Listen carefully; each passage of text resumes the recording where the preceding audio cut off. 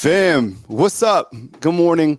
Literally, I was just chopping it up with my son downstairs, and we got breaking news in as Pete Thamel is announcing that Julian Sayin has started the process to enter the transfer portal. Okay, I'm going to get all set up here, do a video. You're going to see the live take of it, but you got a screenshot alert coming up right now.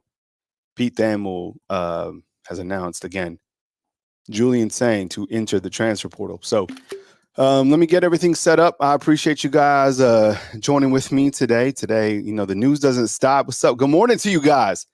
Man, I got my workout in, feeling amazing, feeling really good. And then, we're going to cover the news as it comes in. So right now, Julian Sayin, I'm going to bring that front and center. That is Pete Thamel of ESPN with the news. So good morning to you guys. I see you guys inside the comment box. I'm going to get all set up here, and we'll start this busy day of news. The news does not stop here on Bama Football on YouTube, and got you covered. I got a great schedule. Got my guys. I was able to contact your boy Will, so I'm going to talk to Will today and get him in. So holy cow, we start off with news like this. I'm going to send some tweets out, and we'll get it going.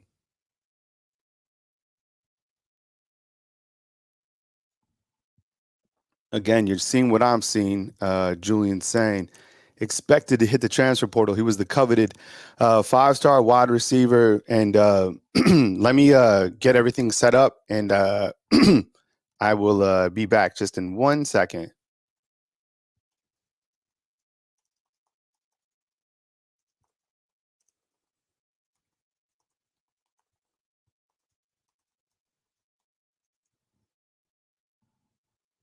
Give me 1 second, ma'am. I'll be right here. This is just a breaking update from Pete Thamel. And again, getting everything set up. I was going to go actually at 8 a.m. So this has kind of caught me off guard just a little bit. So hang with me, and we'll get the show fired up in just a minute.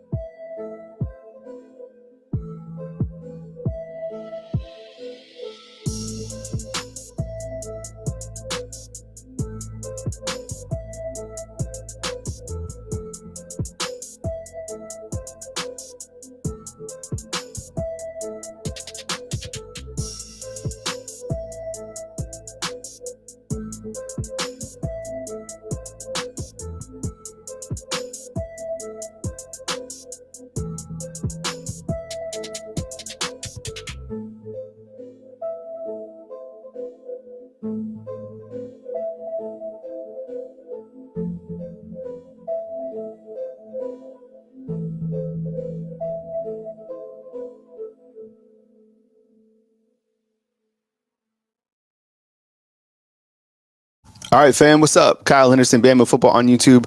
I know you're waking up and this isn't the news that you want to see. Julian Sayin expected to hit the NCAA transfer portal, and you guys are seeing it as it happens right here on Bama Football on YouTube. But before we kind of dive into like everything, and look, we're not going to make this, we're going to cover the news, and I'm going to come back and do a video. I actually need to go and get my tea because I'm gonna be talking for 4 hours. I'm gonna take your calls. You're just seeing kind of the morning of this. So we're gonna cover the news as it happens right here on Bama Football on YouTube. And hey, Arnold's right. Like, yeah, this is a big deal. All right, this is your 5-star, and it's crazy. You know what? This is the thing, and I'm gonna cut a video. I need to kind of organize my thoughts. But I would have thought, like, why not stay until spring football? Why not battle when you're already here? I get it. You got this quarterback coming in, but battle for the position during spring. Like, competition makes the product better. Yeah, you got Jalen Milroe returning back 100%. He's the guy. But, competition, compete. Yeah, so you're seeing it right here. Julian saying, and I need to update that banner. It's saying without that G. Yeah, so this is it. So you guys hang tight in the comment box. Amanda, Jarvis, Chris from New Jersey, Hayden, what's up? Hey, Arnold. If you guys could lead the chat, and I'll be back in like 10 minutes, and then we'll get it up. I didn't anticipate this to happen. I don't think anybody did. You knew a quarterback coming in. Was that going to mean a quarterback going out? Here we go. This is it. So, man, wild. So this is where we're starting today. And I'm feeling good, though. And I hope you are, too. So before we get going, let me get a roll tide inside the comment box. We're going to get through this, all right? If we have to do group therapy together, whatever it's going to be, we're going to navigate through this together. I'm feeling good. Got a workout in. And today is Friday, and I'll be back in just a few minutes. So let me get things in order. I want to tell my son goodbye. He's about to leave school, and yeah, we'll get it popping right here on Bama Football on YouTube. Be back in just like a few minutes. I want to go downstairs to my son get some tea in me, and then come up and we'll start rocking it right here on Bama Football on YouTube. Hang tight, fam.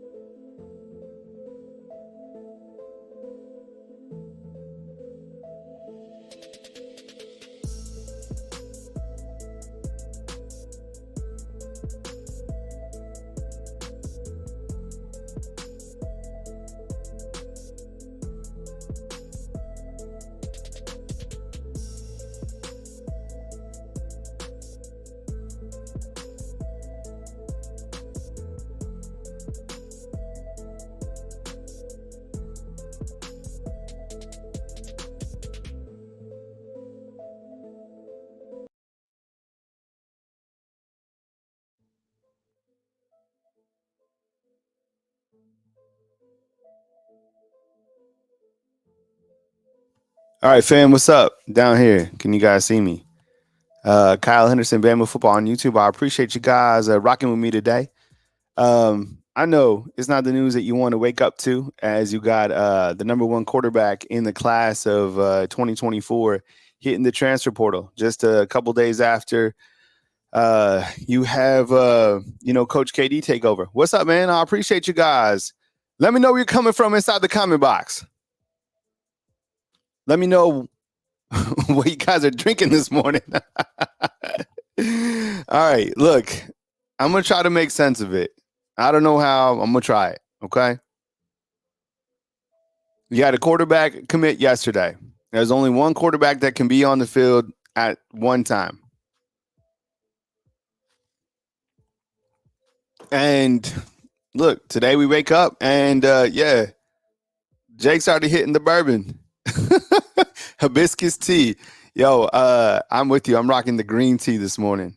But I also, look, I double dipping though, because I have coffee as well.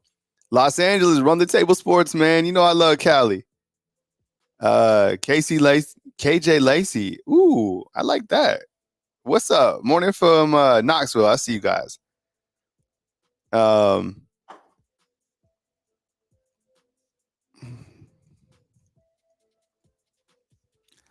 Working with T on the background in terms of the graphic for the front page, all the stuff. Oh, man. Woof.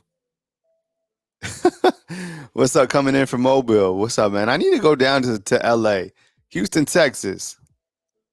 All right. And I think, the ATL, I need to, and I'm going to take the show on the road too. I mean, yeah, as it's became like a network overnight, Fort Myers, Florida, I'm not going to lie to you. Look, I am going to continue to live my life. I'm going to continue to do the things that I love to do. I'm going to continue to play golf. And if I play golf, I'm gonna just take my phone with me, and you guys might be playing some golf with me. Um, but the way that the channel is now designed is I want to put content creators right here on the YouTube channel. Clearly, it's unrealistic for me to be here every single day. Um, but I'm going to try my best to continue, to build this product. So I appreciate you being here. I appreciate the super chats. And if you want to take it a step further, become a fan funder, hit the hyperlink up top. And I appreciate you guys being here.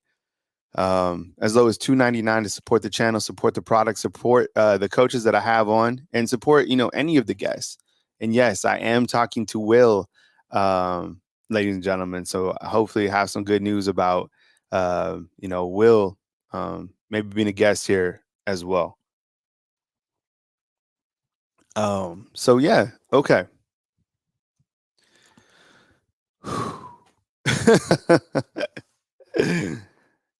Yeah, man, appreciate you, man. Yeah, you seem like a cool brother. Kudos to you. Um, the thing about it is, and everybody has seen it before, and I think like real respect's real, and people know what bullshit is, and people don't like bullshit. People like you to be authentic, come as you are, right? And that's what you get from me, 100%. So every single morning, all the time, this is who I am. When you chill with me, when we hang out, it's it, man. Like, but you want to know the secret sauce to where I get this attitude is because I wake up this morning, and I get it. I get after it. So there's a group here that I work out with 5 in the morning. Today was freezing, um, and we got after it hardcore. Loved it. Feels good. Today was pretty cold though, and it's boot camp style. I'll show you quick. We'll get off this Julian saying real quick. J Paul, dude, take a break, man.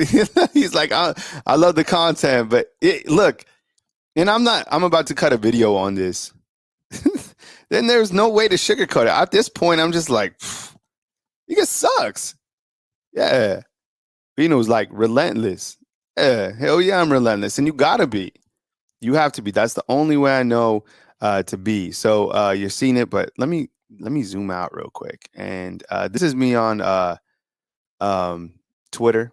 All right, Bama, YouTube. All right, updated that. I still got to update the header for the YouTube channel. Here's me. This is what I said. Can you guys see this? All right, I'm gonna make it full screen in just a second, and then I'm gonna cut a video on Julian Sayin. So just chill with me for a minute. All right, all right. This is me this morning. I have the full video on my Instagram.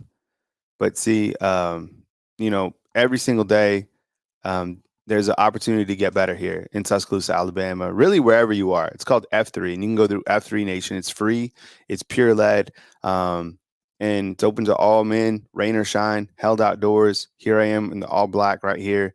We get after it. I mean, so today I think we started out with like a mile and a half, and then we did a lot of, and I was feeling it, as you can see. And it's, I'll be truthful. Like I don't like to get up and you know, I don't like to go outside and work out. I really don't. It's not um but I feel amazing. And these men right here have helped me become a better man. Right? It's helped me become a better father. I'm serious.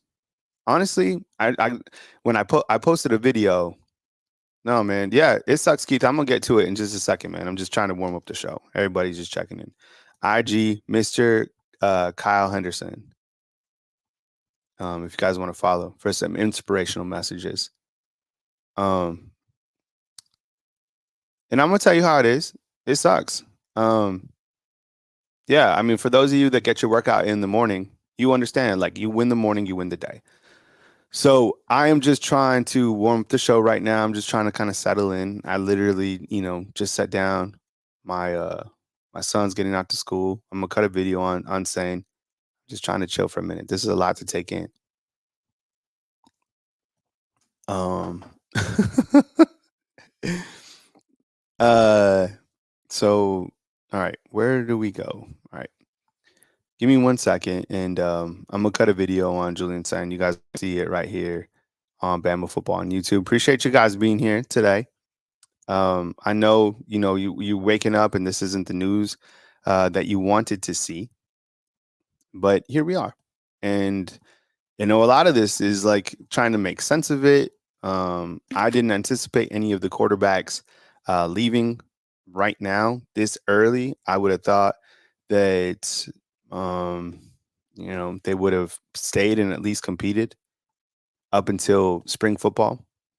So it is a little bit concerning about what happened yesterday with Austin Mack coming in. Is one thing connected to another? I don't know. No lie, Kyle. I hope we get Ryan Williams, Jabbar Muhammad, and a couple of Washington players. I think we'll be okay. Yeah, I mean, there's an elite list coming in for sure. I think an elite list for sure. I'm gonna go over that list. But yeah, Julian saying to enter NCAA transfer portal. That's what we're leading with today, and I'm gonna talk about it right now. So um, stay with me. I appreciate the super chat this morning. Thank you very much. Run the table sports as well. Georgia born, Bama raised, living in Los Angeles, living in Bama since representing Bama since 1992.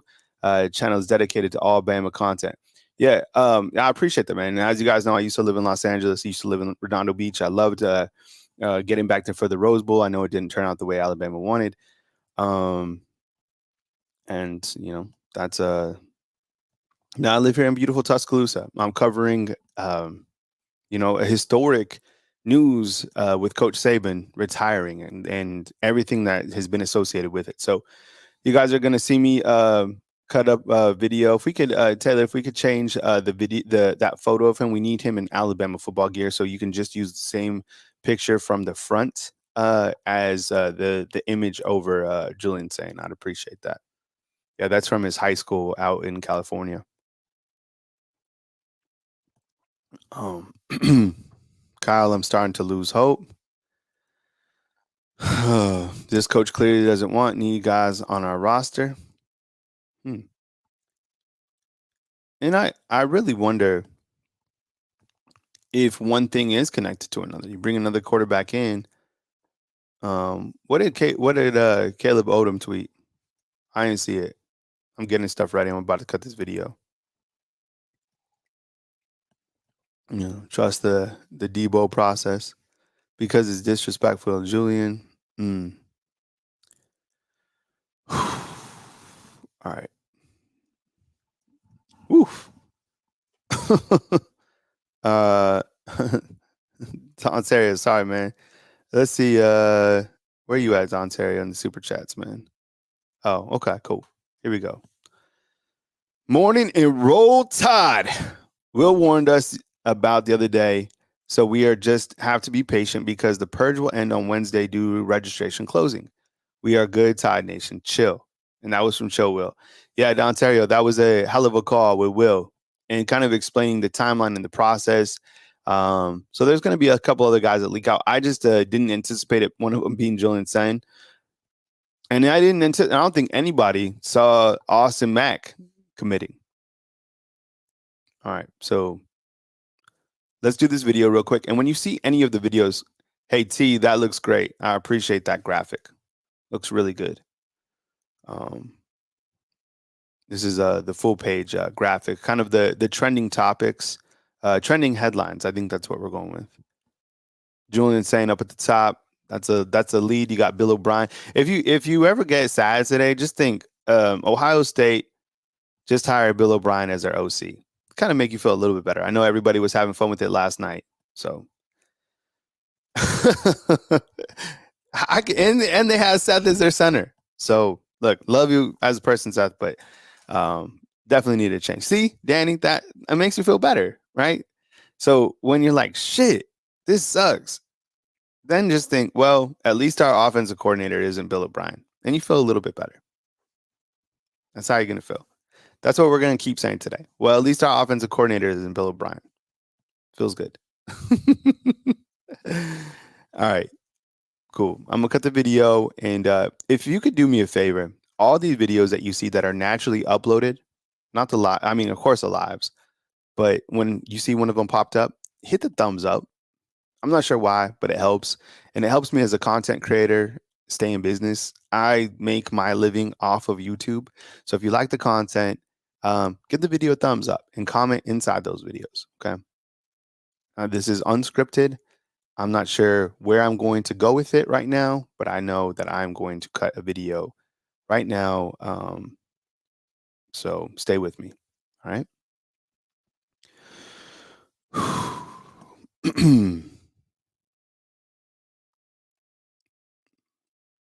All right. 3, 2, 1. Hey, what's going on, everyone? It's Kyle Henderson of Bama Football on YouTube. Run the thumbs up on all of these videos. I appreciate you guys being here on Bama Football on YouTube. Okay, so you wake up this morning looking for some good news, went to bed last night laughing because Bill O'Brien is now the OC at Ohio State, and then you wake up this morning and you read the trending headlines right here on Bama Football on YouTube that Julian Sayin has entered the NCAA transfer portal. Is this a nightmare? Are you still asleep? No, this is fact, and this is what's happening, and these are the trending headlines right here on Bama Football on YouTube.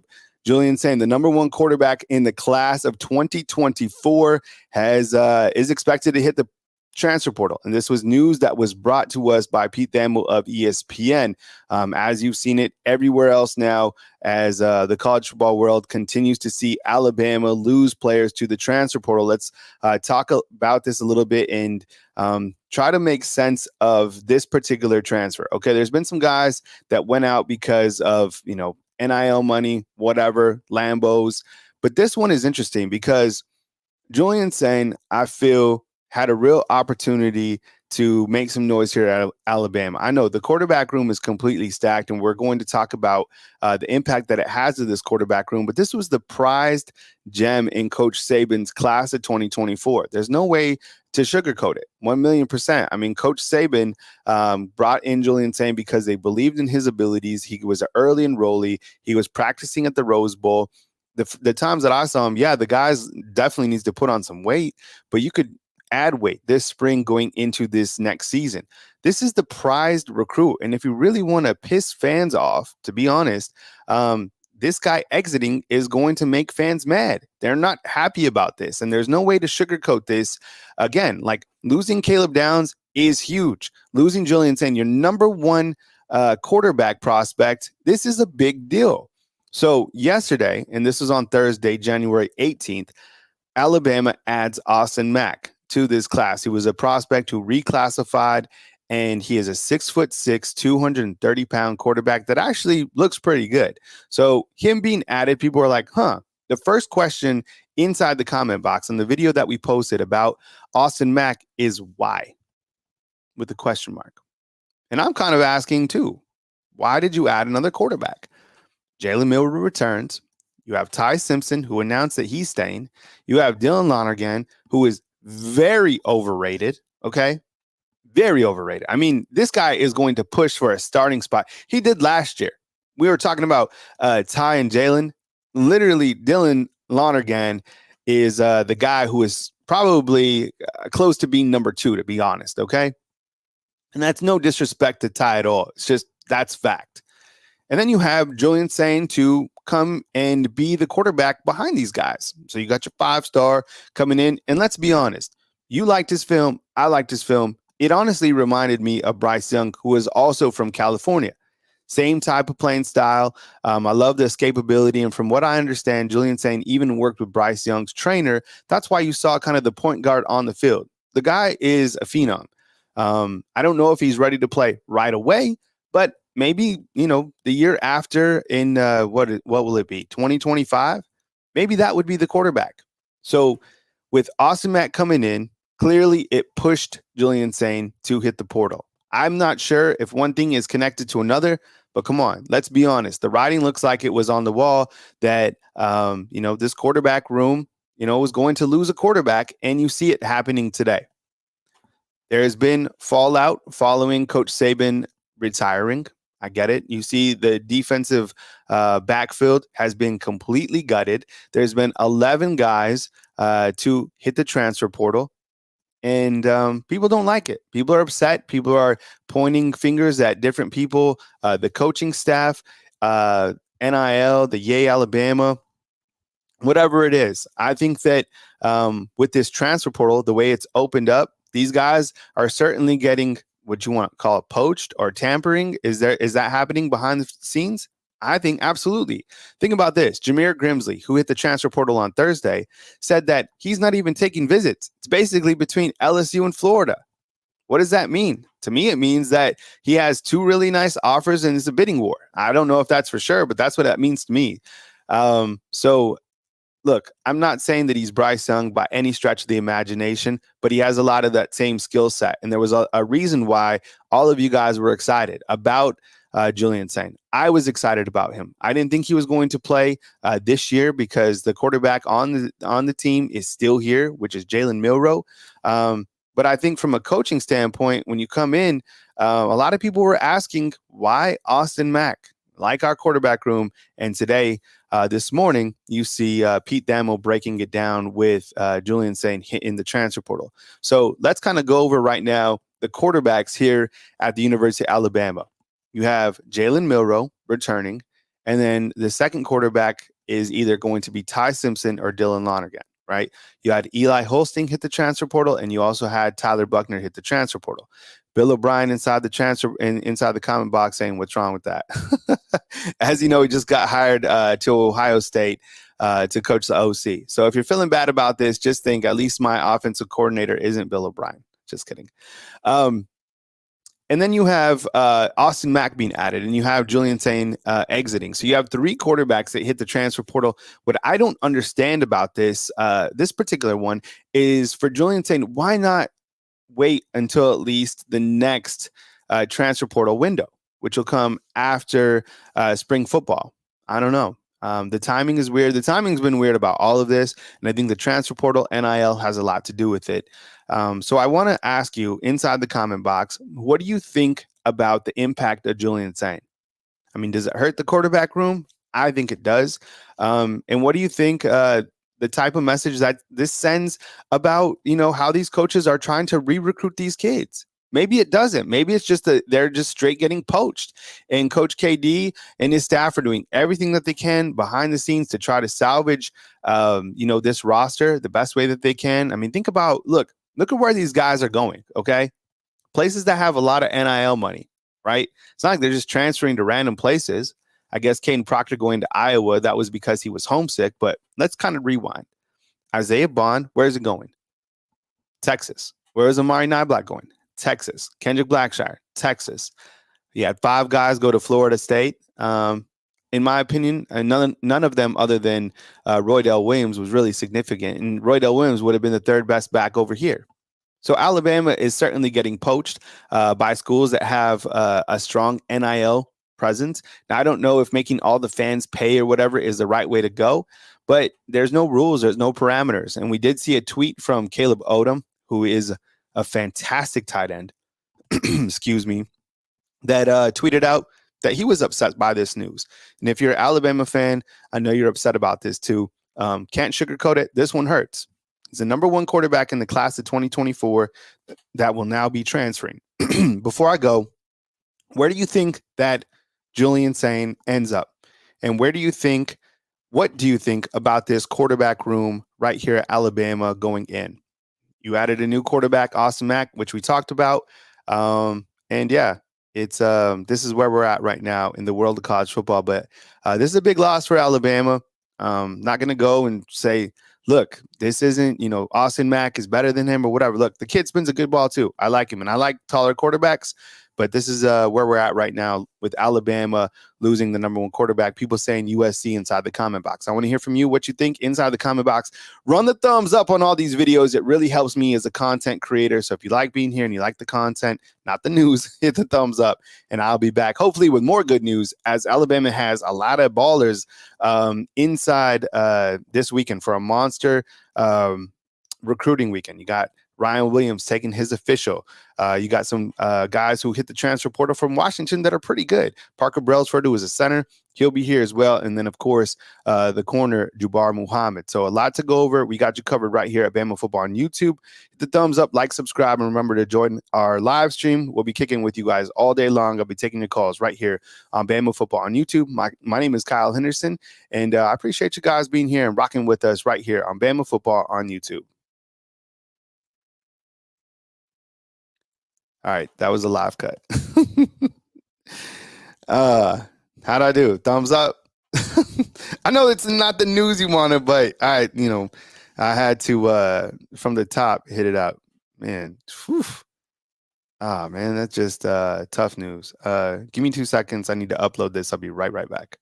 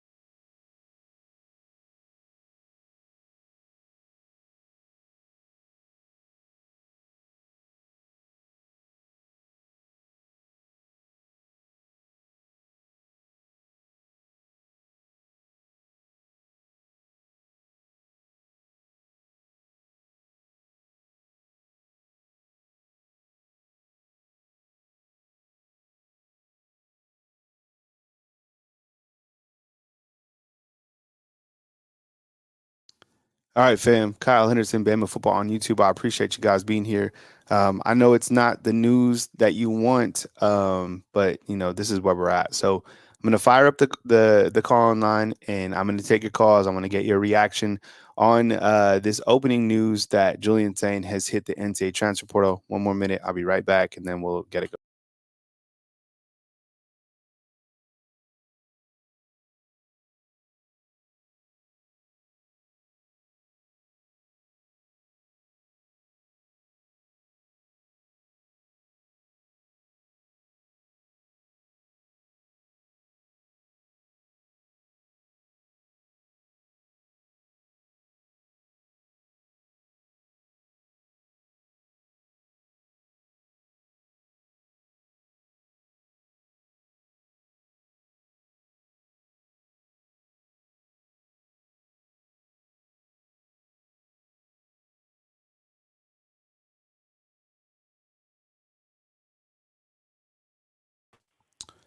All right, fam. I appreciate the super chats. Really help with the overall business model. And thanks to Hollywood for becoming a YouTube fan funder. Hit the hyperlink.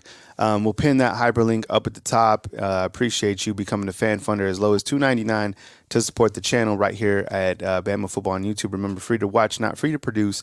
And of course, I got to pay for like the call online. And if you want to be a sponsor of the show, I will put my email right here on the screen,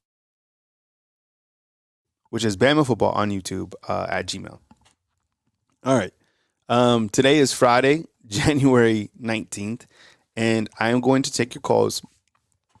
I want to get your reaction to Julian Sayin hitting the transfer portal. That is going to be the topic that I want to discuss as we kind of get that out of our system, or anything else kind of on our trending topics page, which is Julian Sayin to enter the transfer portal. Or if you want to lighten the mood, you could talk about Bill O'Brien going to Ohio State as the OC.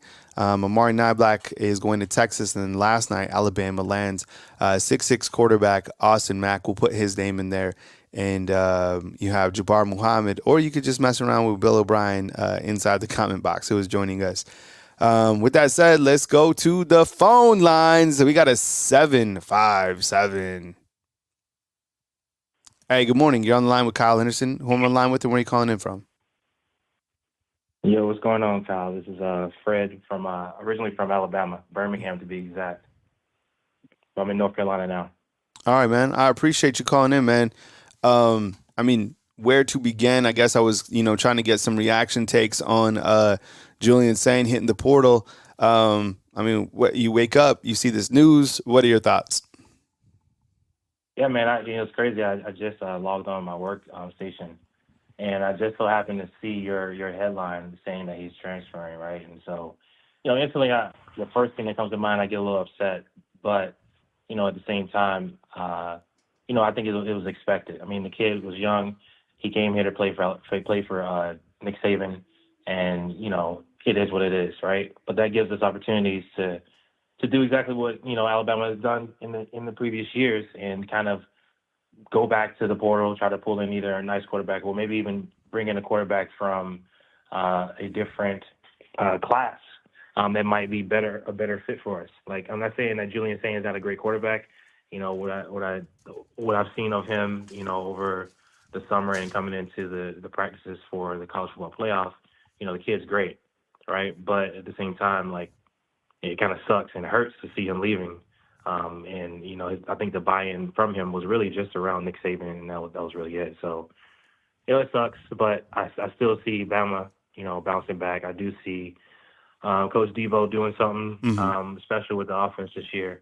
I guess we got to wait to see how everything kind of plays out. On the line with Fred calling in from North Carolina, talking about Julian Sayin and the trending headlines of today. I think that we're starting to see more and more that kind of the gravitational pull that Coach Saban had on a lot of these big-time prospects. And what I mean by that is, I think even Caleb Downs said that a lot of the reason that he was here because of Nick Saban. And I think compounded on the fact that they're a sitting duck, these guys are being poached, the NIL exists, and you add another quarterback into the mix. I mean, it's a crowded quarterback room. There's only one quarterback.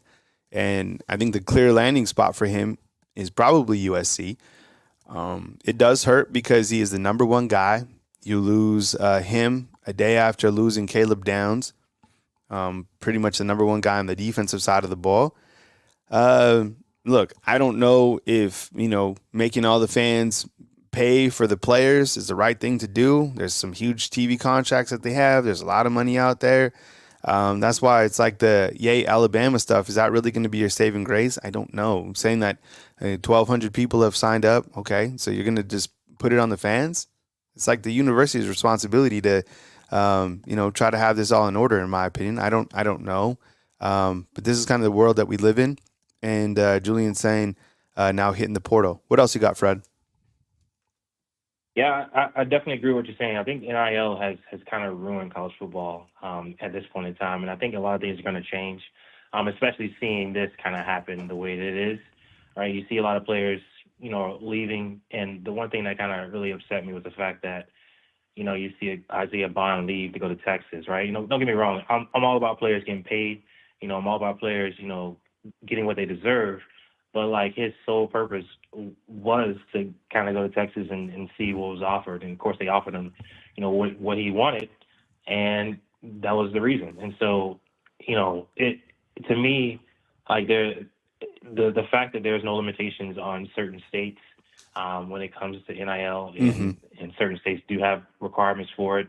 I think there should be something that is put in place across the board to kind of limit some of the poaching that you're going to kind of see, right? And we're going to also probably see, it's not going to be as prevalent when you see uh, Michigan, with their head coach probably leaving for the NFL. But the fact that you see this, like, this is a huge thing in Alabama, right? And then you see Texas coming in, Texas A&M coming in, poaching all these players left and right. Mm-hmm. They got deep pockets, right? Everybody knows Texas A&M Yep. has very, very deep pockets, Yep. all right? And so that to me, like, it is a big problem.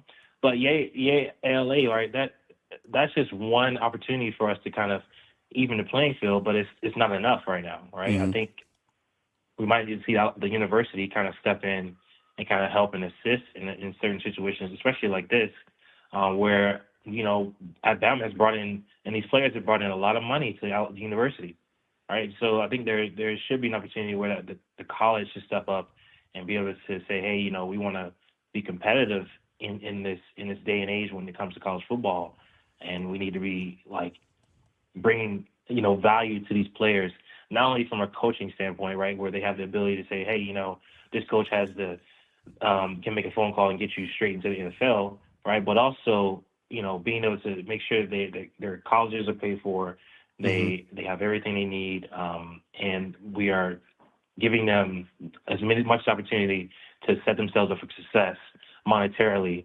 across the board. Right, and that's not only just just money back in their pockets, but also helping out their families and stuff as well too. Mm-hmm. So there's a lot of opportunity that Alabama can do here. It's just what are our limitations as far as like the state itself, and the limitations as far as like what we're allowed to do versus these other states, and that's where I think the difference is for a lot of players. Yeah, on the line with Fred from North Carolina. Let me ask people. I mean, you guys might know this inside the comment box. Holy cow, Tony watching from Kuwait. I appreciate you tuning in from Kuwait. My goodness, man, that's looks like that's the Burj Khalifa, the Burj Dubai in your avatar. I'd like to check that out one day. It looks like you're a traveler. Yeah. Um, Look, so we have Fred from North Carolina on. Here's my question, and I don't know, maybe someone knows inside the chat. So, like, let's say you do donate, like you're a fan, and you put money into this Yay Alabama. Do you get money back when a player transfers out or when a player leaves? Like, what is a percentage that you get back? Or do you just like funnel in, you're trying to pay for players and then they're transferring? Like, do you get that money back? Like, what? I would be curious to figure out what happens. Are you just like, there's like, sorry, you donated these players, they took the money, they bought cars, and then they left because someone paid them more money. And you're like, okay, well, and then they're like, but could you pay us more? Because we need to buy more players. Like, I don't know how I feel about that. If I'm like, they don't. See, you don't get your money back. That's what's crazy about it. It's like, hey, yeah, Alabama, pay for these players, and then they just take the money, and then what? I wouldn't pay anybody unless, there was like I was going to get money back or something like that, or some sort of return on investment or something. But I'm not just putting money right now with the transfer portal. These players don't care. So anyways, Fred, make a final point, man, before I move to my next caller. Yeah, man. And it's funny you say that too. I want to say these organizations kind of work like nonprofits, if I'm not mistaken, and they're able to kind of take the money from people and use it to the way they feel like is justified, right? And so if it's meant to be used for the players, then they can pick and choose how they want to use it, or if it benefits, bringing in one particular player and kind of giving them, a certain amount, then that's what it is, right? And so not really sure how if we didn't get a certain player or we donated some funds, right? If you were to be able to get some of that back, I think it's just one of those things you kind of use it or lose it. type thing, or the people who donate is just for a fact is going toward a good cause. Yeah. But I think my final point here is even though we losing Julian Sayin, we lost Caleb Downs, right? And honestly, Caleb still hasn't announced where he's going yet. I still think Bama rebounds from this in the next 2 or 3 years, right? And I don't think the standard's going to change. I think the standard's still going to be there. I still think we're going to have that sort of gateway from the SEC straight into the NFL, and it's going to be just as competitive as it always been, right? We got a good coach coming in. We got a good line of coaches coming behind to kind of follow up with Nick Saban and his crew. I think we rebuild and we continue to focus on what we always focus on, and that's being the standard for college football. Yeah. And that's really it, man. I think that's where I want to end it off. I appreciate. Yeah. Good call, Fred. It was good to rap with you, and it was your first time caller, man. So save the number, call in again, and I appreciate you, man. Absolutely, bro. Thank you. All right, take it easy. Someone's saying on here, trying like in denial. No, look, man, this sucks. Losing the number one quarterback, it sucks. Not in denial. I mean, this is what's happening. These are the headlines that we're talking about. You still have a good nucleus coming back that was recruited by Nick Saban, but until they're playing and they have enough players to play with, how good's the team going to be? This is not good news. It was not good news yesterday. The only good news that we really had was Bill O'Brien being hired as the OC at Ohio State. Other than that, it's been trash news. Sucks. Florida State guys, we have a bunch of people inside the comment box, from other programs because they're wanting to see Alabama burn. They're wanting to see this. They're wanting to see the downfall. And guess what? It's only going to get hotter when the season actually starts. Every single game is going to be magnified. Alabama played a close game, magnified. Alabama lost the game. I mean, Coach KD is under a tremendous amount of pressure right now as of today. I mean, this is not good. Losing Caleb Downs, losing Julian Sayin, it's not good. We're not trying to be not going to post a message on the message board and be like, everything will be okay. Calm down. This sucks. Okay, but what you do is you focus on the players that are here. You move forward, and there is players on the roster still that are dialed in that are going to be good. I mean, Julian Sayin was not going to play this year. Okay, he was not. Jameer Grimsley, I don't know. He might have been playing. Other guy, Amari Niblack, yeah, it sucks. But Caleb Odom's better than him. Even Amari Niblack admitted that. Isaiah Bond sucks. Kendrick Law, he's going to ball out. Kobe Prentice, he's going to ball out. Ryan Williams, I don't even know if we want to talk about that. I mean, because, yeah, he's on an official visit, but do you think he's going to announce that he's committed? Yeah, maybe. The guy knows how to work it. But until he actually signs, until he shows up here, man, that guy, I can't even imagine the NIL funds that he's getting offers from. All right, we go back. It's the phone lines. Good call from Fred to lead off. 843, what's up? Yeah, I appreciate you calling in. You're on line with Kyle Henderson, who I'm on line with, and where are you calling in from? Hey, Kyle, this is Russ from Somerville, South Carolina again. I talked to you the other day. Yeah, what's up, Russ? I appreciate you calling in, man. Welcome to the show. Well, we're going to have fun with this one. First, when you were talking about the hamburger place, it's Bad Daddy's, not Big Daddy's. Bad Daddy's. Okay. All right. I'm writing that down. You got to find one, bro. You got to find one. All right. Bad Daddy's. Got you. Julian Sayin leaving is a horrible thing. But like you just said, he wasn't going to play this year. Mm-hmm. We wouldn't have seen any return on any money we had in him this year. So who's to say there's not a 5++ star that's coming out that absolutely loves Coach KD? You know, I mean, we got Milroe, we got Simpson. Those two guys and the leadership that Milroe's showing is just beyond bounds. He and Booker and the rest of them. I tried to call in yesterday, but work got in the way. I wanted to talk to you about one of the defensive backs we got returning because we lost Caleb. All good. He's gone. I'm just of the mindset I'm not going to talk about the guys that are gone. I want to know and learn everything about the guys that are here and staying and are motivated to play.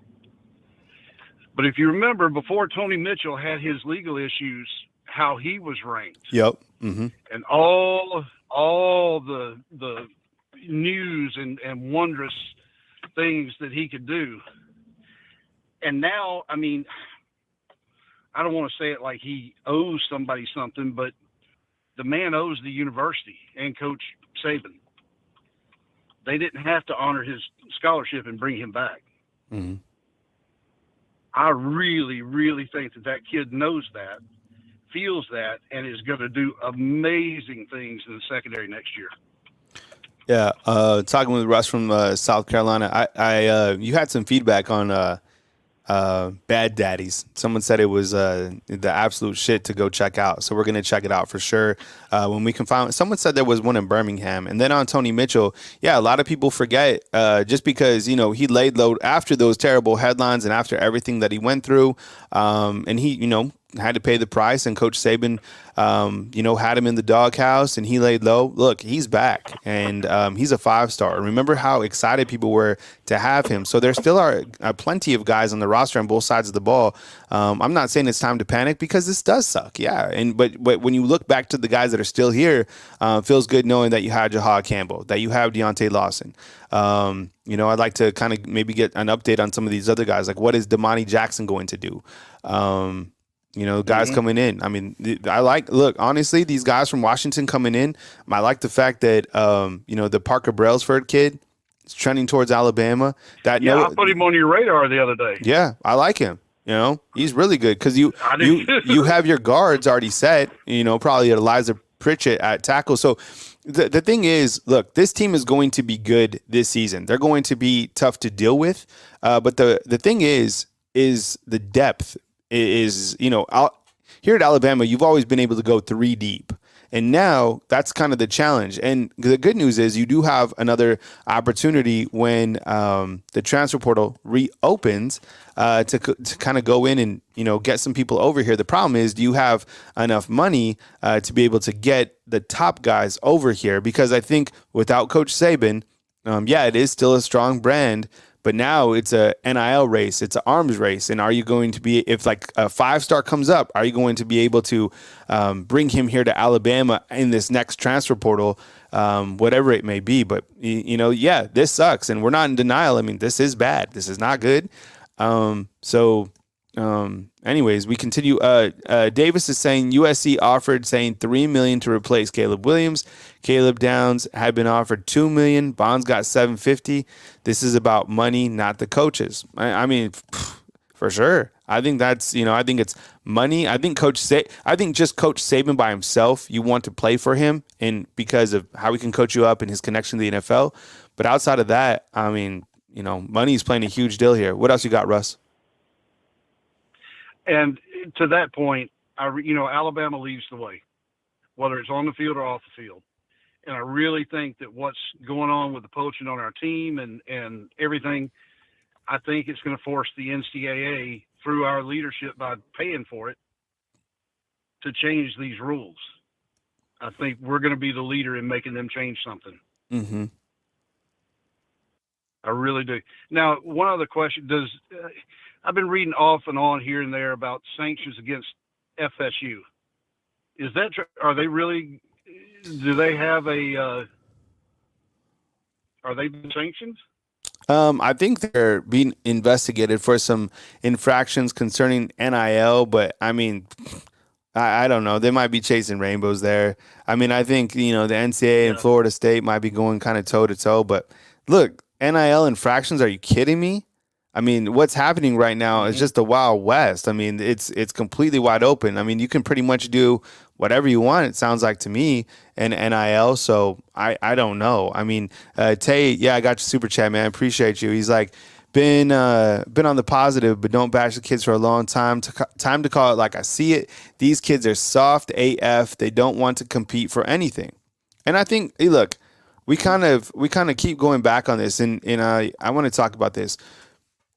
Miss Terry, when she released a statement through Nick's Kids Foundation, she clearly said, while college football has changed, the process has not. Go look it up. Honestly, those are the words. I remembered them.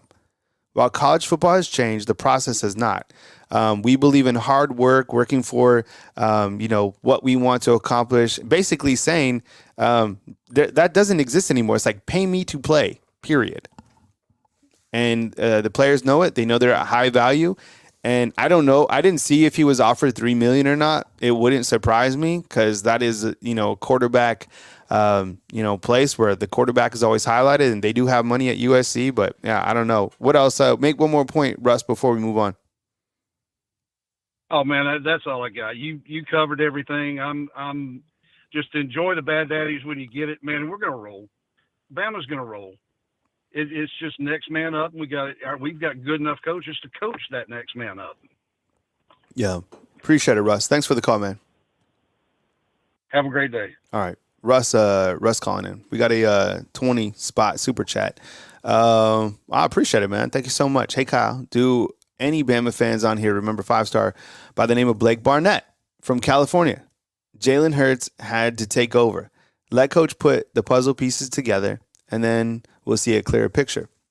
And kind of to compound on that, and appreciate the super chat, is there was someone inside the super chat as well that basically said Coach KD is doing what he's supposed to do, and that is recruit his players. Julian Sayin was not a Coach KD prospect, and he's going with the guy that he did recruit. So, look, that's kind of the other thing that I am seeing as well. Or like, these are not Coach Saban's. This isn't Coach Saban's team. I know he's like an advisor, but he's not the coach. This isn't his program. This isn't the Alabama football that you're used to. Hennessy, what's up, man? Love the name.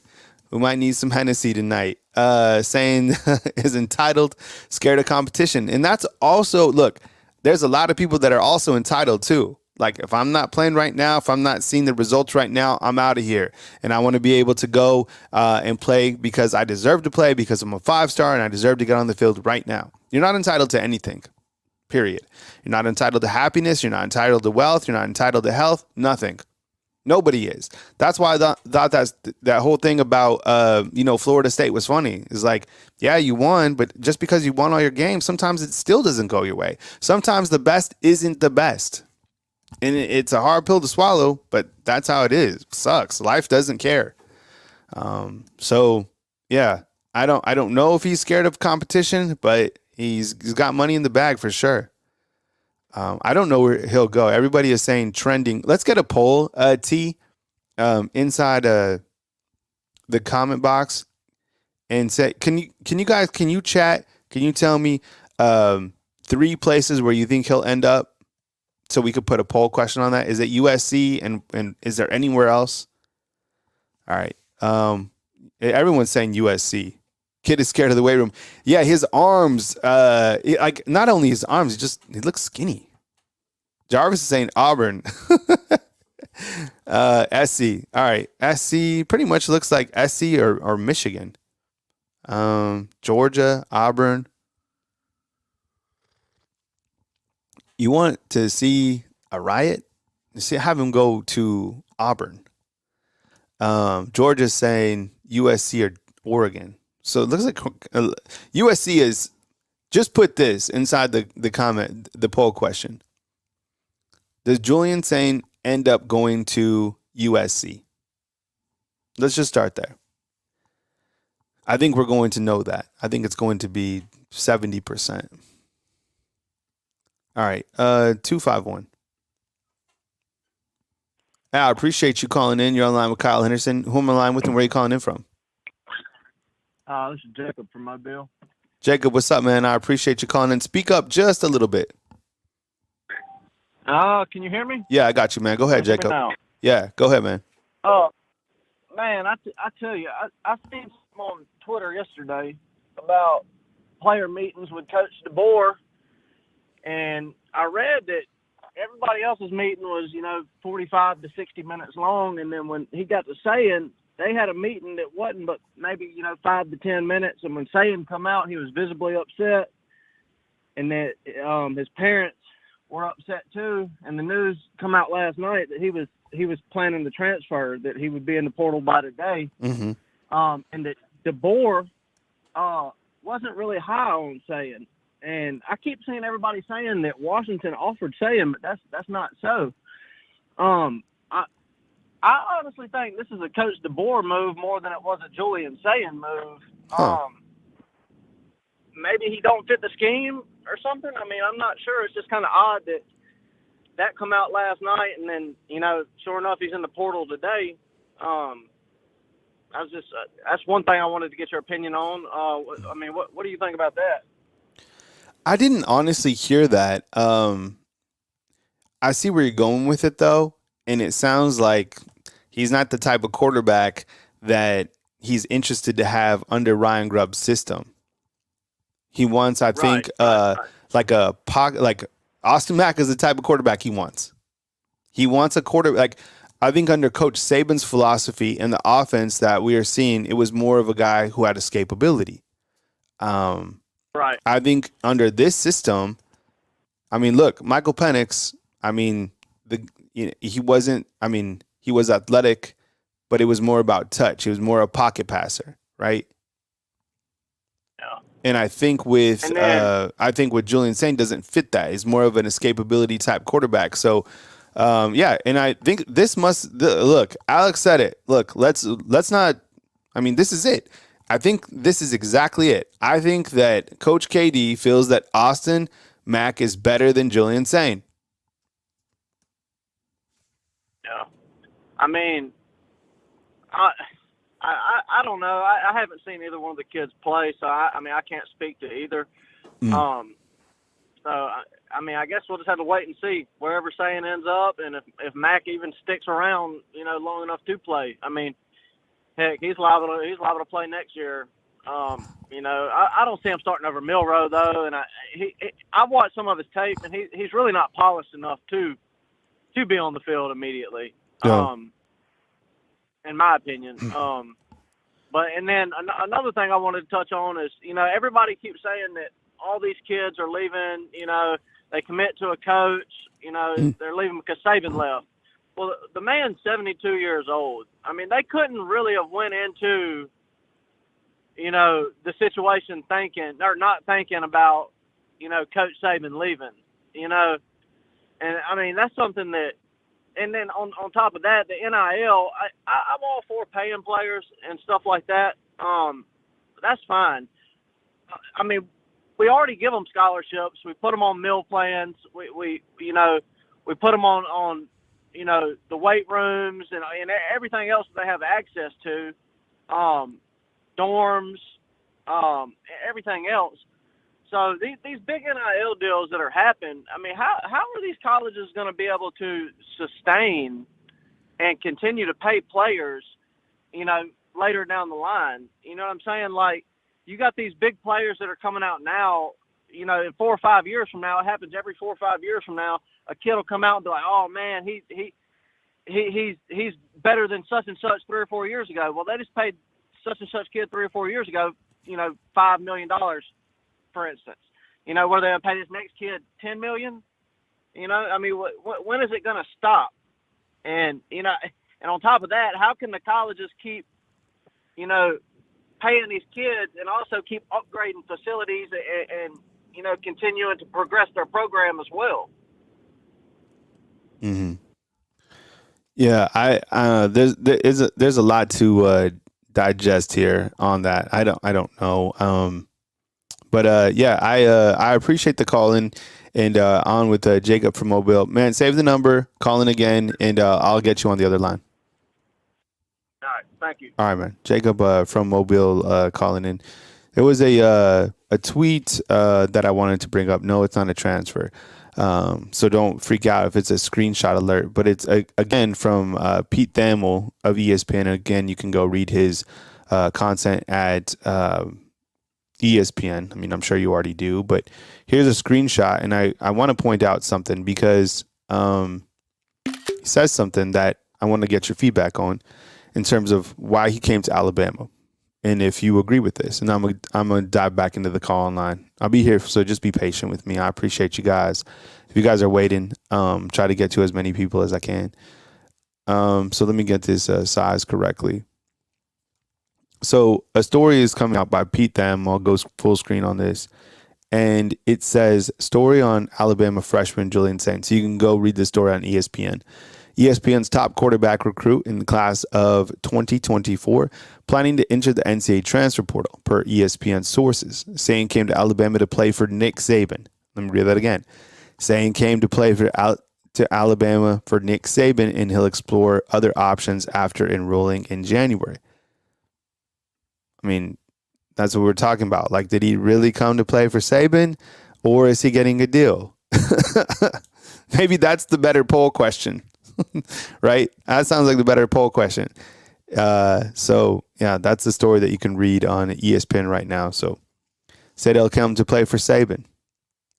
And I think that's what Isaiah Bond said too, right? Before he got the Lambo, he was like, Saban retiring had a lot to do with my decision. Yeah. I mean, what else are you going to say? That's if anybody was interviewing me about this, I mean, and if you wanted to beat around, you could just be like, yeah, Saban left, so I'm out. But these guys are getting straight paid. 470, let's do it. I appreciate you calling in. You're on the line with Kyle Henderson. Who am I on the line with, and where are you calling in from? Kyle, this is Coach Rich, man. I'm from Demopolis, Alabama, but I'm actually in Georgia right now. Okay. Thank you for just allowing me on, man. Been trying a couple of times, and this is my first time getting through. So I just wanted to say, first off, that you have a great program, great information that goes out to all of the Bama Nation, man. Yeah. You're one of the top people who puts out great content, so we thank you for that. I wanted to dib and dab in a little bit of kind of like the NIL, kind of like what's going on behind closed doors and the state of Alabama program now. I deal with a lot of kids behind the scenes dealing with NIL, so I have a little experience in that. And what I want to say about the NIL is, if everyone remembers when Nick Saban, when that quote came out, Nick Saban was in I think a booster meeting. He was having a meeting in Birmingham, Alabama, when NIL first came out. And he also made a statement inside of that meeting that got out to a lot of media about Deion Sanders paying Travis Hunter $1 million and all of that. Well, what people don't understand is Nick Saban was having that meeting with the top 100 business leaders of Birmingham, of Alabama. That's who that meeting was for. Alabama has plenty of money. We've been paying the top coach salary for years. For years, Nick has been getting the top coaching salary. We have plenty of money. You have kids like Terrion Arnold. Terrion Arnold just made $850,000 from NIL last year. Go check it out. He made $850,000 from Alabama off NIL last year. Milroe is up there also. He's up there around the $1 million range also. Mm-hmm. It's not that Alabama doesn't have money. What kids are fooled these days. And a lot of kids are saying that they came to Alabama to play for Nick Saban, not understanding that the guys that made it to the NFL under Nick Saban worked their ass off to get to the NFL. It just wasn't about Nick Saban. Yes, his name holds weight. Yes, Alabama and him put together holds weight for kids as a funnel to the NFL, but those guys had to play their ass off. They had to work their ass off day in and day out throughout this process in order for him to even get them to the combine or get them to that level. Kids just think that you can come to Alabama and just because Nick Saban is Nick Saban, that's a free ticket to the NFL. And that's not the way that goes. That's the reason you see a bunch of kids leaving. First off, with Isaiah Bonds, Bonds made a critical mistake because the guy that he left actually has beaten Sark 3 times in a row. Mm-hmm. 3 times in a row, he is beating Sark. The second thing is these kids and the people around them are not doing their due diligence, Cal. They're not doing their due diligence when they're telling these kids this. These kids don't know about what Kane Womack can do as far as a defensive coordinator and how he's had some of the best defenses in the country everywhere he's went. These people don't know that. They're just telling kids to move. They don't know that DeBoer, Coach Debo, has produced 2 1,000-yard receivers the last 2 years in a row. Not just last year, but his first year at Washington, he had 2 1,000-yard receivers, and he had 2 last year. So if you're a person like Isaiah Bonds and inside of that offense, why would you leave? Steve Sarkisian, as great of a genius mind as he is as offensive mind, he has not produced a 1,000-yard receiver. He's had Worthy for 3 years, and Worthy's first 1,000-yard receiving year was last year. He's been at Texas for 3 or 4 years. Worthy's been there with him, but Worthy only accomplished 1,000-yard receiving last year. So you're leaving a man who's producing 1,000-yard receivers every year to go to someone, and you're saying it's a business move, but you hadn't really did your research. I really believe that Coach Saban and the AD, they really put before these guys a gourmet meal. Now, this is the God honest truth. If you look at the coaching staff that has been assembled, they have really taken time to give these kids the best at the best positions. You have 3 or 4 head coaches. Plus, you still have Charlie Strong. You still have other people that are on that staff that have head coaching experience also. But these kids are looking for a Big Mac with extra cheese, like Coach P say. Mm-hmm. They don't want the gourmet meal. They're looking for something that's quick, that's fast, and that's why they're leaving. Bama is going to be okay because we have stockpiled talent. We have stockpiled talent for years and years and years and years. There are still players, just like we're so apt to just get in the transfer portal for the center from Washington, but we still have Brockmeyer on the bench. Brockmeyer is a very capable center of playing for Alabama right now, and he should have been playing. It's several kids that are on that bench, Kyle, that has the ability to come in and step in right now. They were just waiting for their chance. So we're all up in odds about Julian Sayin. True enough, we got the quarterback last night, Mac from Washington, but we still had 2 more quarterbacks in Hudgerin and Dylan Hudgerin and Ty Simpson that is just as good. We're so big on Milroe, but no one wants to say the truth. And the truth came out in the Georgia game. The truth came out in the Michigan game. As bad as I love Milroe, I love him to death. But truth be told, Milroe cannot read defenses.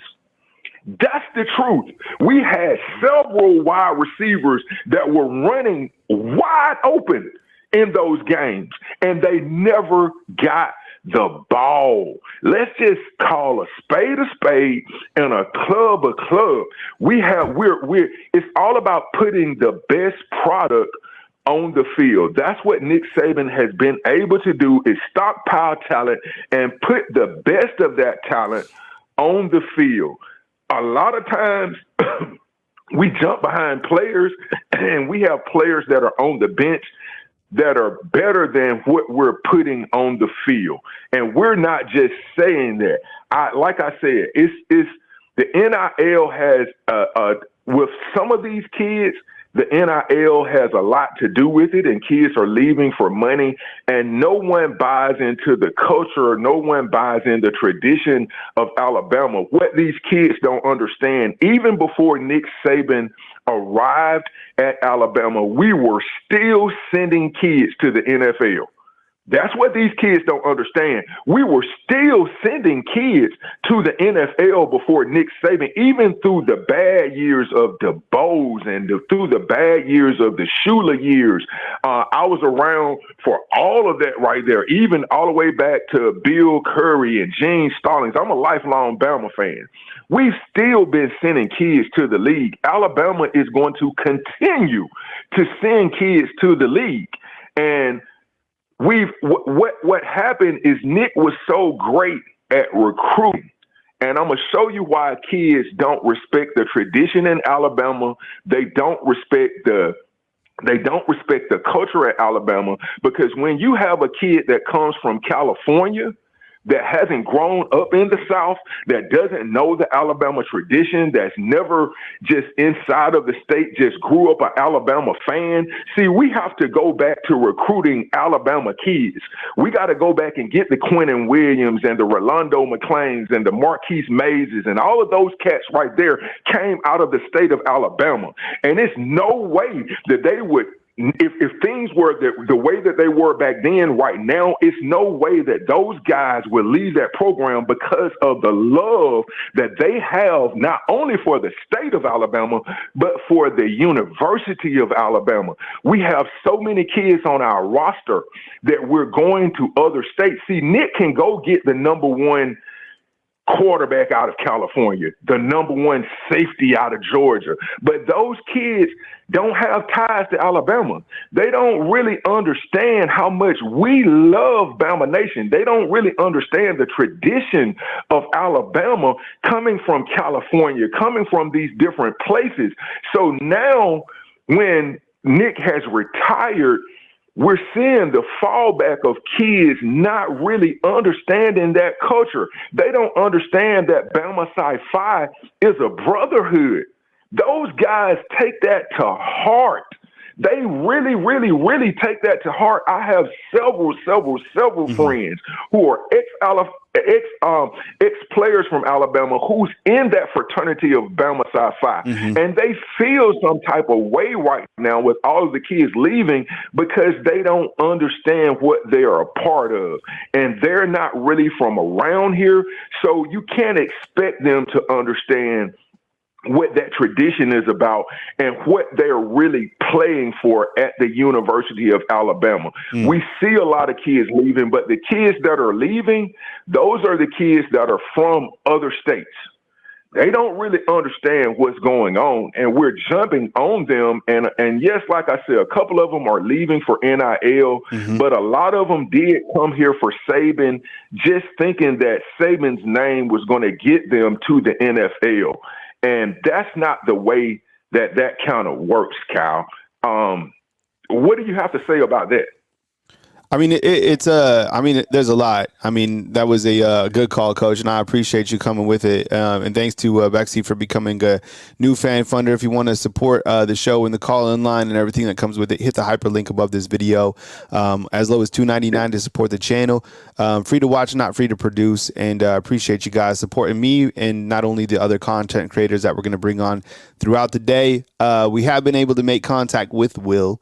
And we might have him joining us today. So I will keep you guys posted on that. Coach, I get it. A lot of these guys that are leaving, I think, are from other states. I mean, a good point out is like Julian saying going back to potentially California. Caden Proctor going potentially to, going back to Iowa. Who knows where Caleb Downs will go. The guys who are staying in, a lot of these guys are unproven guys that are starters that people just don't know how good they are. For example, like Tyler Booker coming back. Like, people don't know how good he is, really. Jaden Roberts, right, really underrated.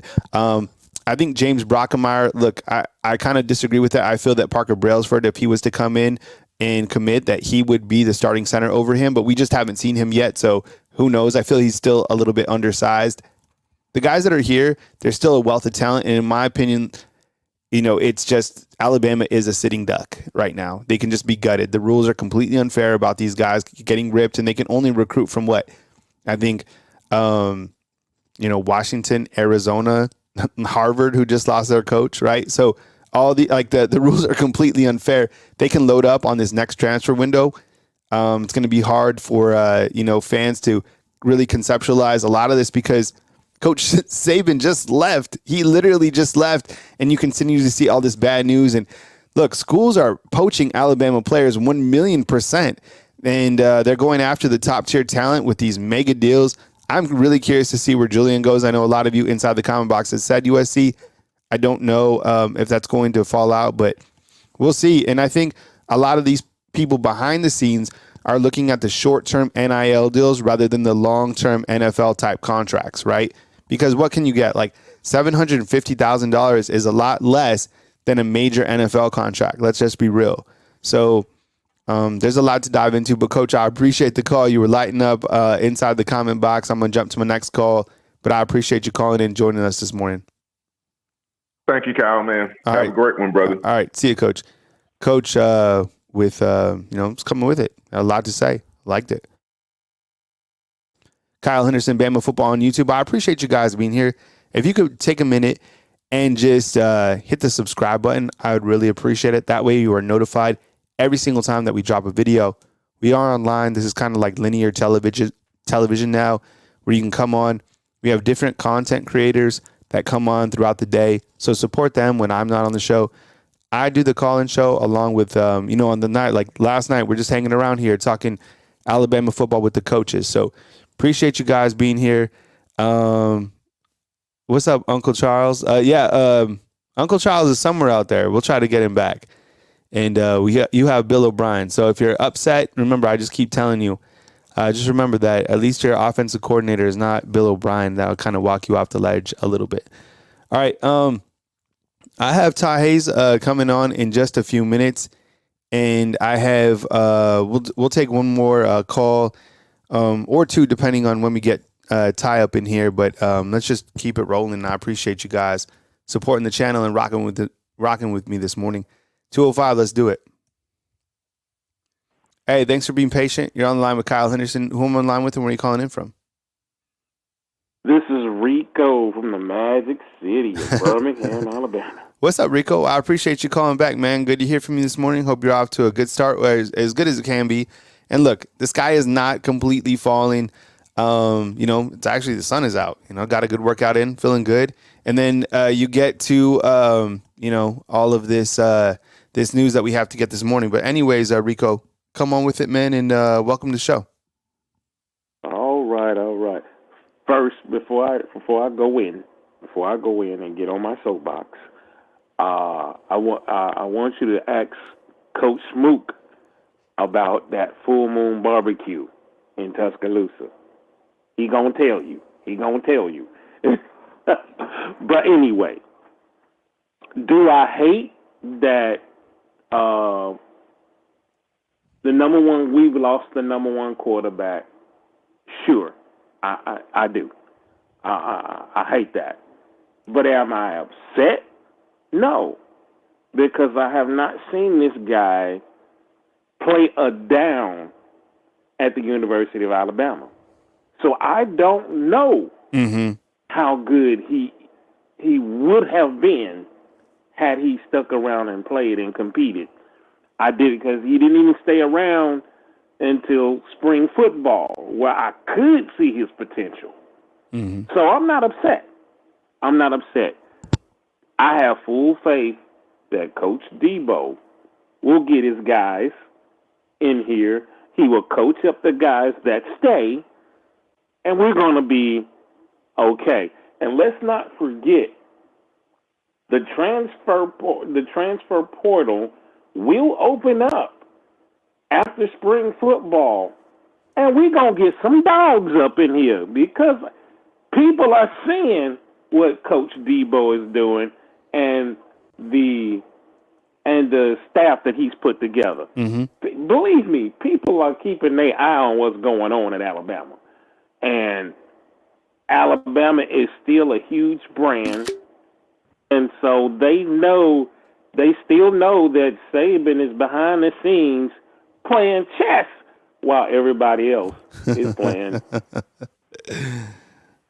And I'm telling you, I'm guaranteeing you, Saban is teaching Coach KD the cerebral game of chess. I'm telling you, that's what's happening. We're witnessing it happen as we speak.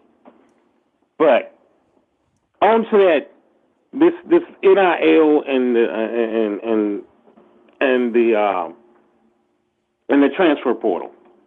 The NCAA is so scared of facing the government again that they're probably going to end up facing the government again anyway, because they aren't regulating all of this stuff that's happening.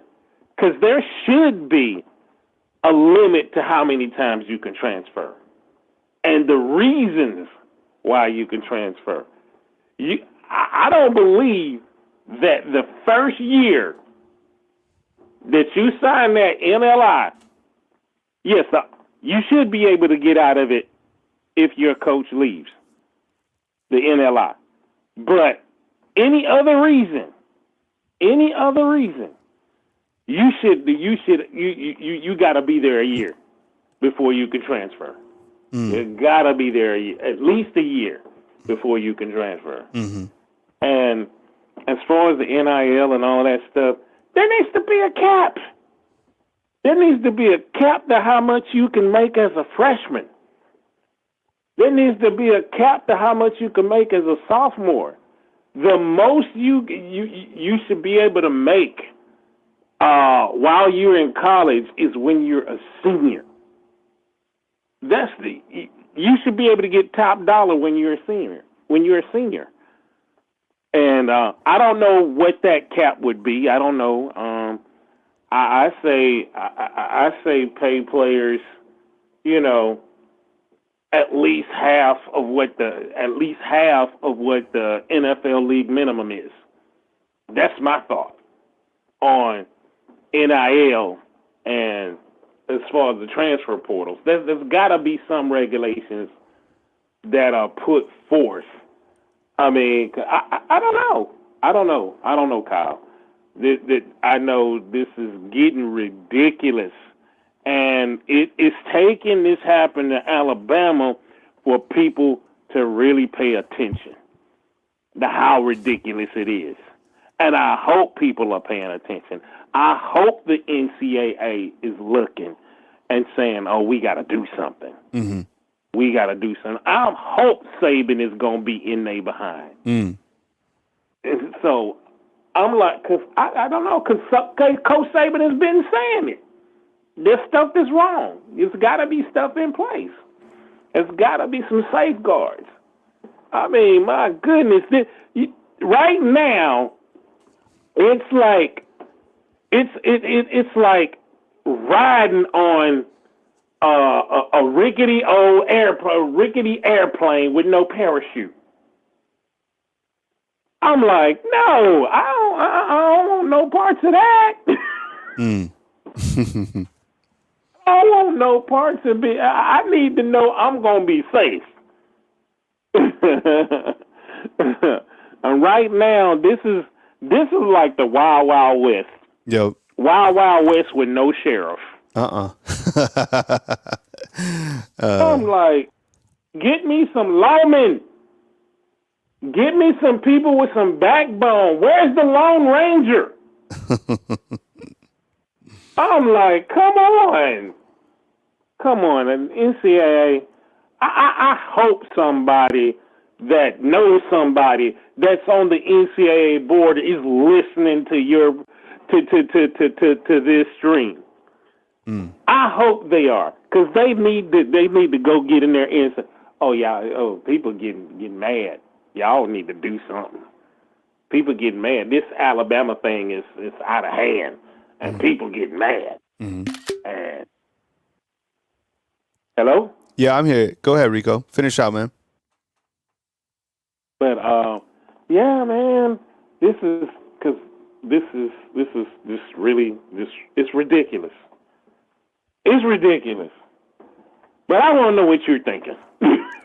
I'm gonna answer on the other line so I can open up a line. But I appreciate you calling in, Rico, and always good to chat with you, man. Thanks for calling in for the Magic City. All right, thank you. All right, man, take it easy. All right, Rico calling in for the Magic City. We got a 256 and 919 773-256. I'll try to get to you all right here on Bama Football on YouTube. My name is Kyle Henderson of Bama Football on YouTube. If you're new to the chat, hit the thumbs up, like, subscribe. Free to watch, not free to produce. We got some super chats in here, which I really appreciate. Bama's new staff needs to reconnect with the class of 2025, 6'1", 196-pound prospect out of Newport News, Virginia. Loves Bama, will continue to fill that CD void.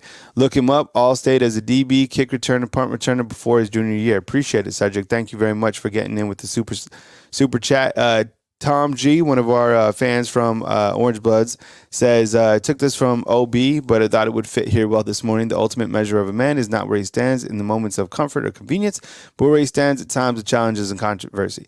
Yeah, I mean, look, there's a lot of adversity that Alabama is going to have to navigate through. I kind of look to the fallout right now is adversity, but, Coach KD is going to, put this group together. Is it time to panic? I don't know. Losing your number one quarterback is never good. Losing Caleb Downs is not good.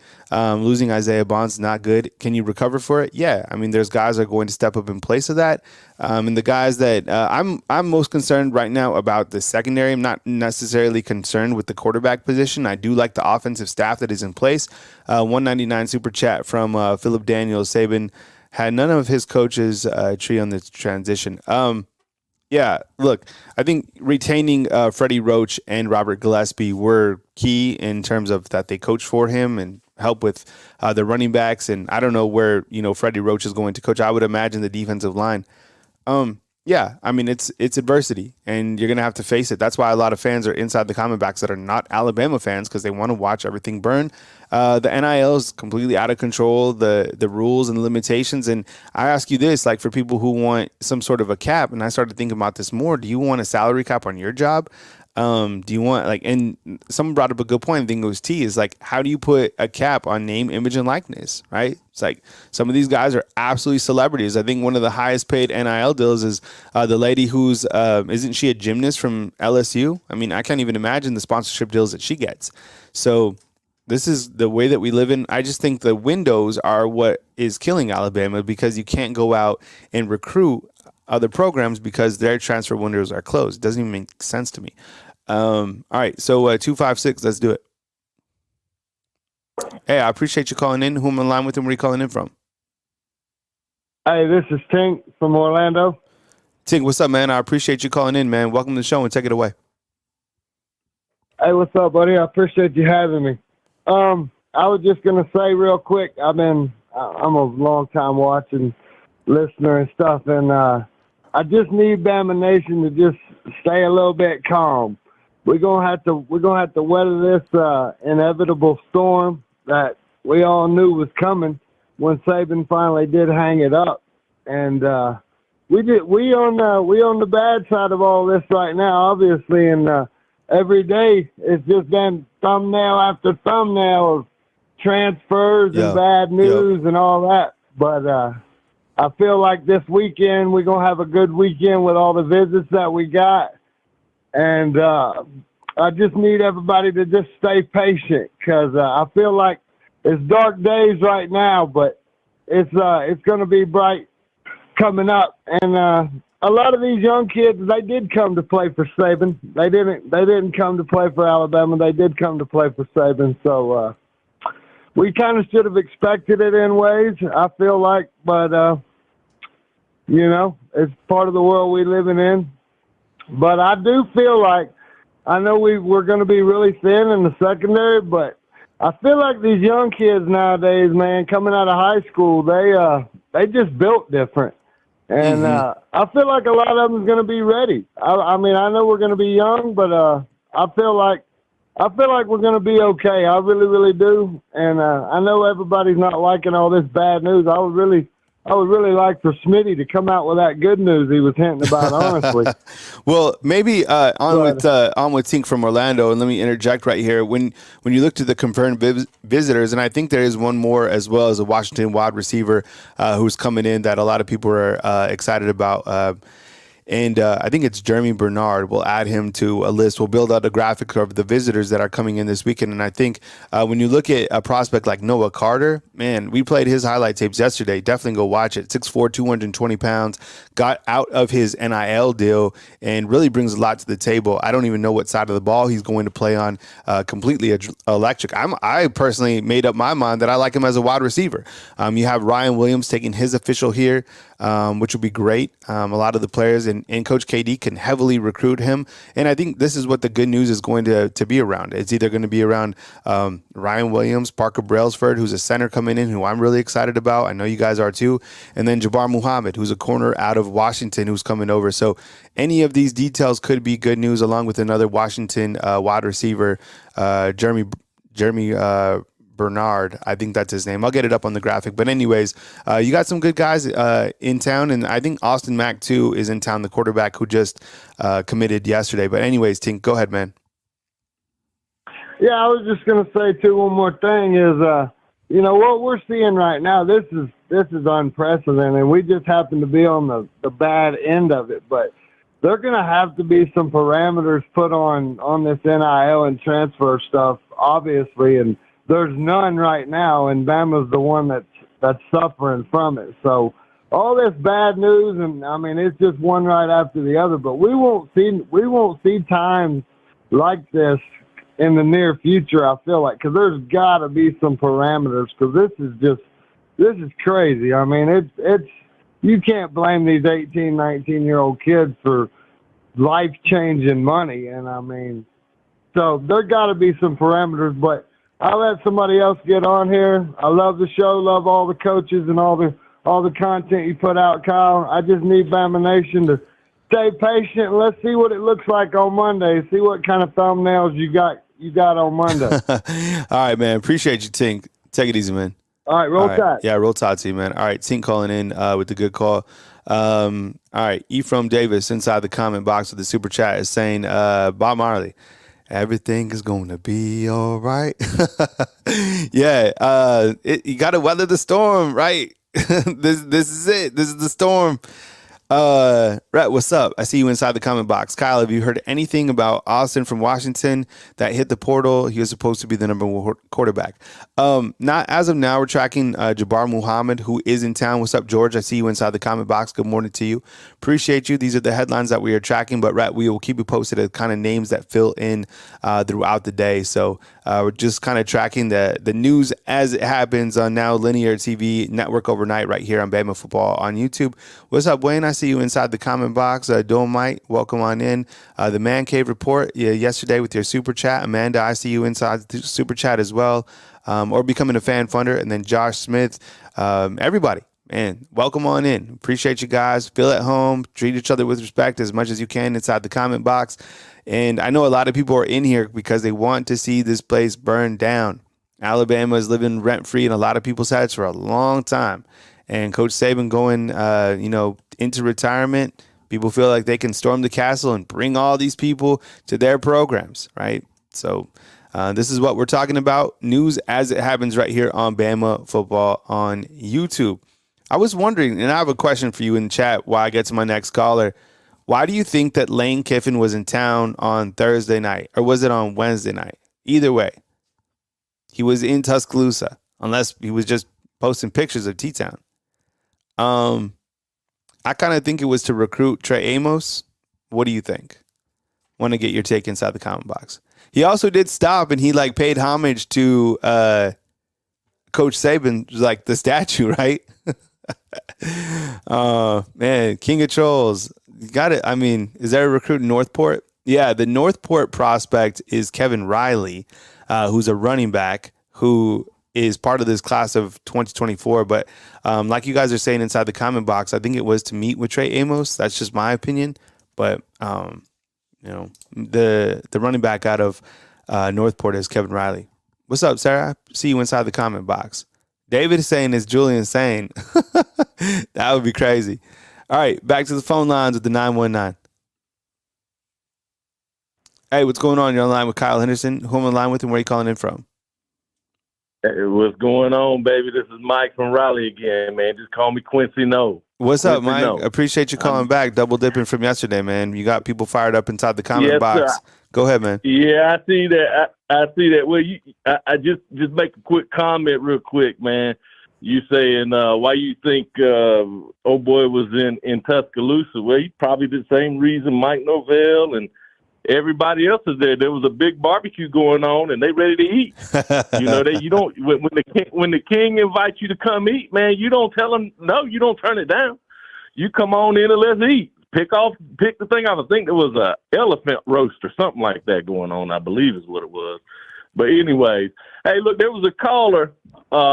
He was from Georgia. A couple of calls prior to me, and he was talking about how there's players on the bench that's better than players, on the field, and they just got to get, developed.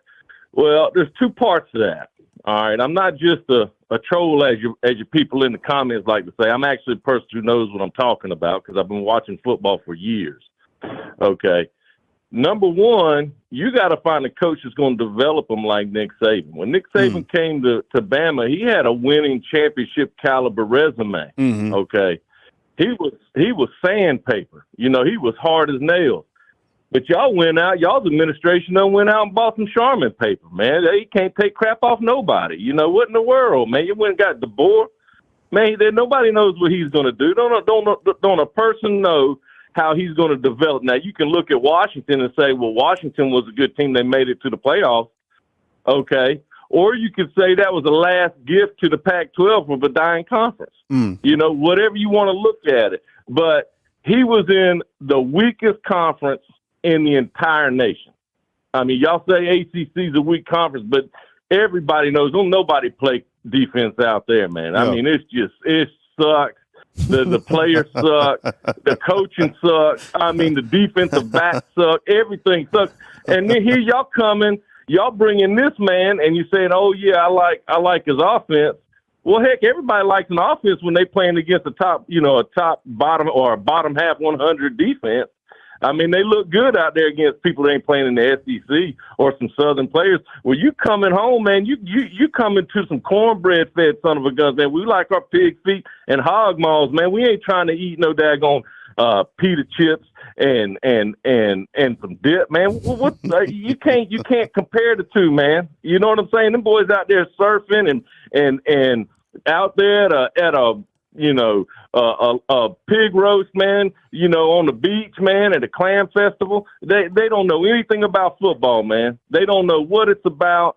And you Bama fans, man, y'all trying to make, lemonade out of lemons, man. And it's like watching, it really is like watching the freaking movie where your favorite character, man, he winds up and he gets blowed up about 5 minutes prior to the end of the movie, man. It just ruins the whole thing. You know what I'm saying? Because there ain't no coming back from this, man. It's going to be years before y'all get back, man.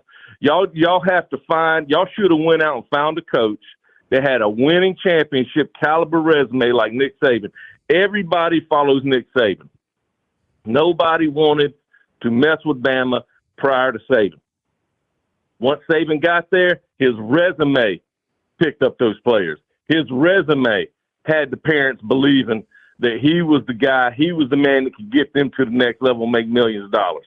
All right. There was everybody knows that Saban had one of those discounted rates, man. You're gonna come play for Saban, you're gonna get paid a discounted rate because you're gonna get the best coaching and the best development that a man could get in this here United States and college American football. Well, you ain't got that no more. That discount's over. Y'all got to pay. And now it's time to pay back rent. You say he lived rent-free. You right. 17 years this man went rent-free in all of American football. Well, guess what? It's time to pay, baby. We come and knocking, the sheriff's at the door, and you got a whole slew of people back there trying to get their back rent, man. It's time to pay up, Bama. Y'all got to pay. Hey, Mike calling in from Raleigh. I'm going to answer you on the other line, man. I appreciate you calling and double dipping, man. Take it easy, man. All right. Mike calling in from, I think it's Raleigh, right? Huge Seminole fan. And these guys, this is it. And you guys are asking about the call line. Look, I don't have a screener.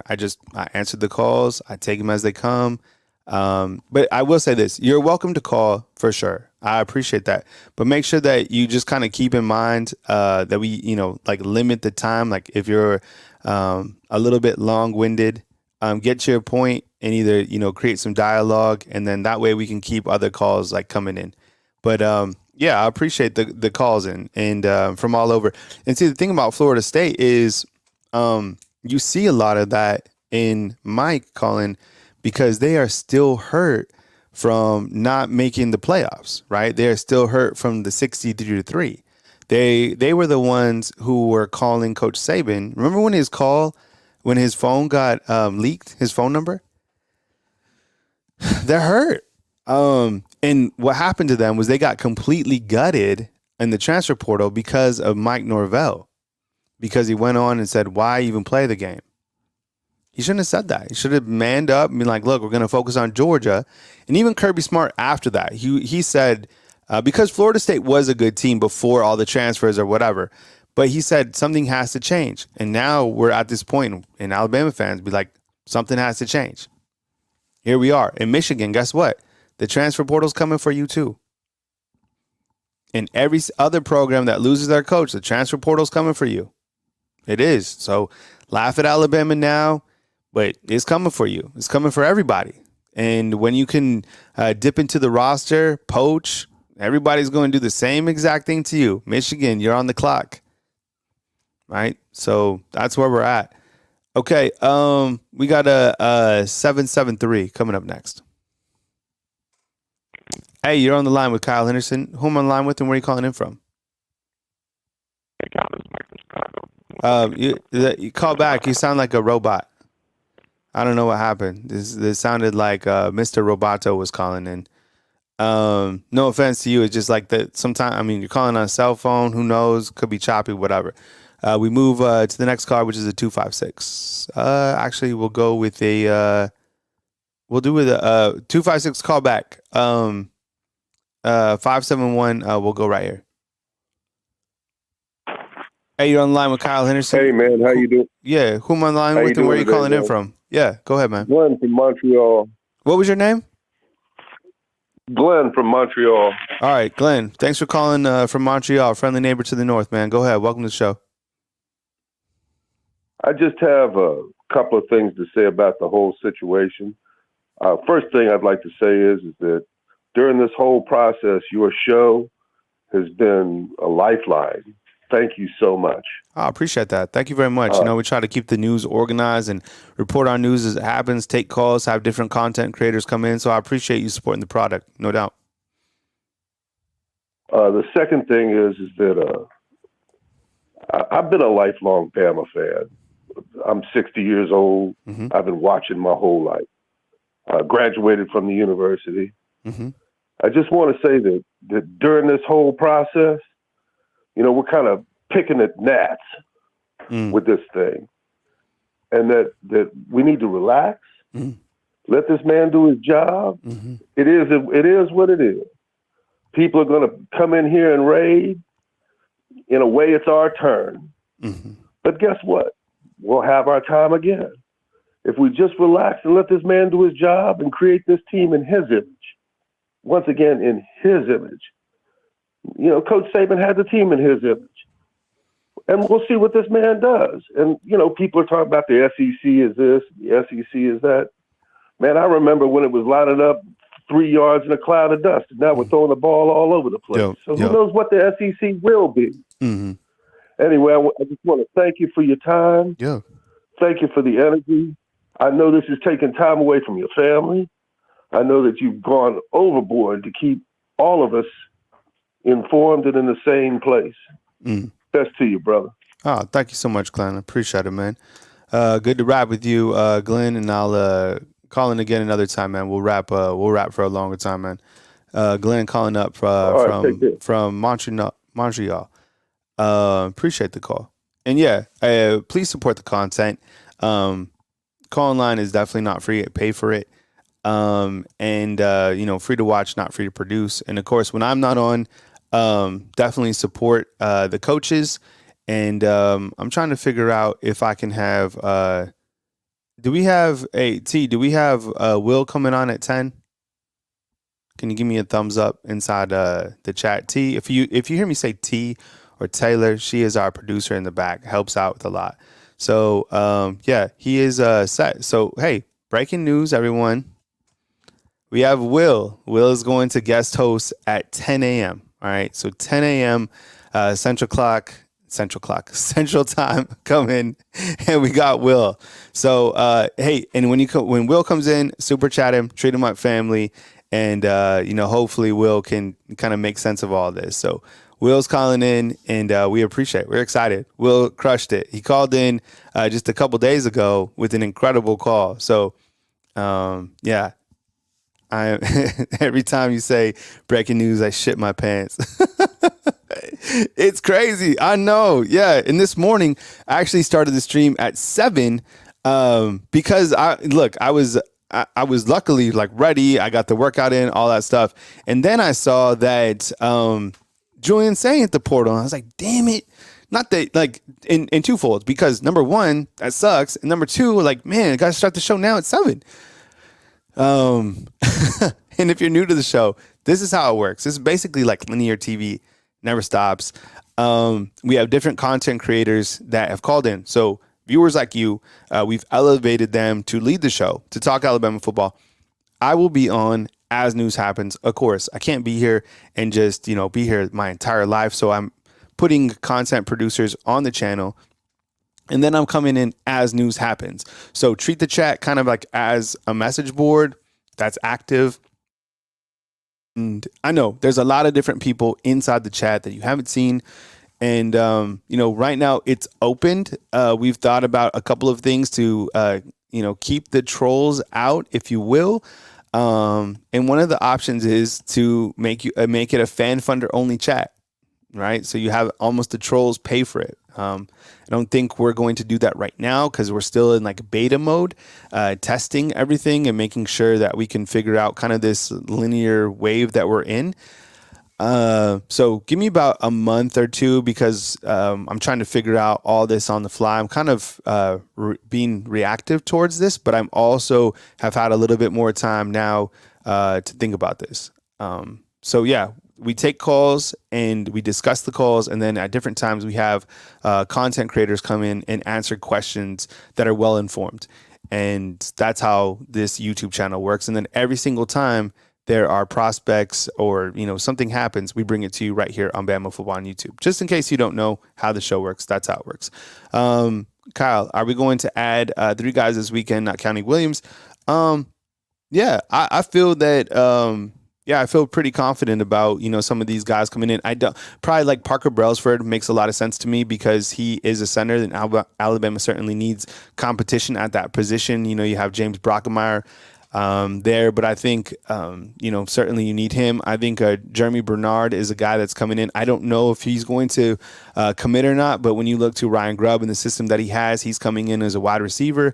You have Noah Carter set to visit. He's from the class of 2024. I love him. You guys have seen his highlight tape on the film, and I think Jabbar Muhammad has a tough decision to make as well. I think that the favorites are down to Texas and Oregon. He's a very talented corner, and Alabama needs guys in the secondary as 11 guys to fit the transfer portal, along with Coach T-Rob. So kind of the changing completely at the guards at the DB position. But a lot of those freshmen, as we talked about, complete ballers and will get an opportunity to play sooner than later. You look to guys like Jalen Mbakwe, Xavier Brown, or Red Morgan. Those guys are here. You lost Jameer Grimsley. There might be another guy that hits the portal or two from another different position. We'll keep you track it. We'll keep you posted, and we'll continue to keep you posted on the news that happens right here at Bama Football on YouTube. So I appreciate you guys being here. Hit the thumbs up, and if you see a video that is naturally posted, give that video a thumbs up as well, and we will keep you posted on all news right here on Bama Football on YouTube. Chris, thank you very much, man. I appreciate the positivity. And to let you know, like, I am a real optimist.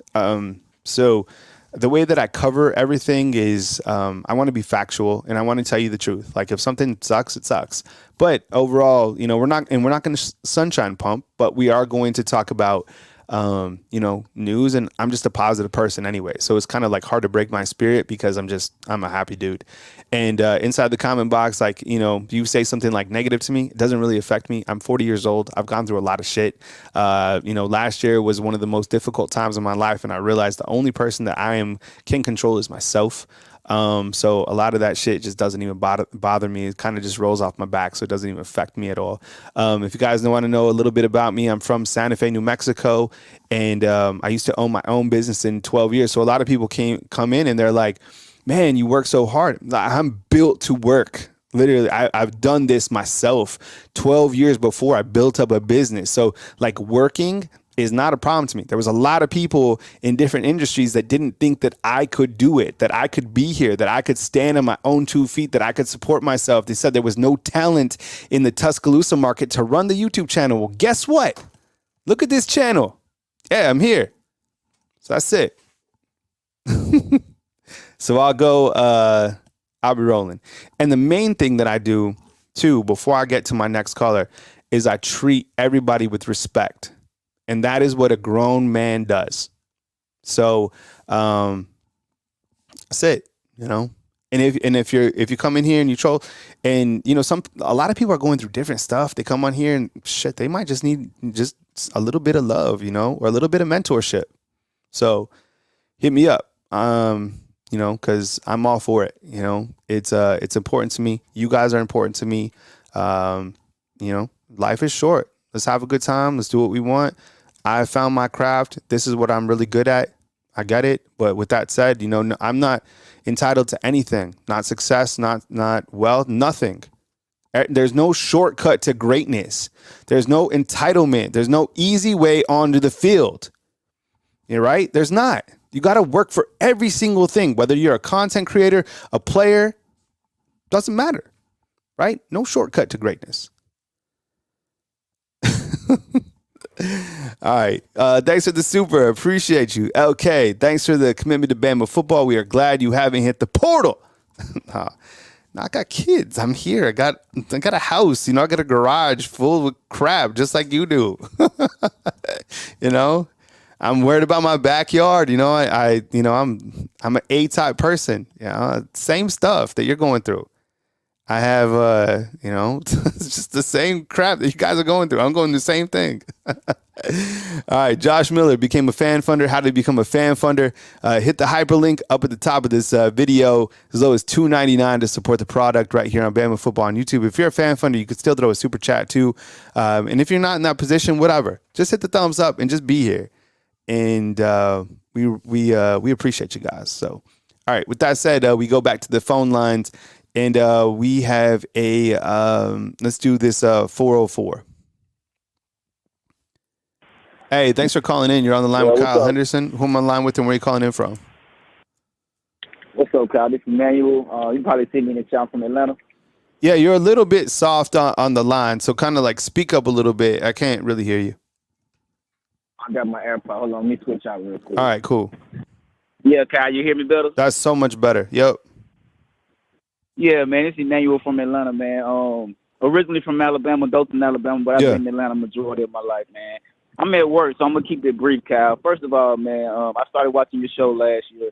Love the show, man. You coaches, Ty, y'all doing guys work through this period of transition for Alabama, man. We appreciate everything y'all doing, man. Real talk. 100%. But getting to the business, man. First of all, man, Kyle, you a nice guy. I love you. But man, these trolls, this Mike from Raleigh, all these Georgia fans, all these other fans, man. Right now, I want them to know, Alabama in a downtime or Alabama in a time of transition is not a win for your team, bro. You gotta beat the best to be the best, and you still gonna have to strap up and lace up and get on that field, regardless of what 11 players, 22 players we got on that field. You're gonna have to strap up. And one thing about Alabama, I've been an Alabama fan for a long time. We didn't ever think it was gonna be another Bear Bryant after Bear Bryant, and look what happened. We got Nick Saban. So one thing I do know is college football is a transitional team, is a transitional sport. It happened from year to year. it's unfortunate that we getting, pillaged from the transfer portal right now. But to the real Alabama fans, man, this too shall pass. We're going to be back on top because that's where we belong. That's where we supposed to be. All these fans who calling in from other schools and other teams talking about elephant roast. Man, y'all teams ain't been relevant in years. And what happened the last time you seen Alabama on the field? Yeah, okay, exactly. What happened the last time you seen Alabama on the field? Exactly. FSU, sleep with that 63-3, man. Y'all sleep on that and hold that real quick. That's enough points to survive. That's enough points for the hunt y'all in y'all dreams for 10 years to come. I ain't even trying to hear none of that.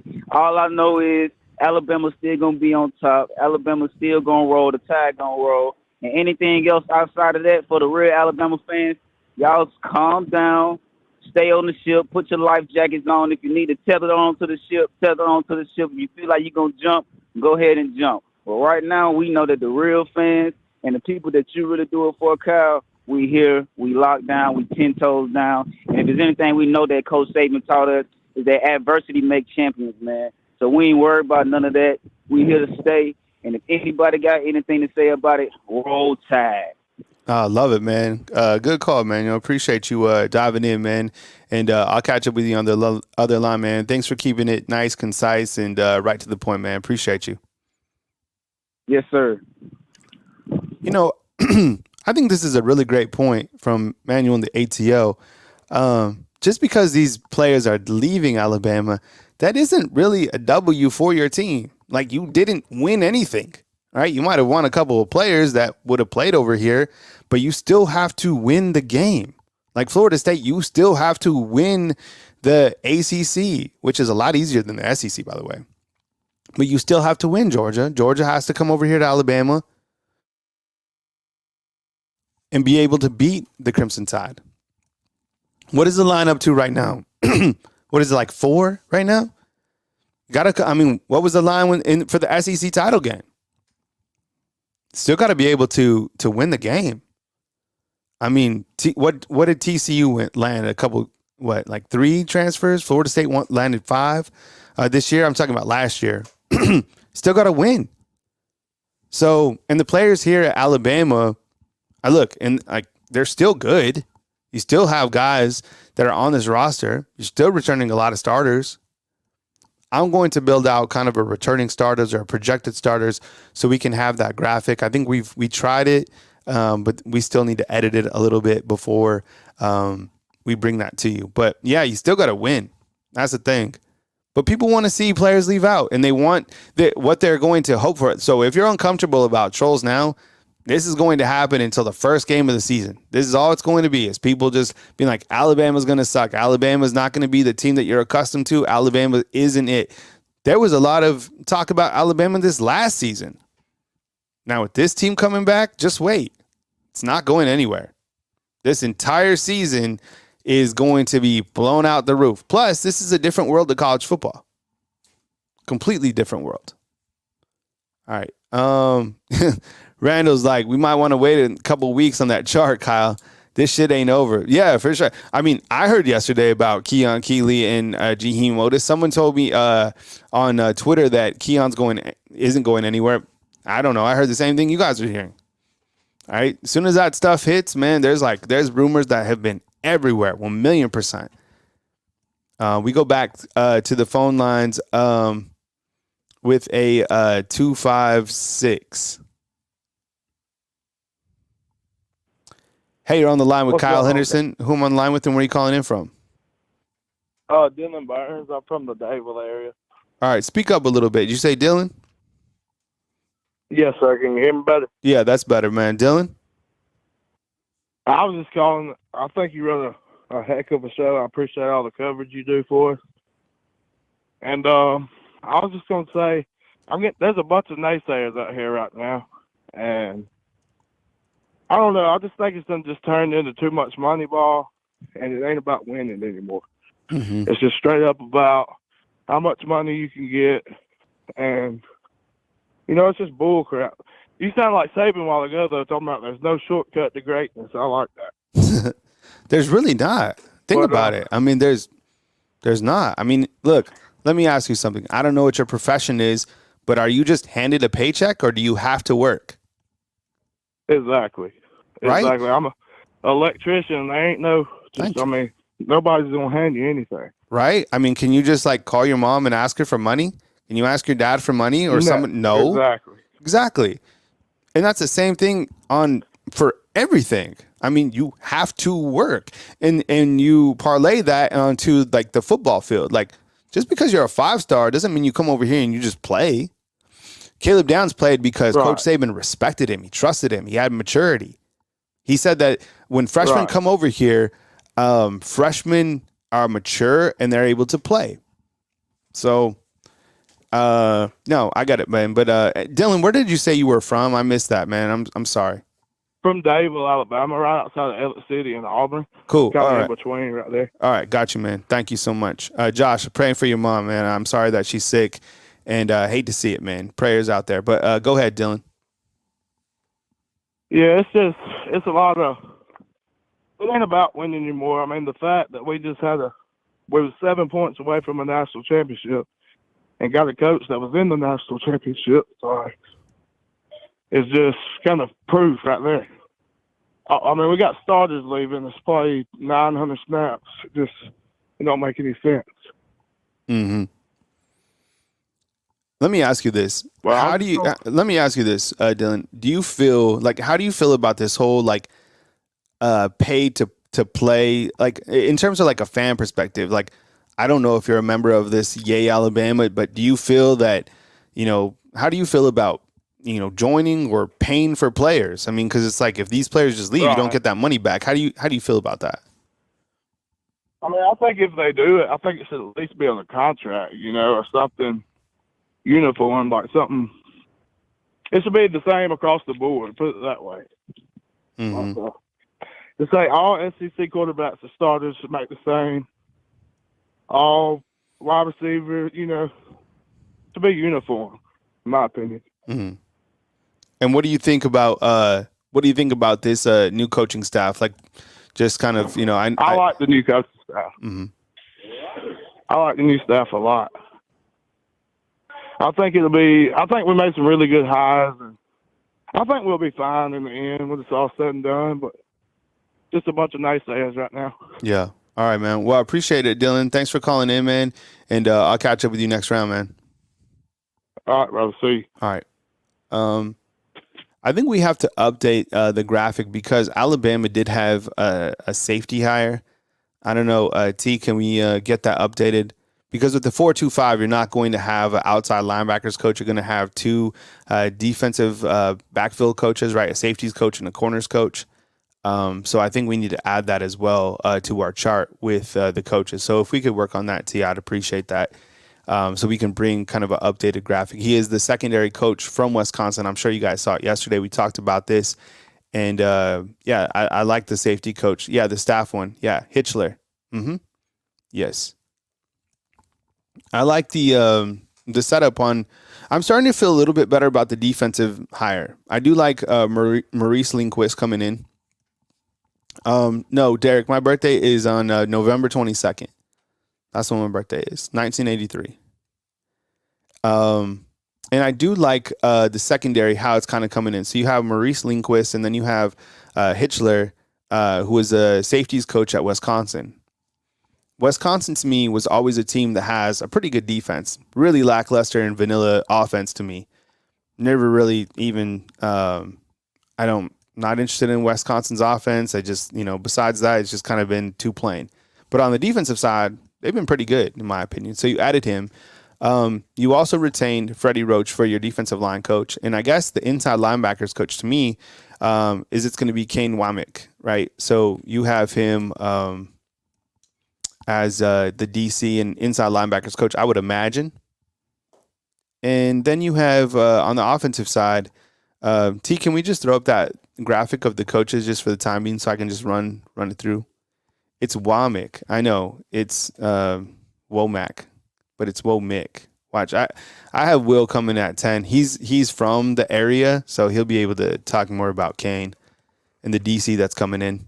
Yeah, so I have Will should be joining us at 10 a.m. Central Time. I know Will with the big call, and hopefully we can add him as a content creator right here on Bama Football on YouTube. When he comes in, Wamik. That's it. That's exactly it. Wamik. This is what Will said. And Will's like from the area. And then when I listen to when I listen to some Mobile reporters, that's exactly how they said it. So it's Wamik. But it's spelled WOMMACK. But it's Wamik. That's exactly it.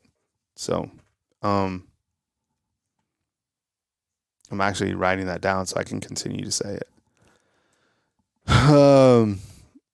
Yeah, Kimberly, thanks for the feedback. I appreciate it very much.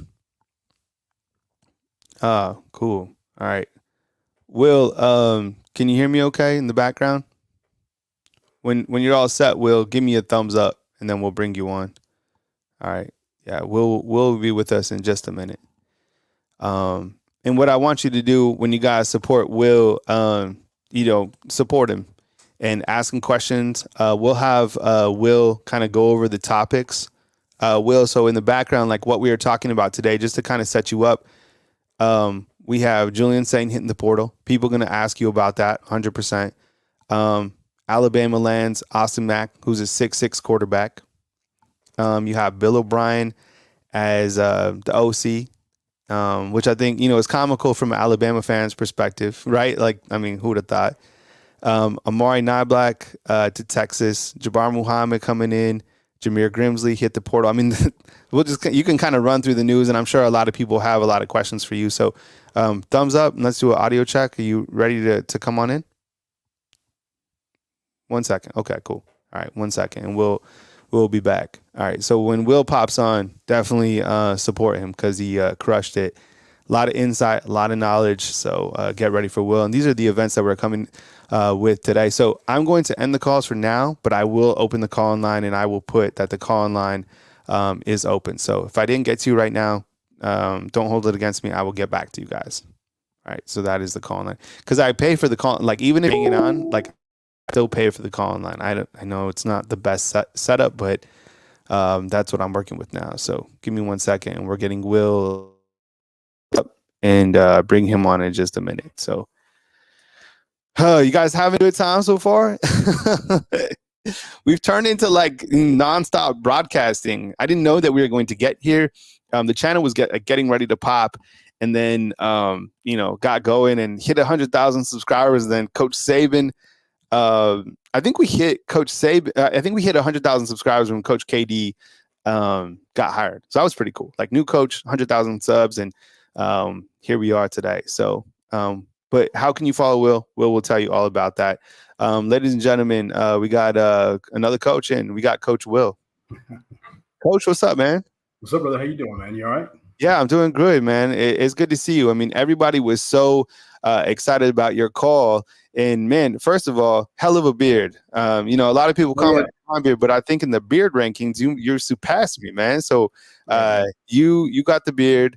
Steven, what was your post, Steven? I'll get to you in a second, man. All right. So, Coach, what I want you to do, man, we're going to switch places. I'm going to take a break. You're going to lead the chat. Cool. Good place to start out with. Just work the topics from one down.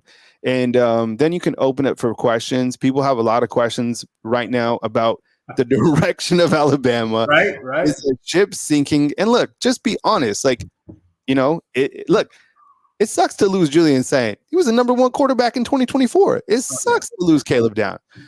Guys coming back, what you're hearing, kind of, the direction, and just kind of work with chat. They're going to support you. But I'm going to turn the keys over to you, man, and you take it away. Fantastic, brother. I appreciate it. Yep.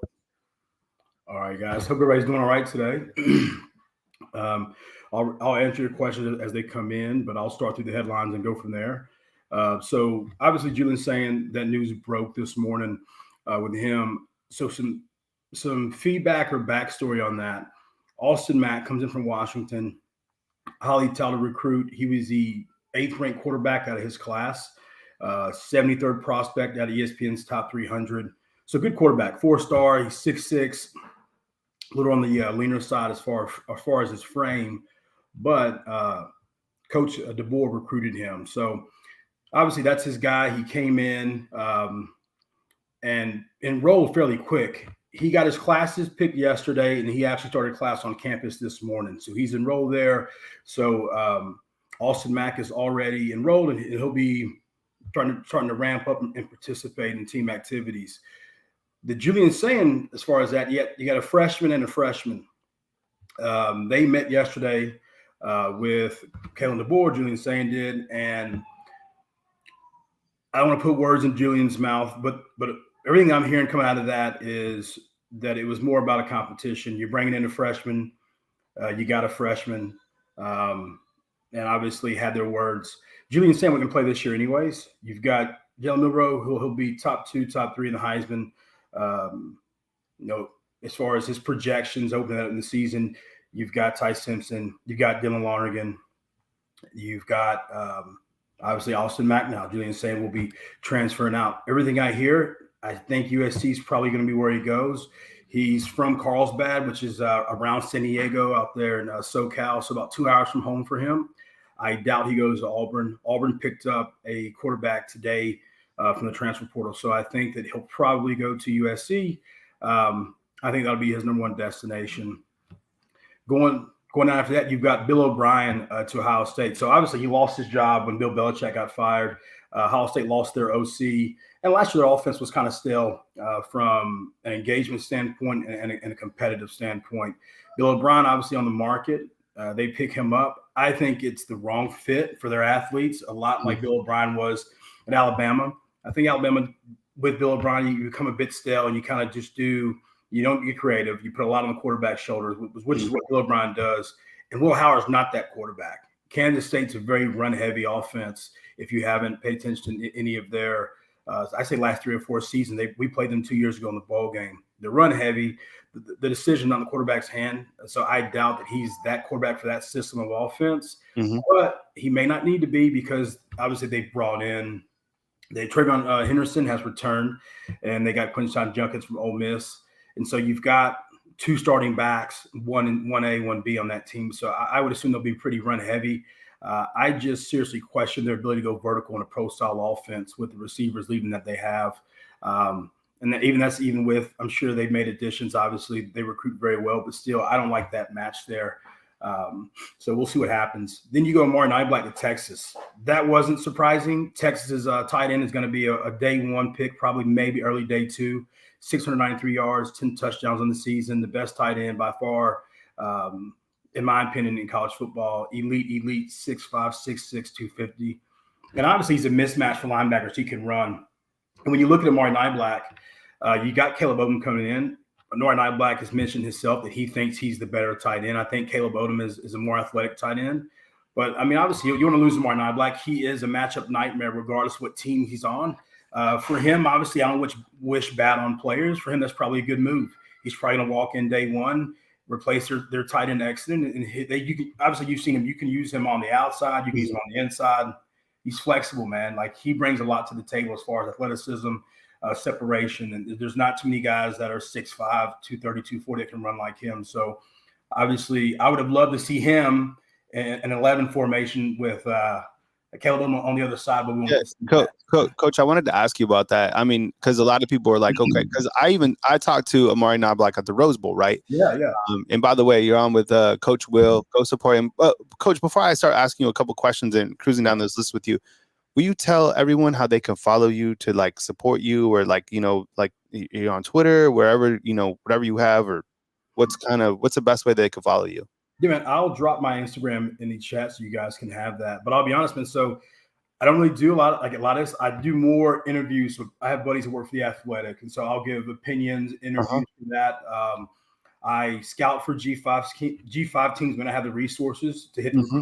So, for example, say you're UA Beach with Trent Dilford, you're probably not going to have the resources to recruit a guy to Southwest Texas or go all the way out West Coast. Gotcha. On budgeting. So I'll recruit, and then I'll do recruiting reports for Rivals, 247 on 3, stuff like that. So I'll drop the Instagram and the page, and then this is one of the first for me. So I may start ramping this up because the response was pretty good, man. Yeah, this the beard game, man. You're getting a lot of compliments. I like it, man. Because look, I didn't have a beard for a long time. Yeah. And then when I added beard life is different life. Oh yeah, for sure. I mean, you take the beard away, you take pretty much like, all the men. So, okay. So, I know Amari Knobloch is out, and I know you talked about Julian Sayin up at the top. But Caleb Odom coming in, I'm not trying to like save the day by any means, but I mean, is he potentially a better prospect than Knobloch? It seems to me like they have a little bit of the same skill set, but Caleb Odom is someone certainly that people should be excited about, that he's still here, and I think he gets on the field even faster now. Yeah, so Caleb Odom, when obviously everybody recruited him, he's more mature physically. So he's built. So Amari Knobloch, as tall as he is, he's got a very lean frame. Caleb will be, well, he is. He's already more well-rounded out. He gets in and out of his routes better. He can block, which Amari Knobloch, the one, if you want to say anything, I'm not going to say he was a bad blocker, but he was only used on assists, whether it be 11 tight coming down and cracking back on the linebacker. But as far as actually setting an edge on a sweep or a toss is not really his game. He's not going to be the guy setting the edge on halfback stretch plays. Caleb will give you more of that, but he also gives you better hands. So I just think if you compare both guys at high school at the same point, Amari, very explosive, needed to polish up on X's and O's, getting in and out of routes, running certain routes in the route tree. Caleb runs every route in the route tree for a tight end. He goes flood, he goes mesh, he run a slant. He can do a delay, which is you hit the end for a minute on the delay block, and you come back on a comeback on a 8-5 or 8-10. So no, man, I like what he's got as far as what he brings as a freshman day one, and he's your best tight end coming in. I think that Dupree, probably better overall blocker, not very explosive from a passing standpoint, not bad. He's just not going to be the top of your deep. He's not a mismatch for linebackers. Oots, better. I think he's the best blocking tight end possibly in the SEC. What kind of, can you explain to people like? And by the way, so Will is not a coach; he is a scout. So when we have Coach Will on, is Will the scout? That's how we're going to differentiate it. The scout. So like an H-back, for example, because I talk tight ends and I like tight ends, and you look to Alabama's tight ends that they have on the roster: C.J. Dupree, Robbie Oots. We haven't even talked about Danny Lewis. He's kind of back there. He was actually starting in the spring game, which is crazy. But can you tell everyone the difference between like a tight end that could potentially be outside or hand in the dirt compared to like a H-back? Because Robbie Oots is like the H-back. Yeah. So, okay, I'll give you some examples. Robbie Oots, I'd say if a fullback and a tight end had a baby, it'd be him. Thank you. That's how we put that. And what it means is right out of the backfield when it comes off, inline blocking, dives, whether him come out on a lead sweep, lead ISO, great for that. Even if you go a triple option, you have Jalen fake the snap, pull the guard, have Oots run right behind him, and then you're Jalen right behind that. So he has a lot of different variants as far as how you could use him. But he's not the guy that you want to line up on the outside. And when we look at tight ends, traditionally speaking, that you want to put on the outside, that's going to be a possession type of tight end. You want 6'4" taller. You want probably high 4.5s or less or lower. You want a good set of hands, and you want explosiveness. The reason you want that is because you want him to be able to stress the defense in a multitude of ways. So from a defensive perspective, when I played defense, I played nose guard in high school, but I played linebacker and kind of I wouldn't say it's a star, but a hybrid where kind of undersized. So you play more like Jamal Adams. You play real close to the box at Wake. What you're worried about, you want to stress the defense as much as possible. And so with Jalen, you can stress you with his run. He can stress you with his arm. But if I have a great running back, I've got great tight ends, then I can stretch your linebackers at that level. I can stretch you at the third level with wide receiver play. And so that's what we look at when we're recruiting tight ends. Does he get in and out of routes? Is he a great catcher? Does he run a route in the route tree? Does he get fast out of his breaks? Does he have good hips or good bend? And so that's what we look at. Oots, more stiff, not quite as athletic. So I wouldn't put him on the outside, maybe even standing up. Trying to go against, let's say, a Deontay Lawson, Jahad Campbell, or even TJ Allen from Georgia, like a better athletic linebacker that can probably, because within 5 yards, I can jam you pretty good if I want to. And so you want somebody who knows his angles and is just more athletic. So that's the difference. An H-back is going to be a guy, he can't catch the ball. He's not your best tight end. He's not your best running back, but he can do a bit of both. And that's how we utilize that. That's how we break that down.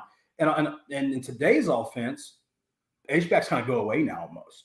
Yeah, I know that's kind of why, like, I follow the 49ers, and I think it's amazing how they're able to use Kyle Juszczyk, right? He's kind of one of the dying breeds. And I even saw him catch a slant pass this year, which I thought was, goes back to the offensive mastermind of Kyle Shanahan. Yeah. Okay, so let's kind of like these next couple of topics. So on the board, we're on with Will the Scout. Definitely hit the thumbs up, like the content, follow him. He's going to put his Instagram handle inside the comment box.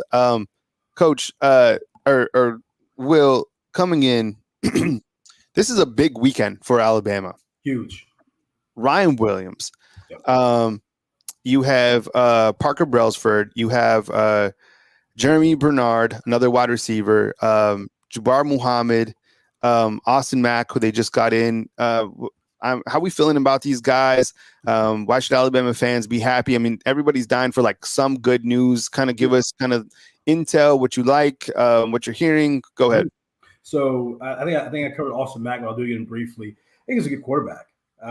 He was the 8th ranked quarterback in the country when he went to Washington. 4-star. He's 6'6", 212, 215. Got a big arm. He was ranked 73rd at ESPN's top 300. So he comes in as a very good prospect. I think the advantage for him will be is that he's got a year under Kellen DeBoer's system. I think that's the big advantage here. If you're looking at Jalen Miller, you're looking at Ty Simpson, you're looking at Dylan Lonergan, those guys haven't been in the system yet. We hope that Jalen picks that system up and runs with it. And I think he will, because if you look at the Penix when he was at Indiana, he had a 54% completion percentage, made a huge jump going from Indiana to Washington. So the growth and the development we've seen as a quarterback, you got a guy 54%, 74% day one pick guy. In a matter of 2.5 years. And all you changed was a few scenery and an offensive system. And I think Ryan Grow will be a big component in developing that. But I think Austin Mack he's your safe space. If something happens, you have a guy that knows terminology that can probably translate on the sidelines. Like, he's not starting with signs, with calls. He knows what plays they're calling. But also he's going to compete. I mean, let's be honest, today's prototypical quarterback, but if you talk to a scout in the league, they want 6'4", 6'5", 6'6". They want a bigger body quarterback. Your Bryce Youngs, let's go back, Drew Brees, 6 foot and below. Those guys aren't technically what an NFL scout is looking for. They want a Peyton Manning type guy. So he'll have the size that Kellen DeBoer wants. And then obviously I think Julian Sayin, as great as a prospect he is on paper. We're not sure how he's going to be on this level. He's an undersized quarterback. They say 6 foot. He's probably more 5'11". And then if you look at what Kellen DeBoer likes, he wants an explosive offense. Julian Sayin is not going to play this year, but I also think Julian Sayin didn't want to be. I don't think he didn't want other freshmen coming in. That's an issue. And I don't know how that meeting went as far as all the details, but I knew that was a problem. And so it is what it is. But Austin Mack, I like. When you go to the defensive side of the ball, Jabbar Muhammad, I think he's a solid corner, man. I think he's a day one starter. He can start opposite side of Damani Jackson. He's great in man. He's great in zone. He shut down Texas's offense in that game. I mean, Donnie Mitchell, one of his worst games was against Jabbar Muhammad. So he can go one-on-one and cover your guys and be productive. So I think I'm doing whatever I can to get him this weekend. I don't want him to look at anywhere else. I want to close the deal if I can this weekend, if that means NIL, whatever it means. But I think the Washington players will get Kellen DeBoer discounts. So where our players we aren't getting Nick Saban discounts because he's gone. The guys that play with him at Washington that like him, that just played for a national championship, just went 11-3 the year before, 11-4 the year before. Like, there's a reason why they're coming to visit Alabama, and Kellen DeBoer's a reason of that. So if you play offense, you've got your OC, your O-line coach that just goes to the Gilmore Award. You've got your head coach.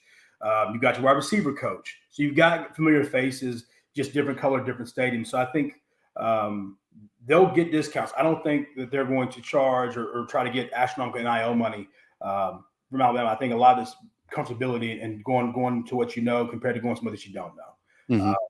So Jabbar Muhammad, great. Jameer Gimsley, I'm not sure, bro, to be honest with you, man. Like, as far as in high school, he's a 4-star recruit. Yeah. Thicker lower body. very explosive, great hands, built more like a running back playing receiver. Really good, but he hasn't really done anything on paper we've seen at the college level to say he's going to be X, Y, Z, or he's going to be day one starter at this. But as far as like getting off the bus guy, like looking good in pads, he looks great. And if he can translate the high school stuff to college, I think he's a good sign. Like that's a guy that you want to acquire if possible. Does Noah Carter kind of fit into that same realm? I watched his highlight tape yesterday for the first time, and I really liked what I saw. 6'4", 220 pounds. I don't know if you've had time to kind of dive into it, but this is a guy who is certain. I mean, it seems like he's kind of a lock to Alabama along with Parker Brailsford. What do you like about Noah Carter? I mean, the guy can seriously play every position: wide receiver, safeties, returning punts, coming off the edge. It seemed like he'd fit into this 4-2 scheme, but then it's like also maybe he could play offense. I don't know. Have you had a chance to dial into Noah Carter yet? So when his evaluation in high school, he was evaluated as a true edge player. Like when we initially that was what that's what the consensus was, that he was going to translate best as an outside rusher, a 3-4 pass rusher, a 4-2-5 linebacker. So we thought that he was going to be that guy. I still think the difference is you got a lot of quality pass rushers already. Like you've got a lot of guys there. So you got a lot of guys there already. You've got Keon Keeley. We're waiting to see what's going to happen. I've heard rumors that that's a possibility he could make an exit. I've heard if he does, the earliest it would be is the April 15th window. So they maybe get him on the practice field, and that may change. But I prefer him at edge. I do like him as an edge rusher, but I think you can put him anywhere on defense. Maybe you could probably go. I wouldn't go free safety just because he's big. I'd utilize his size. If I was going to use him outside of the edge rusher, I'd probably put him a star linebacker hybrid who kind of roams the field and makes plays, but a little closer to the box. But I'd probably try him at edge, man. I think he's very athletic. He's got a hip bend. He's explosive off the corner, and his first step is really explosive. And that's what we would look for when you get an outside rusher. That first two steps, getting past, if you can beat a tackle before he's got out of his stance, that's what we like, out of his quality. And he's explosive. So I think he will go. He's one of the only Washington players I'm like 90. You can't be 100% sure, but 90% sure that he will go. He'll go there. And I think he'll fit in nice. And I think we'll play with him. You have an option too. You put 20 pounds on him and you put him at Mike or Jack and rotate him back and forth, because Bama last year did do a lot of that rotating, especially when Deontay Lawson got banged up. His ankle hindered him for over half the year. A lot of guys got playing time there. So I think I wouldn't want to see him bigger. I don't want to see him playing at 220. I want to see him more towards 235, 240, somewhere in that range, put on some good quality size. And I mean, people talk all the time like it doesn't matter. Look at Perkins at LSU this year. So they got him listed at 230. He's 212 pounds. Yeah. And they put him at middle linebacker this year. He got lost in the wash for 80% of the season. You want, even, I don't care how fast you are, those guys that are playing line are averaging 300 plus pounds in the SEC. That's a 100-pound difference. If they're able to get their hands on you, very rarely do you break that. And so I wouldn't want to see him put on some beef, man, but I think he's a great sign. They can pick him up. I think it's a steal. I think he's a quality player who can add depth to your team, but also grow into a solid starter. Probably, I wouldn't say this year because you've got a lot, but I'd say next year, the year after, year 2, year 3. So do you think after this particular weekend, because people are like, what the hell was the good news, Devontae Smith? And I think like that could have meant a lot of different things, because it seems like things are so bad and people didn't like to wake up and see that, Julian Sayin hitting the portal. And I know we talked a little bit about that. I mean, who do you feel? This is who I feel is actually locked in this weekend. So I feel probably Parker Brailsford, yes. Noah Carter, yes. Yeah. So those are 2 guys. I don't know about Jabbar Muhammad, just because I think NIL will come into play. A lot of people saying that's not part of the equation. I mean, you talked about him, just now. Yeah. Are you feeling good about him to Bama, Jamar? 60-40. 60-40. Okay, that's good. That's good news. So I'm 60 that he will. Like Noah Carter part, I'm 90-10 on those 2 guys. Like I'm pretty sure. I never say 100% because you never. But 90-10 is close as you'll get. I'm 60-40 because I don't think it's NIL, but some players will get like great offers, like financially. Yeah.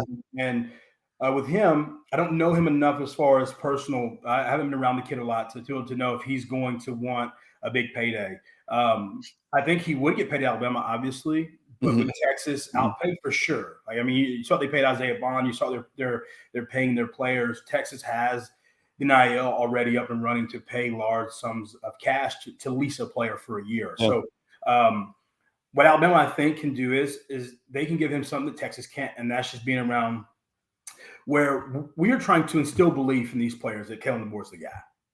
He knows he's the guy. He's for the national title.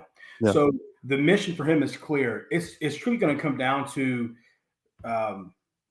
does he want to pick familiarity starting day one, or does he need to get I don't know, I'd probably say $500,000 payday. That's going to come down to him. But I'm 60-40. He's going to go to Bama, but I just don't want to say more than that because I haven't heard anything negative. Yeah. But I mean, I hear Texas is still an option. Yeah, I mean, you have a bunch of we have a bunch of Texas fans in the chat. We always do, and I also hit up Orange Bloods, and they have me as a guest, and then I've won over some Texas fans, so they come over here because they beat Alabama. That guy's crazy, man. Yeah, exactly. So they come over here, and they also beat Alabama, and they're excited because I was the first 10-win season since 1999, since 2009, which is crazy to think about. Same thing with like Florida State fans. They don't come in here so much, but Georgia fans are always up in here, of course. Florida State fans are delusional, bro. Right? Yeah. I mean, so the cover Florida State. Thank you. Mike Norvell and they're not like this. They're not like this. He's no different of a head coach than Kellen DeBoer is. Like he's had success at Memphis. He's had success at these programs. He was on the hot seat before entering last year. Like, if they didn't do well, your coach that you guys are loving now because you went 13-0 is probably going to get let go. Like, so I'm not all caught up in the Norvell. And Norvell hasn't been historically a great recruiter. Last year's class was underwhelming. And they're happy because they're getting Alabama's leftovers. The guys they got from us, we were going to let go anyways. Yeah. So it's like.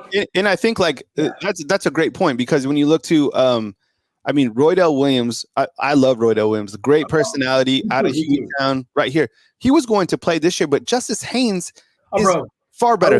He didn't come back, and I love him to death. I was like, look, man, I don't need messing up Justice Haynes and Jam Miller in rotation. Yeah. And I think, and I love that combo of Justice and Jam. Like those guys are, and we're not sunshine pumping here. Like Justice Haynes is that guy. Justice Haynes, legitimately speaking, a lot of recruiting profiles gave him 4-star, but when we went back and did composite scores, we gave him a 5-star. He rushed in 2 years, his junior senior year, 5,200 yards in 2 seasons, plus rushing touchdowns. Everybody in the country wanted him, and Nick Saban and that staff did a great job of flipping him and get him to come to Bama. Yeah. He is everything you want in a running back. He's explosive. He's got great size. If you look at in the Michigan game, he came in three runs in a row, 5, 4, 10, and his shoe fell off and they pulled him out. But some of those holes weren't open. So what he does a great job of is finding, we call it daylight. He can find the crease, and when he hits it. Yeah. He is the explosive running back that you needed last year. And it's not that Jace and Roydell weren't. It's just a different play style. I think Jace is probably better suited for the NFL based on his plays. He's a great pass blocking running back. He's great at coming out on little release routes from the backfield, and he's a hard runner. But in college, especially in today's like college game, you need explosiveness in the backfield. Like there's a reason like guys want 4 3s and 4 4s and 220, 230 who can break tackles and extend plays. And that's, I'm not saying that's what we missed last year, but we didn't get enough of that with Justice Haynes and Jam Miller. Anytime those 2 guys came in, they just got more juice than the other 2 guys. So like Williams, great running back, man. Like love him, been an Alabama player, but Alabama didn't want to retain him. The only one that Florida State got that I really didn't want to leave was Terrence Teford. I wanted to move Teford to center. I thought so I have to ask you, because this was driving me crazy. Is like, okay, Seth had all these issues, and I asked one of our statisticians, like Chad. So first of all, Chad is undefeated. If you didn't know, like, if you need something, like don't look on your computer for any. Just ask them; they will know like immediately. Okay, and there'll be like 5 to 10 different answers. So what I kept on figuring out, like Seth had all these types of issues. I like T. Ferg at center. Yep. And I like Jaden Roberts on the right. I liked T. Book on the left. That was like my dream offensive line. So when I saw that he was leaving, I was like, A, why didn't he play? And why, like this year, I felt that he would have been better suited than James Brockmeyer. I get it. People like Brailsford coming in, and that could be great. But like, what do you think happened with T. Ferg? I don't know, man, because coming out of A-Day, all the word was T. Ferg is killing it. Like, I mean, if you go through spring, he was one of the guys that they said, yeah, like, we know he's going to be in the 5. We just know where he's going to be in the 5 yet. Yeah. And then we go through fall camp. It was all good. And all of a sudden, season start, and you start with Dalcourt, and you bounce him off.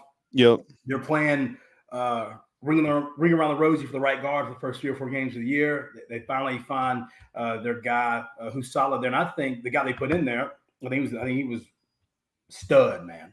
Mm-hmm. And so, but with Seth McLaughlin, I don't get it, bro. I was perplexed on why that they wanted to continue to beat their head against the wall.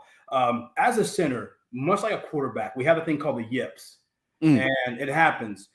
But after 3 or 4 games, if it's costing you huge plays, it's costing you big drives. It's like extending your downs now. Putting you at a 4th and 31. I get it. There was like a clap or whatever, but still, like, I get what you're saying. No, the clapping stuff is weak, man, because I don't buy that, because all defenders do it. I did it in college. Everybody does it. And a lot of times it's not even, I know offense will say, oh, it's to like throw us off. No, like, is it sometimes? Yeah. But the time I could be clapping to my guy to move, to shift. Mm-hmm. Like, it's weak. Yeah. Thank you. So I don't buy that. And if that was a one-time deal, I would agree that you have an 8-game sample of when, crap hit the fan, man, and it wasn't productive. Yes. And they got a game, even against Georgia. It happened, but it didn't cost Bama. Mike talked about it. Yep. And then in Michigan, the drive to put the game away, we go from first down to now 2nd and 25, and then 3rd and whatever. It was abominable. So I don't know why they did that. I heard people say, "Oh, well, you have a relationship with your quarterback." Look, man, it's a clap, man. And the timing thing is why you've worked for 6-7 months with Jalen Milroe through spring with camp. So that's irrelevant. Yeah. The job is just getting the ball there. I think it was aware that obviously went to Ohio State, but yeah, man, a case of the yips is terrible. We should have went and saw that little psychiatrist we have in the facilities, man, to go check her out and get a couple sessions in and figure out what was going on.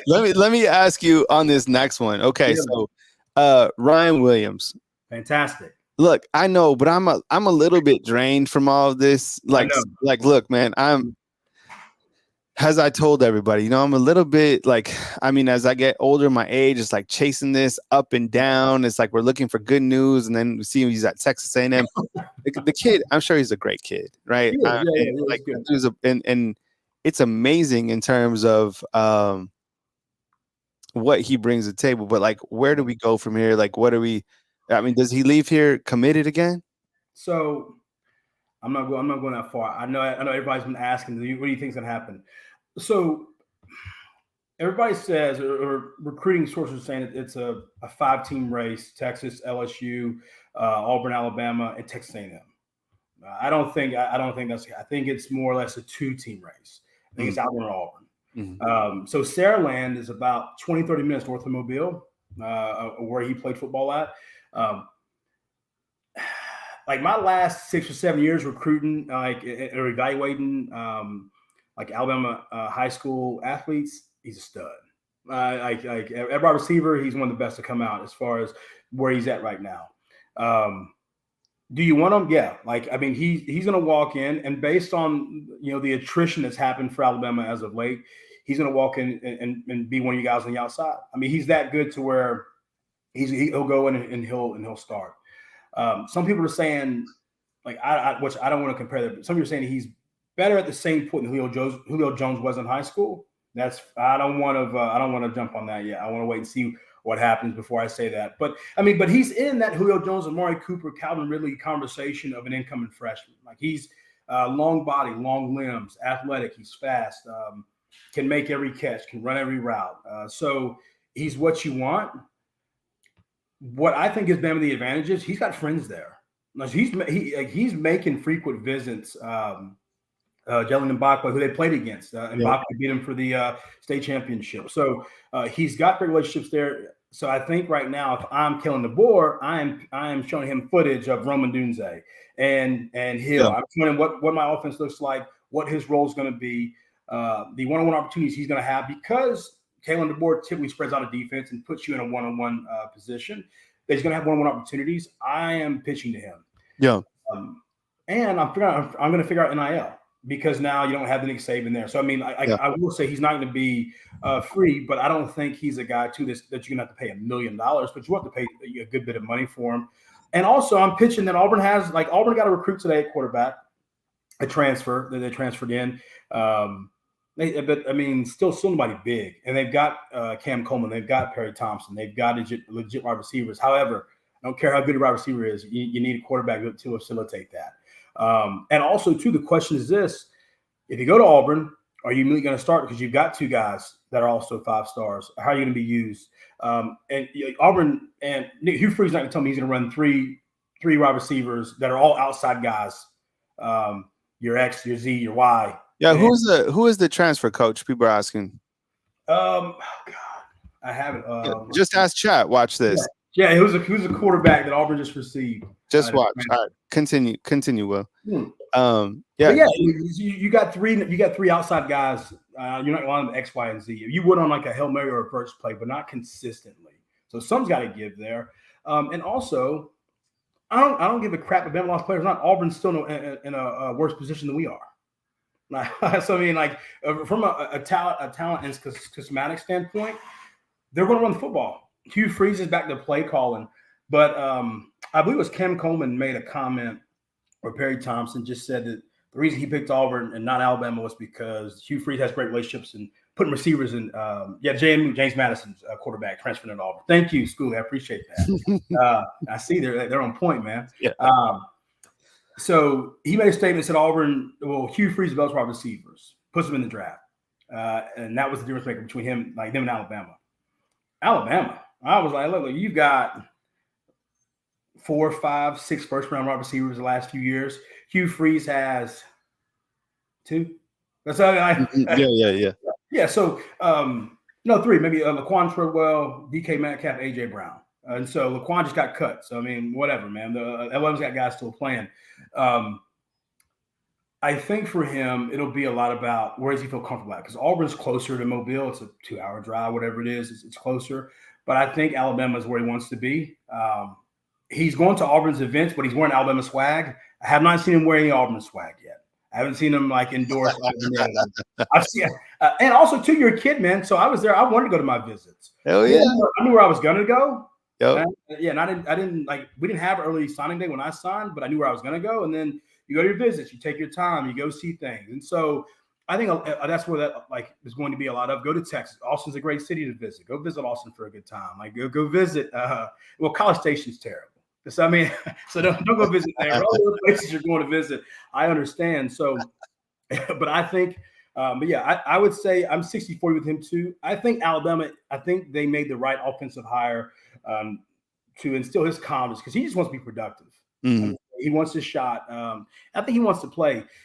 Oftentimes, when a guy reclasses, is because they feel that they can make an impact immediately. Mm-hmm. If not, I would have just stayed and mature one more year physically.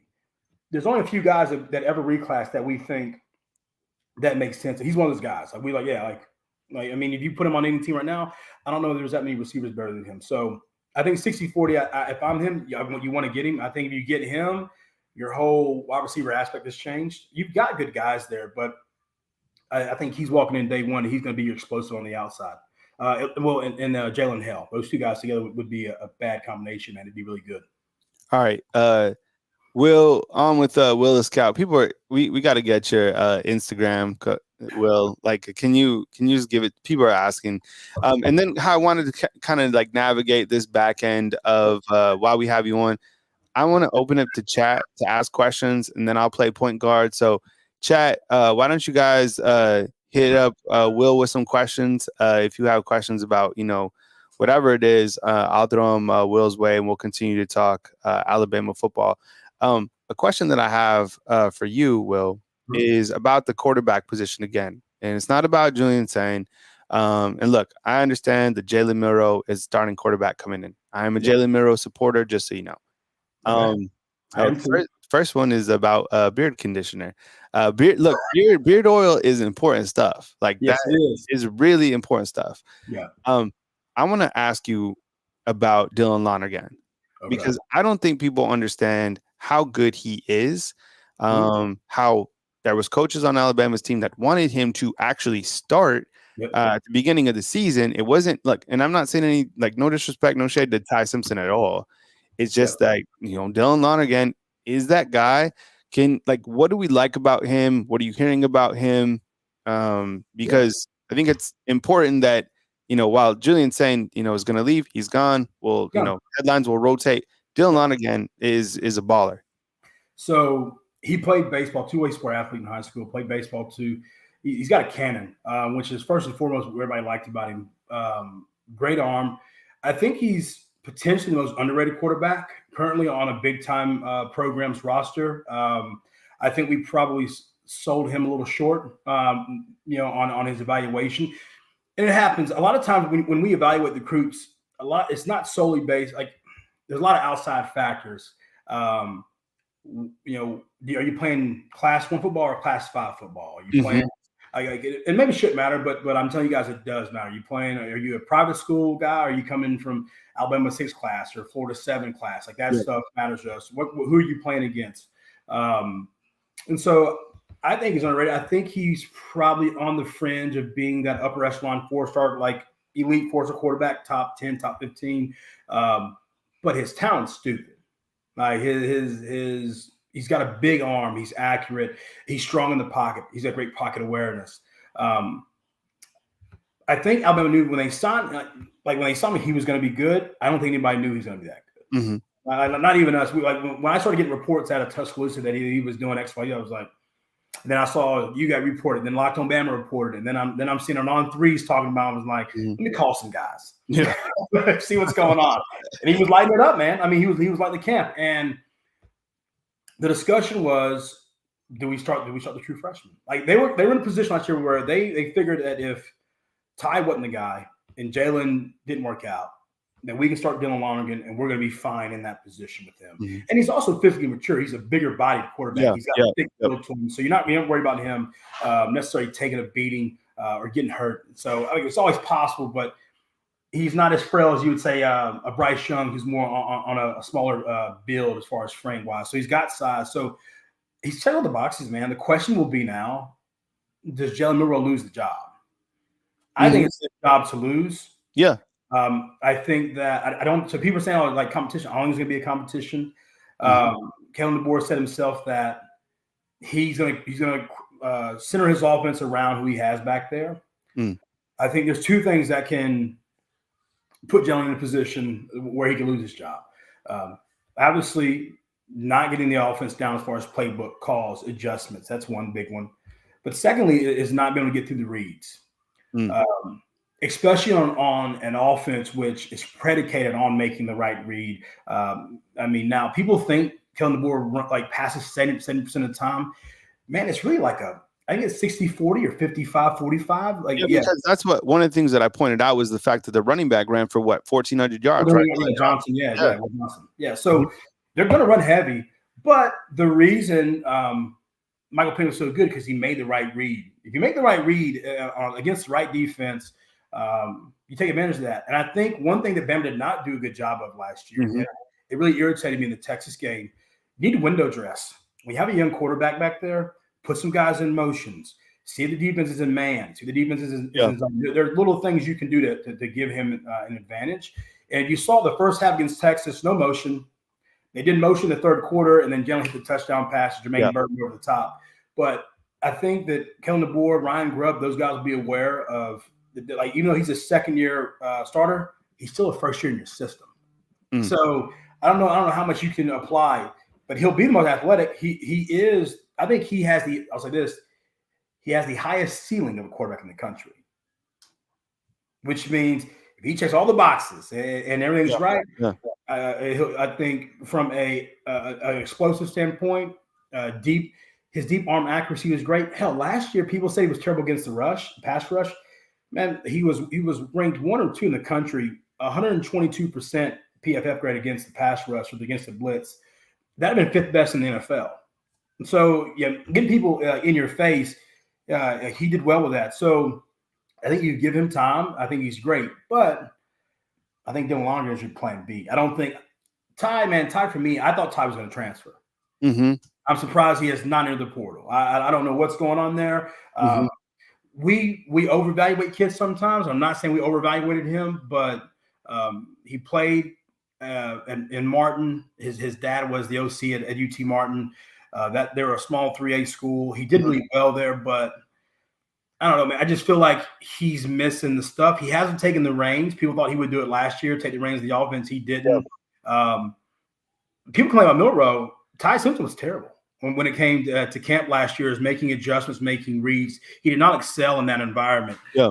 And obviously, if you look at USF, he came in and he led a good drive towards the end, but that game shouldn't have been that close. I don't care if it was raining or not raining. So it was very different. I liked when I think about Ty, I liked what I saw against Kentucky, because that was the most time that we saw him come in. You know, like the USF game was like complete trash, but like the Kentucky one, he came in, did his thing, but we never really got a chance to see Lon again. So that's why I figured I'd ask you about him. The other thing I wanted to ask you about was the fact with Caden Proctor exiting out and kind of looking at Alabama's offensive line, how you think it could shake out. I know we're talking about Parker Brailsford coming in, so let's just hypothetically say he commits, which seems like it's going to happen, okay? So he would be theoretically your center, or James Brockemeyer, right? You have those two competing for the center spot. You have your guards, which are phenomenal. I mean, Booker and Jaden Roberts, loaded there. Love what we like. I think, someone's like, I thought we were asking questions.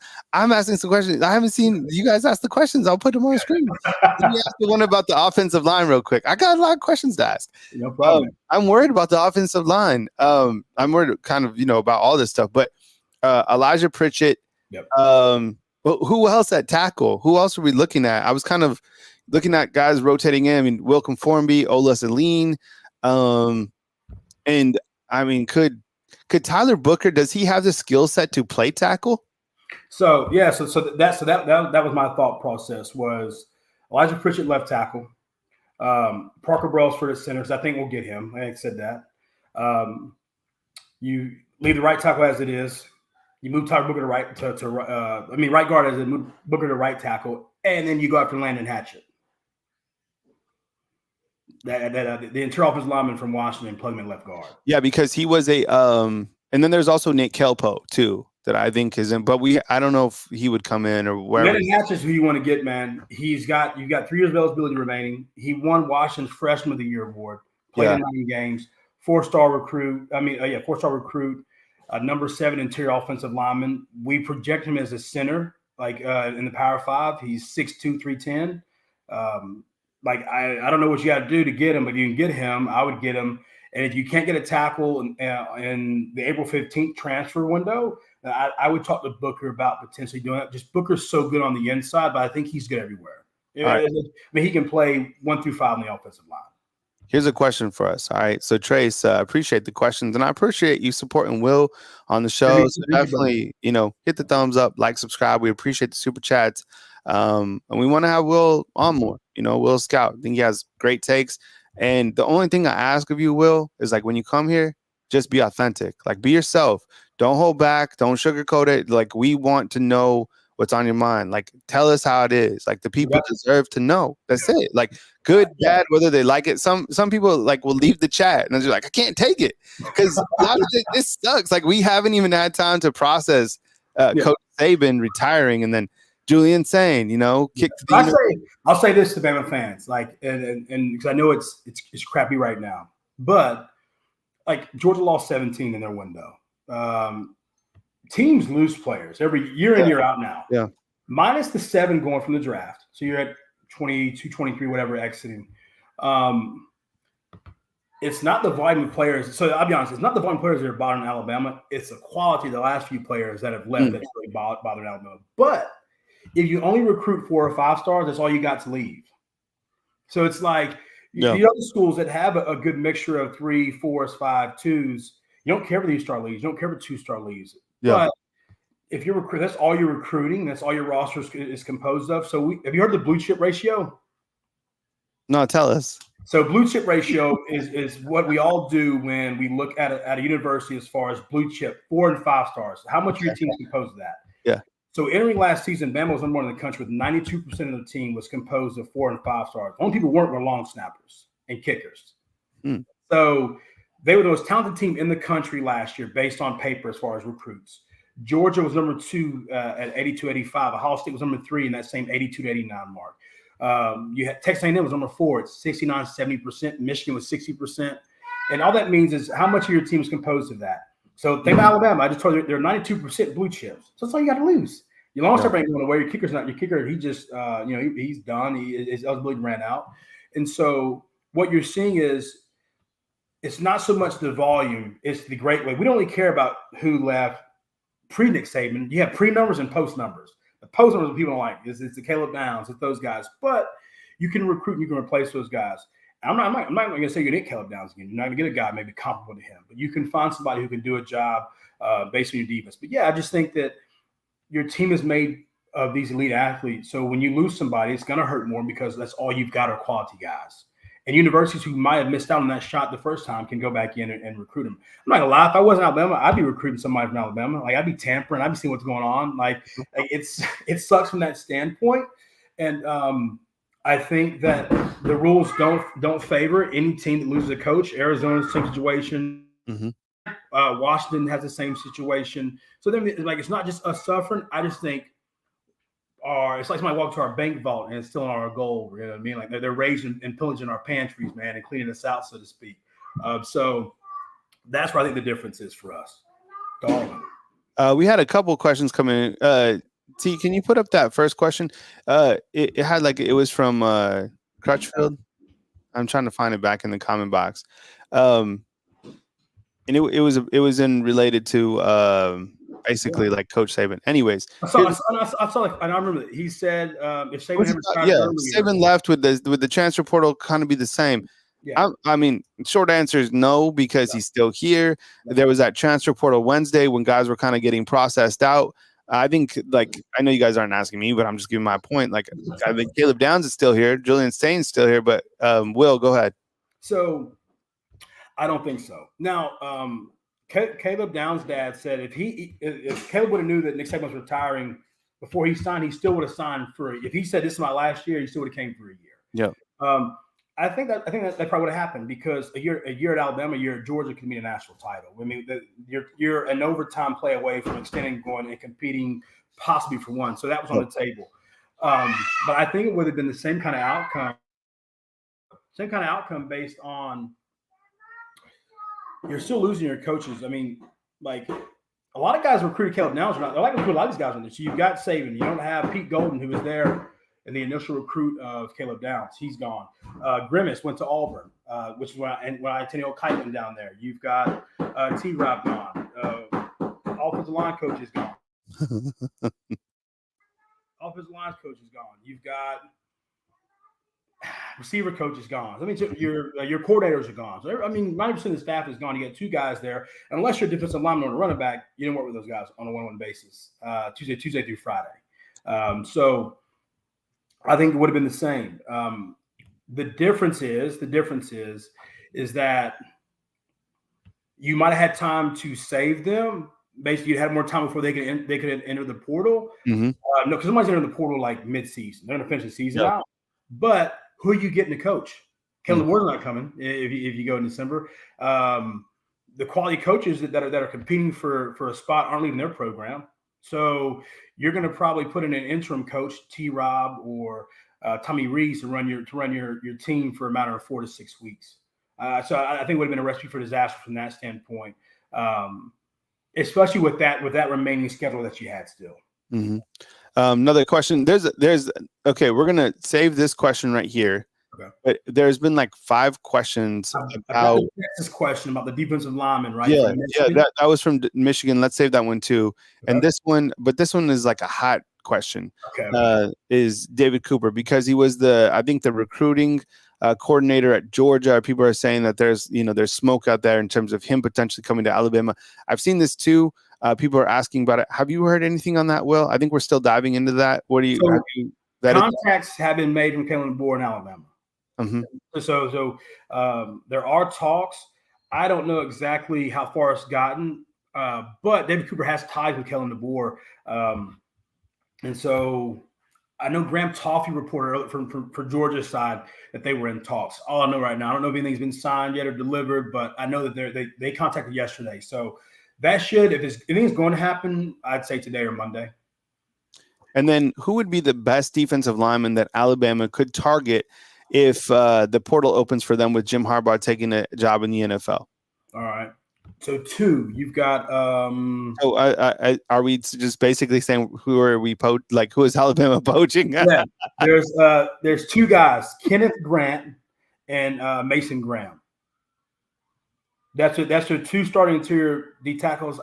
It's the best combo starting interior lineman in the country. Who was that monster? That number 50 was that one of them? Number 55, who was just that's Mason. That's Mason Graham. He is all Big Ten first team, and then Kenneth Grant. So they're both big. Mason's 6'3", 318. Kenneth is 6'3", 340. So they're both studs. They're both all Big Ten first team. You got 2 first team D tackles on your team from the same conference. Like they're studs on the inside, and they're both only sophomores. So, but like Robert is saying, like those guys don't leave, right? Like those guys don't leave. Those guys get taken care of, right?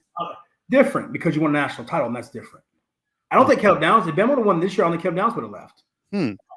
So that's the difference, right? So if say you come to Alabama, like look at Malachi Moore. Malachi Moore could have left, but he won a national title in 2020 as a freshman. This is his 5th year.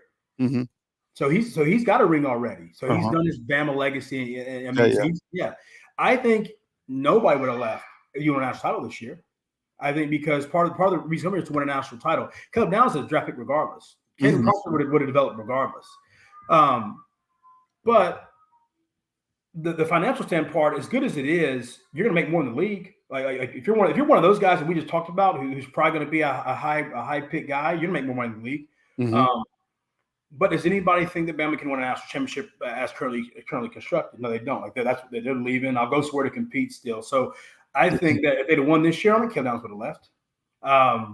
Even with the subtraction of T-Rob, Caleb Downs is a #1 pick right now. He's a bottom 30 pick. If you 2 years, he's a top 10 pick. So I think national title makes a difference, man. I think if Bama would have won that, you probably would have a lot of different tones. I don't think it would have been a mass like leaving or entering the portal. I think that makes a difference. And then do you believe what the new coach is selling?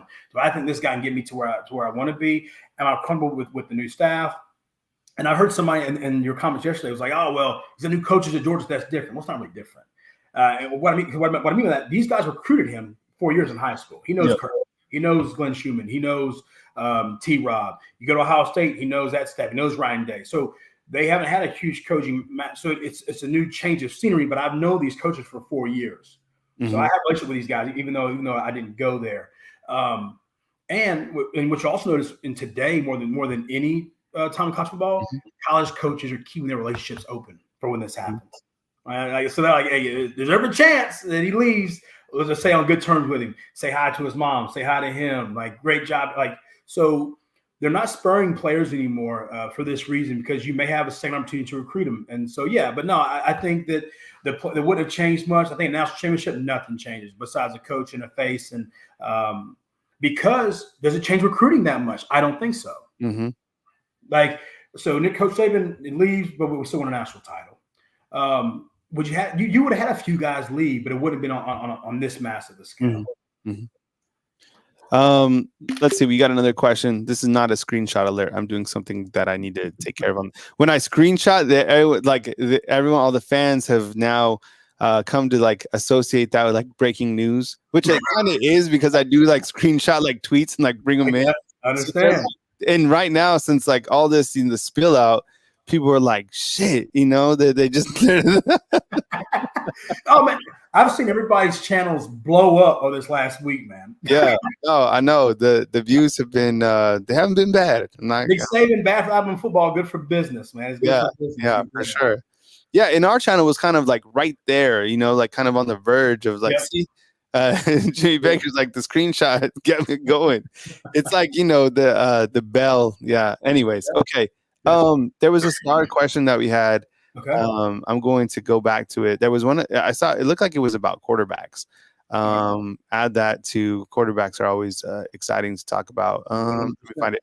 All right, here we go. Besides Milroe and Justice, now who do you think will be the biggest blow if this of the team? Second, do you think Justice will leave because Downs left, as they are good friends? Besides Milroe and Justice, biggest blow. Tyler Booker. Yeah, but he's not going. I mean, the guy is like all. Yeah, I guess, but if you're saying has potential to go from Jaheim Otis. Jaheim Otis is your starting interior defensive lineman next year. Texas is going insane right now with the rumors they want to sign him. Like that Texas is going nuts on their boards if he comes available. There are rumors out about Jaheim Otis, just like Keon Keeley, that he could be interested in transferring out. I think he's huge. I think Damani Jackson goes back into the portal. That's big. Oof. I think like that. Nobody's talking about that, but he can do that. Like he's got 30 days, even though he signed. Yeah. So if he decides to leave, I think now you're probably back to square one on that corner position. Now it's question mark. You could be having a true freshman in there. And then so I think that those two guys, Jaheim is like that's big, but Damani Jackson, he would just say, yeah, man, no Saban. Wasn't going well at USC. I'm not going to try it here with new coaches again like this. So I'll be out. I think that'd be big. Mm-hmm. That's kind of what I was thinking too. I mean, that's kind of like that. I think that freaked a lot of people out. Double dipping the portal, man. But I have heard the Jaheim Otis stuff too. Look, I guess like playing Mr. Brightside, I feel like Tim Keenan kind of outplayed Jaheim Otis. I think Jaheim Otis had a better season the year before. Yeah. But that's just my opinion. I agree. Jaheim had a banged up year. His ankle, his knee was banged up from week 4 or 5 through the rest of the year. If you notice, week 1 through 3, no knee brace. Week 4, knee brace. Rumors came out that he was pretty bruised knee, twisted ankle, and it kind of nagged him the rest of the year. But I also think he played out of position. I don't think he needs to be that wide on the defensive line. Like he's more of an interior lineman to me. If you look at how they play him at A&M, he collapsed the pocket. Like A&M was one of his best games. From just creating havoc and collapsing the pockets up the middle, so to speak. But that's where I would put him at. He's a defensive tackle. I wouldn't even have him on the strong side end or any kind of end. Put him on the inside. And also too, I think when you lose a lot of weight, that's different. I mean,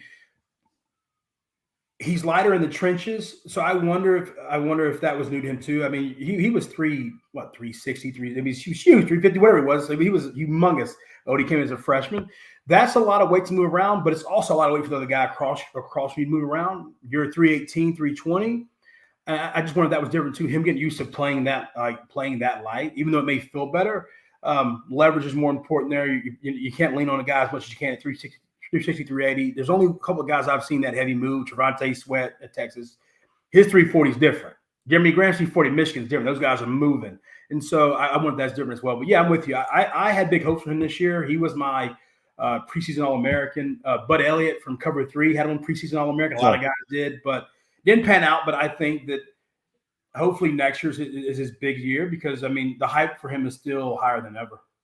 Hey, fam, inside the comment box, we got Will the Scout on for just a few more minutes, but hit the thumbs up on this segment and definitely go, support the content. So when you see a video out by us, hit the thumbs up. We want to definitely have Will, brought on more, content creators like you. So, this has definitely been great for a lot of people.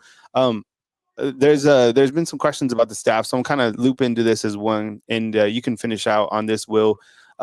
The new staff hires, and I'll kind of zoom in on that. If T, can you make all this out, Coach, on your side? I mean, so people want to know about the new safety hire, which is Colin Hitchler, and I think Kane Womack. If you can just hit up on the new coaching staff, maybe from the safety and the defensive side, and then kind of just sum it up with the coaching staff that Coach Kalen DeBoer has put together so far. Yeah. So defensive side, I've seen a lot of people ask as far as Kane Womack. What kind of system does he run? Is it 4-2-5? Is it a nickel? It's tomato. It's where the defensive coach, like whatever his terminology uses. Kane calls it a 4-2-5. His terminology will be different. Like he used like wolf and husky. He uses different terminology for a very similar defense. That's what he'll run. 10-3 2 years ago at South Alabama. 8-4 last year. Beat Oklahoma State at Oklahoma State. Like has got considerable wins. His defense is very good. He was the defense coordinator at Indiana between 2018 and 2020 while Kalen DeBoer was on staff there. He was up for the Broyles Award in 2020 for best offensive defensive coordinator in the country. His defense led the country in turnovers with 24th that year. He was top 3, top 5 in every category with 3-star talent. And so now you're giving him better guys. So I'd expect a bigger impact defensively speaking for him. But also sometimes you need change. And I think you have a lot of hungry guys this year want to get playing time, get on the field, which should create great competition and hopefully a nastier, hungrier defense. But he was a great hire. Like I think that anytime you can get a DC that has head coaching experience and knows how to manage people, knows how to manage your roster, knows how to put guys in the right position, and has had great experience as a DC, get him. He's still young. He's still in his 30s. He was the youngest DC in the country in 2020, so I like him a lot. Maurice Linguist obviously comes from Buffalo, but he was a DB coach at Mississippi State, Texas A&M, Dallas Cowboys. Big recruiter in the South, which is another reason why I think that Kalen DeBoer got him. He's not just a guy from the North. He's from the South. He just went to North to coach. So opposite of what Kalen DeBoer is doing coming out West to here. But he's been a great recruiter, and he's a great developer. So I think as far as a DB coach available, great to get. And like I said, the co-DC, that's just for a pay raise, and he'll be that passing game coordinator on defense. Yep. Freddie Roach, obviously, we know Freddie been there for a long time now. Keep him, keep your D-line happy, but also keep a little bit of relevance and continuity in the building. So I like that. And then I don't think there's another D-line coach available that I would hire over him. So I think he's great. The safety coach, so Colin Hitzler, he's exciting. He's Wisconsin's best recruiter. So as far as the safeties coach is great, but his recruiting has been great. And I think that was another big reason why.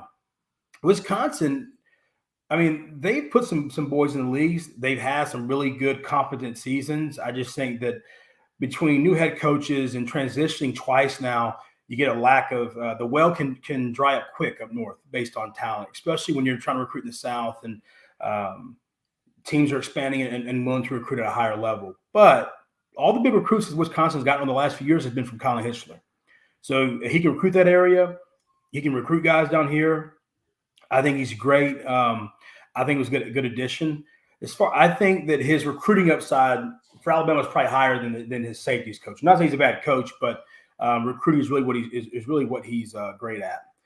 What's interesting is the Scott Huff, like you brought him at D-line too. Yep.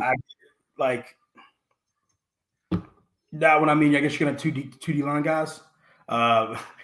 Given input, I haven't heard much about him. I know he's from the DeBoer coaching tree, but I don't have too much to say. Like in depth, I don't think you're gonna do anything astronomically different with two guys coaching the same position.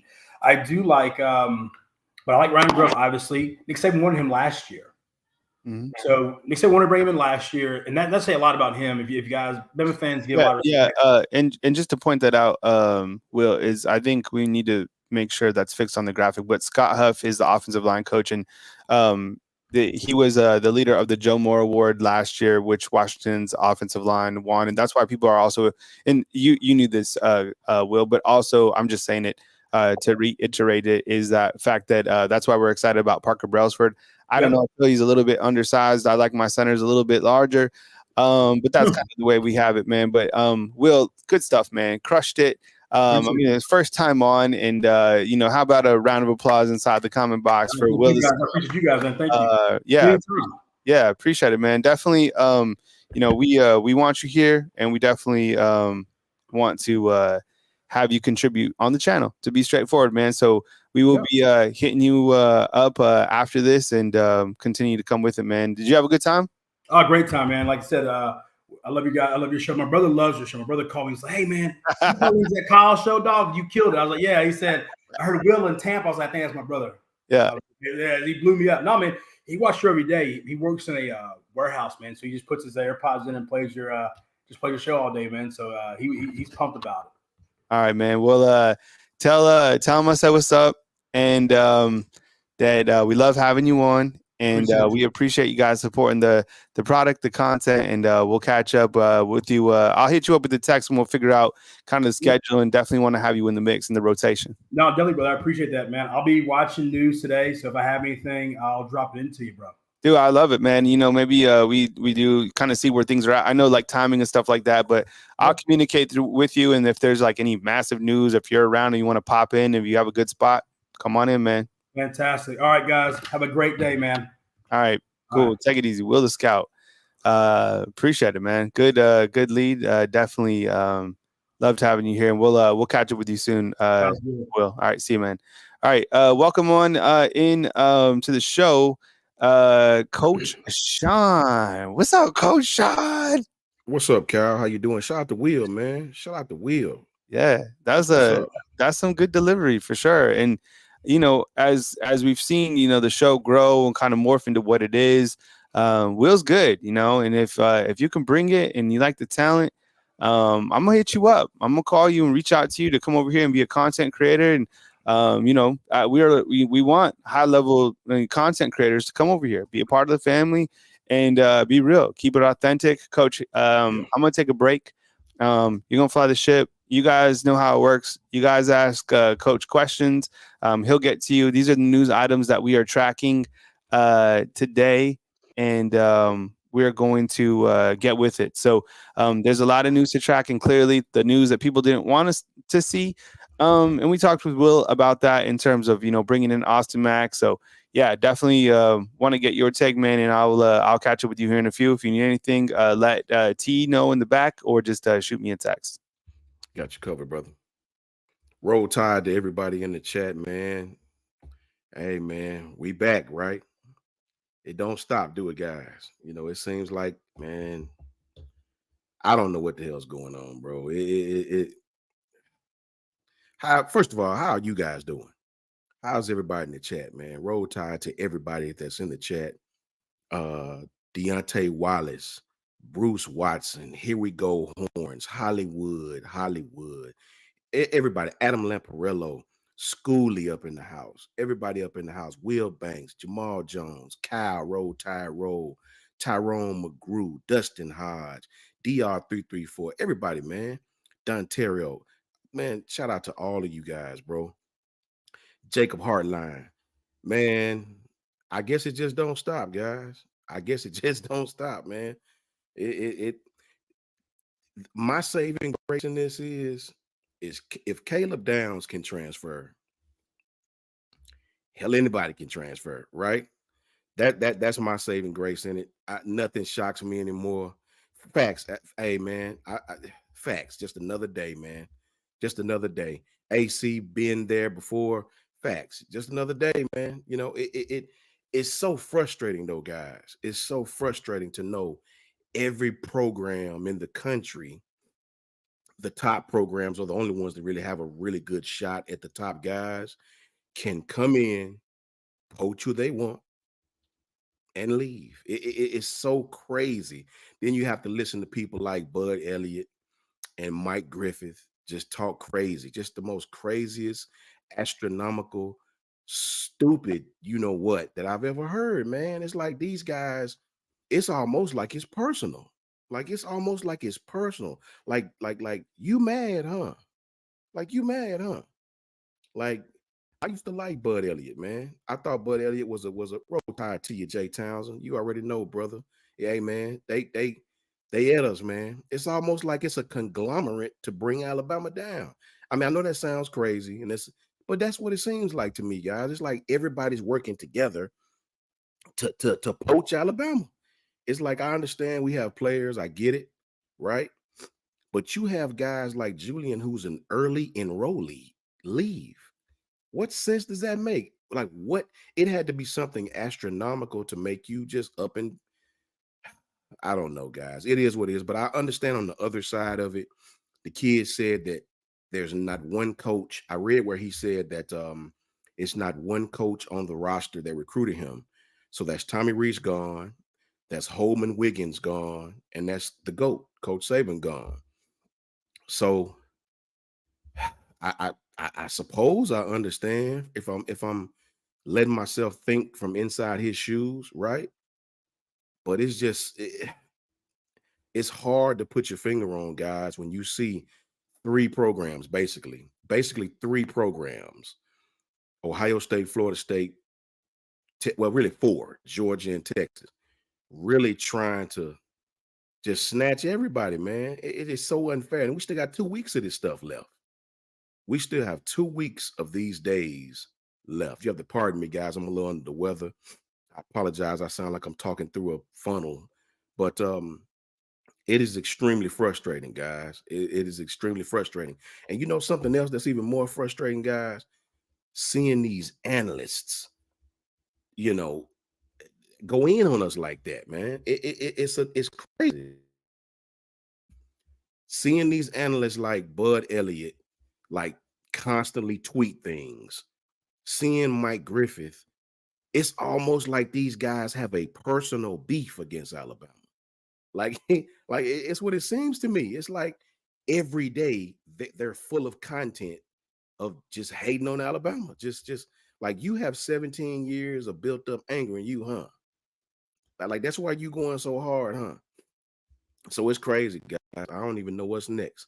Crimson Blood 22 starting it off. What you got, brother? You got Coach Sean is the best. He's not entering the point. Hey man, I appreciate you, Crimson Blood. We're gonna ride this out together, bro. We're gonna ride or die till the wheels fall off with Bama. It doesn't matter, you know. If they all leave, I'll still be here with you guys if you'll have me, right? So it's crazy right now. Ben Allen, what's up, bro? Travelpreneur Sportscast, home team. What's up with you, bro? Marquita, what's up, bro? Here we go, horns. It's crazy right now, man. Sandman in the house. Sandman, I need you to tell your Texas people to calm down. I need you to tell them that Bama people are tired of you coming to take our players, offering these absolute ridiculous amounts of cash. Can you please calm down, Sandman? Can you leave us some players, please, man? This is ridiculous, bro. Julian had a really bright future here. Really, really bright future, right? And the pieces of the puzzle are all coming together now. I doubt that Julian woke up this morning and said, okay, I'm going to hop in the portal. This has been something that the young man obviously talked to his, talked to the coaches about, obviously. This is the reason why they went and got Austin Mack, the 6'6" kid from Washington, because I was wondering, why would they go get another quarterback? I don't understand that. I just don't know. I don't understand. Now it makes sense. It makes sense why they offered the 6'6" young man. It makes sense now. They must have known that Julian had plans of entering the portal. So they went and offered the young 4-star kid from Washington. I did some research on him, and he's a dog player. He's a great player, right? From California, exchanging one Californian for another. Kid is 6'6". Kid has a live arm. Young kid, he's kind of frail. He's small. He's going to have to get in the weight room very soon. But kid is talented, man. It's just like, what can we say, guys? What can we say when you have kids like Julian, who was an early, and think about that for a minute. This kid was an early enrollee, right? He enrolled early to play. This is how much love he had for the University of Alabama. And now he's leaving. So, man, I almost don't even have words for what's going on, guys, right? It's so unfair, though, bro. I know that's the rule. If the coach leave, I get it. 30 days of this, right? We can't poach anybody but Washington kids, right? It's crazy, man. It's crazy. Like, it's past crazy, to be honest. Robert Moody says, Sean, I'm here, but as a lifelong Bama fan, I'm starting to feel a bit purple. I feel you, bro. Need a little crimson back. Man, I'm right there with you, bro. I am right there beside you, man, because this kid it hurt me, man. This kid is a young kid. He obviously loved Alabama, never wavered on his commitment, never was at Miami when they was trying to shoot subliminals, and he wasn't even wavering a bit. This kid was all Bama. So to see this kid leave, That's tough, man. That's tough. That's very tough, right? But I don't know where it stops either, man. I don't know where it stops because we got 2 more weeks of this stuff, man, And honestly, there might possibly be more, man. That's the sad part. I think we've had 26 guys to leave the program, right? So I don't know, man. We just got to weather the storm until the portal reopens legitimately so we can put our stamp on some things so we can start poaching some players, right? Right now, we just got to stop the bleeding, man. Heard that Bill O'Brien went to Ohio State, but I got a different take on this, guys. You might laugh and you might laugh me clean off the set, right? I might laugh myself clean off the set about what I'm about to say. Bill O'Brien was terrible at Alabama. We all know that. Like some of the offensive calls this guy had. I even seen Coach Mook making jokes about him. I was in the comments laughing. This guy did not have a good run at Alabama with some of his calls. Bill O'Brien is a 100% pro coach. We all know that. But I will say this, the Big Ten is not as wide open as the SEC. The Big Ten doesn't have a lot of aggressive passing style offenses. No Jalen Milrows running around that conference, right? Sort of 3 yards in a cloud of dust, no matter what offense you're talking about. Along with their wide receiver talent at Ohio State, this guy might actually do well at Ohio State. That fits him there. He's a Big Ten guy, right? You bring Oregon into the Big Ten. Now they're a space team, a team that like the one-on-one space, wide open. A lot of offenses like that in the SEC, obviously. And Bill O'Brien just never was able to adjust. He never was able to adjust to the defensive speed of the SEC, right? I think the Big Ten fits him, right? That's his style, right? So it wouldn't shock me to see this guy do a little better at Ohio State in that genre of football. John Dold. John says, end of the day, coach, some of these dudes lack heart and don't want to compete. Next man up. I don't know, John. I don't know if it's that or is it the money or is it they don't have faith in the coaching staff. I don't know, man. What's up, John M? How you doing, bro? I don't know what it is, man. Maybe it's a conglomerate or maybe it's a little bit of both. All I really can't put my finger on it when you have this many kids to leave the program. I just don't know. I know for a fact there's being inducements being offered, right? We all know that. But I just don't know, man. I don't know why kids like Tyler Booker and Jihad Campbell stay. These guys could have got plenty of money, right? So it's clearly not about the money for these kids. Why would it be about the money for some of these other kids? Some of these kids don't even come from um I'll say humble beginnings like that. Some of these kids are they come from very good, well-off backgrounds, stable homes. So it's not like money is a problem. So it's just tough, man. It's tough to watch these kids go to rivals. It's tough to watch these kids leave out the door, especially the early enrollees. Kids that thought so much about the program, they enrolled early, to get those extra practices, to meet their teammates. You got to have a love for a school to enroll early, right? And to see those kids leave, that's tough, man. That's as tough as it get. But we're gonna be okay, man. We just got to weather this storm of everybody poaching our players until the portal opens back up in March, I think. Um, K Spray One, what's up with you, bro? Roll Tide. We just got to weather the storm, guys. We got to weather the storm. There's a lot of money being offered out there to these guys, and we got to try our best to get through it. I see Amari Knee enrolled at Texas, which I thought that was going to be the case. I thought that was going to be the case. These guys use the tight end a lot. They do. They use the tight end a lot. They're very versatile on offense. I mean, what can you say, man? The guy feels like he's going. I think this kid may have a better attitude than Jaleel Billingsley did, right? He wants to go somewhere where he can get a lot of targets. Whose fault is that, right? Is that our fault for not getting this kid the ball in situations where he was clearly open and clearly available to be thrown to, right? Is it his fault for being selfish and wanting to be me? I need more targets. I need more targets, right? I don't know, guys. I don't know the answer. I just know that it's a lot of under the table things going on right now in college football. And what better roster to poach than Alabama's roster? What better roster to poach than Alabama's roster? So you almost can't be upset at the rivals that's trying to poach us, right? They're just doing their job. If Kirby left tomorrow, Georgia would be the first roster that we invade, right? If Sark left tomorrow, Texas would be the first roster that we invade. So these guys are just doing what they're supposed to do, but it sucks to watch as a Bama fan, bro. It really sucks to watch 20 plus guys leaving out for no apparent reason other than NIL status. I even heard yesterday one of my partners called me and told me that even if Coach Saban hadn't have retired, that it was guys that wanted NIL raises. And I was like, what? So it's just a lot of BS going on in college football right now, guys. A lot of BS going on in college football. And I don't even really know how or where to start to explain this stuff. Is it the kid? Is it character? Is it money? Right? Is it parents? Right? It's something. It's got to be something, man. And this is why I said the NCAA has to get their arms around this, man.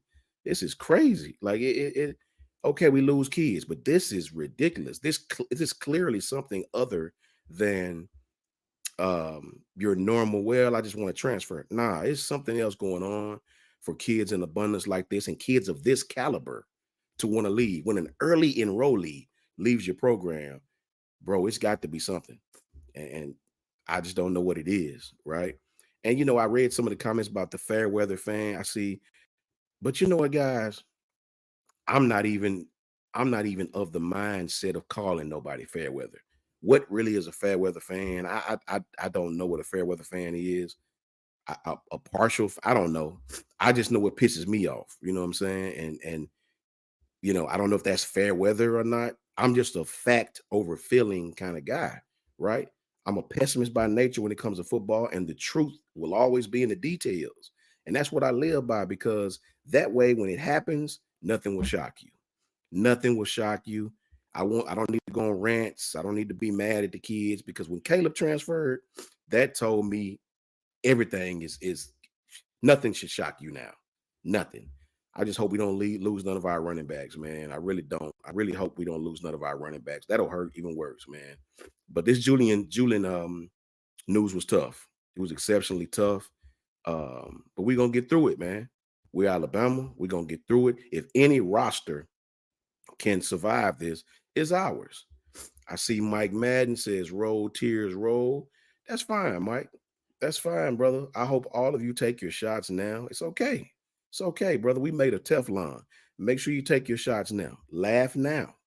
Get them all in. Get all your shots in. Mike Griffith, Danny Cannell.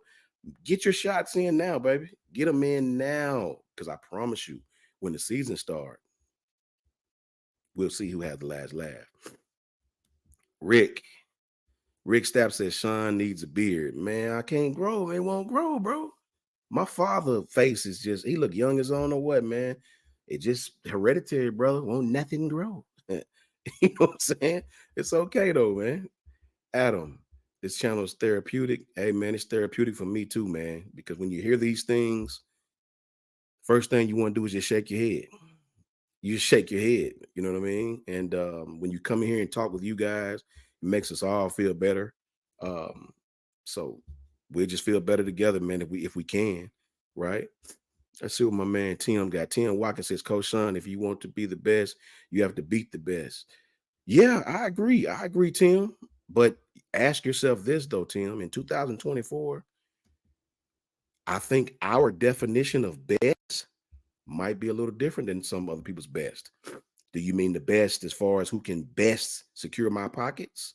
Who can best get me ready for the NFL? Who can best exploit me and put me where I want to be, right? Me. What is best nowadays, guys? What is best now? What does best mean in 2024 with what's going on in college football right now? It used to be best meant iron sharpens iron, right? It used to be, the best players you can play with will prepare you for the next level. What is best in 2024? I've been shown that maybe what I think is best is not what's best to these players today. So I don't know, man. I don't know, Tim. It's a little bit up in the air right now, brother. We got 14 more days of this stuff, so we just got to get through it. We just got to get through it, man. We got to realize that we do have players on this roster that do want to stay. The good news is we do have players that want to stay. We do have guys like Tyler Booker, like Jaheed Campbell. These kids want to stay. These kids aren't going anywhere. They've said it. Whatever. My legacy is here. I'm not leaving. So I much rather just show these kids love than keep harping on kids that's left. My brother Al Sanders, Coach Al, that's our coach right there. Love Coach Al's perspective. Love his insight on stuff. We all learn from each other, man. I love listening to Al. Shout out to you, Coach. I appreciate you, man. It's crazy right now, Al. It's crazy. The fans don't understand what's going on. Neither do I. When you got a kid like that to transfer early, it's crazy. Jack Burton says this is free agency without a say. Hey, man, exactly. Exactly. This is free agency without a salary cap. And that's the problem. You know what, guys? This is what Coach Saban spoke to. This is what Coach Saban spoke to. Coach Saban spoke to this. Coach Saban clearly said, this is not what I want to be a part of. You know, I'm used to recruiting kids for the development, for their future, to bring value to themselves, to bring value to the program, to try to elevate yourself for the next level. And if not the next level, for life itself after football. Not no more. No, sir. It's about who got the biggest bag, who can give me the biggest benefit, you know. I mean, it just is what it is. Like, there's no other way to say it, guys, but it is what it is. Let's move on. Marquita Easton and how the portal works. They knew. Yeah, I mean, the portal kind of sucks, if you ask me. The portal kind of sucks at the moment because I don't quite remember the portal being 30 days. I remember it being 14. I remember being 20 when the NIL packages started. I don't remember it being a whole month. I just don't remember that. If it was, maybe my mind behooves me. I don't remember another school getting a whole month to cherry pick off of everybody else's roster. That's very tough, man. We got Jameer Grimsley, who obviously we talked about, entered the portal. Devontae Smith, 2.0, hints at good news. We need some good news right now, guys. We need some good news right now. The sky's not falling, though. The sky's not falling. But it does hurt to keep seeing players that we have a plan for, a future for, keep leaving. That does hurt, man. You can't be a fan and lie about it. The truth is in the details. It does hurt to keep seeing that. And the part that pisses me off is all these other fan bases are like having fiestas, like they're having skating ring parties over this. Like, I keep seeing Auburn fans talk, and that is the most hilarious thing I've ever seen. Like, your programs suck. How can you keep talking about Alabama? You should be worried about your own program, like you really should. It just is what it is, guys. Let's see what the guys in the chat are talking about. I want to know what you guys feel. I want to feel what you feel. Let's see, Jason C. Jason C, a member. What you say, Jason? Jason says, you think Mac was first or Sayin was leaving first and Mac was a fallback? Nah, I think I can almost promise you Julian went to the coaches and let them know that he was interested in going into the transfer portal. That's why, because there's no way they recruit 4 quarterbacks, a fifth, and bring on a 5th one, right? You just don't want to waste scholarships on 5 quarterbacks, especially since this kid reclassified, right? Now, I can almost promise you, Julian alerted them that he wanted to go into the portal, and they obviously then knew of this young man and went straight for him. Because there's no way that you put 5 quarterbacks on a roster. That means you're pulling scholarships from another position. I know travel teams usually have 3 at the most, a couple of red shirts maybe, but to have 5 scholarship travel team quarterbacks, nah, that's very irregular. Very irregular. Here we go, Horns. Who is Bryce Yunt? Oh, I don't know who that is, bro. Bino, DeBoer didn't want him. Nah, Bino, I know that can't be the case, being that DeBoer comes from the West Coast, being that Julian is from the West Coast, was the best thing out there. No, I can't say that's the case. Bino, I can almost assure you that's not the case. Deontay Wallace says Sayin was going to transfer. Yeah, I think so. I think so too, Deontay. I think that young kid alerted the staff that he had plans on entering the transfer portal, and I think at that point you have no choice but to go out and supplant him, and that's just the world we're in right now, man. Tink says Cal don't transfer. No, Cal can't transfer, man.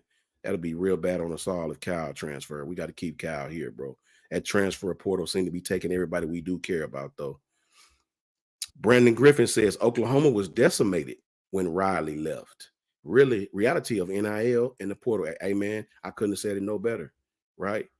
They are decimating the rosters. But even with Oklahoma, Brandon, I don't remember them giving other teams a month to raid Oklahoma. I don't remember them having that long. I think it was 3 weeks, 2 weeks. You know what I mean? I don't remember anybody having a full month, 30 days of, okay, now you can raid Bama's roster. They can't do nothing about it. So it's crazy, man. It's crazy. It shocks me because Ryan Grubb's offense fits Julian Sayin, right? Julian could have came in and competed. Don't know if he would have gotten the rotation or not, but clearly this offense benefits Julian. So to see Julian transfer after great coaches like this come in on the offensive side of the ball is very, very, very disturbing. Very disturbing. It I don't really understand, guys. Bama Stevens says spring portal will help us. It will. And that's kind of what I was saying a while ago, Bama Steven. The spring portal will, when the portal opens back up, it'll be a legitimate transfer portal for everybody, right? Then Bama can kind of go in, pick and choose what players they want. But here's the downside of that. You never want a team full of portal players, right? It's okay to use the portal to I guess add to position by position by position. Player here, player there, right? You don't want to bring in just gangs of portal players by abundance. You can't sustain the roster like that. That maybe will help you a year, maybe two, if they don't leave. So I would hate for us to be in that position, but it's to the point where we're so low beyond scholarship limits now that might be the only thing that will help us. DeMayo Gory. Let me see what DeMayo says. DeMayo says, Coach Sean, they already putting rumors out that Texas want Jaheim Otis. Yeah. I don't know which school it is, DeMayo, but I can definitely tell you that Jaheim Otis is being hailed. It's other players as well that are trying to get him up, trying to get other players as well as Jaheim Otis. That's a fact. That's a fact. I'm not going to mention the player that I don't want to leave because it seems like every time I mention a player, they leave. I'll just say I pray nobody in our running back room leaves the program, man. I pray that because, that's going to be a strong point for us. It just is what it is. Shout out to Taylor behind the scenes. I appreciate you, Taylor, more than you know. So yeah, man, it kind of sucks right now. It kind of sucks. Let's see what Greg said. Greg said Coach Sean was rude yesterday to you. You are growing on me today. Hey, Greg, it's all good, Greg. We all Bama fans, brother. We all brothers and sisters, man. Sometimes we fight, right? But can't nobody else fight us. We fight them, right? Sometimes we fight amongst each other, man. It's okay though, right? That's how we get our points across. Ain't number love on my end, brother. So yeah, it kind of sucks, guys. It really does. It's almost hard to praise the kids who are here because you don't know who's going to be here, right? The only two I know for sure that I can say won't transfer is Jihad Campbell and Tyler Booker because they came out and pretty much stamped it. Y'all wasting y'all time trying to give me money. I'm not going anywhere. So outside those two, I don't know who's going to be here. It's hard to even praise guy. I was just praising Jameer Grimsley. Look what happened to him the very next day. I was praising Julian Sayin. Look what happened to him today. So I'm scared to praise anybody, man. I'm almost afraid to praise anyone, man. We just got to weather the storm. Tink said it best. We just got to weather the storm. We got to weather this. It's going to be tough. It's going to be tough, right? You know, and that's what it is. We got to weather this storm for 2 more weeks and see if we can get through it. Let's see what Kendra P said. Kendra P says, Coach, the problem is these players have more love for the coaches than yeah, I mean, and I know that just for my personal self, coaching myself. Kids nowadays don't really commit to a university for the university. That's over with. And Kendra P, I can say we have to blame ourselves for that. I have to side with the kid on that one, and I'll tell you why. We allow coaches to come in, and Coach Al can speak to this. We allow kids to come in, and we see the coach that sat on their couch last week. We allow him to leave, right? We allow him to come in and give us a speech about loyalty and being having high character and all these great things, try to teach the young men to be men, and then we let him leave for a bigger check. And that has happened over and over and over again, as Mario Cristobal, right? So when the kids see that, at some point, they'll start gravitating to a coach and not the university, right? So when the coach leaves, what do you think they do? They're out of there, right? It's hard for a kid to come in and just say, okay, I'm going to commit to Alabama, right? Especially our school, because Coach Saban's shadow is so big. He casts a large shadow, right? So it's hard for kids to come in and commit to just Alabama. It's sort of to Coach Saban, to the assistants, to the coaches who sat on your couch, to the coaches who know your parents, who ate at my house. So it's hard, man. And then when you see those guys leave, it's just like the backbone is gone, right? You have a bunch of guys running around the building. You don't even know who they are as far as my leadership. And, you know, it's just different with these kids. These kids, as Kendra P said it best, they don't commit to the university. They commit to a coach. And when the coach leaves, the dam breaks, right? And that's unfortunately where the day we're living in right now.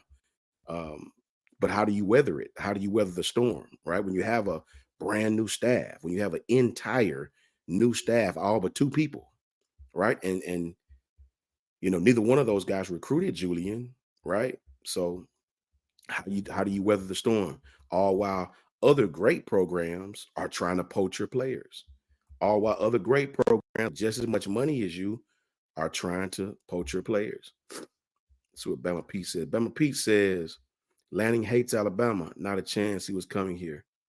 I don't know, Bama Pete, if he hates Alabama. I don't know. I mean, maybe you're right. I just know he did make a mockery of us on his commercial that he put out when he was smoking his cigar, letting everybody know he was staying at Oregon.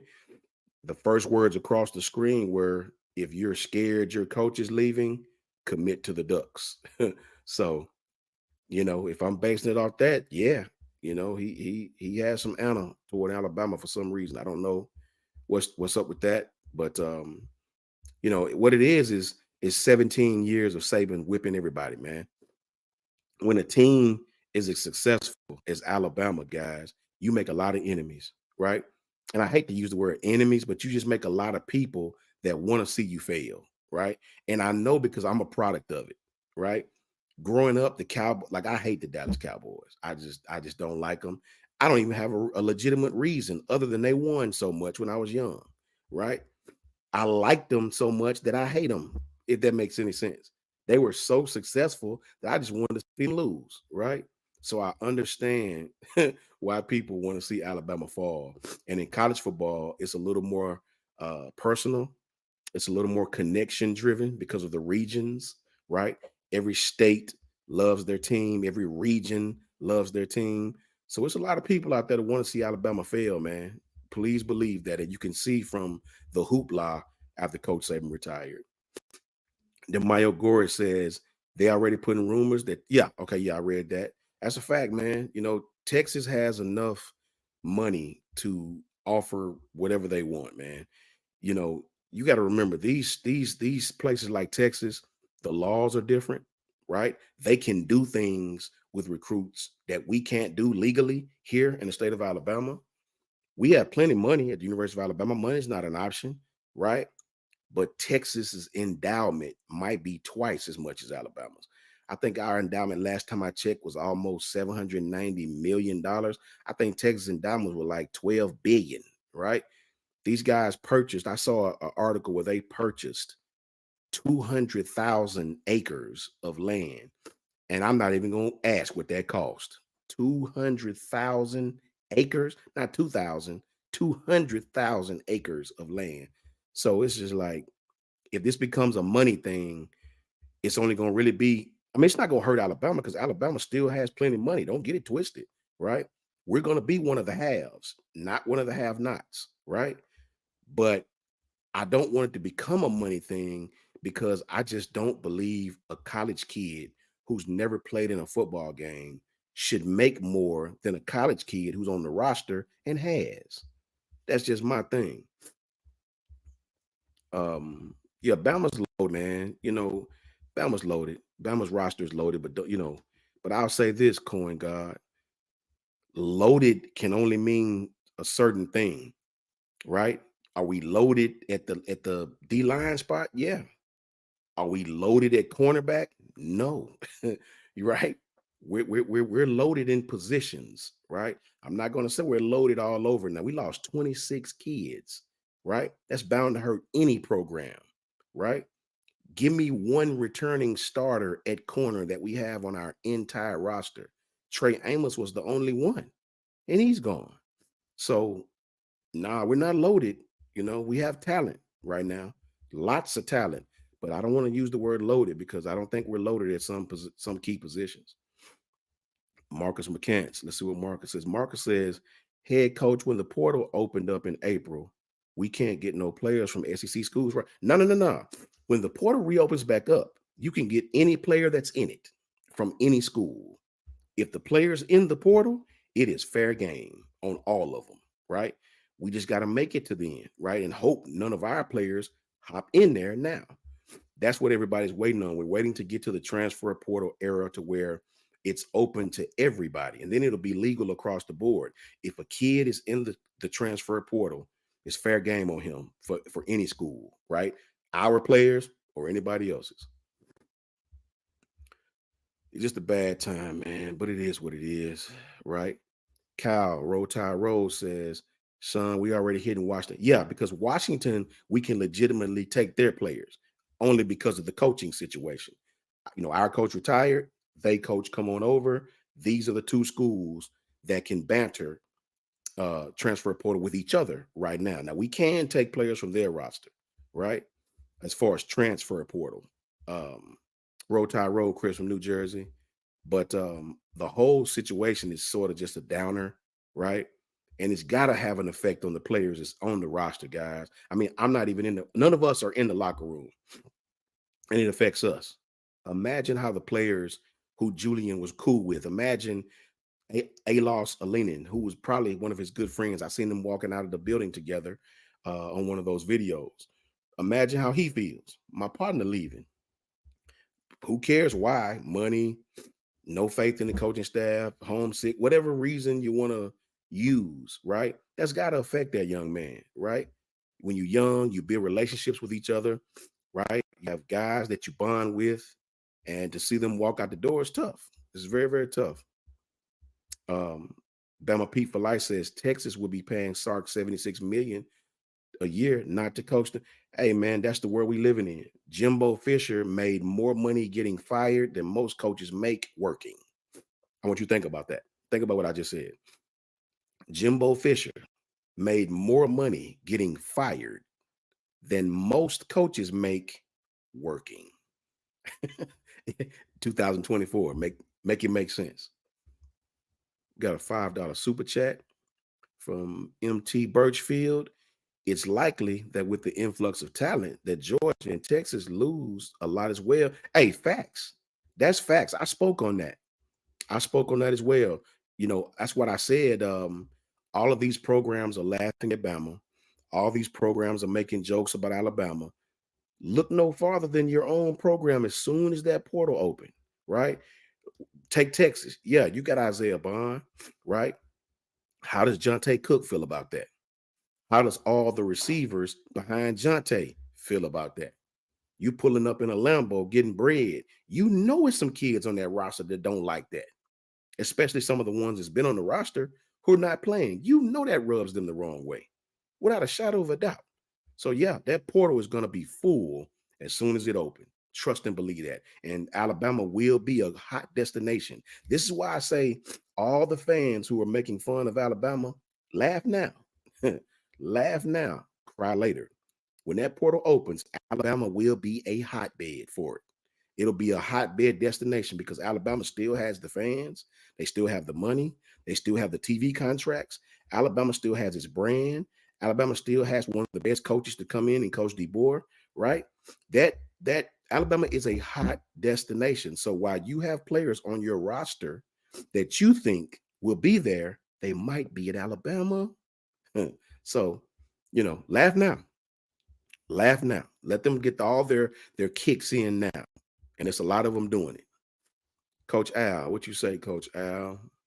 Al says Harbaugh is playing it right. Harbaugh is. He's waiting. But see, the NFL is not going to allow him to wait too long if he took one of those jobs. Harbaugh is playing it right. He's waiting until classes start. True. Michigan has their coach in waiting on staff already. Nick didn't have that. That's a whole fact.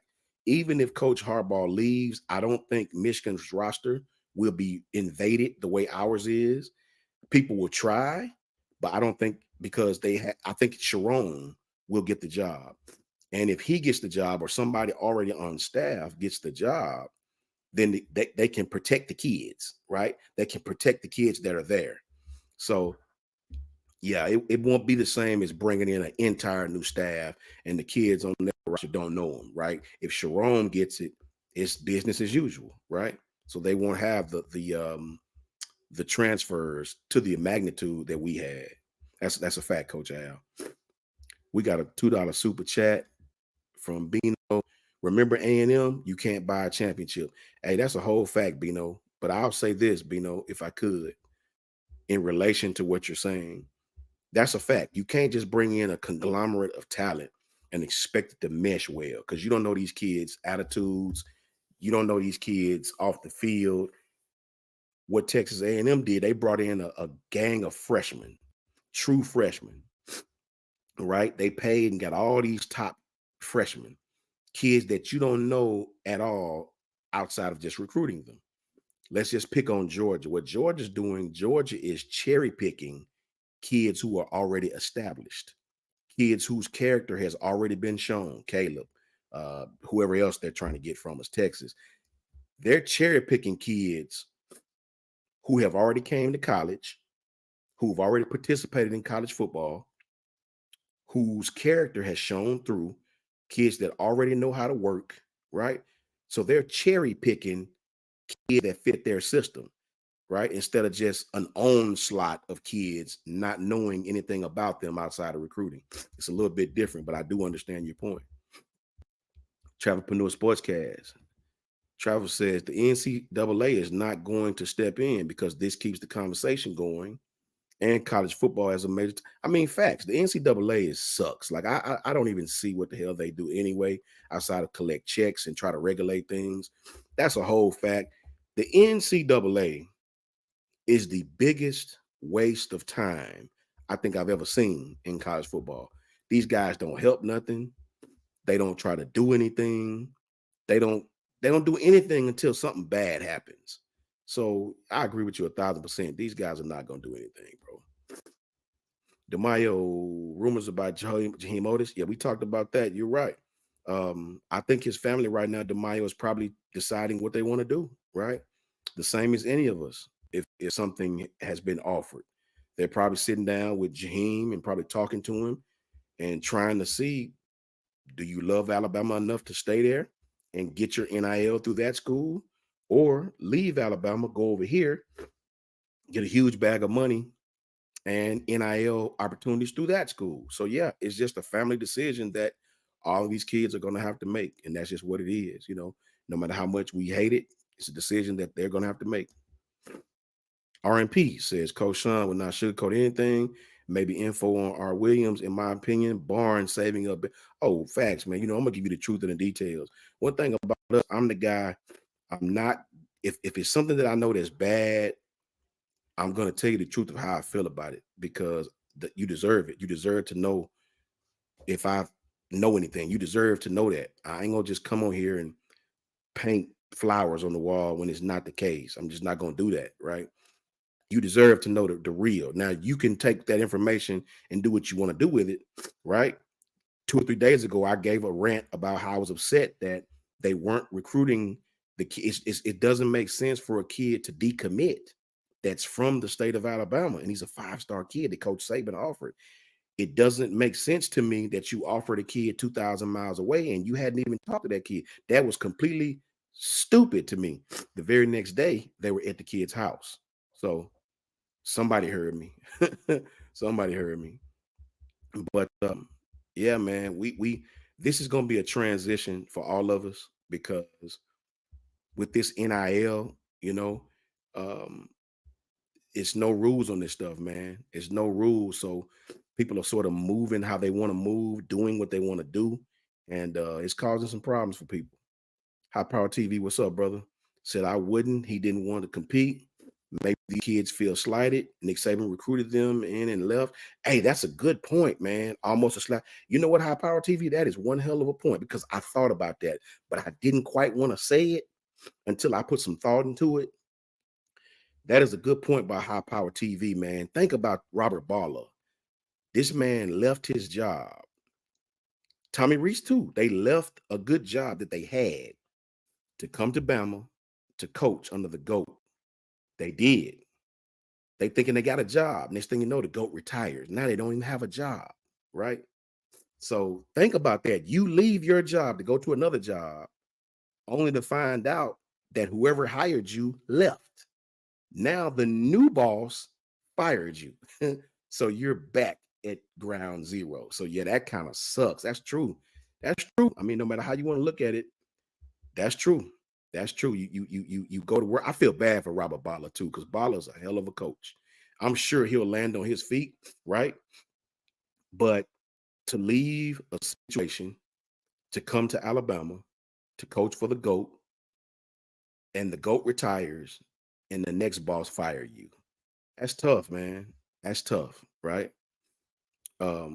Les Paul Jeff says Danny Cannell's a joke. Yeah. You know what's so crazy, Les Paul? He's such a joke that Danny Cannell, people may not remember, but Danny used to be a big-time analyst years ago. He was a young guy who had played in the pros, who had played at Florida State, and he was an up-and-coming analyst. But he started these personal rants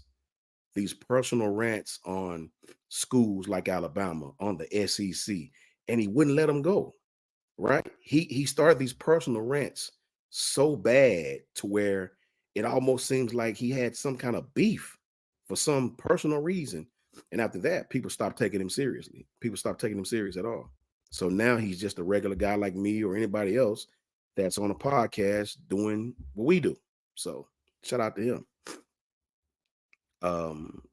Al Sanders says, facts, coach. Yeah, we will see when the season starts. That's a whole fact, man. The season can't get here soon enough, guys. You know what cures all of our woes and our miseries? Football, winning football. As soon as the season get here and we do well and we smash Wisconsin, everything will be in the rearview mirror. So put on to your seats. Let's get through these last portal days, and everything will be everything at that point in time. Robert Moody says Coach Son at the NCAA would implement a CBA and non-compete. Yeah, I mean, I don't know how they would do that.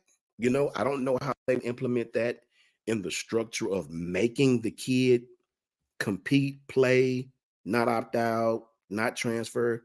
That would have to be some serious things to look at. I don't know how you would implement that along with the scholarship, right? But it's definitely got to be something behind the scenes being done, man. This is crazy, right? And I'm not just saying it because it's Alabama. If this was anybody else's roster, I would just be like, good night, man. This is crazy. Like, what is going on, bro? So yeah, I agree with you 1,000%. Schooley, my man Schooley, he says, Danny Cannell is the most pathetic dude out there. Dude don't realize no one. Yeah, I mean, you know what, Schooley? He does what he does. When you're in the position that guy's in and everybody's turned their back on you, you have to come up with these horrible takes, you have to pick a school and make them your target, because that way you can enhance your clicks and views, right? You almost are forced to say something stupid, right? That makes everybody click on you. Other than that, you won't even have any fans, right? So he has to do that, guys. He has to do that. That's something that guy has to do at this point in his career. And it's shocking to see Bud Elliott follow that on the same track. Shocking to see Bud tweeting out about Alabama over and over and over. Shocking, man. I know they're both Florida State guys, but good night, man. You know, the way they go, you would think somebody from Bama peed on their report or something. I don't know, man. It's like they have a real beef with Alabama. High Power TV says Coach definitely got some native in him. No beef. Hey, but High Power TV, seriously, my grandmother had some Indian in her. I don't know what kind or where, but my grandmother, if you saw a picture of my grandmother, her nose, it just looks like Indian people. So yeah, man, maybe I do, man. You know, Ben Allen says transfer rules shouldn't allow a player to transfer within the conference and play the next year. Well, see, here's the thing, Ben. Here's the thing. Let me highlight your comment so people can read it. Here's the thing, Ben. That's the way it used to be. It used to be you couldn't transfer in the conference, right? You couldn't transfer within conference. And if you did, you had to sit out a year. Well, that went out the window when coaches started transferring within conference. That went all out the window when they allowed coaches. Do you guys realize that Manny Diaz took the Temple job? And this is no lie. You can look it up. This guy took the Temple job. I think he was on that job for 3 months, the summer, and then right before the season started, Miami called and he left. Didn't say bye to the team, nothing. Cleaned his desk. He pulled a Lane Kiffin at Tennessee on him. He cleaned his desk out, shot them the deuces, first thing smoking to Coral Gables, Florida. So if the head coach and the adults can do that, it's almost impossible to hold the kids to a standard that you're not even going to hold the adults to.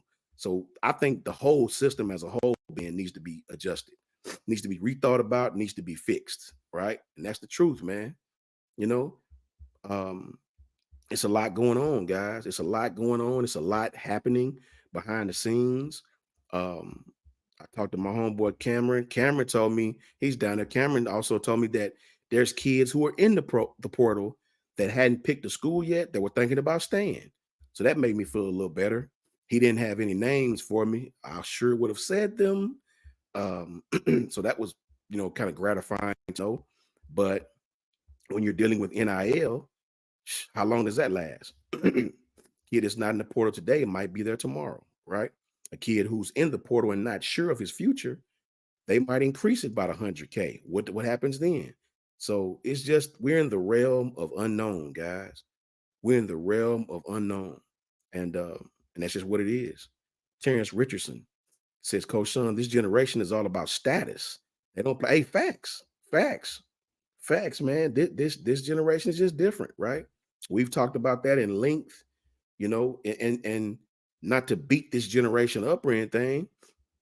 I sort of kind of, when I say us, guys, I'm not talking about us in the chat.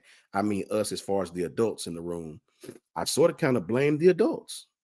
I do. I blame the adults because think about it. We give these kids recruiting shows. We tell them how good they are. Recruiting 24/7 shows and all these different recruiting shows. It is a live show that come on signing day in the morning and airs all day long. Right? Think about that. We give these kids a whole damn show to tell them how good they are. The stars and the 5 stars and the 4 stars and who's going where, and the anticipation builds up, and they got all the hats on the table, and it's a whole thing now. So can we blame these kids for coming in thinking they're being self-made prima donnas? It's our fault. Again, it goes back to money. Recruiting used to be quiet, newspaper, magazine, that type of thing. Lemming, those magazines back in the day. Now it's TV shows. You know why? Money. Everybody getting paid. Everybody, they make a whole show of it. And it's crazy because even at the Under Armour games and the All-American games, A kid will be about to commit, then they'll go to commercial to try to build the suspense of where the kid's gonna go. It's crazy. It's all about money, man. For God's sakes, guys, USC is in the Big Ten. A California school is a representative of the Big Ten Conference. Guess why? TV contracts, money. So college football as a whole has changed. We just got to make sure we grab on tight, hold on, and weather the storm. And I think Bama will be fine, right? The brand is the brand, guys. The brand is the brand. And that's what it is.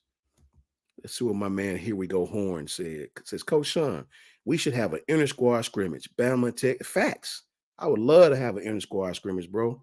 We bleeding a little bit right now, but hey, competition is competition, right? Here we go.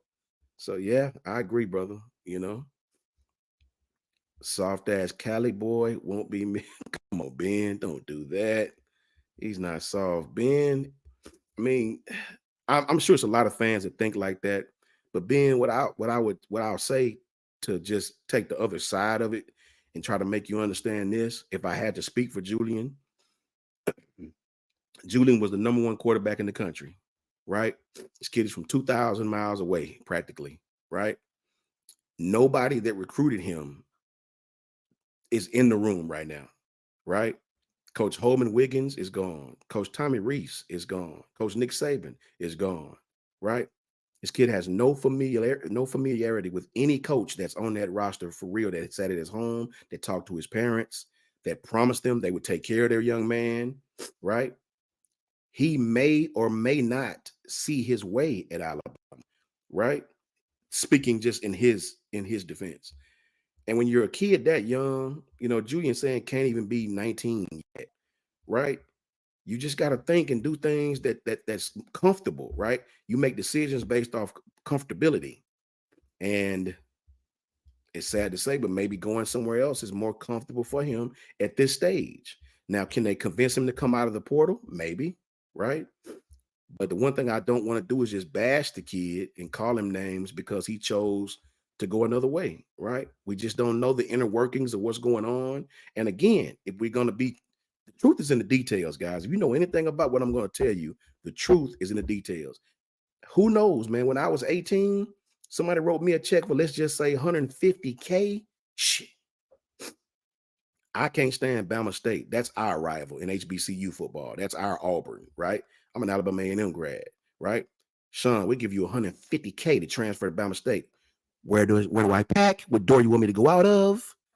You know what I'm saying? So, you know, I mean, you got to really be realistic, guys. You know, it's a lot going on in college football today, man. It really is. And unfortunately, right now, Bama is getting the brunt of it. Robert Moody says, Sean, I think there needs to be a CBA. Yeah, I mean, we all think it needs to be some type of cap or clause or parameters or something on this stuff, man, because it's going to get worse. It's going to get worse, guys. Collectives will start gathering monies. Collectives will start big up in their own universities and backing their own universities, right? And this stuff is just going to get worse. You know, it could come soon to a college near you. Don't laugh because it could easily be your school next. 1, 2 transfer portals coming for you. Facts. Yes. Facts. What's up, 3, Kyle? what's up, man? 3, 4. You better lock in the NIL deals now. That's a whole fact. It's coming. It's coming, guys. Michigan fans are sweating. They don't know. I mean, I get it. You know, it's going to be, you know, different in some regards because it seems like they do have a coach that they could just kind of hand the keys to. Yeah. 1, 2. That's it. How was it, coach? I appreciate you, man. Yeah, man. I'm struggling a little bit. You know, I'm trying not to suck snot all in the dead go mic, but no, hey, yeah. man. It's yeah, I mean, as we've like pieced this together, you know, we've been looking. I think we have a better feel on kind of like the schedule layout. So, you know, thanks for working with us on that, and I appreciate you, you know, jumping on the chat and leading the show, and you know, talking with me and T behind the scenes about like the scheduling and stuff. Doing a really great job. I mean, clearly the fans, you know, appreciate your context and you being here. So yeah, appreciate it, man. So No problem, man. yeah, I'll fly the ship, and I think I haven't really looked at the schedule overall. What is the roads conditions? Are you still snowed in up there with the ice? People are starting to move around a little bit. I actually went to the store early this morning, and but we're still closed, man. My company's closed. I'll be good till I think Monday. We're going to pick back up a regular scheduled Yeah, that's programming. But crazy, man. yeah, it's still kind of bad up here in Yeah. spots. It's still icy. So yeah, I'm here, man. If you need me anytime today, let me know. I love vibing with my people in the chat and my guys. Love them to death, and I'm here, brother. All right, cool, man. Yeah, well, I'll hit you up, and then as news happens, Yeah. we'll cover it all. But I appreciate you hopping in, man. Okay, man. I appreciate you. I'll be waiting, and roll tide to everybody in the chat. Everything will be all right, man. All Much right, we love. got Coach Sean waiting on deck. It's like the aircraft carriers, and you have like the fighter plane at the bottom. We just elevate to the top, Top Gun, and like send them out. That's how I feel like the staff is. So what's up, Smook? I see you inside the comment box. Thanks to everybody who is thrown in the super chats today. Ton of super chats. We appreciate it. I'm gonna open up the call line in just a minute. And what I've done too is I have published the video with Will the Scout and myself from earlier today. So you guys can definitely check that out. And when you see these videos, definitely hit the thumbs up. A lot of really good content creators make the product what it is today. So I appreciate you guys being here and rocking with me right here on Bama Football on YouTube. Man, 103,000. That's where we're at right now. Man, we're crushing it. And honestly, this channel is really supported. And one day you could be called up to contribute right here on Bama Football. I mean, that's honestly how we've started. So I took a quick lunch break and kind of, got myself organized. Because what was crazy is I didn't anticipate Julian Sayin hitting the portal. I didn't. There's some things that people kind of know, like, the same things. We're tracking everything. And then this morning, that happened like at 7:20. So started up the stream early, got it fired, and fired up. And now here I am with you. On the greatest Alabama ship in the world. Does anybody know what that's from? All right. So, look, I think when we look to this current roster and you look to the guys that are currently here, I still am not like utterly freaking out. Here's why. Talking with Will, hearing Sean, I still feel good about the offense. And you have Parker Brailsford coming in. Looks like he's going to be the center. So you have your two guards returning, your center. Really, you're starting to kind of see the offensive line. But I guess where I do have concerns are about the depth. But this is where I feel good, is that there's going to be another transfer portal window to open. And that means that Alabama can then finally get off its back and start, hunting down in the transfer portal. I like the guys coming in.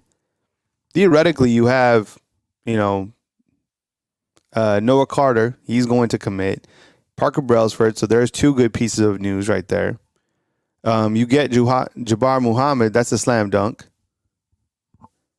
And other things are going to sting. And then who knows? Maybe we get some good news with Brian Williams. This would honestly be a gigantic weekend. I didn't know if I saw your tweet or not. I've been getting a bunch of tweets. Plus, I'm starting to get a little bit more active in the tweet game. Bama YouTube on Twitter.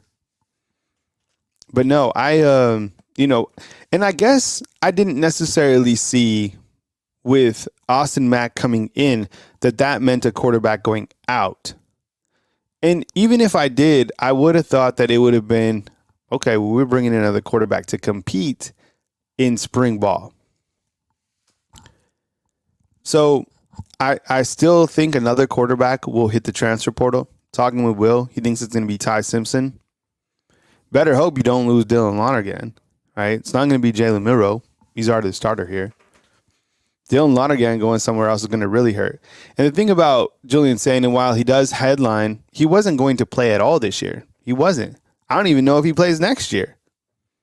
So he's going to play somewhere, though. And he's really good. Kid's a baller. Love his highlight tape, just hasn't played.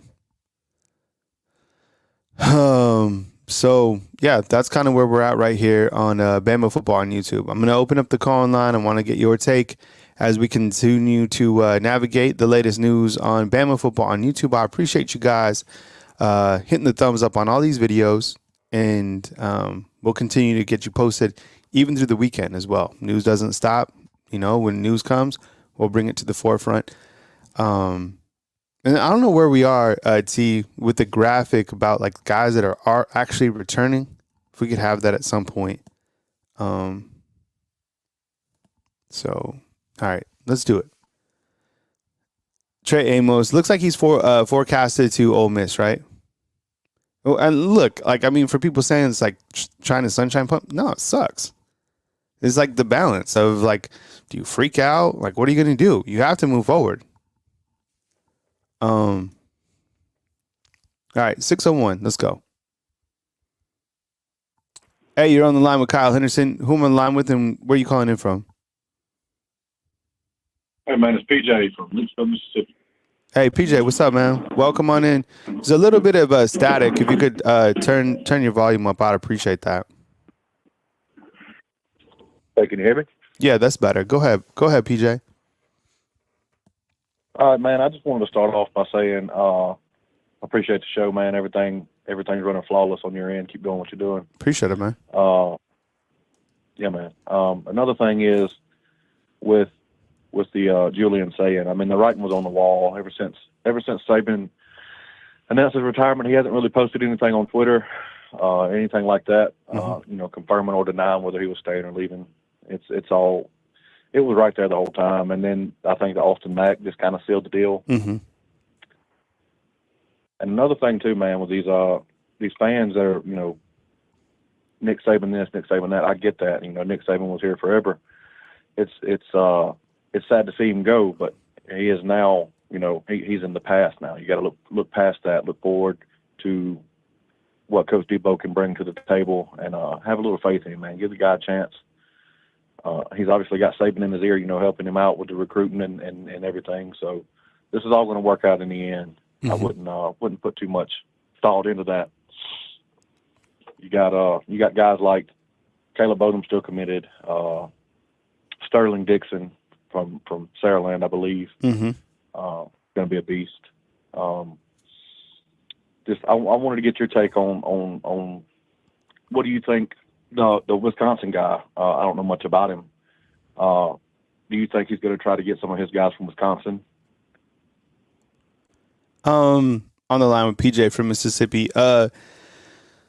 Yeah, I mean, I would think that they have a plan in place to look at, you know, where they are at in terms of spring football and like who's on the roster and where they're at from a depth chart perspective. And just because they might go into spring football a little light doesn't mean that, you know, they enter the season light. I mean, they're going to be where they need to be, but it's up to Coach KD to be able to put those pieces in place. And I think when these guys start to recruit and when you start to see kind of their recruiting philosophy, and I mean, don't be surprised. I mean, Alabama's going to have to load up on the transfer portal on both sides of the ball. I mean, we're already seeing, you know, some guys coming in this weekend that we've been highlighting. This isn't going to stop. You're going to continue to have these guys come in that are proven, that have played across the country, names that we haven't even thought of because we just haven't got through spring football. But once that period does open, there's going to be some major names that come to Alabama, and there are probably going to be some names that leave. So, yeah, it's a fluid world of college football. And I think with Julian saying, I don't, you know, just because like a lot of these players, like I've seen like, hey, this guy made a statement that he's locked in. A lot of those guys are great, and I'm excited that they're coming back, but they haven't proven themselves, so they don't have name, image, and likeness money being thrown at them. Grimsley's different. right? Because he just wanted, I mean, it looks like he's getting some offers from somewhere else, but a lot of these guys don't have an option. But let's see if they are still locked in next year at this time when they've balled out as a freshman. Seriously, just because you're locked in right now doesn't mean that next year you can't be poached, right? During some window. That's how it is now. So that's why I have this whole problem with this, with the Yay Alabama is like, okay, yeah, we're going to put money in, but do we get money back when these players go somewhere else? Like you get a percentage of what you donated back? Or do these players just get the money and they just get to leave? That doesn't make sense. I'm not touching that. I saw someone on I think it was Bama Online said that you should donate 10% of your income pre-tax to Yay Alabama, right? How would you feel every single time you've donated 10% of your hard-earned paycheck to Julian Sayin and the 5-star and like, yeah, we got him, and then he leaves? And then you get like an email from Yay Alabama's like, oh, we're sorry to inform you that Julian Sayin has left. Thank you for your contribution. Can you give us 15% more? Because we need a little bit more money now. Like, no. Because they don't get that money back, right? No, of course not. Oh, another thing I wanted to touch base on with you, man, was, obviously coaches can't just call a guy up and say, without being in the transfer portal and saying, hey, I got 300,000 reasons you should come to Texas. But is it still considered tampering if somebody they are recruiting talks to them on their behalf? Like say Steve Sarkisian talked to Isaiah Bond and he's like, hey, man, get up with Not Black. Tell him, I got 500,000 reasons for him to come. Is that considered tampering, or would that just be friendly conversation between two former teammates? Oh, that's a damn good question. I think that's happening all over. You don't think Amari Niblack just reached out to Isaiah Bond on the phone call, was like, yo, I saw you got a Lambo. How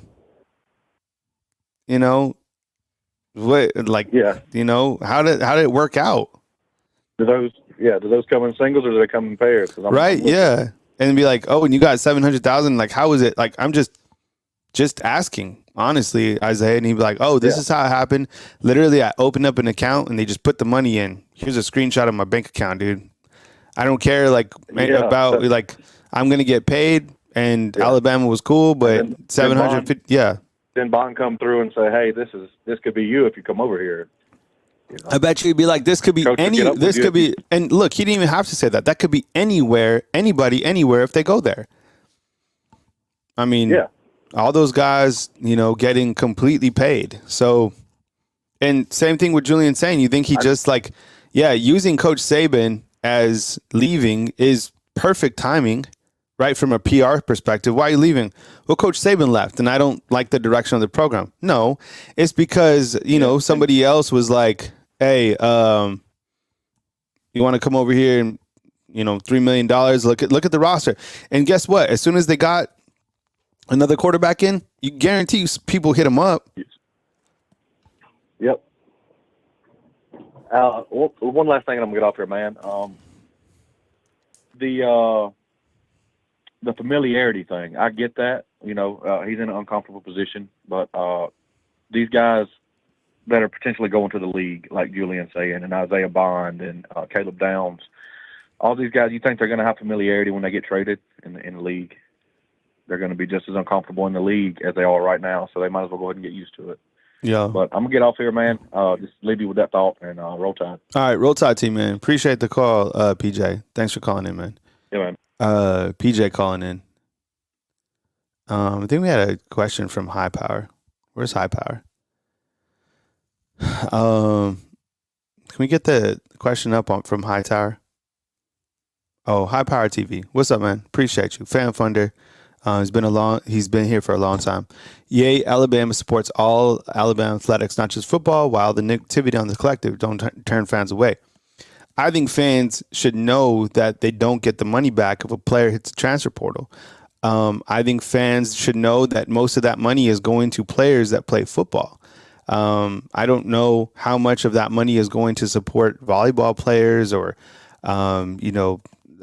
baseball players or whatever, but I guarantee you it's significant different. So, and basketball players too, right? I don't know, but all I know is just like there has to be another way other than like, you know, getting the fans. I don't know. So, I'm not against it. I think you should support it if you can, if you're in a position to do it. I mean, didn't they just boast that they had 1,200 people join? I mean, clearly people aren't turned away. It's the only thing that people are talking about right now. They've had, and by the way, High Power, I appreciate you. But it's like the hottest thing that people are talking about is this Yay Alabama. I mean, this talk, like they always say, you know, I mean, like the headlines are there, whether good or bad. Nobody knew really much about Yay Alabama besides the fact that Aaron Suttles is, you know, writing articles behind a paywall and a little bit about it, but it's still in its infancy stage. You know, I told you before, you know, we reached out to try to work with those guys too. And if they want to work out with us, you know, in some relationship and provide more context, get players over here so you guys can support them, I'm all for it. But I just, you know, there's a lot of money at the University of Alabama that you get from the football contract. And I think a lot of people are certainly getting paid millions of dollars. And I think a lot of that, Bama boy, the money is not up front. All right. Yeah. Well, I mean, I don't know. You know, I don't feel that, you know, we should be, let's see, Tracy. I don't know. I just don't. I have a hard time like paying for something and not getting like something for a return, especially if a player can just bounce out because of the NIL windows and basically like the transfer portal timing. That's what I'm trying to say. Tracy, what's up? Heads up, Kyle. When the next portal window opens up, Bama will not be able to get any SEC players. That's the SEC rule. February 1st is the deadline for SEC players to transfer to another school. Yeah, another strange point right there too. All these rules and everything coming down, it's like a complete mess, 1,000,000%. And I don't want to like get it twisted that I'm not like in supporting like Yay Alabama. Don't make me out to be like a bad guy. I'm just saying like it would suck if you like did pay 10%, you know, of your paycheck and somebody transferred. You know, like you'd feel like shit. Okay. Back to the phone lines. 512. Hey, you're on the line. Hey, Kyle, how you doing? What's up, man? Who am I on the line with and where are you calling in from? This is Jay Townsend calling you from Round Rock. What's up, Jay? Appreciate you coming in, man. Thanks for hopping in. Hey, yeah, a couple of things. First, on the thing with the last caller was talking about how players might be recruiting. Let me tell you, Texas, what they doing with these players, I don't know how much money they giving them, but when Jaleel Billingsley came here, he was driving a BMW. I live right outside Austin. Okay, what's the receiver? The other receiver, Tyler. What's his name? He came to Texas too last year. He was driving a Charger. Okay, all of them driving burnt orange cars around Texas. Okay, so I'm sure that Bond called Niblack and say, "Hey, man, you see what I just got? You know what I'm saying? Come on out here because they need a tight end. You know what I'm saying?" Mm-hmm. I smell that coming, and I was going to say something about that the last time I was on there with you. That I felt like he would end up being another Texas transfer. You know what I'm saying? But as far as Julian Sayin, I was thinking about that, and I think maybe he went to Coach KD and say, "Hey, I think I'm gonna go in the portal." Mm-hmm. That's why he brought that other quarterback on. You know what I'm saying? Mm-hmm. Might have been the opposite, but that makes sense to me because all the people that recruited are saying are gone. You know what I'm saying? Coach Saban and then the offensive coordinator that we wanted gone bad. Okay, you know they were the main people that he knew. So I'm predicting that he's probably going to end up going to USC, which is where he was, you know, that was his second choice when he came to Alabama. So that's where I think he's going to go. But let me ask you a question. I may be wrong, but I think the first time you spoke to Will, I think I heard him say something about that 30-day window is not actually a full 30 days because of the spring Mm-hmm. when spring classes start. Am Mm-hmm. I right? So Yeah, he he was somewhere saying. around the 24th. Yeah, he was saying next Wednesday was actually the day that things should slow down in terms of the portal. That's what I remember from him saying.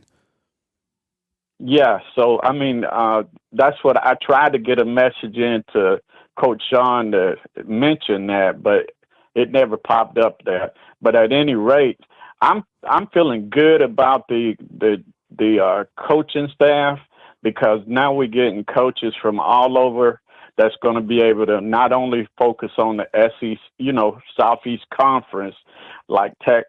I mean, even when you're talking about Texas is in the Southeast Conference, but most of our recruiters have been looking at Texas, Alabama, Georgia, Florida, Louisiana. You know what I'm saying? Mm-hmm. And they haven't been concentrating on the Midwest and northern states.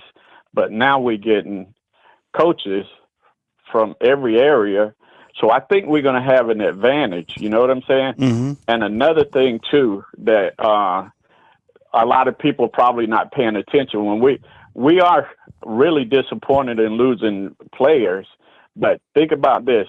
Those players going into these schools, there's some people that were sitting there waiting for an opportunity that are good players that's going to end up leaving that school. So when that transfer portal open back up, Alabama's going to get a lot of those guys that would have been moving into starting positions or second up. You know what I'm saying? Mm-hmm. So, I mean, it's going to come back.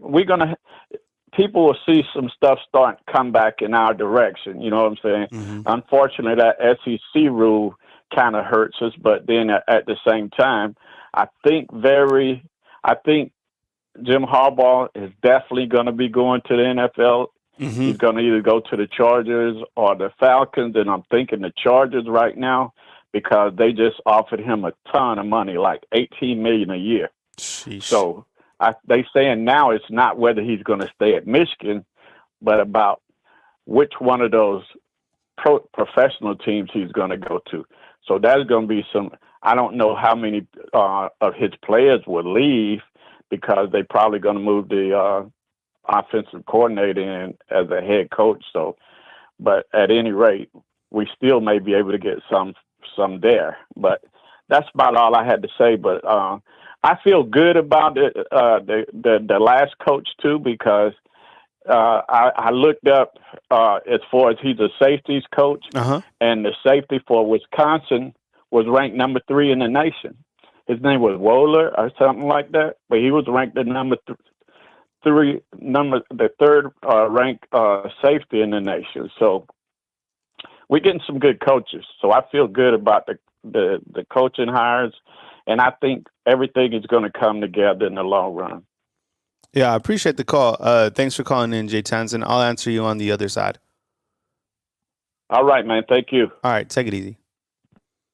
And you know what I'll do to kind of get more insight on Yay Alabama? What I'm going to do is I'm going to reach out to their executive director or Aaron Suttles or someone like that and see if they want to come on and explain it down to the science so we can have a better understanding, and maybe that's something that we could have as one of our interviews. Maybe that would be cool. Thumbs up if you think that's a good idea. All right. Let's see. We have a 651, a 262, 404, and a 256. What's up, Jesse? I see you inside the comment box. Appreciate you being here. We have Roy, who just became a fan funder. Hit the hyperlink above this video to become a fan funder of this YouTube channel. Appreciate it. As low as $2.99. Remember, free to watch, not free to produce. And then Ben Allen's what are your thoughts on players forming a player union? Man, that's crazy. I mean, I could theoretically see, I don't know if that'll ever happen. Just like changes. I would love to see Saban forget the senior advisor role, like figure out a way to get with, high level officials to figure this out. This is not right. Like what happened to Florida State? I know we don't, Mike from Riley talking all that smack. What happened to them wasn't right. The transfer portal window is like wiping these teams out in terms of, the NIL and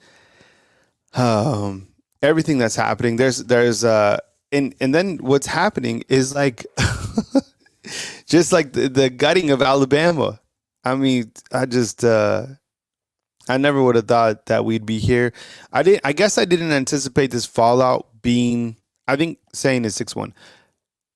I didn't think that the fallout would be this bad following him. I really didn't. I guess I was just naive because this hasn't happened before. I thought there would be maybe a few, but like the names are so significant, it just hurts every time. I don't think there was one person that saw Julian Sayin hitting the portal. Right? Out of all the people who have scoops and all that stuff, I don't think about it. So I don't think anybody had that until we saw Austin Mack join him. People were talking about him, and the next day he's out. So Ryan Williams coming in. He just let's get a tweet up of Ryan Williams. Kyle Henderson transferred next. Ryan Williams will be in town. Why is that significant? I mean, guy is an absolute baller. And this is his official weekend. So what a huge opportunity for Coach KD to get him committed. Let me ask you in chat. Kyle, come to daddy. The transfer portal. Let me ask you in chat. Do you think that Ryan Williams will commit to Coach KD this weekend? Here's what Ryan Williams said. Looks like he's extremely happy. Do you think this is the good news? Let me ask you in chat. Do you think, yes or no, thumbs up, do you think that Ryan Williams, 5-star phenom, recommits? Because he committed, then he decommitted when Saban retired, literally like right after. Do you think he commits? Yes or no? I want to hear from you.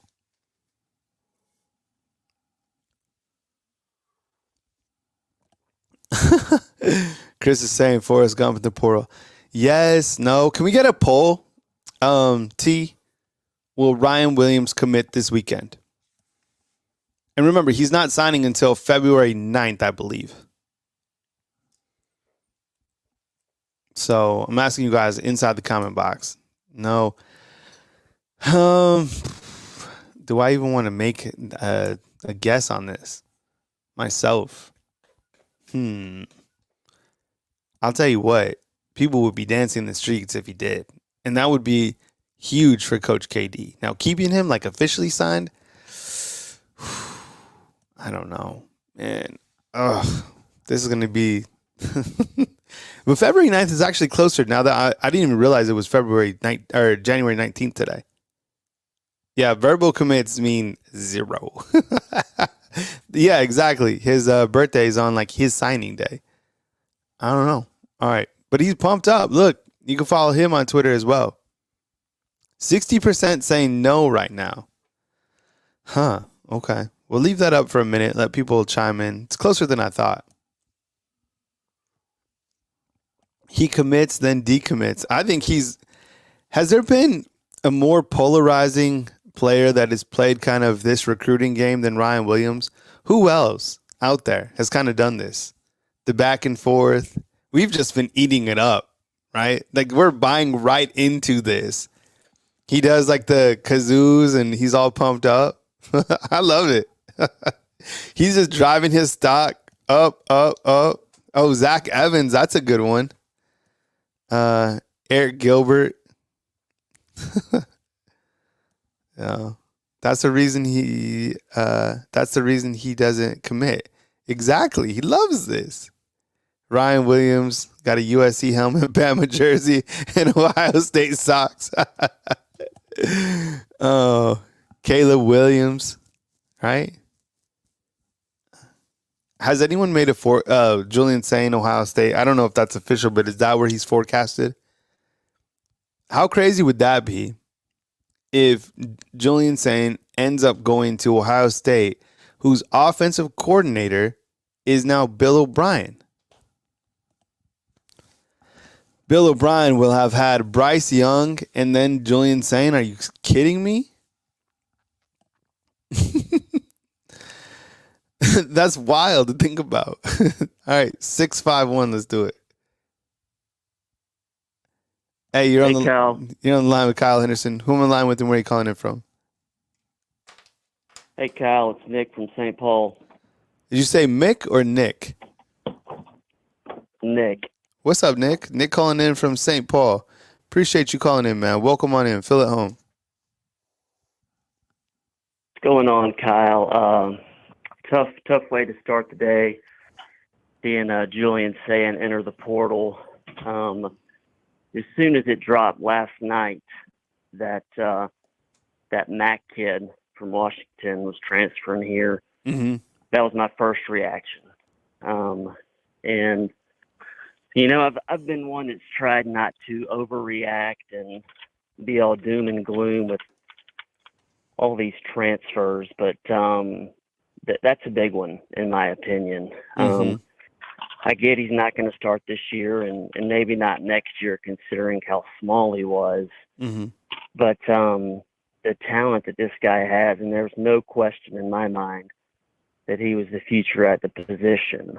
And I think that's my first sign that I've really questioned DeBoer. You know, if you're DeBoer, you meet with the quarterbacks, in my opinion, and you never want, you know, players to be making decisions as, you know, and dictating what you do as a coach. But I do think if you're DeBoer, you're coming in, you're trying to keep the trust of these guys, you're trying to build relationships and keep them on board. I think you meet with the entire quarterback room, and I think you say, hey guys, I believe in this room. You know, this is the most important position on the team. I'm more than happy with what we have here. How do you guys feel about me bringing in, you know, this Matt guy from Washington? He knows the system. All he's going to do is, you know, help you guys out, push you, teach you guys the system, help make it a smoother transition, you know, get somebody in here that knows how we operate. And I think if he would have gone about it that way, which it doesn't sound like he did, I think, you know, Sayin maybe sticks it out. But you really have to question, you know, the recruiting tactics DeBoer used to try to keep somebody like Sayin. You know, it just seems like it goes hand in hand when Matt commits and then immediately Sayin, you know, enters the transfer portal. So I think that's a bad move on DeBoer's part. You know, and I'm hearing all this, you know, Max is 6'6" guy, you know, he's a guy that you want first off the bus. I could care less about, you know, oh, you want this guy to be first off the bus. He's physically imposing. If you look at his tape, and I looked at his on-3 tape last night as soon as he committed, and to be as big as he is, it seems like he struggles to get the ball downfield. He doesn't seem like he has a smooth release. It's definitely not a quick release. I will say those were his sophomore and junior highlights.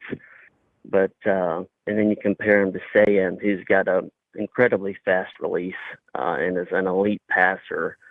I just am really starting to question the recruiting of DeBoer. You know, I think keeping a guy on your roster is a lot easier than it is to completely recruit somebody to the program. You know, coming from Tommy Reese, who was not a great offensive coordinator, you sit down with Sayin and the quarterbacks, you show them what you've done at Washington, you show them how you're going to use them, and you know, it's kind of hard not to be impressed if you're a quarterback. You know, you were just talking about Bill O'Brien being hired at Ohio State, and maybe this has less to do with DeBoer in our program and more to do with Bill O'Brien going to Ohio State, which, in my opinion, they don't have a very good quarterback situation right now. You know, they lost their starting quarterback this year who transferred out. But if I'm not mistaken, Bill O'Brien was here when we were recruiting Sayin, and I think he was here when we gained his commitment. But I could be mistaken on that. So there's obviously a pre-existing relationship. Why he's impressed with Bill O'Brien if he does in fact go to Ohio State, It'd be beyond me. The guy was not impressive when he was at Bama. But if he goes to Ohio State, that would make a little bit more sense. And I maybe wouldn't point the finger at DeBoer quite as much. Yeah, just really questioning DeBoer right now and his ability to keep these kids on roster. You know, the NIL stuff, going to Texas, get your Lamborghini, all that stuff. I mean, NIL is completely out of control right now. And the previous callers talking about tampering. And I think that's exactly what's happening. I think that's exactly, you know, Sark is smart. You know, he realized if I can get one Bama kid here, that can open up a means of communication that I can use to get some of these other kids on the roster to come. So that's what we're seeing, and I would love to see some more, you know, obviously like we all would, some more structure around this NIL. I'd like to see some more tampering cases. I think that is just rampant in the sport right now. But a couple more things, you know, Jabbar Muhammad, who's supposed to be on campus this weekend, you know, the elite DB from Washington. I think he's down to us, Texas, in Oregon, if I'm not mistaken, on Oregon. But I don't think he comes to us. I think he goes to Texas. I believe his brother is already enrolled at Texas. He's been there for a couple years. So I think he sees all that money that Texas is throwing at these kids. He's going to want to go where his brother is. I think he ends up at Texas. So that's kind of twofold. You know, you get Muhammad in who could replace, you know, losing some of these elite DBs we've had enter the portal. But I think if Muhammad comes, I think you lose even more DBs from this freshman class we had. You know, losing Grimsley, that hurt. But absolutely have to keep the rest of that incoming freshman class together. And supposedly that was an incredibly tight group. So for Sayin to bounce, you know, when he was kind of the cornerstone of that group and got everything started, that surprised me also. Hey Nick, I'm gonna Nick, we ran over our time right here, so I'm gonna answer you on the other line. I appreciate you calling in from St. Paul, man. I'll catch up with you next time. Thanks, Cal. All right, take it easy. All right, Nick calling in from St. Paul. All right, a couple of things. I think when you look to where Coach KD is right here, right? I think that him recruiting the players, he's in the most challenging place ever to take over for Coach Saban. A, because it's Coach Saban, and B, because of the rules around all of this, right? With Julian Sayin, I think we learned last night that he's not the quarterback that they wanted, period. And I think Coach KD, you know, they probably had, you know, a talk with him and say, hey, look, this quarterback's coming in. This is good. This guy fits our scheme, and this is the quarterback that we want. I don't think he cared about Julian Sayin. I think he cares about winning and bringing some guys in that fit his system, period. That's it. And I think that Julian Sayin was like, okay, there's going to be plenty of places that call me, and they are. And that was it. There's going to be some guys who bounce out because they're getting calls. And I just don't think, look, you guys have made the point inside the comment box that Coach KD didn't recruit Julian Sayin. He's on the West Coast. He's not far. He didn't want him here. He didn't fit his system. I like Julian Sayin. Austin Mack's film was actually not bad. I'm not trying to sunshine pump here, but I like a little pocket style quarterback. It's been a while since we had a pocket style quarterback. I like a Julian Sayin more because he can move around. But yeah, I mean, I think that's it. He just didn't want you here. So, Chad going crazy. Shit. You think he wanted him? I don't think he wanted him. Alex, what's up, man? See you inside the comment box. I don't think he wanted him. I think he wanted Austin Mack. So, Otherwise, if he wanted him, why wouldn't he have offered him when he was at Washington?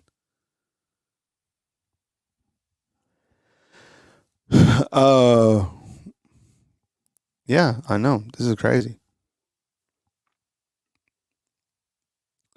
He did. I don't believe that, Kyle. He didn't. Everybody seems okay. Next chat question: did Coach KD want Julian Sayin? Let's have the chat solve this. Hey, and if you guys disagree with any of my takes or whatever, it's all good. Like, I have my takes, you guys have your takes, it's all good. I would never be like mad at you guys or like block you guys if you guys didn't like agree with me. Like, there's way too much football to like go over. So don't like if you guys agree, disagree, it's all good. Just let me know what you think inside the comment box. See, people are like, yes, no, yes, no. Ben Allen's like trimming the fat. It's not just NIL. These players only have relationship with 2 coaches on this staff. Relationship with coaches keep players around also. Yeah, PK, appreciate the super chat. Thank you so much. Can we get a poll update real fast? Was the poll added? Can you put the percentage in the poll? Last poll was 50%, 52% that Williams won't sign. Okay. And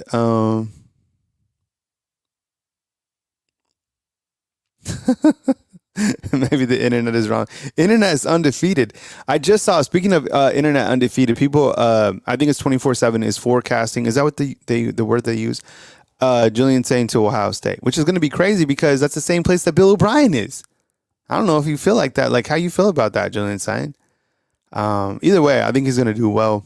And I kind of like the Austin Mack kid. Where is he on the depth chart? Right here for Alabama, 4th. Poll was 60% saying the board didn't want Sayin as of now. Okay, keep voting. I want to make sure that, because chat is really like, if you had to add like a lifeline, chat would know. So keep voting, chat. My poll question is: did Coach KD want Julian Sayin? Thank you. What's up, Julia? I appreciate you being here. Thank you so much. And again, please, like, tell me how you feel. Like, when you call in, when you chat, be yourself. It's all I ask. You disagree with me, I disagree with you. It's all good. Still got love for you. Oh, shit. Sayin better be prepared for the low snaps. You also got Seth over there. Oh, that was good. That was really good. All right. KD wants the portal. I like that avatar. That hat is nice. All right. Back to the phone lines. There we go. 262. Hey, what's going on? You're on the line with Kyle Henderson. Who am I on the line with, and where are you calling in from? Hi, Kyle. My name's Neil. I'm calling from Wisconsin.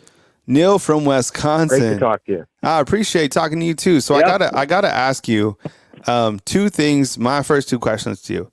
Number 1, do you think that Coach KD, Kalen DeBoer, wanted Julian Sayin? Yes or no? Honestly, I have no idea what this guy wants. I really don't know. I mean, did he want Caleb Downs? We know he eventually decided he wanted T-Rob, but he couldn't close the deal on that. So I'm not going to speculate about what this guy wants. He does seem arrogant, so it may well be. It's not beyond the realm of possibility that he thinks this guy that he got, his guy is better. Uh-huh. Time will tell, I guess. But it's unbelievable. Just one shoe dropping after another with this guy since he's come in. I mean, people like a week ago, and I got to say, I was really excited and optimistic a week ago Friday when they hired him. I mean, he's got a winning record. He's won everywhere. He seemed like just what Bama needs. Sounded great. And then Saturday morning, I wake up before the guy's even formally introduced, and this bizarre news that T-Rob is going to Georgia as a co-DC, and that just seemed really strange. And it's just been that was just the first shoe to drop, and it's been one thing after another, after another, after another. All bad news, almost entirely bad news. And the metaphor that I heard a lot of people say is like, this guy's being handed the keys to a Ferrari and all stuff, and it's true. He was entrusted with one of the most top couple most talented stacked rosters and recruiting classes in college football. A winning program, talented staff that he could have retained many of, and he's just come in, and it's just been. I struggled again. I was optimistic on Friday a week ago, and it's just gone in a matter of just a couple days. I could see what was happening, and it's just gotten worse and worse.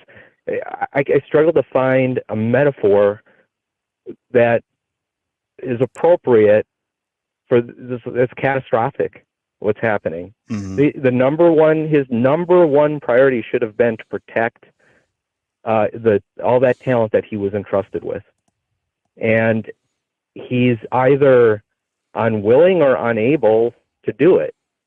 You're going to have some attrition, but what's happened here, and losing T-Rob was a big part of it. Obviously, the DBs have been eviscerated, and whereas you keep the D-line coach, and you're keeping, thank God, a lot of those. We haven't had when having attrition on the D-line, but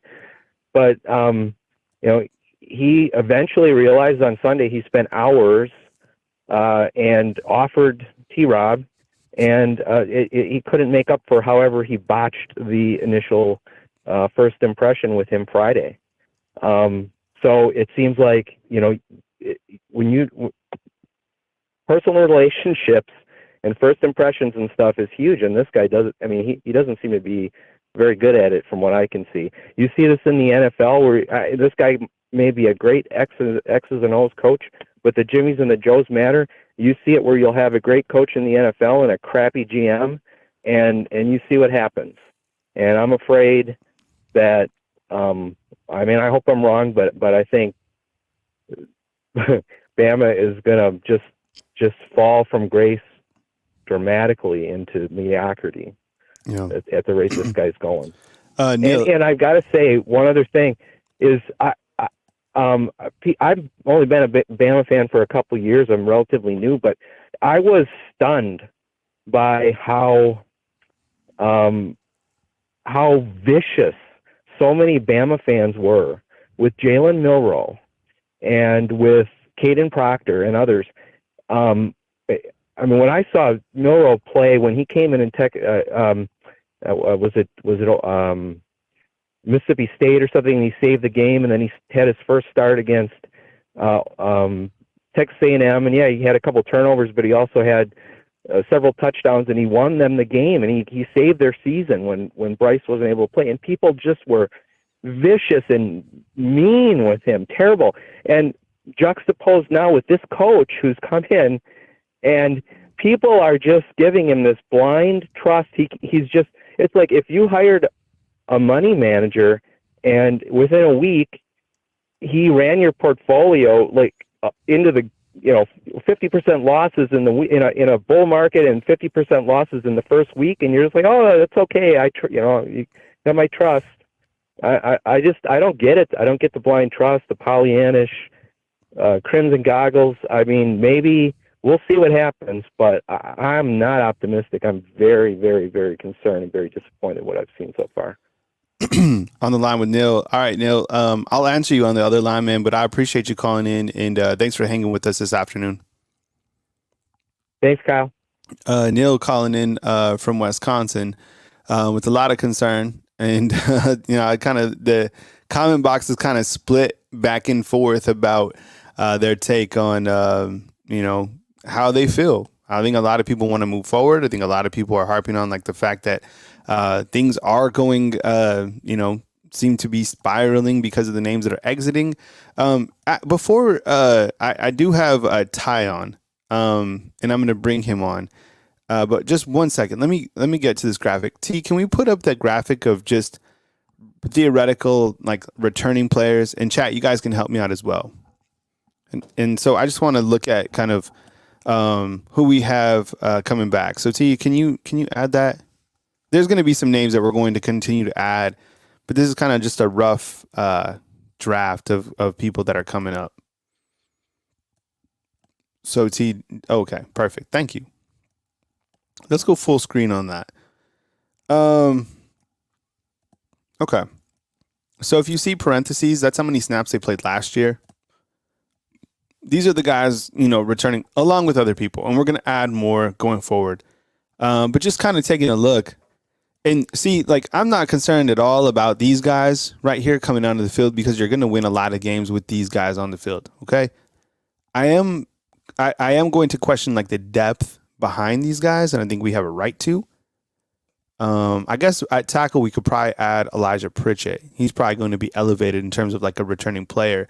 But the parentheses tell you how many snaps they played from last season. So Jalen Miro, 777. Jan Miller, 118. Justice Sayin. It's crazy. They only played in 48 snaps. Kobe, Kendrick, those are going to be your guys. And then Jalen Hell, CJ Dupree played a ton of snaps. Robbie Oots. Tyler Booker played the most on the offense, and then Jaden Roberts, 570 on the defensive side. Malachi Moore, Deontay Lawson, Jahad Campbell. We've talked about the defensive line, this 4-2-5, and how it's going to look. And, we got to figure out how the outside linebackers are used. And then you have two transfers coming in, which we have kind of like stars by. That's LT Overton, and then you have Damani Jackson. So still trying to figure out, which guys are going to get on the field on the defensive side. And I'll continue to update this graphic when I have a little bit more time, but that's where we are. I'm actually going to bring on Ty Hayes. So if I didn't get to your call, I will get to your call the next time I open up the phone lines and welcome on Ty. Can you give me a thumbs up, Ty, if you're ready to go? Ty Hayes, he's got this next hour for us. Man, oh man, what a day. Ty, what's up? Holy shit, man. The chat's ready to burn this mother, down. No, we're good, man. We're good. Thank you. A little bit of optimism. No, but I think like the chat, like people's, there's one thing that you don't play with, and that's people's emotions. And it's like people's emotions are being not really played with, but they're like, we're going up and down because of all this that we've really been through since Saban, the players leaving and players coming back. And then you look at this graphic and you probably don't feel so bad. And then you look to the fact that Bill O'Brien is going to Ohio State and you have a little chuckle. Julian Sayin is going to Ohio State, probably. So yeah, there's a lot to kind of look at, but I mean, we're going to fill out this board in the secondary, and you got a lot of young guys that are going to be elevated to playing as early freshmen, which is a good thing. The 2 deep is going to be up to Coach KD to develop those guys. But anyways, man, welcome on in, and not to kind of add insult to injury or anything. I was going to ask you about the quarterbacks, but as you look to this graphic right here, what stands out to you? Man, I mean, listen, I know everybody is up in arms about Julian Sayin portaling. And listen, I was very excited for Julian Sayin. He's an unbelievable talent. But Kyle, look at the snap count. You return Jalen Milroe, right? So I know that there are some in the fan base that have their questions about Jalen Milroe, but he's never worked with quarterback coaches of the caliber that he is currently going to be working with. That to me is huge. On top of that, Malachi Moore on the defensive side, that's a lot of experience. Deontay Lawson on the defensive side, that's a lot of experience. Jahad Campbell, all these guys are locked in on that defensive side of the ball. And to me, that's a big deal. For me, Kyle, I'm at the point where I'm looking at who on this list are the leaders. And you have some really quality leaders on this list, several. Take your pick.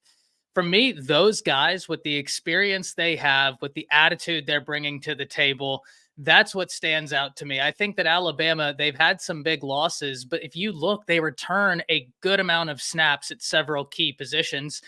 And I think that's enticing, right? To me, that's a compelling factor. So, yeah. Yeah. If you don't know who Ty is, Ty Hayes of Around the Table Sports, go follow his YouTube channel. Puts out really good content, college football related, and he is a guest host right here on Bama Football on YouTube. So for the next hour, he's got you covered. He's gonna fly the ship. Hey Ty, you have T behind the glass as your producer. So if there's anything else, and I'm just a text away as well. So working on a couple different projects that we continue to have as we navigate towards this network overnight that we have created, and you are clearly part of it, Ty, because you're doing a really great job. Ty is like the smartest person in the room. He can break a lot of this down for you. Don't say this stuff, man. Yeah, and he has some great takes. So feel free and treat him like you would treat me. So if you disagree with him, let him know. If you agree with him, let him know. Come with it, be authentic, and Ty. And then we also have the headlines too. Can we put the headlines back on the board, T, before I bounce out? Maybe rotate. All right. So here's kind of what we're working with right now. Saying up top, hitting the portal. Austin Mack is, locked in as of yesterday. Bill O'Brien, we put that up. We were having fun with it last night. We even had a funny graphic rolling for the late night crew. Amari Knobloch to Texas. Jameer Grimsley hits the transfer portal. Devontae Smith hints at good news. And there's a lot of guys coming in that I'm really excited about. I think this could be a really good weekend for Alabama. Like legit good news, not just like bullshitting. Like it seems like we're going to get some good stuff coming in, which I think would be good for Coach KD and the staff. So anyways, Ty, take it away, man. I'll catch up with you guys soon right here on Bama Football on YouTube. Yeah, 100%, man. Thank you as always, Kyle. And Carl says we're going to miss Sayin. Yeah, man, no doubt about it. Julian Sayin's a very talented prospect. He is going to be a really exciting prospect to watch to see wherever he goes. But at the end of the day, guys, I've said it before. I'm going to say it again. We just have to ride the wave. That's where we are right now. We just have to ride the wave of what's happening. And there's going to be highs. There's going to be lows. All we can do right now is ride the wave. So some exciting news, though, right? Let's talk about Austin Mack, because this is interesting. The other day I was doing some digging and a light bulb went off in my head. I remember last season, and I've said this time and time again, for those of you that haven't seen, I've been watching Washington for about the past season and a half. I really thought Penix was snubbed from going to New York, not last Heisman voting, but the Heisman voting before that. I thought that he was snubbed. And I started really tuning in to the Washington Huskies. I remember this past offseason, ladies and gentlemen, listening to Josh Pate, who is among the best in the business for sport broadcasting, not even college football, but sport broadcasting in general. And I remember Josh Pate talking to people around the Washington program, and there was this consensus that they were really excited about a quarterback. And I remember Josh Pate saying something to the effect of, you would have been forgiven for thinking that quarterback was Penix. It wasn't. Of course, Michael Penix had the starting job locked up. That was never in question. But Josh Pate was talking about Austin Mack and how people around that Washington program, they were really excited. They were really excited for the future as to what he could do. Now, he is a project quarterback, but he stands 6'6", over 220 pounds. And DeBoer, Grubb, they really like his skill set. He reclassified to go to Washington. And Josh Pate was over there talking about him, about how talented he could be.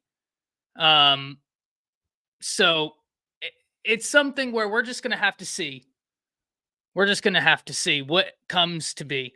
Why is Sayin on the graphic? It's because it's big news, my man. Like it or love it, it is a massive headline. And that's the reality of the situation, right? But that being said, let's talk about Alabama's current quarterback room. We just got done talking about Austin Mack, and I think it's important to note that when we look at where he just came from, you look at how Washington fans are reacting, you look at how the media members around there, they were really excited about him, and they're saying this is a big hit. So they're excited about him. I'm excited to see what the future holds for him. But let's remember something, ladies and gentlemen. We just saw that graphic of snap counts. At the top of it was Jalen Milroe. That's a leader not only in that room, but on this team, certainly for the offense, but for the team as a whole. So you have Jalen Milroe, you have Ty Simpson, you have Dylan Lonergan, now you have Austin Mack in its current capacity. So it's a good quarterback room to be working with. No doubt about it. That's a good quarterback room. Dylan Lonergan is a very, very, very talented dude. Very talented dude. He pushed the quarterback room last offseason. He's got a lot of ability, and I think he's just scratching the surface. But I keep saying this, and I think it's true. None of the quarterbacks on our roster have worked with an offensive staff like the one Alabama currently has, where DeBoer has past experience with quarterbacks, Grubb working with quarterbacks. That's a good place to be for the quarterbacks on roster. So I can't wait to see what the quarterback position looks like, what the offense looks like, and how the leaders really start taking shape of this team, because already you hear through the cracks how the leaders are affecting the current trajectory of the team. And I think that's a profoundly positive thing. As Alabama fans, we've had this sentiment of we want those who are bought in to buy in. And if you have questions and want to hit the transfer portal, I think a lot of Alabama fans are just hoping that it would all happen at once instead of days at a time. But the leaders, they're the ones really keeping this together right now. And I think that's an exciting place to be. Luckily, one of your leaders is in the quarterback room. So the other big headline that we're going to lightly tap into, because I saw someone in the comments say something about it, Bill O'Brien to Ohio State, and someone said that he averaged a lot of points. And you're right. If you look at the points per game, Bill O'Brien did average a lot of points. But man, oh man, Alabama fans, I don't think, have too many fond memories of that offense, which kind of is why I'm so excited for this current offense, because as Alabama fans, we've seen offenses score a lot, but struggle to do so. And if you're not an Alabama fan and you're sitting there wondering, why is he saying that they scored a lot but struggled to do so? Whenever Bryce Young was here, it felt like Alabama's offense was at its most potent whenever the play had fundamentally broken down and they were playing backyard football. And they did it at an unbelievable level. Bryce Young, the offensive line, the wide receivers, when things went off script, that's when it seemed like the offense was at its most potent. They knew what to do. That was really wild and kind of fun to see. But you're kind of in a tough situation whenever you are putting yourself against a wall and saying, hey, our greatest hope of success is when the play that we hope will work fundamentally breaks down, and then we're playing backyard football and we're scrambling around. That's kind of a tough situation to be in. And for Alabama, that seemed to be a constant. So listen, changes of scenery can always be big, but that's just was an interesting headline to see. Interesting headline to see. We see a lot of people talking about Tony Mitchell. Tony Mitchell, very talented. Was a 5-star for the majority of his process. Very talented in the secondary. Will be a big piece of this secondary. He will be a very big piece of this secondary. Coach Smook saying, look at the quarterbacks in the room, 6'3", 210 plus, and can be athletes who all need development. Very similar to how Penix was. And yeah, good point there is, Smook. What you're making is the fact that who developed them. It's this staff, right? Hacker says Bob didn't win Bryce Young anything other than getting him sacked 40 plus times. Bryce won Bryce a Heisman. It was just a wild time, right? Like I think Alabama fans get what I mean, but I can understand if you're an Ohio State fan looking at the Bill O'Brien hire and you're like, oh, but he put up a bunch of points. I didn't watch Alabama football like religiously at that time. He put up a bunch of points. I get that, but for those of us that watched, it was not an easy time. The offense was all over the place, and it was just kind of tough, right? It was very much a lot of struggling. Carl says we have no receivers. Carl, I actually think that there are some very talented receivers on the roster, my man. I think that the big name receivers, like we might not have that right now, but I think under this current coaching staff, you're going to be pleasantly surprised. Now, this is only my opinion. And as Kyle stated, if you disagree with me, by all means, you're free to disagree with me. Let me know in chat. We'll have discourse, right? Like I'm perfectly fine with that. My goal, my job here is not to be agreed with. My goal and my job here is to be understood. And if we've accomplished that, then we're all good, right? Like but I think that at the end of the day, whenever you look at the wide receiver coach that's going to be coming in, when you look at the offense that they're going to be featured in, it's going to be far more conducive to success. We didn't see a lot of quick passing game this year, and you have some cats on this roster that could eat up defenses in a quick passing game, at least in my opinion, like a Kendrick Law, right? I think Colonel says, I don't understand you, but I agree with you. You know what? I will take that, though, just for the ego, right? Like, I will take that. Appreciate you, Colonel. Don's quarterbacks through, receivers open. I think we have receivers that can really get the job done between Prentice, between Kendrick Law. I think Jalen Hale is going to be a really exciting prospect. I think Adams is a very exciting prospect. Alabama just signed some really talented wide receivers in the recruiting class, and they're still going after Ryan Williams, something we're going to talk about here in a bit, because that's the huge news right there, right? That's the huge news. We get down to point number 4, Amari Niblack to Texas. I don't think that that's inherently surprising. Whenever he entered the transfer portal, it seemed like there were a few likely destinations. They just had a tight end declare for the NFL, and Jatavian Sanders from Denton Ryan High School, former 5-star. So they had an opening at the tight end position, and Texas is absolutely getting anything they can in the transfer portal right now. Number 5, you have Jameer Grimsley enters the transfer portal. And you know, we've talked about this. I think what a lot of Alabama fans need to realize, and Will said this the other day, unbelievable caller, and he was on here earlier today providing great insight. Will made a great point. It's a point I've been making. It's a point Kyle's been making. It's a point luckily a lot of us have been making, but Will said it so eloquently. Relationships are huge in college football. Right? Relationships are just massive. So I'm not surprised when a few of these guys do hit the transfer portal. It's to be expected, but you do still see a lot of people like a Tyler Booker saying, hey, I'm here for Alabama. You see some recruits saying Alabama is still Alabama, right? So there's this duality to it where relationships are massive, but then you also have a relationship to something larger, right? To your team as a whole. For the guys that are in 2024, Grimsley's a very talented prospect. He's going to be a really fun player to continue watching. But Alabama recruited that defensive back room really well. Coach Sean and I talked about that on early signing day for about 2 hours as I was sitting in a barbecue joint because I had no internet here as Spectrum decided to go rogue on all of North Texas. That's neither here nor there. A lot of different options at defensive back in this recruiting class. And at the time, this is before Zay Mincy had signed, Coach and I were talking, and I was really hoping Zay Mincy would sign, because I think he is really gifted. And Coach was asking me, Coach Sean, that is, whether or not we were too loaded at the defensive back position. I thought that, it's a great point, but fast forward to now, you absolutely are over the moon at how many defensive backs Alabama managed to get in 2024. Because looking at the Exodus, that's where a lot of the movement has come from. And it makes sense.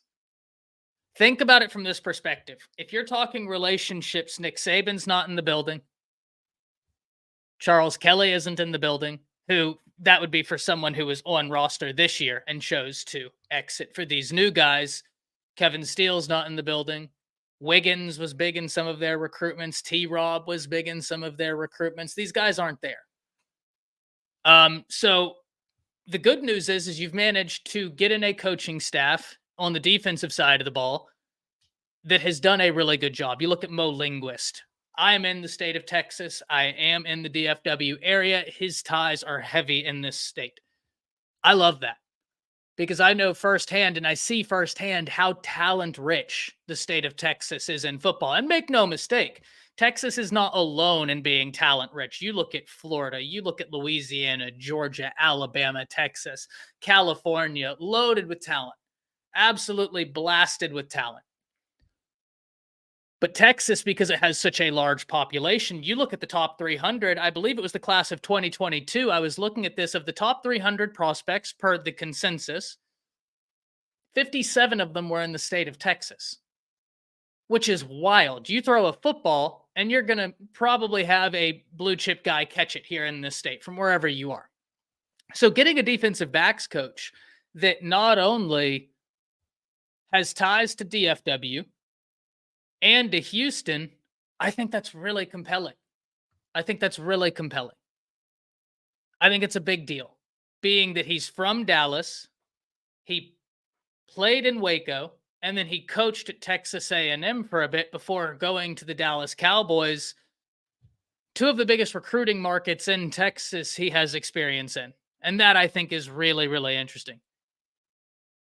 I think that's a really interesting fact. We talked about the recruiting ties in the South. That's something that we needed DeBoer to do. Well, he got someone there that really understands the state of Texas. Then you fast forward to the hire they made yesterday. The guy who was with Wisconsin, the guy who worked with the Cincinnati secondary, that's a really good coach. And if I'm not mistaken, wasn't he a top 15 recruiter in the nation at Wisconsin? So these things right here, you're assembling a coaching staff that has worked with defensive backs, that have recruited defensive backs and done so at a high level. You look at the guys that the guy we hired last night has worked with. You're talking Kobe Bryant up there at Cincinnati, Sauce Gardner at Cincinnati, and then got active on the recruiting trail. That's awesome. That's awesome. And I think that's a big reason why in some of this new class, the class of 2024, you heard today the great news of Peyton Woodyard and Zabian Brown saying, no, we're locked in. We're locked in. That's great. And I think a big part of that is Alabama hired some coaches that you have to be excited about. Me as an Alabama fan, I'm very excited about these coaches.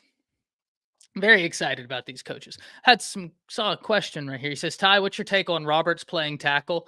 I don't know, Kyle. I know Roberts is a really talented guy. I think that what would be interesting, and Will was talking about this, and it's something that Coach Smoot, Coach Sean, and Coach Jay and I were talking about.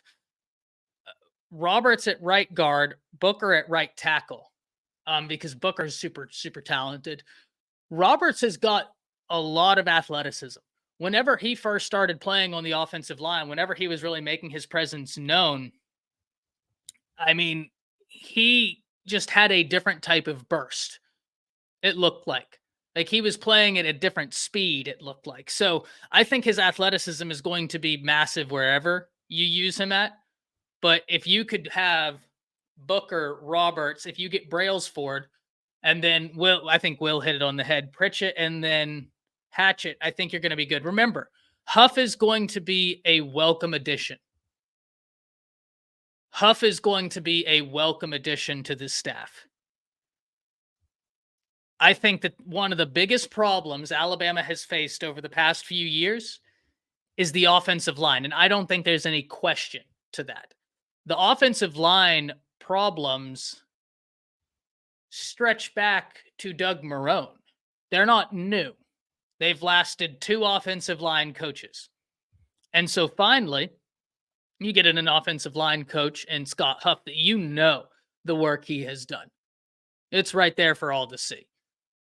I think that's a big move. I think that's a really big move on the offensive side. I think if you're asking me all of the hires on the offensive side of the football, which one excites me the most, you're never going to hear me arguing with Grubb. You're never going to hear me arguing with Shepard. You're never going to hear me arguing with retaining Gillespie, because Gillespie, I think, does a great job with the running backs, and he's an ace recruiter. But the move that entices me the most, the move that excites me the most has got to be Huff, because he did a really good job with that Washington offensive line in development, in actual strategy, in form, and the whole 9 yards. It's there. And that's been Alabama's problem for the past 2 seasons. Think about it like this, ladies and gentlemen. You had Bryce Young putting up huge numbers while being one of the most sacked quarterbacks in the nation. You had Jalen Milroe in this offense putting up big numbers, but they were among the worst 5 units in the nation at giving up sacks. And I know there's a large portion, or not a large portion, but there's a portion of the Alabama fan base that ascribes blame to Jalen Milroe for those sacks. The reason why, ladies and gentlemen, it's hard for me to completely jump on that belief is that the problem predates Jalen Milroe. Jalen Milroe is a quarterback that is still in the process of developing, which is why I, as an Alabama fan, am so excited for his future. Because I think working with these new coaches, plus the development we saw under Reese from Bill O'Brien, I think that he is going to be a really exciting player. The fact that he's taking on a leadership role right now, I think is massive for Alabama. But the offensive line, you can't give up almost 50 sacks and expect to be successful. It is wild Alabama had, if we're being 100% honest, it's wild Alabama had the success they did while giving up that many sacks. To be 100% honest with you. I think it's a testament to how good of players Alabama had on that offense, giving up that many sacks and still going to a playoff game. Still winning the SEC. Because there was an interesting graphic where they had 4 teams, not named Alabama, and I might get the teams wrong, chat. If you know the 4 teams, please, by all means, correct me. But I believe it was Georgia, Ohio State, Michigan, and Oregon. Those 4 teams had given up less sacks combined than Alabama had as one team. Football is won and lost in the trenches, ladies and gentlemen. And Alabama really had struggled there. They've recruited really well.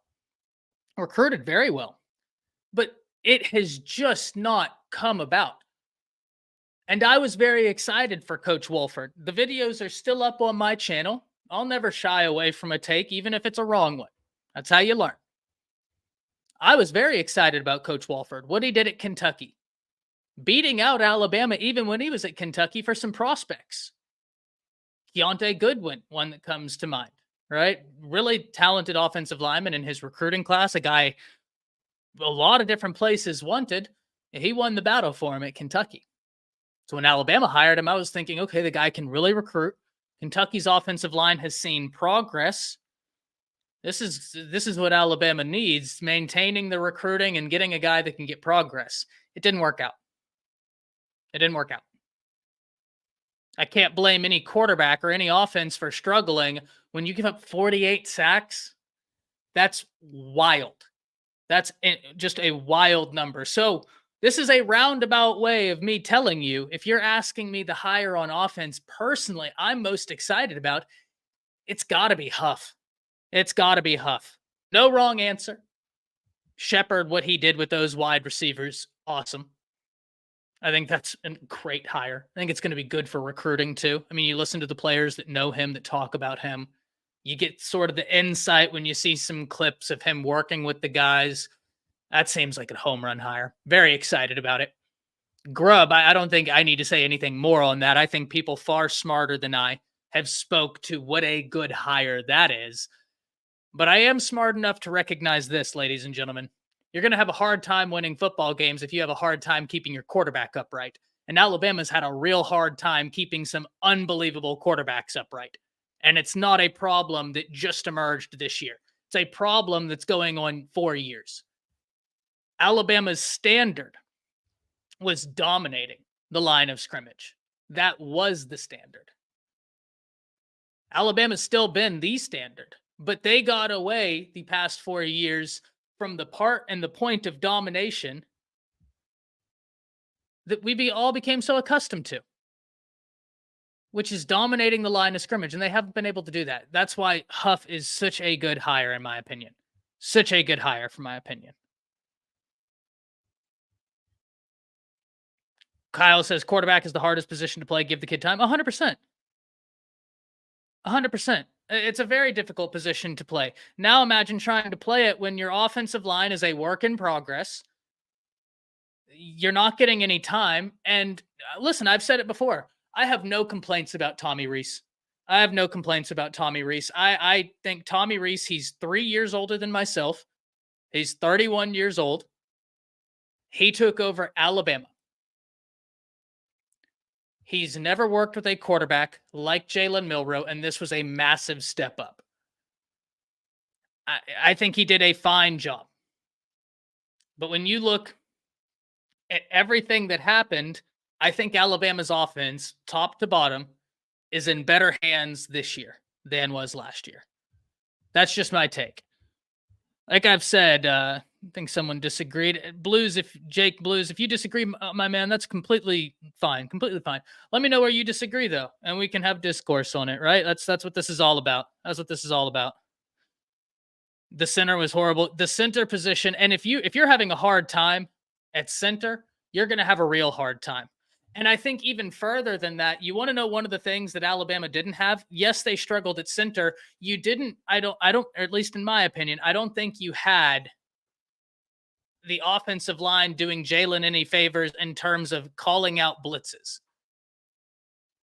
Right? Like that's something that centers are usually so apt at. So it's going to be something where Scott Huff, think that's a huge hire, massive news. Let's get to point number 6, right? We got hung up on point number 5 because we were talking about how so many of these defensive backs committed to Alabama because of some of those former relationships so big in college football. Saban's not there. T-Rob's not there. Some of the guys that were already on roster had Charles Kelly helping recruit them. He's no longer there. Golding's no longer there for some of the guys that were already on roster that have transferred. He was big. It's just, and if you're saying, oh, well, they didn't leave when Kelly left or Golding left. Yeah, no doubt. That's not my point. My point is relationships are massive in college football. And when you look from a defensive backs perspective, I just think you lost a lot of those relationships. Oh, good, Jake. My bad. That's on me. That's on me. You lost a lot of those relationships, and I think you've made great hires to mitigate losing more, but it is the area where I am the most understanding of people hitting the portal. But it is going to be big, especially as you're transitioning to this new defense, kind of basing out of the 4-2-5. You're going to want a great secondary. I think there's a lot of talent in there. You don't have a lot of experience. Only one way to get experience, though. Only one way to get experience. We move to number 6. Devontae Smith hints at good news. Now, that good news could have been Austin Mack. It could have been Austin Mack. But given what's coming this weekend, I think for Alabama fans, and brace yourself because you're about to hear something that you haven't heard in a few days. Janet, thank you for joining us as always, man. Thank you for joining us. Unbelievable commenter. Have been rocking with us for the week. So glad to see you in here, Janet. But this is going to sound taboo after the week Alabama has had. So get ready. I think good news is coming. I know it feels weird after everything. We all have our shields up, expecting the worst. I think good news is coming. You can lower the guard a little bit and allow the good news to flow. Ride the wave, but I think some good news is incoming. You look at the visitors Alabama has this weekend, whether that's Ryan Williams, whether that's Bernard, whether that's Brailsford, Muhammad. There's a lot of talent coming to Tuscaloosa this weekend. Noah Carter. And when we look at some of these guys, per the reports, Noah Carter, I don't think, is really checking out anywhere else. He was someone who was committed to this staff at Washington. They are on the move, and I think he wants to play for DeBoer. And now Alabama comes calling. I think that Alabama is in a really good position there, but we have to wait and see. You look at Parker Brailsford. Ladies and gentlemen, there may have been no better news. There may have been no better position for Alabama to target in the transfer portal than center. Because I said this the other day, Coach Sean and I were talking. Some of you may have been in here. I don't particularly like starting freshmen on the offensive line if you don't have to. Now, that being said, I know Alabama has started freshmen on the offensive line and done so very successfully. I'm of the mindset of let the best player play. Always, right? No doubt. But freshmen on the offensive line, that's a big jump. From high school football to college football. In high school football, there's no baseline. You could be playing football with your buddies and you're not going to see them again. Antonio, let's hit into this. I hope I am wrong about DeBoer, Ty. If Kiffin was hired, do you think all the people left would have done the same, and we would have SEC players transferring instead of? Not necessarily, Antonio. I understand what you're saying, but it's not like a lot of these players. I think the guys on the defense would have left anyways, because you look at who was important to them: Nick Saban, T-Rob. For some of them that were already on roster, Charles Kelly, Kevin Steele, they're no longer there. Right? They're no longer there. And that's why I don't think it would have been much different. Now, that's just me. That's just me. I don't think that the exit we're seeing from Bama would be much different if it was Kiffin that was hired as opposed to DeBoer. Kiffin would have retained T-Rob. But I don't know, man. I don't know, Antonio, because here's the thing. T-Rob has a connection at Georgia he didn't have anymore at Alabama. Muschamp's over there. Muschamp has been big for him. And so I don't think that even if Kiffin is hired, I'll put it to you like this, and I don't know this as fact. This is just, once again, my opinion on the matter. The fact that whenever DeBoer was hired, the next day T-Rob already had a job, that tells me that had been in the works for a while. That didn't just come within 6 hours. In my opinion, I don't think that just came in 6 hours, Antonio. So from where I sit, it seems to me that once Saban retired, or even when Saban was still interviewing other people for defensive coordinator, I think the wheels started going then. Just my take. No inside information. If someone has anything into the contrary and it's factual, by all means. But where I'm sitting, it just doesn't seem likely that you have a new head coach named, and before he can even start getting to assembling his staff, he meets everybody, and the next day you have a new job. That seems to me like that was in the works for a while. So I don't think that Kiffin would have been able to retain him. And DeBoer and them tried. Tried. They did what they could. They fought back, right? Georgia and Kirby playing chess. Let's call it what it is. They're playing chess. They got a really solid defensive backs coach. They got a really solid recruiter who knows the SEC landscape. They're playing chess. And I'm at least excited that DeBoer sat down at the table with Kirby to play that game of chess. Now, he didn't win it. But I think everybody, if we're being realistic, at the point where T-Rob had already left, it was a major uphill battle trying to win that chess game. But he sat down and he played. And that's what you got to do in the SEC. You can't back down. You're going to have to go toe-to-toe with all of these dudes. And the fact that they did that, I think, is huge. I think that's huge. Smook, if you're still in here, my man, I apologize. I just checked my phone. But keep rocking with me, man. So we got, listen, it's some good news coming in, man. I'm excited. Ride the wave. I've said it before. I'm going to say it again. We, as Alabama fans, just have to ride the wave. So we talking about Noah Carter visiting, and I've said this before, as we kind of get into all the players that are going to be visiting this weekend. I've said this before, and I'm going to say it again. I think that the Alabama coaches are going to be fighting when it comes to Noah Carter. I think there's going to be some debates on the issue of, is he going to play offense or defense? I think that the staff is actually going to be locked in debate about where you put Noah Carter. Because we watched his stuff yesterday. We watched his senior huddle film yesterday, and it's incredible. This guy is so athletic, and some people are saying he's too small. If you want to play him at edge, you get him to put on 15 pounds at his athleticism, and he's going to be eating things up. His first step is so quick. He's so explosive, right? He's so explosive. But you could roll him out on the offensive side of the ball to tight end. Janet Forsyth with the 1999. Thank you so much, Janet. He says, not happy about the loss of Sayin, but I'm going to try to find the silver lining. As always, I stay a true Bama fan. Nope, Bama fanatic. Roll Tide forever, Ty. Thank you so much, Janet. You have been a really bright spot. Every time you comment, it's a little bit of a ray of positivity. And that is awesome. Thank you so much for rocking with us. Thank you for the donation. You have been just fantastic. And I agree. I said time and time again, Janet, throughout the process that Julian Sayin was a prospect that was, I even went as far as to say a must land. Right? Must land.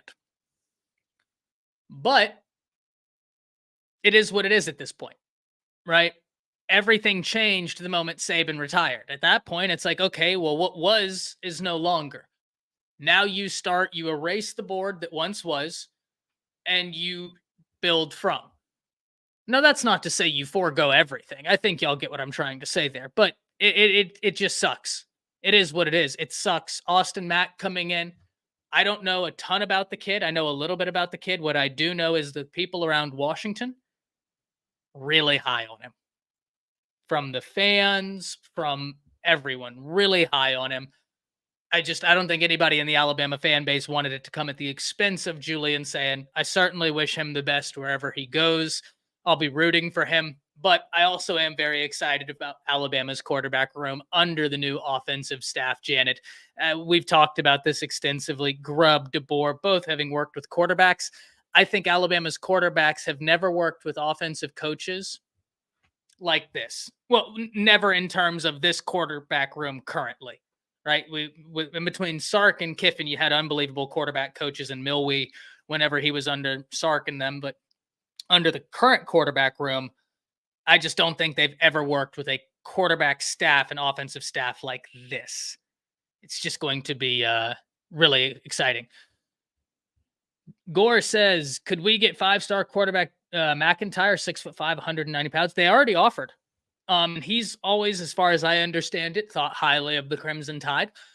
Listen, I think if you're a quarterback, if you're a wide receiver, if you're a running back, this staff is enticing. And I know it's a little bit ironic for me to be saying that on the day where Julian Sayin enters the transfer portal, but I think two things can be true at once. One, this staff can be excellent in terms of what they do offensively and what they have done in terms of development and working with quarterbacks. And two, Julian Sayin ends up entering the transfer portal. I think two things can be true at once. Ontario Moore, thank you so much for the $4.99, and thank you for rocking with us, commenting all of that. You guys have been absolutely amazing. He says, would it be nice to get Carter, Williams, Bernard, Muhammad, and Brailsford to sign? Oh my word! If that happens, I'm gonna throw a party over here. I'm gonna throw an absolute party over here. But as taboo as it is to say, given the landscape of everything, like I said, for those of you, for the doomers out there, close your ears. For the doomers out there, close your ears. I think we have some good news coming. And I think this weekend is a great way to start. Noah Carter, thank you so much, Al Sanders. You've been fantastic. You guys in the comment box, y'all are amazing in terms of it's one thing to sit up here and talk about what's happening at Alabama, but one of the reasons why this show, if I could just do a quick aside, one of the reasons why this show and what's been going over here for the past week is so different is you, to be quite frank. It's easy to sit up here and talk about something and just go ad nauseum, but that's not great content. What makes for great content is when the person making the content and the viewer can somehow feel like you have a connection in terms of an interaction. If you're asking me why I think the big media sites are failing in terms of their sport media, it's because they're getting away from what it was always meant to be. Right? They're getting completely away. They're getting farther and farther removed from the fan. And at the end of the day, that's a losing strategy. What Kyle has done over here, what we've been able to do over here, is to get closer to the fan, to be more interactive, because I am a fan. I'm just a fan. that has a microphone. Right? I'm just a fan that has a microphone. And the interaction from you guys in the chat allows for my experience up here to be far easier. Because we can have discussions, we can have discourse, and all that makes for great content. So thank you very much, Al. Thank you, everybody in here, because it really makes what I do a lot easier whenever we have great chatters, and we've had that for the past week, considering everything happening. But I do think good news is on the way. And someone said they feel like I have the inside scoop and won't spill it. I don't have the inside scoop. Amanda Jane, earlier I saw you ask, and I'm very sorry I didn't get to address it then, about the current scholarship numbers. I believe the last time I checked, I believe Alabama's sitting at 77, and that's after the Julian Sayin news. But I do want it to be known, I'm real bad at math. I'm real bad at math. So I could... It is what it is. But I believe we're like 77, 78. Any ideas as to what Smitty is talking about? Thank you so much, Chance, with the 199. If I had to guess, I think it has to do with the transfer portal. And I don't think that it's necessarily one news headline. Now we're going into my conspiracy. So I'm going to address this, but let it be known, this is my conspiracy on it. I think that it's a chain. Whenever I think he's saying good news, I don't think it's a singular event. And I think a lot of people were like, oh, well, it was the Austin Mack thing, the good news. Some people were like, no, it's not, that wasn't it. And some people are like, that was it. I think it was, but I don't think that whenever he was saying good news is on the way, it's singular. I think it's a string of things, right? So I think my theory is I think Alabama's in a really good position. They already landed Mack. I think they're in a really good position to land Noah Carter. I think they're in a really good position to land Parker Brailsford. Those three right there would be big. That would be real big.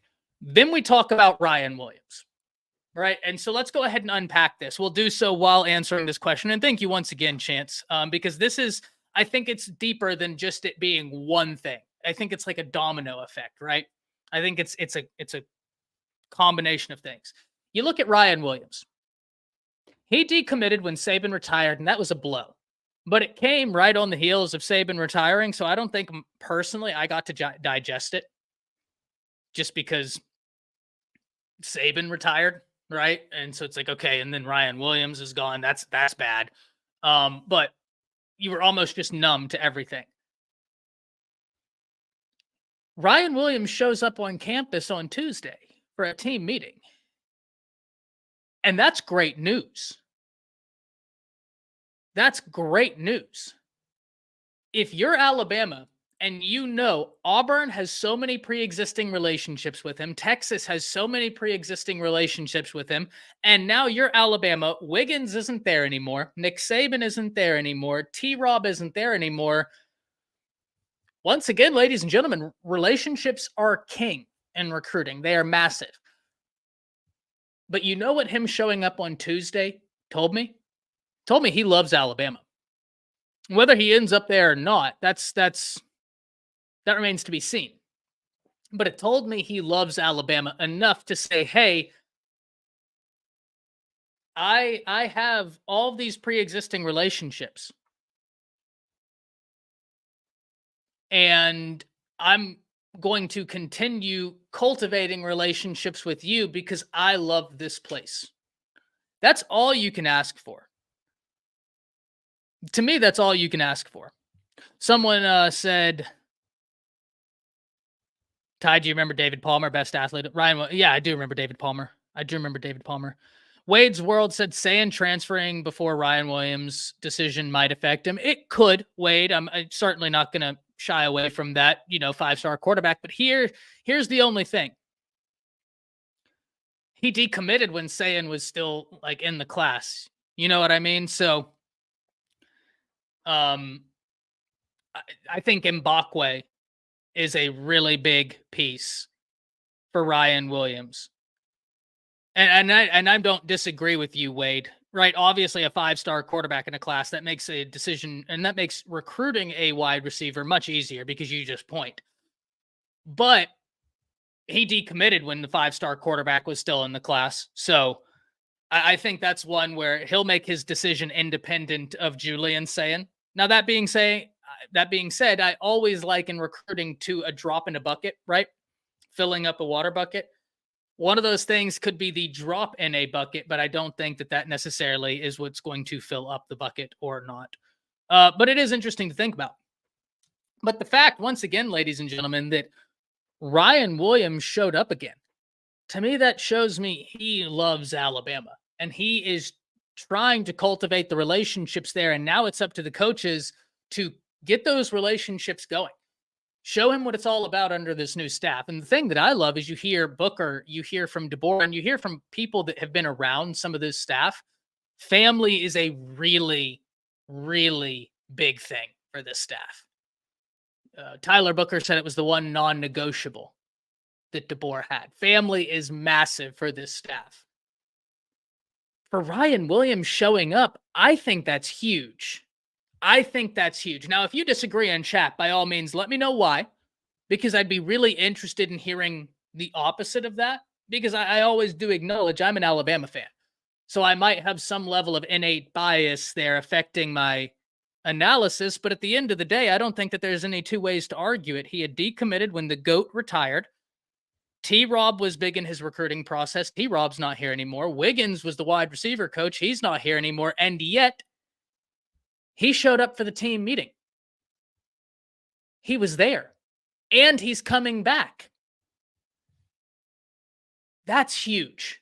That alone, to me, is just so big. Just so big. I just really don't think there's a way to quantify that. That's giving Alabama every chance they have. Now, someone said something about relationships.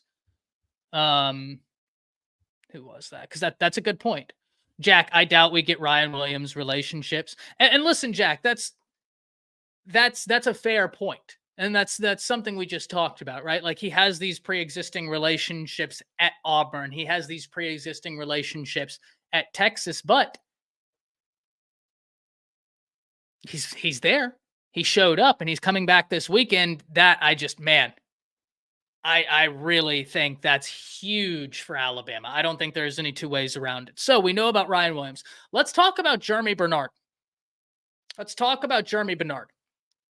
Because whenever we're talking about Ryan Williams, you're talking about a kid that, to me, very obviously does love Alabama. And before we really go in here, Shane, let's hit this comment real fast. He says, Ty, if Ryan Williams does recommit, do you think that could persuade Jamie French to recommit?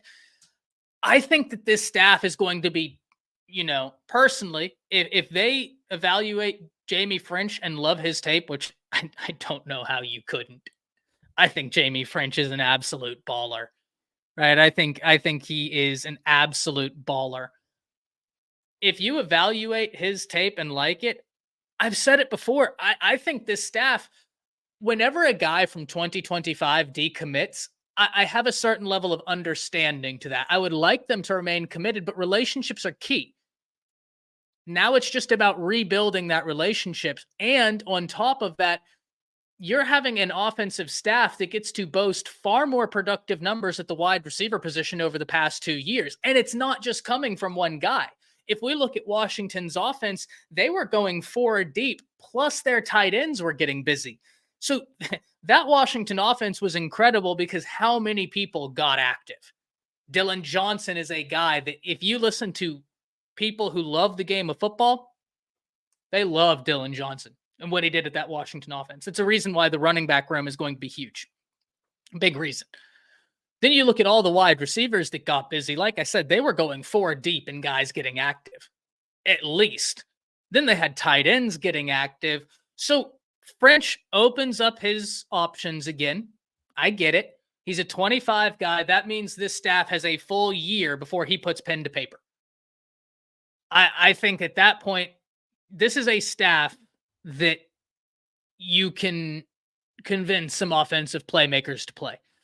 But I do think you're absolutely onto something, Shane.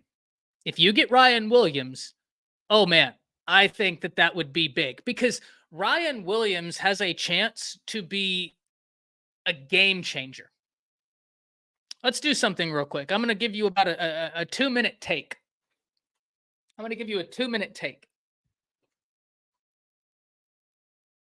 Ryan Williams has the opportunity to be an absolute game changer for the program of Alabama. And I'm not even talking about from an actual football player standard.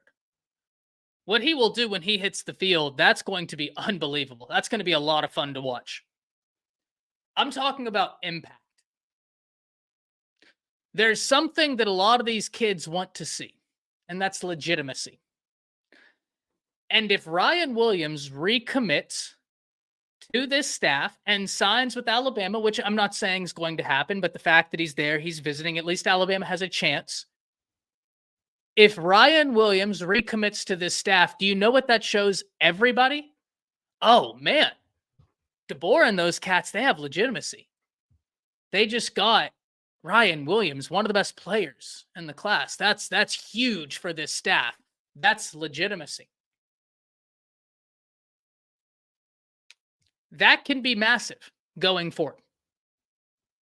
Not just for Jamie French, but for players around the state and around the nation. Legitimacy is massive, and that would go a long ways into showing legitimacy. But I personally think another thing they're going to do to show legitimacy is put up big numbers. Big numbers. Will the Scout said it's a 2-team race between us and Auburn. Listen, Auburn's running the new offense, but I think you'd be hard-pressed to find wide receiver production quite like what they just saw up there at Washington. Right? Texas and Sark, they do it well. Don't get me wrong. Don't get me wrong. But if it's a 2-team race between Auburn and what DeBoer and them were doing, Hugh Freeze is really brilliant offenses. DeBoer and them were doing something different. Doing something different up there at Washington. I think that gives Alabama a chance. But if Ryan Williams commits, he has an ability to be massive before he ever steps on a football field because he grants Alabama more legitimacy. Alabama already has legitimacy, but this current coaching staff, that would be huge. And I think it would go a long way for Jamie French. But is Ryan Williams a 5-star? Carl asks. Yes, very much well so. Carl, I think he's the number 12 player in the nation, and that's after reclassifying. He was a top 5 player in the class of 2025, reclassified to 2024, and is still top 15. And I think he's underrated still. I think he's that good. Just my opinion. I'm no scout, nothing like that. I think he's that good. So if it's between Alabama, Auburn, you love what this staff is currently able to do.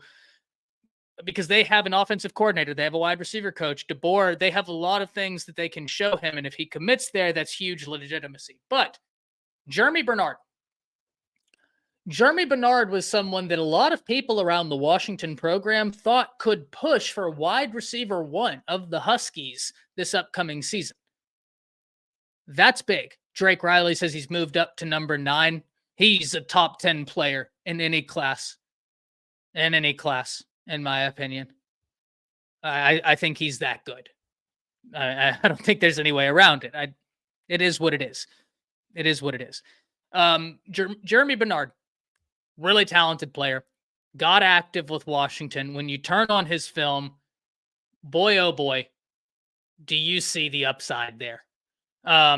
He was a guy that I think a lot of the Washington people, as I just said, really excited about his future. If Alabama is able to get him, this mitigates some of the losses they've currently experienced, primarily in Isaiah Bond. You lost a talented wide receiver to the portal. Texas gained a talented wide receiver. Well, really, too. They got Silas Bolden as well.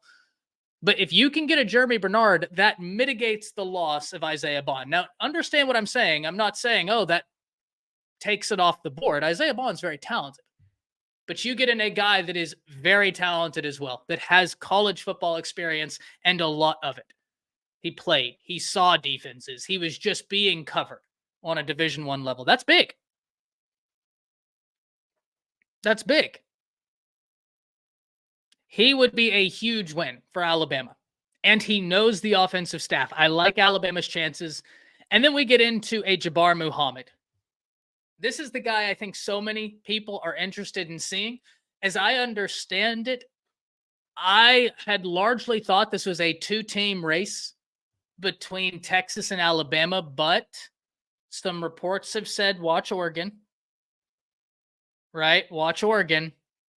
Whenever we look at this, Texas and Alabama, in my opinion, make the most sense for a few different reasons. We'll start with Texas. He's from DeSoto, Texas. He has a cousin, Manny Muhammad, that plays for the Texas Longhorns. Very young, too. Is a young corner. Alabama was actually after him, and Manny Muhammad is going to be a really, really good player for the Horns for a few years to come. Now, the argument I've heard in favor of Texas for some Texas fans is proximity. Now, I don't think that that's a hyper compelling argument to me, because if proximity was a big deal to him, he wouldn't have left the state. And if it was a big deal to at least be somewhat close, he wouldn't have gone from DeSoto to Washington. That's not exactly close proximity, right? So those two things I think help Texas, but Alabama has the coaching staff. Alabama has the coaching staff there. They have the familiarity.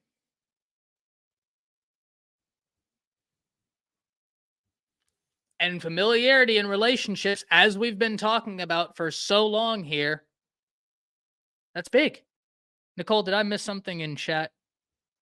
I don't know if I missed something. I think y'all are just going back and forth. My mistake. But, y'all are talking about the Feinbaum interview. Gotcha. Yeah, that's something we're all going to have to mark down. That's something we're all going to have to mark down. We talk about relationships. Jabbar Muhammad knows the staff that's currently at Alabama. Now, they might not have been, the guy working with him. They might not have been his defensive coordinator, but he knows them. He knows who they are.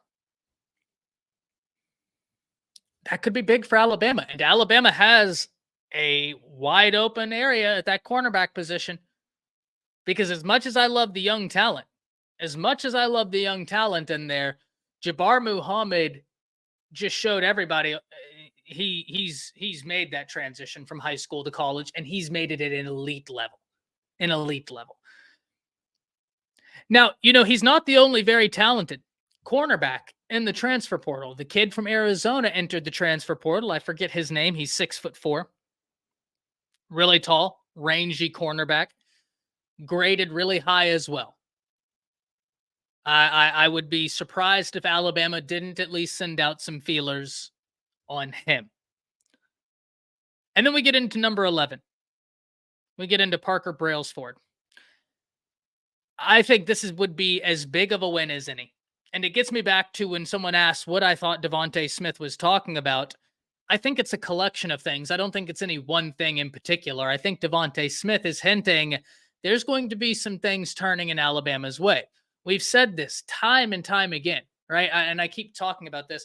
I liken what's going on right now at Alabama to a boxing match, and we're in round 5. We still got 7 rounds ahead of us. We've taken a lot of punches. But this weekend is the first time where we're going to be exiting from our corner and fighting back, punching back. That's all I can ask for right now as an Alabama fan. And if you're an Alabama fan, I feel like that's all you can ask for as well, is the opportunity to fight back, the opportunity to punch back. And finally, it's here. And that's all you can ask for. It's all you can ask for. Parker Brailsford. The reason why he would be so big, I think, is self-explanatory. Alabama struggled at center this year. There's no if, there's no ands, there's no buts. All right? There's nothing there. They really struggled at center. And even before Saban had retired, whenever I was doing my takes, I thought that outside of Damani Jackson and LT Overton, there was one other area Alabama might address in the transfer portal. And I thought it was center. Well, fast forward, I didn't think what would happen with Saban would happen. So, didn't see that one in the crystal ball. Wish I would have seen that one coming. That would have been a lot better on my week. Could have prepared. But I figured that there was a possibility Alabama would push for a center in the transfer portal. What better way? What better way to get a big win than at center? Someone who just played football at an elite level. That's huge. The offensive line has got to be the thing that comes together for Alabama. It's got to be. Alabama has, in a lot of ways, offensively overachieved when you look at how porous the offensive line has played. If I told you, hey, this team gave up 48 sacks in one season, if I released a poll to chat right now, and I didn't say the name of a team, and I just said, hey, this team gave up 48 sacks in one season, did they make the college football playoffs? Did they win their conference? I think that the unanimous majority would come back, no, they didn't make the college football playoffs. No, they didn't win their conference, but they did. Alabama did. As a testament to just how talented the team was. Right? And I think that's just a testament to how talented the team was. But Parker Brailsford can help alleviate. He can help alleviate a lot of what's been going wrong on the offensive line. Now, he can't do it himself. That's where I kept saying earlier how I was so excited for Scott Huff. But he can help alleviate some of that. Earlier, I saw someone saying me and Smook should... What was that? Let me go back. You guys are awesome. There's so many great comments in here. If I miss a comment, do not be afraid to comment it a few times. I do my best to try and hit any questions I see, but as always, there's a lot of you in here, and y'all are asking fantastic questions. You're interacting, making an unbelievable experience. Don't be afraid to ask multiple times if I don't hit it. Kyle, Roll Tide Roll says, Ty, you and Smook break down our wide receiver talent in this offense system. Mixed Milroe plus Haynes jam in the backfield, looking explosive to me. Yeah, we talked about this the other day whenever we were saying that Alabama, what they signed out of high school was wild. And between Rico Scott and between Amari Jefferson, then you add in Aaron Hampton. I mean, there's a lot of talent from the wide receiver position. There's just a lot of talent in the wide receiver position. And I'm excited with the new staff. Roll Bama says, dude is 6'2" and 275 pounds. Ty, stop it with the meat. I mean, Roll, he can snap the ball. Full stop. He can snap the ball.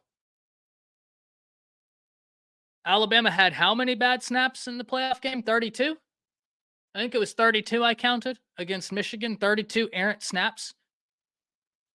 That kid can snap the ball, and after he snaps the ball, he blocks pretty darn well. Alabama will get him into the strength and conditioning room. They'll get him right. But you don't need a center to be 350 pounds. You don't need a center to be 500 pounds, man. And I think a lot of it, Bama roll, is when we look at Alabama's offensive line this year, they were too big. I've said this multiple times. And I don't know this to be fact, but this is just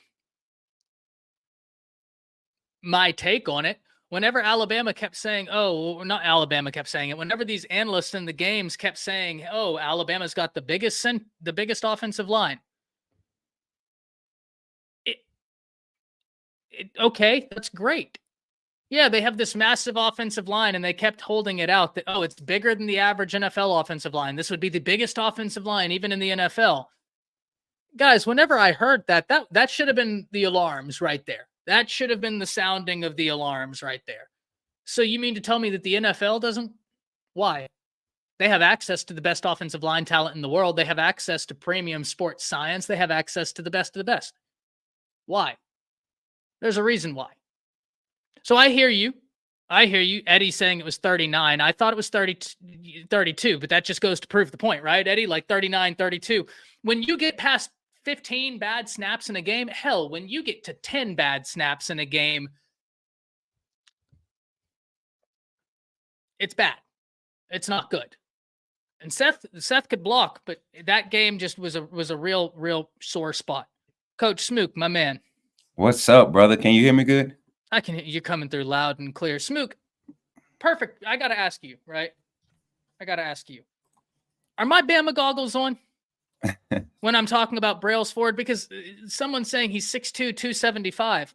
I get it, man. You'd love him to be 300 pounds, but Right. you add on 5, 10 pounds. Okay, what if he puts on 15 pounds? What if he puts on 10 pounds? Now he's 285, muscled up. He snaps the ball and he plays offensive line at a high level. I don't need my center to be 350 pounds. Am I Bama goggles on here? Not at all, man. And the thing is, he's not that small. Whoever said that, go fact check yourself. He's been a solid like 280, 285. I mean, Seth wasn't big. And if he could just snap the ball, like you were saying, I was in the back listening, man. You need a center that can snap the ball and understands how to be the secondary, reassurance as far as protection.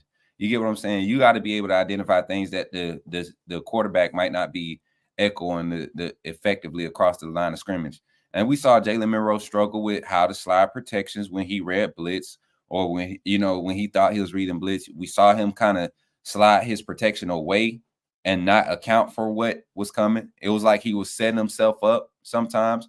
And as a center, if you hear that call, you got to have the wits to come on and be like, hey, hold on, nah, you calling for the snap. Do you realize what you just called? And you got to be able to have that's what, you know what I'm saying? Look at how AJ McCarron, not even there. I want to go way back. Was it Barry Jones and AJ McCarron? Yeah. I mean, look at how that relationship was. It was so many times where AJ might have seen something on the perimeter, and you could see Barrett holding up the play for another, half a second or two to echo, communicate down the offensive line. Them the type of centers you want for the style of offense. Everybody keeps talking about how fire this offense can be. They're not worried about the offense. Well, we need a center to even get the whole thing started. And why not bring in a guy who's familiar with the exact system that we're about to implement?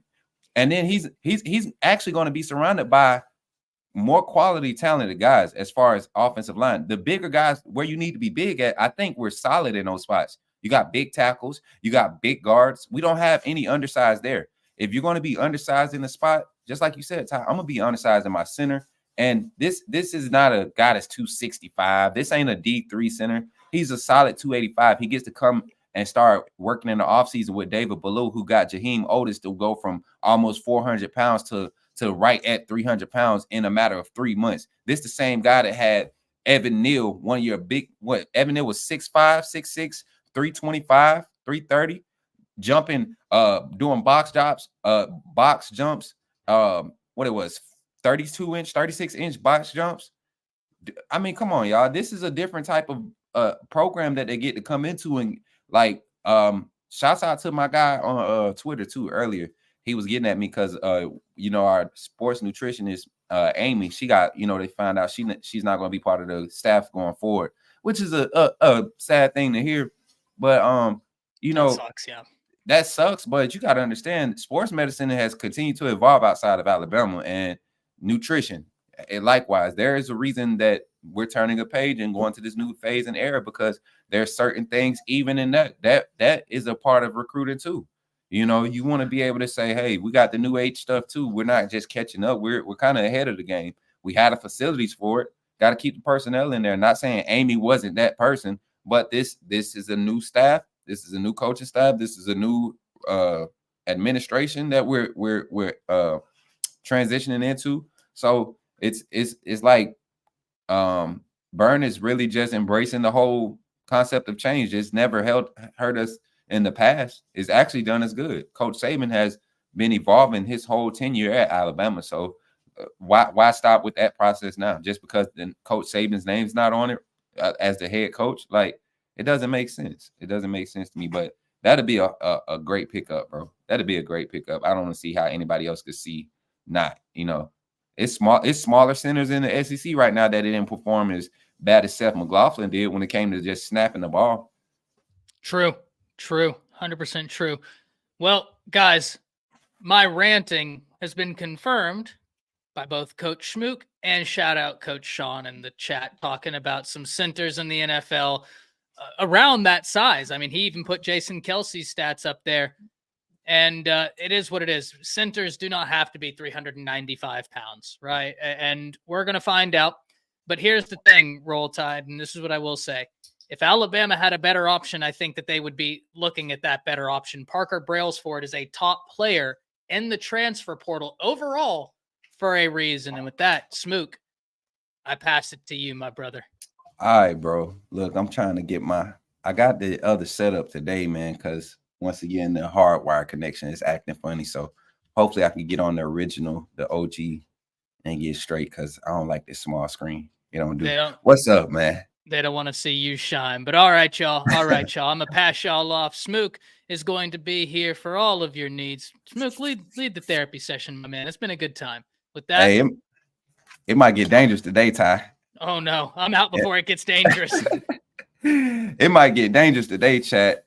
I just I woke up this morning, started I prayed. Me and my wife, we got to have a good conversation about the day's activities, and we started doing me and her just had we've been going through our transition right here, and this is new for us, this new dedication to the content.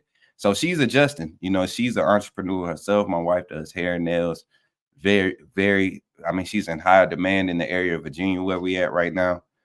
So we're busy right now, so try to get that quality time in. And she was asking me about like she was like, why I feel like everybody quitting, why every time y'all addressing something, it's about somebody. I was like, babe, you know what, you right. I said, I'm not gonna give no more attention to transfer portal being out from my personal platforms. I'm not gonna give them people that's leaving, the fans that's quitting on the team. I'm not gonna give them no more attention. She was like, yeah, because that almost made me not want to be a fan. And my wife, she ain't never been, she didn't grow up an Alabama fan. She's a converted fan. She got married to me. She didn't watch football for real, or as intently as she does now, until she got with me. And we've been together since 2015, the end of 2015. So what, going on 9 years now? So it was kind of like foregone conclusion that she was going to end up being a Bama fan, whether she liked it or not, So but she's not even, just think, if she's a light fan, you know what I'm saying? Like just a fan by association.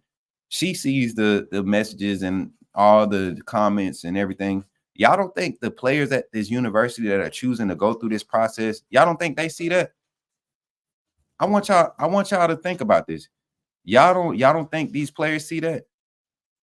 These players, we talk about how much they are this new generation and they on social media. Well, you're on social media too, supporting these players when they're for us, and then the moment one changes the mind, you turn into these I can't say those bad words, but you become very unfair in your judgment of these young men and these coaches that make their decisions just like you would if you had a better opportunity to do what's best for your family, for you and your personal goals.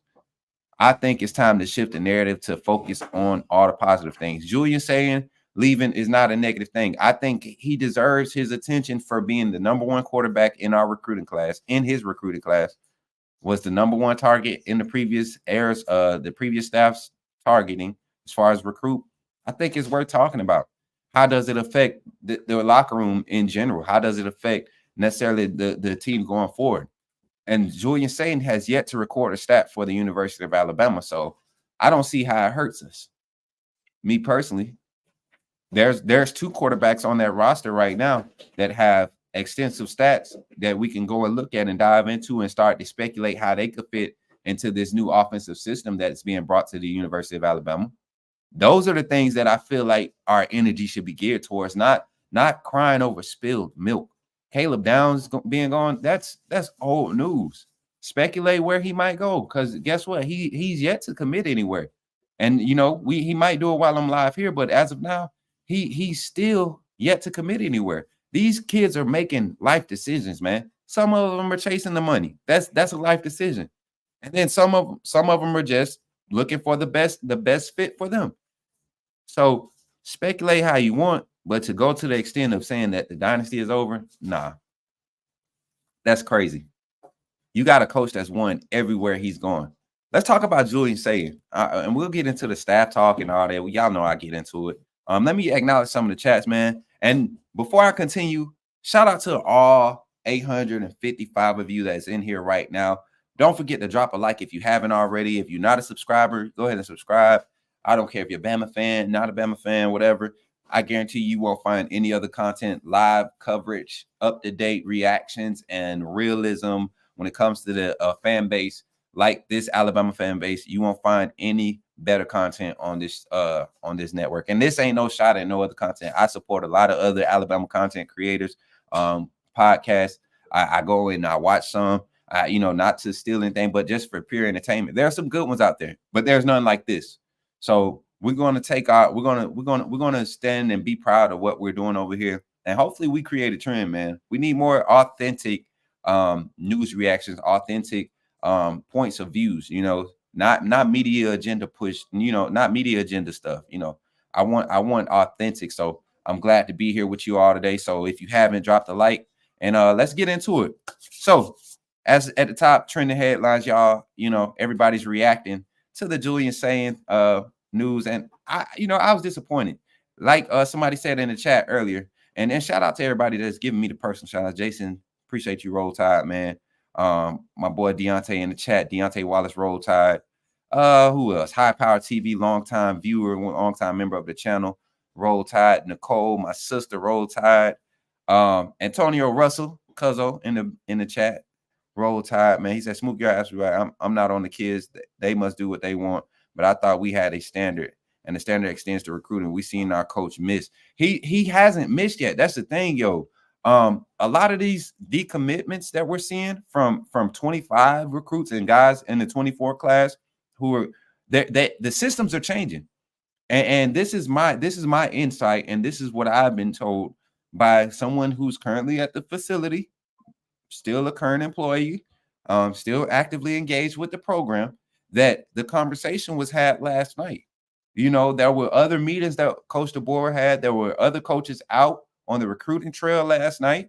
There were coaches, getting settled into their offices, still making phone calls, talking to current players on the roster, incoming freshmen, the 25 top priority prospects that Coach Saban and some of that previous that Freddie Roach and Coach G have put, hey, these are our got to get guys right now.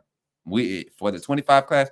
And if you go and watch social media, not the negative stuff, if you go and you look at some of the positive stuff that's happening, coaches are on the road. Coaches are on social media, talking about where they're at. Enterprise High School, that area of Alabama is a hotbed for talent because of who they play, the region that they're in.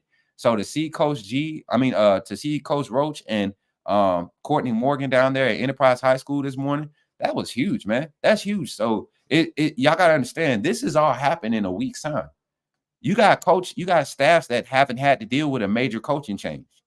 They haven't had to bring a coach from another major university to another major university, deal with contract issues, rebuild a staff. If the staff we had was perfect for Kalen DeBoer to just come and take Coach Saban's seat and drive, it would have been that easy. But there were staff members that were with Coach Saban that did not want to be a part of schematic change. They didn't want to be a part of the possibility of being demoted or laterally promoted.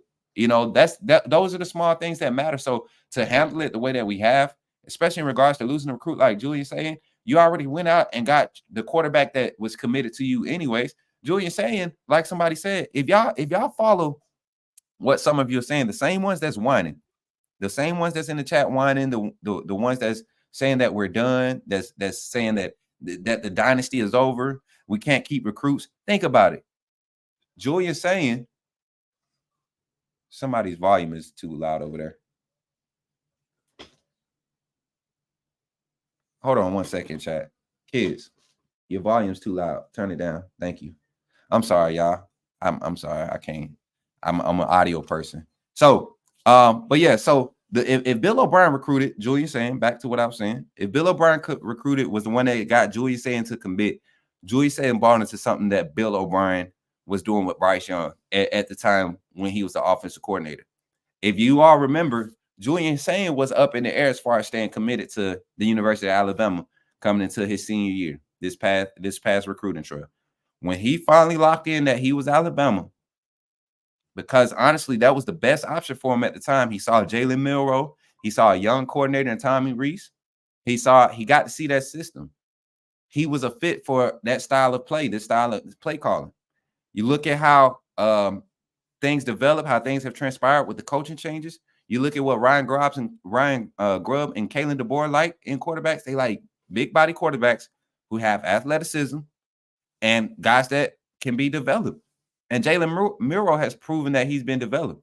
If we being honest, Julian Sayin is probably the most developed freshman quarterback in this class. He is the most developed quarterback in this class. Does he want to go and sit in a system that keys to just a particular quarterback?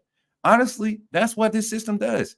They like what they like. That's what universities do. They go out and they get what they like. They get what they need for their system.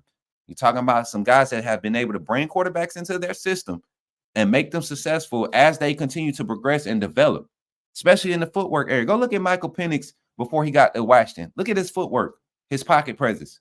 Horrible. His first season at Washington, you saw a major improvement. And then you saw the nation saw what he did this past season. And that was all under Ryan Grubb and Kalen DeBoer's system. And if you look at the makeup of Jalen Milroe,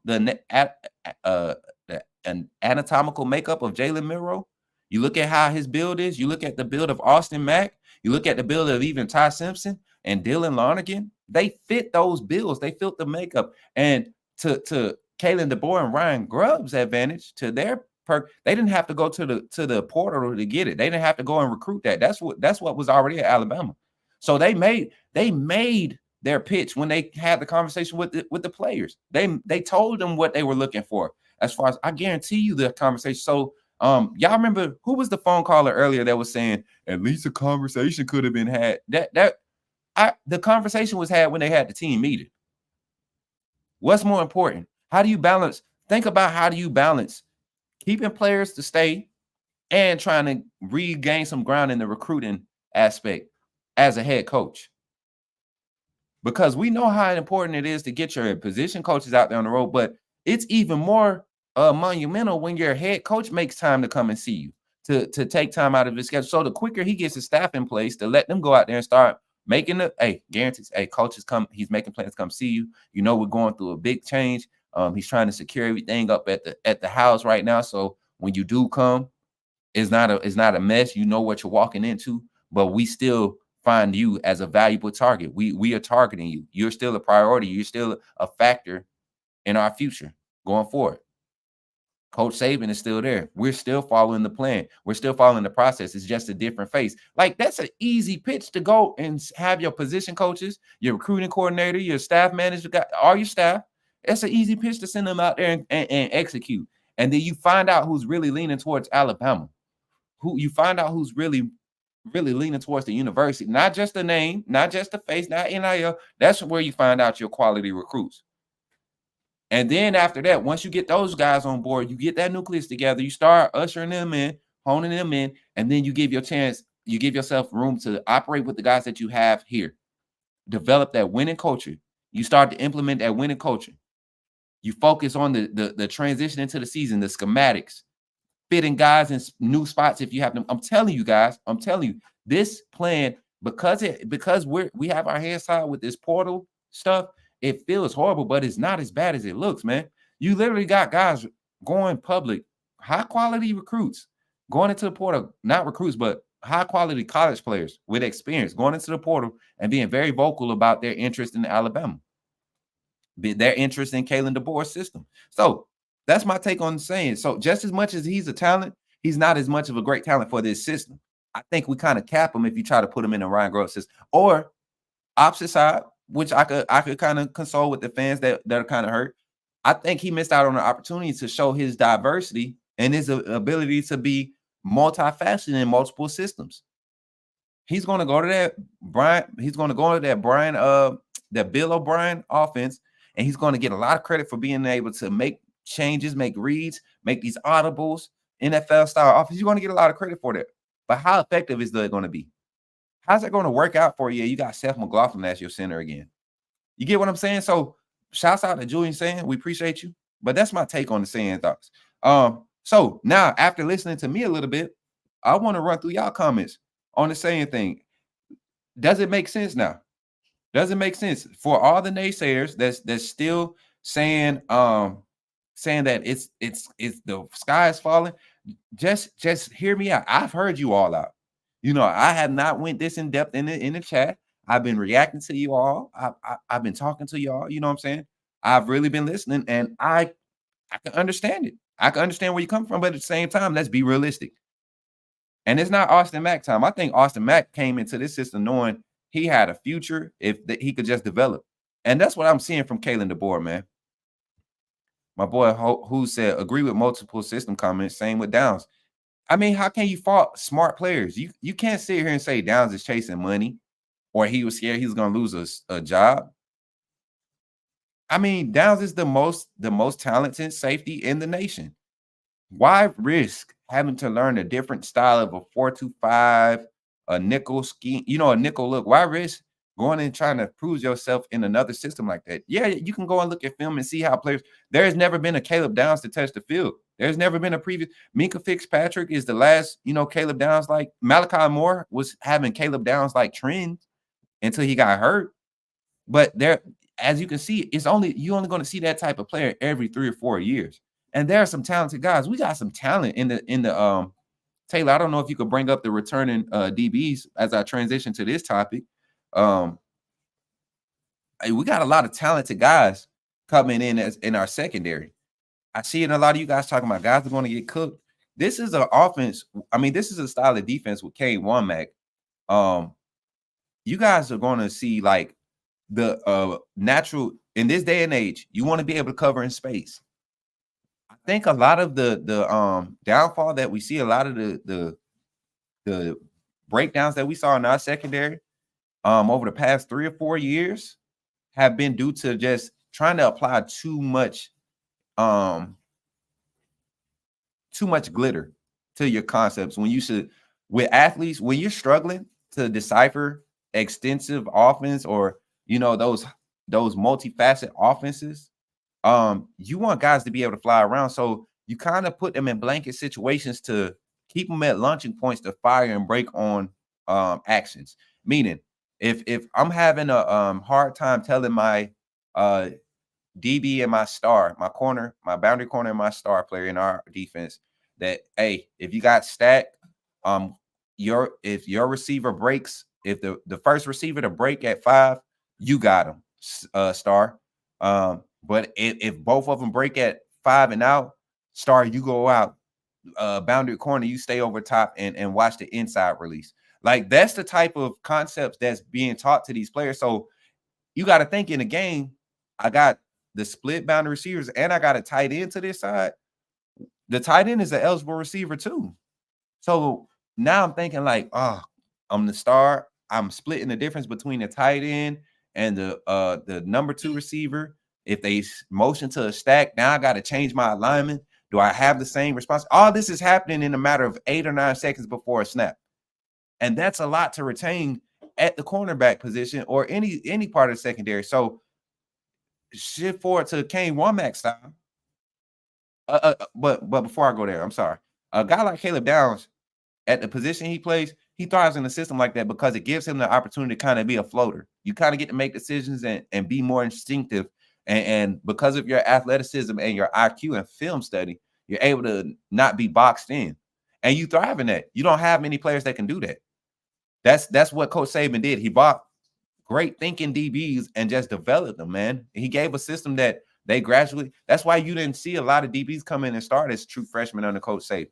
If you started as a true freshman, that means you had it in the upstairs. That means you had it upstairs.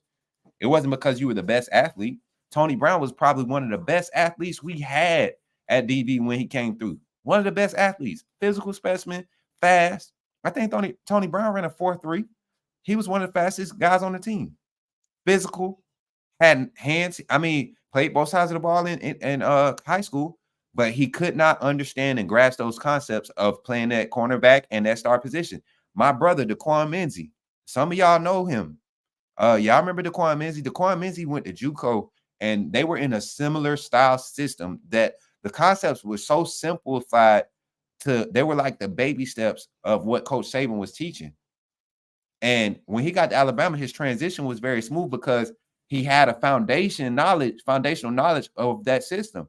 So now when Coach Saban starts adding, the sprinkles on top of the cupcake, it's not as hard to digest. It's easier to not be excited about the sprinkles and understand it's really just sprinkles, but this is the assignment. That's what's happening with some of these players too. It's not a bag. It's not about a bag. Sometimes a Caleb Downs and a Julian Sayers, who are coaches' kids, mind you that, their IQ has always been there. They go and they look for the best system. And right now, you don't have a GOAT, a 6-time national championship head coach that's able to guarantee that regardless of what the system is, he can get you to the NFL. He don't have that track record yet. So Caleb Downs is definitely going with the more pros towards finding a system that I just thrived in that made me the top safety in the nation.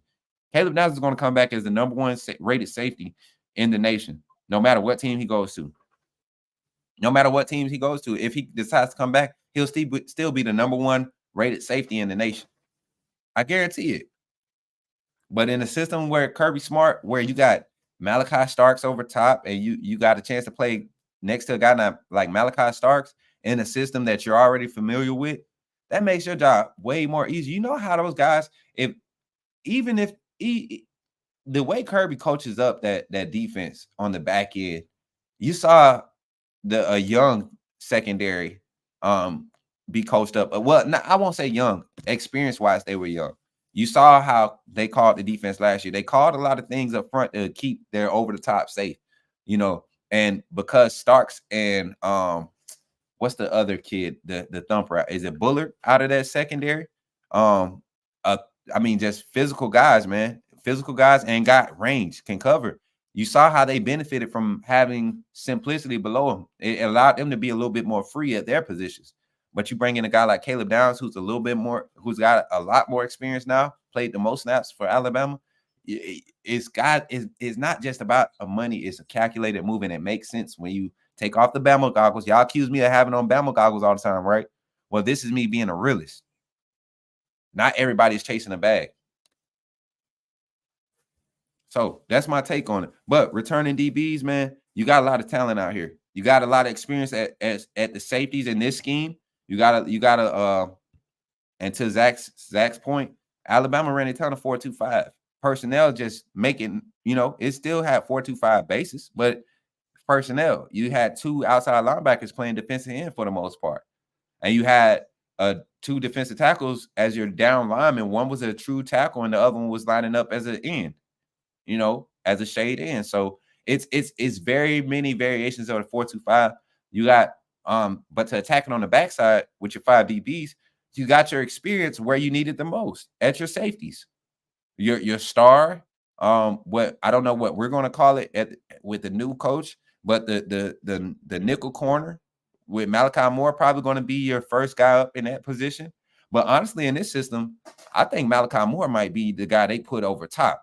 As I continue to watch film, I think Malachi Moore might be the guy that they put at free safety, because Kane Womack gives that guy a lot of freedom to make the over-the-top cloud cover, the cover adjustments. You see a lot in this defense. Go watch South Alabama film from last year, and you see the corners always checking with the safety, the free safety. The corners, no matter what the play is, no matter what the initial call is, that tempo, whatever, their corners are disciplined. They know they have a base call. They know they got a shadow call. What we call, if you don't get the call, you got a shadow. You don't cross formation, and you got a shadow call. So we got a shadow call, but with a guy like Malachi Moore, you trust him to be out there to make the adjustments, right? He's very experienced. This is going to be his 5th year on campus. I mean, he's got the locker room behind him. It's not hard to listen to Malachi Moore. He's been through it all. Coming in as a no-name freshman, building a name, becoming one of the top-rated freshmen before you get injured, go through years of where you're not 100%, still being effective, going through the ridicule, again, burnt, people not knowing you out there playing with pinched nerves in your back. People don't understand that. They don't know the type of pain you go through during physical therapy. You come back, you're still a leader. You lead this defense. You bring along a true freshman in Caleb Downs and mentor him to be able to adjust to the college football way of football, that college football game speed.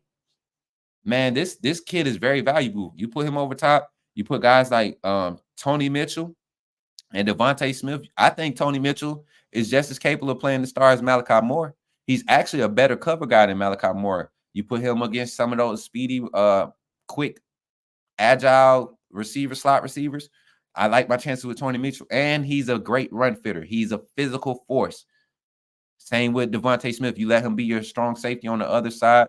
Let him be your box safety, the guy that kind of plays the weak side of over top coverage, supporting the weak side corner with his over top help. I think Smitty is very disciplined in that area, but he's also very aggressive in supporting the run game. I think it works out better. I think it works out for him.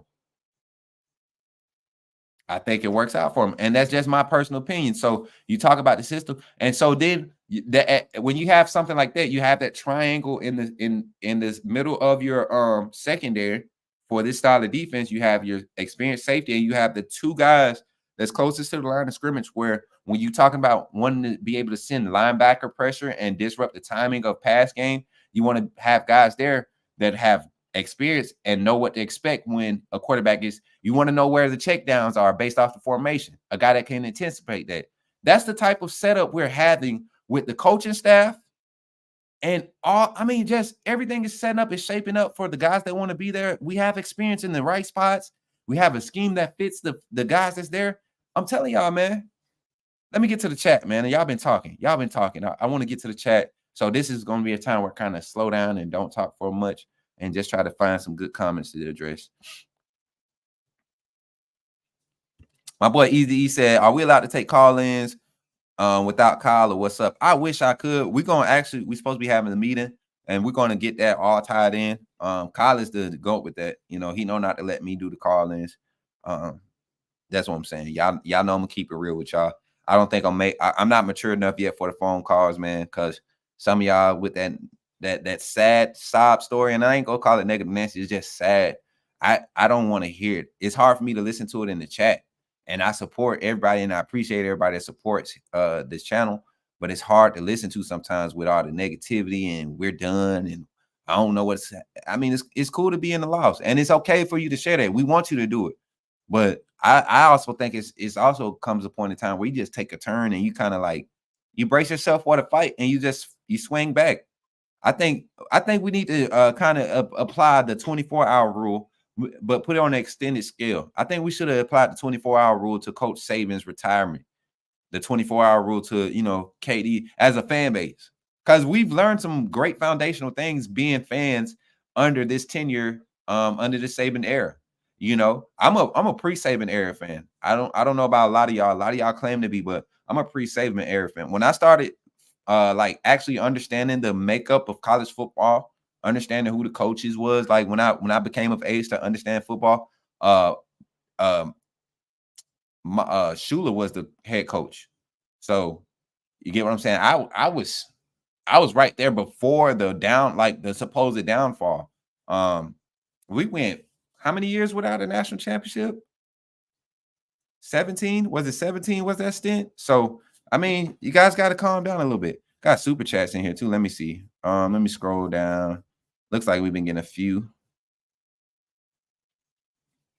Is this one? Did we have this one already acknowledged? I don't remember. I haven't seen Janet comment yet either. Janet, if you're in the chat, comment for me. Glad to always see you. You've been a big supporter of the channel, both actively engaged in the chat, sharing your thoughts, and also supporting monetarily. We definitely appreciate it. Greatly appreciate it. We appreciate you, everybody, but definitely special thanks to everybody that supports monetarily.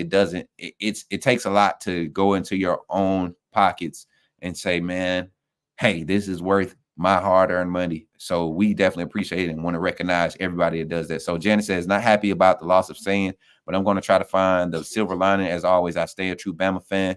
Nope. Bama fanatic. Roll Tide forever. Oh yeah, so she did that when Tide was on. That's the type of stuff I like to hear. We're not going to be fake and act like it's not a loss to not have the number one quarterback in that class stay and stick it out and compete. Because I was very interested to see how Julian Sayin would develop in this system. The way Tommy Reese called plays last year, Julian Sayin would have been a perfect fit. That's how it has a lot of pro style concepts, and Julian Sayin is a pro style quarterback. You know, what now? People when people say pro style, they think under center. No, that's not pro style anymore.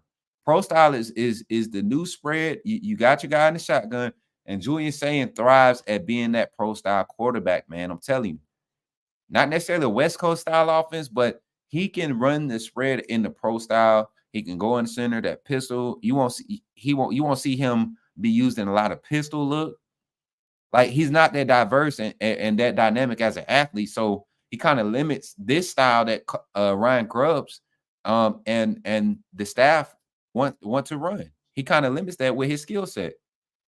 Now that's crazy to say about a great talent, but it's the truth. Chance Schoonover says, and I hope I'm not killing that last name. Chance says with the 199 super chats, we appreciate you, Chance. He says, you think Max coming is the reason why Sayin leaving? Honestly, I don't think necessarily his coming is why he's leaving. I honestly think Sayin doesn't feel like he would be able to develop at a rate to stay ahead of those guys, even with Lonergan being there, because I think Sayin had kind of like with the way things were shaping up, I think he felt like he was coming in with a little bit more of a buzz, a little bit more of a push to of a priority to get developed and get onto the field or get into, seeing what he can do, especially coming into spring ball. I know he was going to get his opportunities. Jalen Milroe was going to have so much pressure on him, no matter which way it went, whether it was from Ty Simpson or Julian Sayin. And in that style of offense, it would have been a tough competition for Jalen Milroe. But now this style of offense, you got a solid competition with the quarterbacks in Dylan Lonergan, Ty Simpson, Jalen Milroe, and now Austin Mack. Athletic quarterbacks. All four quarterbacks I just named are very athletic. Dylan Lonergan is just, if you look at the roster, and I want somebody to fact check me, I want to say Dylan Lonergan is like 6'4", 225, 215, something like that when he came on campus. And I'm about to pull it up. Let me pull it up. Dylan Lonergan. Somebody in the chat hooked me up with the Dylan Lonergan roster, height and weight. I'm trying to catch up on the comments, y'all. Dylan Lonergan. Somebody tell me. If I'm not mistaken, either him or Eli were on the bigger side as far as the quarterbacks. Lonergan 6'2", 210. Okay. So, and that was last year. And so Eli Holston 6'4"? One of them was 6'4". One of those kids was 6'4". But Lonergan is a bigger body. If you look at his frame, him and Milroe have the same type frame. Milroe just, he an extra beefy country boy. He a Texas fed boy. You know what I'm saying? 6'2", 205. That was as coming in as a freshman. Eli was 6'4". See, you see what I'm saying? So even Eli Holston, I don't know if has he committed anywhere. He would be a better fit for this system, in my opinion, than Julian Sayin. Look at the quarterbacks. All the quarterbacks are 6'2" or bigger. Ty Simpson is about 6'2", 6'3", right? Ty Simpson, he about 6'2", 6'3". We seen him get over that 200-pound mark last year too. That was a big thing that he was bragging about, getting over 200. Eli's going to do good in Pittsburgh. I don't know if y'all want to acknowledge that. I think Eli, I think Eli is going to do good at Pitt. Would have stayed if you guys joined. Yeah, Alabama. Jack, stop trolling, man. And I think y'all really misunderstood what Kyle was saying about the Yay Alabama stuff, man. Like I'm right there with Kyle, man. I just can't. I can't fully contribute, like, especially at this time in my life, where I'm at this stage of my life, and with my businesses. And I think we got to all consider that this is football we're talking about. This is a game that's going to get its money no matter where it's going to get its money from, right? At this point of this stage of college football, right? Coach Mike became a member of the YouTube channel. Appreciate you for pulling up, man, and becoming a member and supporting the channel, man. Everybody clap it up for Coach Mike. Hashtag Coach Mike in the chat. Appreciate you for joining. We appreciate you, man, for supporting Kyle Henderson, the coaches, myself, Coach Sean, Coach Jay, and also Around the Table Sports, Ty Hayes, and also our producer in the back, Taylor, keeping me on top of my game, man. She's making it so much easier. Yeah, man, appreciate you. Welcome to the team. We definitely appreciate the support and everything you've been doing, man. Jared Edwards said he's been a fan since David Palmer. Another underrated Alabama quarterback, man. Imagine David Palmer in this age with this style of offenses we've had. Imagine David Palmer and Deuce on. Come on, man. Imagine DJ Hall in today's offense. Tyrone Prothro. Jesus Christ. Man, what if Kevin Norwood could run it back? What if Kevin Norwood was like 8 or 9 years younger? You know what I'm saying? What if he was born a little bit Ardarius Stewart?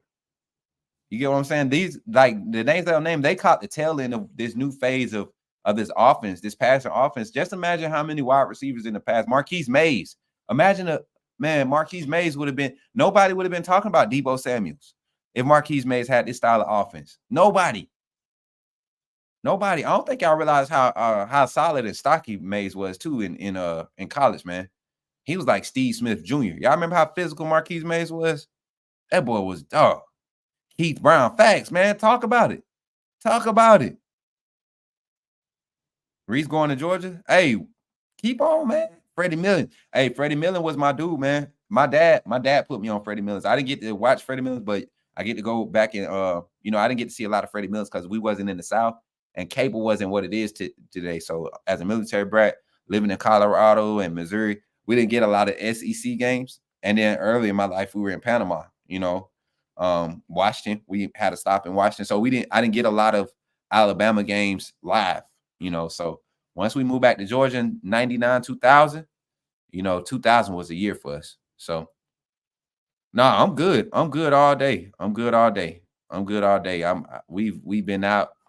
We went out, got out early. My wife brought my lunch today. And I'm good. I'm good to sit here and talk to the people. I've actually been active on the Twitter space. I riled up Alabama Twitter this morning, y'all. And if you follow me, you saw it. And it wasn't to be negative, man. I'm really out here. I'm ready to step on people's necks in a figuratively speaking way when it comes to defending my Crimson Tide, and I'm going to say my Crimson Tide because I'm a fan. I've been a fan my whole life. I didn't know anything other than Alabama football before I started, becoming of age to understand and have a little common sense. But yeah, this is one of those things, man. I'm just tired of negativity. I'm looking at the returning DBs. We looking good. Zay Mincy, Jalen Mbakwe. I'm ready for y'all to grow up. Dre Kirkpatrick, you got an opportunity to grow up. Xavier Brown, you got an opportunity. If Damani Jackson stays, boom, I'm with it. No disrespect, Coach Mook. Why they call him Coach? Honest, he seems young. Christopher Lyons, I've been coaching for about the past 6 years of my life, man. And I appreciate you for saying I seem young, man. I'm actually 33. I'm a little experienced in this football thing. I appreciate you for showing up too, man. Seem to be a Texas fan. I actually got my start at coaching when I was stationed at Killeen, Texas. I was helping coach as a player coach. That's what really started to make me think I could talk a little bit about football. I was helping a bunch of grown men on a semi-pro team that I was playing for as a player coach, designing a lot of the offensive schemes. If you all ever the Killeen Knights or the Bell County Elite, I played with those teams while I was there. So yeah, man. 33 is young, man. Hey, I got an old man life though, man. I'm telling y'all. Coach Mook, do you think Bama is still recruiting downs? Any news on the Ha-Ha's role? All right, so my personal opinion, well, I don't know anything verbatim when it comes to are they still recruiting downs. You would think, especially now that we've announced a defensive coordinator, we have a defensive backs coach now, 2 defensive back specialists at coaches, one with a proven coaching record, a proven resume, being Colin from Hitchler from Wisconsin. All you could do is look at, man, look down 2 spots. The third best safety with the third highest draft grades of PFF grades, the guy 2 spots down from you is in your position, just came from being coached from under this guy. So if you want to be able to have somebody that's going to have your back as far as and see the value in your adjustment period, you want this guy, Colin Hitchler, on the phone talking it down. So that's my hopes. And you would think that's what's happening. But as far as any news, he still hasn't said anything. There's been rumors about him taking a visit to Ohio State. There's been rumors about him, leaning towards Georgia, which I think would be the best fit for him. And then there's also been some news about him possibly, tampering with Texas. So, I mean, all these places that we named have an opportunity for Caleb Downs. Anywhere has an opportunity for Caleb Downs. The question is, what does he see as, his opportunity to create the most value for him? And I think he's really weighing his options. Honestly, a guy like Caleb Downs, if he leaves out the door, I don't think he's coming back. It would take something like a real conversation, the coming to Jesus moment from the likes of, when you're talking about Caleb Downs, it would take somebody like Jalen Milroe, Coach Saban, his father, who's very involved in this process and very, very supportive, and his son seeing the pros and the cons, playing both sides, not being biased towards a university, but having his son's best interest at hand. I think he's in a good spot as far as how he's handling it. I can't commend, if I had to give my personal opinion on any of the players that's entered the portal and how they've done it, I would commend Caleb Downs, definitely commend him, commend Julian Sayin. I commend Caden Proctor. A lot of people say he should have did it right after. Well, Caden Proctor was not expecting Coach Saban to retire. And we all know Coach Saban, playing for Coach Saban, was a big reason why he came all the way from Iowa down to Tuscaloosa. But to hear that he's possibly going to Georgia, hey, you know what time it is. You know what time it is. And we know what happens when players like this, when they create these narratives for themselves and they go to these universities and they experience adversity, it doesn't pan out well. And I wish all these young men luck. I wish them well.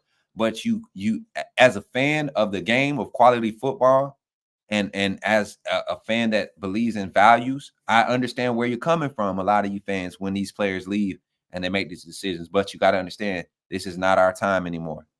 Generation X, what is our generation? The millennials. These are not millennials no more. This is a new generation. We were able to relate to millennials. You know what I'm saying? We were able to relate to the generation before us. This is different. They a different breed, man. It's going to take some adjusting. And I think to have a guy of Kalen DeBoer's stature and the staff that he's assembling, to have these guys that still have connection with this new generation, this is the best move. This is the best possible way to handle it and hold it down. All right. So that's my take on that. Deontay Lawson says he's locked in to Bama.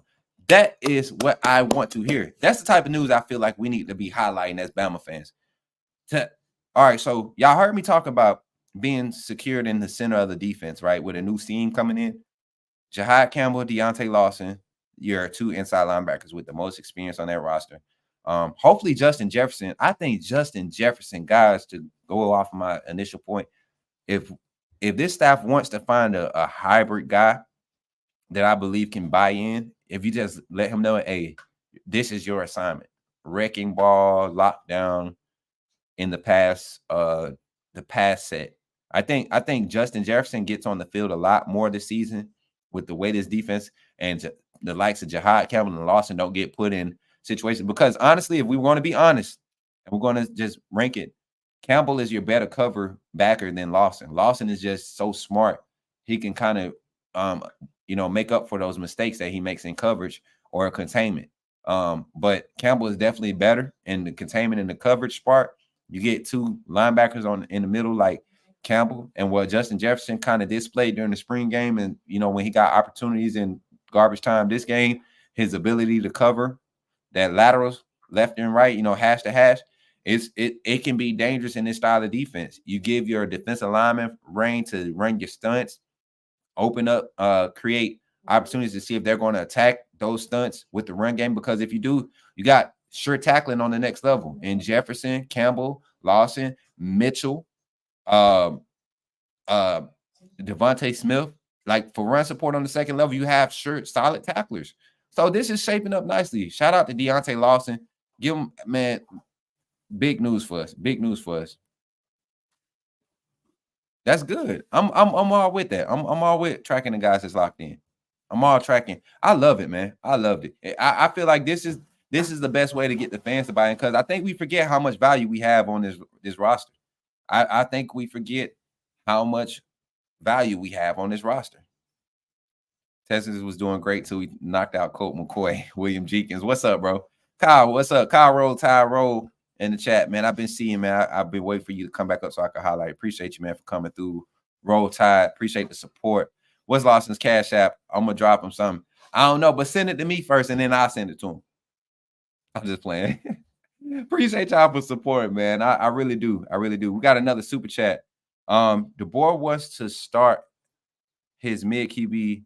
That's why Sayin is leaving. Sherman Clump with the $5 super chat. Wrong answer. Appreciate the super chat though.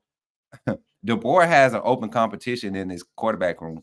The board came into this quarterback room actually licking his chops, knowing that he could have an opportunity to talk to Sayin and say, hey, this might not be what you're used to, but I'm excited to see how we can develop you in this system. Sayin turned around and said, Coach, I'll think about it. Took a few days. Bill O'Brien gets hired at Ohio State. The guy that didn't have a college coaching job before Sayin was committed. Before Sayin got put in this situation with Saban leaving, all the offensive staff that kind of had a hand in his recruiting left. Bill O'Brien goes to Ohio State. Sayin says, you know what? Instead of possibly having to go through a competition, learn a whole new system, I think I'm a better fit somewhere else. And why would he not be crystal ball to Ohio State? So, yeah, I disagree. I disagree with you heavily, Sherman, but that doesn't change anything, man. I appreciate you for pulling up. Disagree. Jeff McIntosh Jr., new member. Where you at? Where you at? Where you at? Hey, appreciate you, Jeff McIntosh Jr., for becoming a new member. And appreciate you for the super chat, man. I don't know if you was trying to join the membership by the clicking that, but the join button, is he a member? No, you a member. You got the icon. So welcome to the team, bro. Welcome to appreciate you for showing up. I was just trying to make sure you didn't double pay and make sure you sure about what you spending. People spend their good hard-earned money on this channel. I want to make sure you're getting it to the right spots. What is Georgia outside of the last 3-4 years? Here we go, Horns. Georgia's been building up under Kirby Smart. They literally, if you think about the transition period they had, Kirby Smart's first 3 years, I think he gets a lot more credit than he deserves. He never had he didn't come into an era where he was competing against NIL. He didn't have to rebuild a roster. He didn't have to rebuild a staff. Georgia was competing in the SEC when Kirby took over. So I don't see why people expected anything different. I honestly expected Kirby's turnaround to be a lot faster. I thought with his ties to the SEC and his influence in recruiting, I think Kirby was definitely it was only a matter of time before he saw success at Georgia. Georgia is a Southern brand. You go to the state of Georgia, you're gonna hear them barking. I lived in Phoenix City, but my church and everything that I did just about was in Columbus, right across the water. And man, it ain't nothing but dogs across that water. You know what I'm saying? Bama fans, we holding it down across that water, but it's dogs everywhere, man. It's dogs everywhere. Playing AAU ball, I always ran into Georgia fans. What's crazy is I don't even think for Daquan Menzie to go to Georgia, it was crazy because he went to a high school at Shaw High School and Carver, where they were kind of like recruiting beds for Georgia.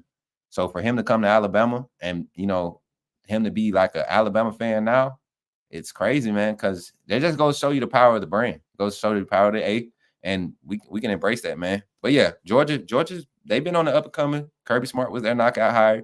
I think we got the same with DeBoer. Similar process probably going to take place too. The present is what counts, Miss Dog 88. Yeah, you're right. I want Georgia fans to keep this energy when spring comes. Smook Jaden Roberts says he's locked in. Facts. Hey, so I don't know if y'all saw my tweet about Jaden Roberts. If you haven't, go check me out on Twitter at Coach Smook. And I've had the privilege of being connected with his mother, and she's very open and approachable person to the fan base.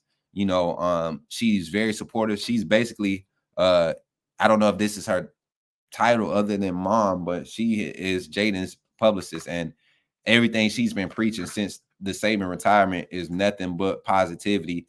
And it put me in check, 3 or 4 days after all the news. And, we were all in shock post Saban, man, but now it's kind of like to the point where there's no reason to cry. We got value, we got talent already there. You see social media, you see guys with quality being vocal about wanting to be at Bama, having interest in following Kayla DeBoer, having interest in setting the new standard, raising the standard. So I love it. Ryan in the chat, roll tide, my brother. How you feeling today, man? Welcome into the chat. And y'all, as we're going through the chat, going through the comments, I appreciate y'all for coming in. Just make sure you're hitting that like, man, and sharing it. If you're one of our what we call our resident chatters, make sure you sharing this thing every hour. You know what I'm saying? Get more people in here, get people talking Bama football, get people on this positive Bama football wave. This change is going to be one of the best things we've experienced as Bama fans. I'm telling you, this first year, y'all gonna go through some growing pains. But I'm telling you, 2 years from now, not next season, but the season after, this offseason, I guarantee you the energy gonna be a lot different coming into these chats. I can't wait till next offseason to be able to talk with you all and chat with some of y'all. Man, it's gonna be a long time. Shout out to this all-day coverage y'all got here at Smoot. I like the way y'all swap out, and it's better than watching ESPN. Appreciate you, man. Appreciate you, Tonio. Appreciate you for the love, man, and the words, man. We not trying to compete with nobody. This just fell in our laps, like Kyle was saying. This kind of just happened. When the news about Saban broke up, we got the text full court press, and it's literally been going since then. So shouts out to Kyle, man. I'm just here. You know what I'm saying? I'm just here doing what I can to spread my thoughts and try to understand the fan base. At the end of the day, I have difference of opinion, but I have a difference of opinion in a way of understanding. Like I said, I'm very objective. I'm very confrontational, but I'm confrontational with the intent to get to an overall understanding. Because at the end of the day, I will hope everybody in here that claims to be an Alabama fan, when it's kickoff, I hope we're cheering for our team to win. You know, but to the other side of that, and I'm gonna get not necessarily personal, I'm gonna get real here. There are fans that are in this chat who are in this chat praying that Milroe fails. Well, if Milroe fails as a quarterback, what does that do for the university? We lose games. What does that do for players on the roster if Milroe fails? It forces players not to want to be there. What does that do for the fan base? It forces other fans to start seeing more negative. So what's the point in praying on a player's downfall if the coaching staff is saying this is who you're riding with? So that mindset really triggered me. If y'all want to get me triggered, pray on someone's downfall, you know. And to make it personal for me, I've been on multiple panels talking Alabama football. You won't catch me praying on any panel's downfall just because I've been exposed to different opportunities. You won't ever catch me doing that. Now, will I validate things and put my name to everything? No. But you won't catch me saying they trash, this trash. No, what's the point? We're all Alabama fans at the end of the day. We want the team to succeed. So what's the point in praying on somebody's downfall? That's what I don't get about you fans. Some of you fans, not all of you fans, but some of you, the fair weather fans. And that's why I wanted to make an announcement about Taylor. If we can get a banner up. Today is Fair Weather Fan Friday. So if you call being a fair weather fan this Friday, Coach Smoot and Coach Sean, Coach Jay, and the rest of the dogs that's in Bama Nation, Nicole, my boy Roy in the chat, Sean been in the chat checking y'all. We on your neck, Bama boy, Antonio, all of us, Jarvis, and I like Jarvis because Jarvis not going to agree with me with everything I say, but he ain't no negative Nancy.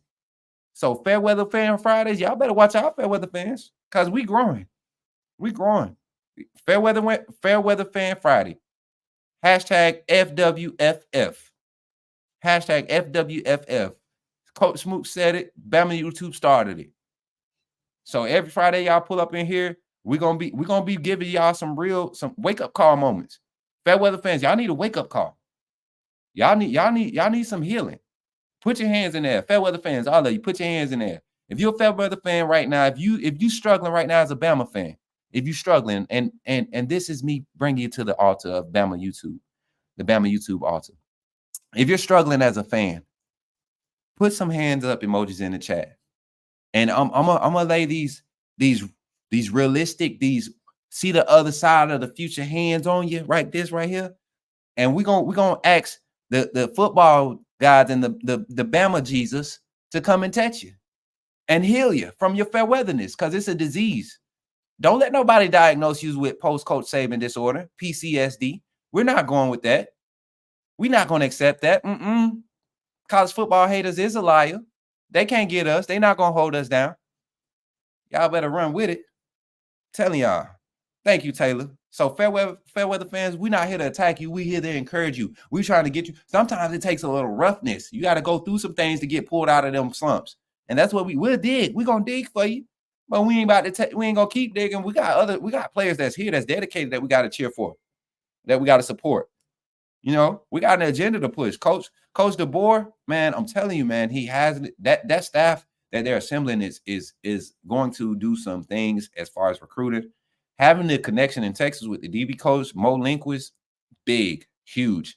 Having Kane Womack here, who has inside linebacker coaching experience, you know, just history, defensive play calling. You bring in a more experienced guy, just as experienced guy on the Power 5 level with Colin Schitzler at the safety coach. If you're going to keep him at safeties, I would assume that he's going to have co-defensive coordinator title, you know, to help with the play calling. He's coaching up those two coaches right there, calling your players, are coaching up your most experienced guys on your defense, your linebackers and your safeties. What better? I mean, come on, guys. Y'all got to see the strategy behind the hire. Y'all got to see the strategy behind the hire and see the value in it too. They're not coming to develop 2 stars and 3 stars, guys. They're developing 4 stars, 5 stars. They're going to be getting experienced players out of the portal. They're going to be commits that look at this and be like, dang, man, they still went 11-2 after Coach Saban. How can I be a part of it? Dang, that offense, man, they had 2,000-yard wide receivers. Jalen Milroe threw for 4,000 yards. What? Ty Simpson had 1,500 passing yards as a backup. What? Like those type of stats can be produced with this type of scheme and the type of players that we have access to right now. And this is something, Taylor, I don't know if we have the schedule graphic in the back. I want to jump on the schedule. But first I want to talk about the staff. We talked about the DBs. We talk about the Deontay Lawson being locked in, Jaden Roberts being locked in. Kind of moving forward, we're going to talk about the staff right after I acknowledge this comment. Samuel Edwards with the $4.99 super chat, man. Appreciate you, Sam, coming through. You've been active too in the chat the past couple of days, man. I appreciate you coming through, man. A lot of y'all have.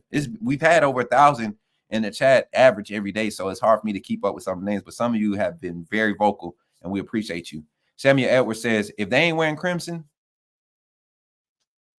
I think that's a nice way of saying the bad words that Marquise Mays and some of the others been saying. So we appreciate you, Sam. Appreciate you for being solid, 10 toes down, standing on that Bama business. You know what I'm saying? We stand on Bama business this season, man. I'm telling y'all. We got another super chat right there. Yeah, Milroe, Ken Shivers with the $5 super chat says, Milroe is the man. Only an idiot going to project negativity. He's going to break out, especially with a good center he can rely on. Not only because of the center, and Ken, appreciate the $5 super chat. Much appreciated. Roll Tide.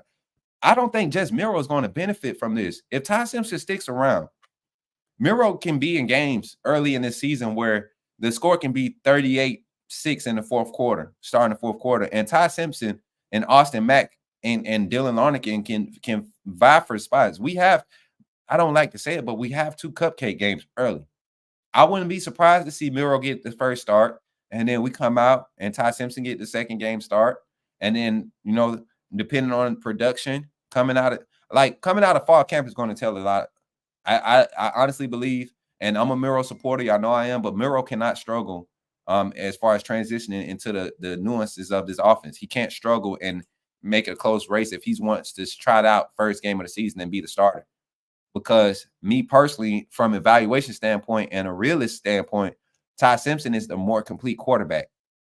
He doesn't present as many weapons, he doesn't have as much as wide of an arsenal as Jalen Milroe, but he is an athletic quarterback. He's not as fast.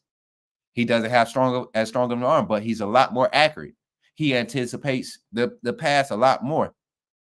Their problem with Simpson was the previous staff problem was he was inconsistent. Well, inconsistent at what, coach? You want him to check down every time when he's actually completing the passes or, having guys drop balls in spots where they weren't expecting it because they thought it wasn't open?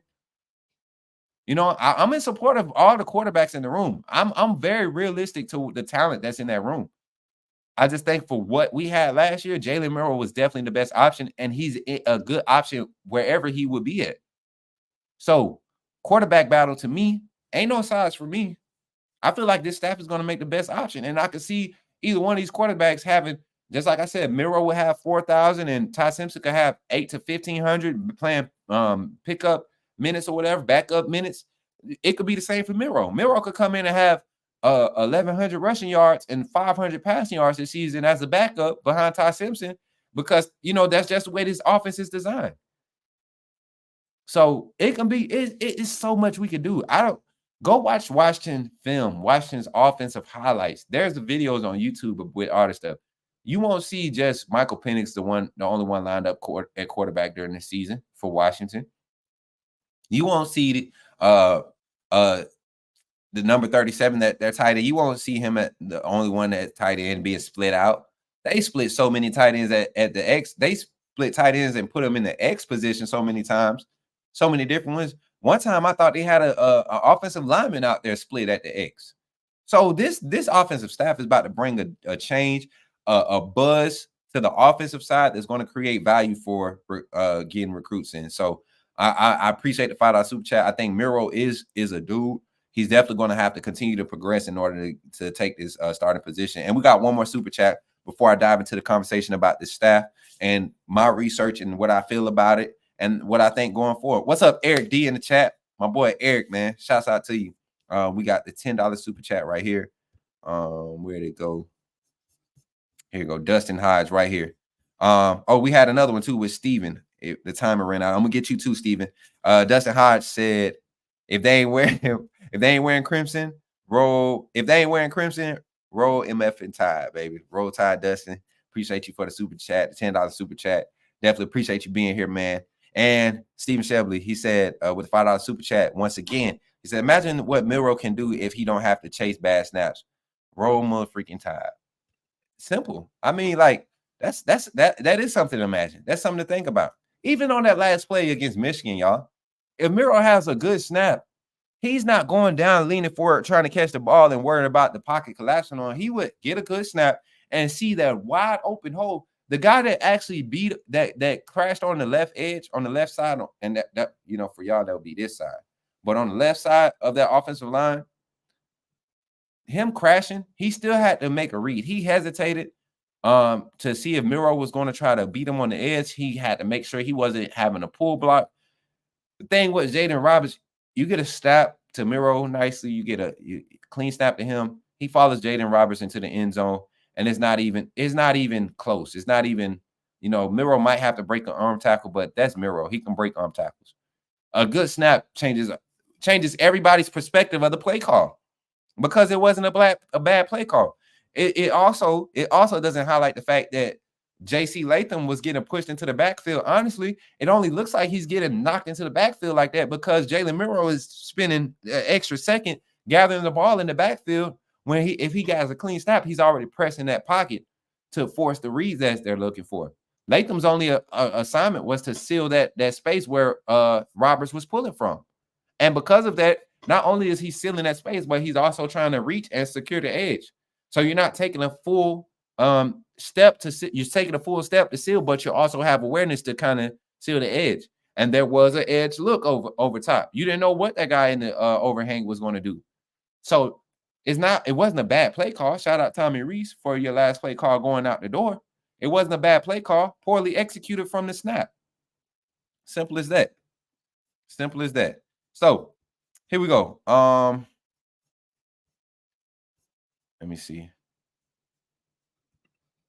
Let's get that up. Fairweather fans don't need no more attention today. I'm over them.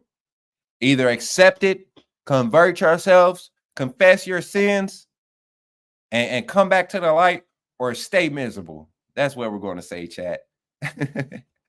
Confess your sins and come to the light, or stay miserable. Here we go. Hey, but check this out. Let's talk about the staff. Y'all already know my feels on Kellen DeBoer. Y'all already know my feels on Ryan Grubb, the offensive coordinator. Y'all know my feels on Kane Womack and the philosophy that he's bringing over. Y'all know I'm really big and high on Jamarcus Shepard. I think Jamarcus Shepard is probably the knockout hire of the support staff as far as the position coaches and coordinators. I think he's a key. I think he's probably going to be the one that really secures this thing. This secures the Ryan Williams situation.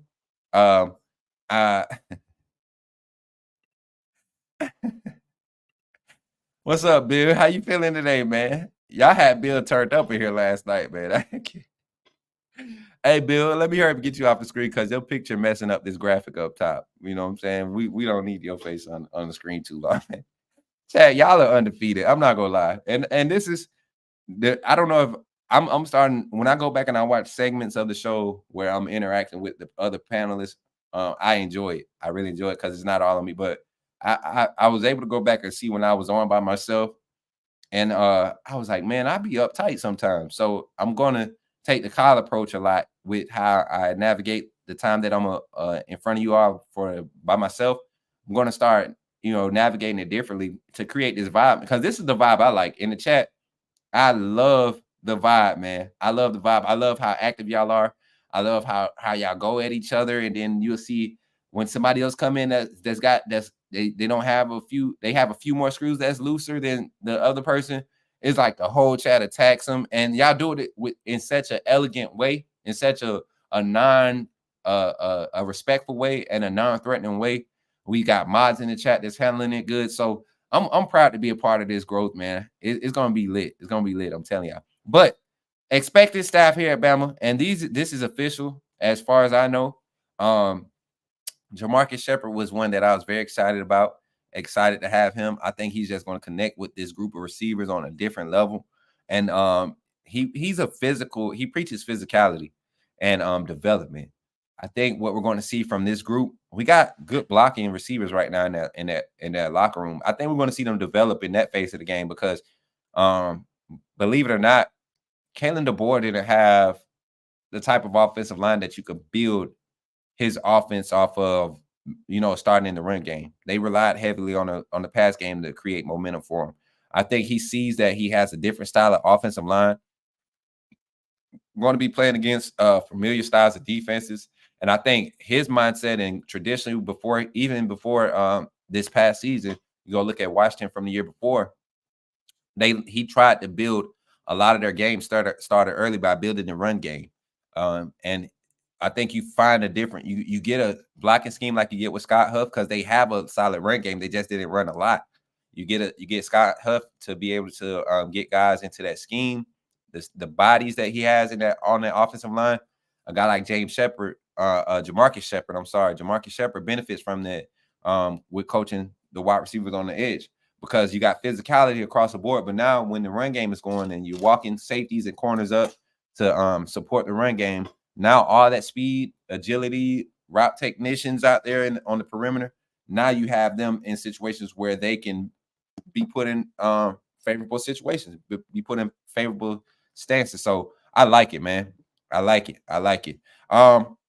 Running backs coach, Robert Gillespie. So I don't know if it's Gillespie or Gillespie. I'm from Alabama, so I'm going to say Gillespie because that's just how it feels. But Coach G, that's what I know him as. The one time I have been able to shake his hand, straight up, down to earth dude.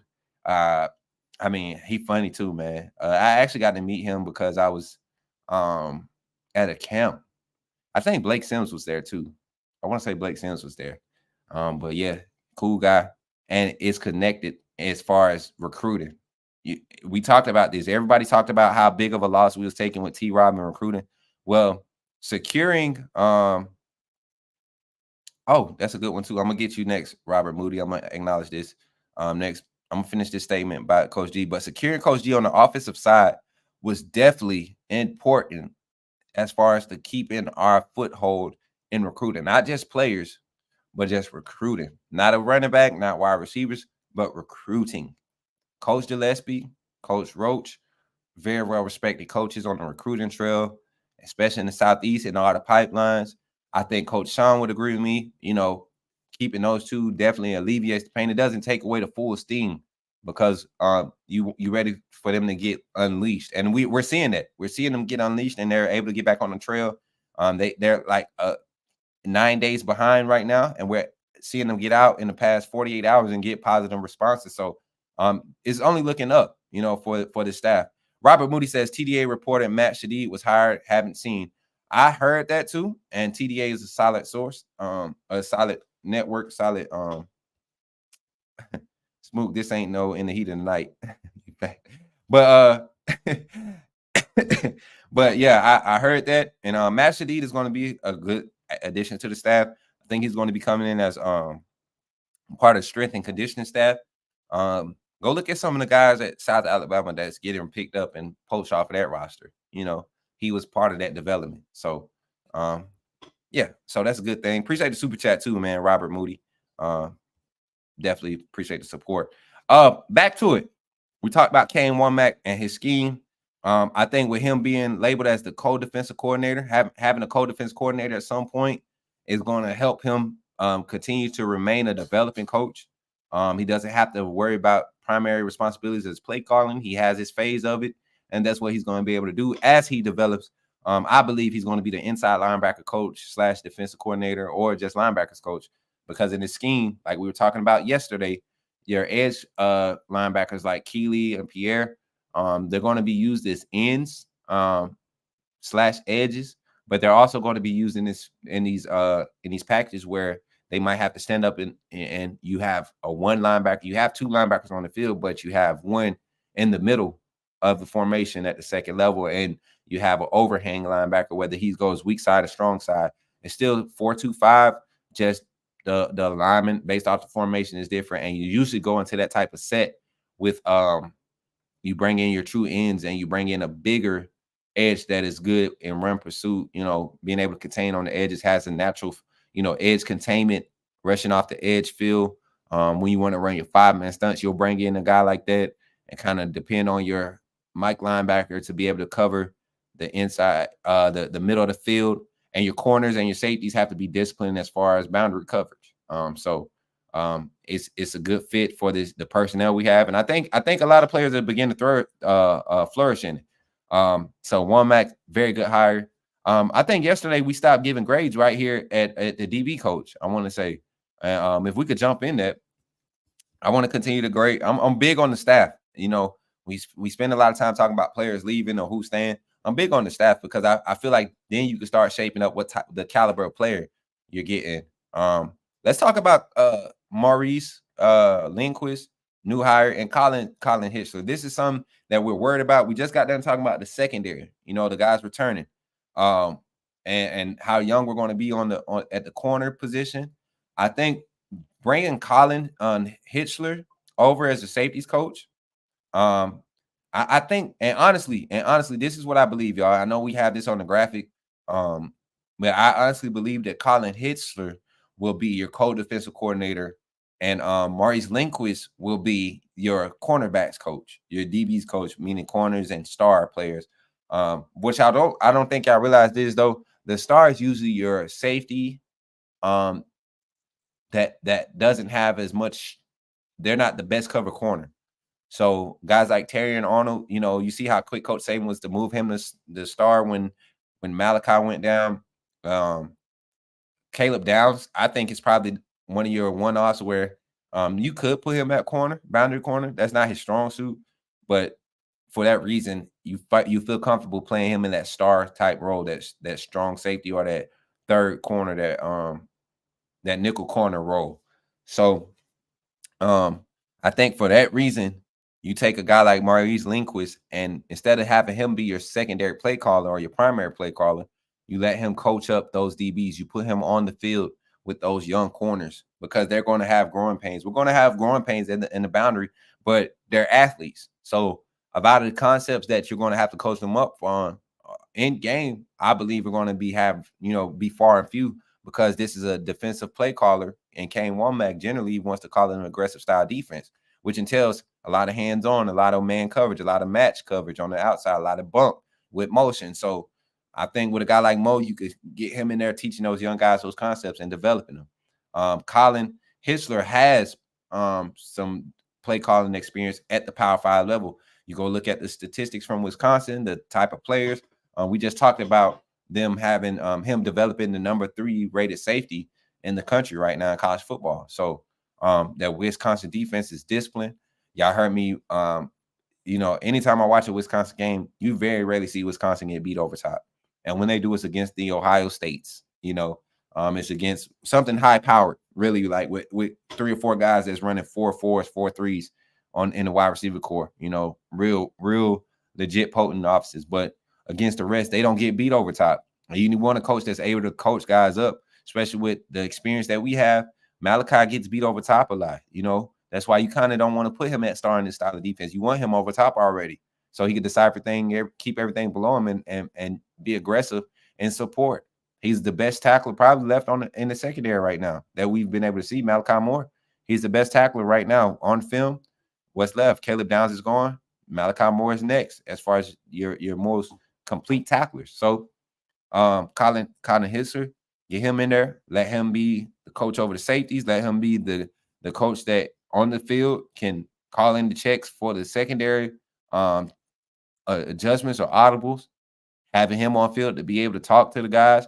I think you keep both your DB coaches on the field in general and let your D coordinator go up top. I think Womack is a sideline coach. Honestly, if you can get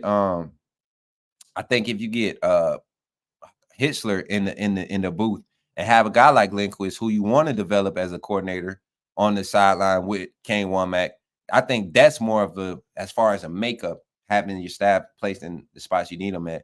And of course, keeping Roach on the sideline. I think you're going to have 8 on the sideline, 9 including the coach, as far as on-field coaches that have, on-field responsibilities. So it'll be interesting to see how they hook this thing up.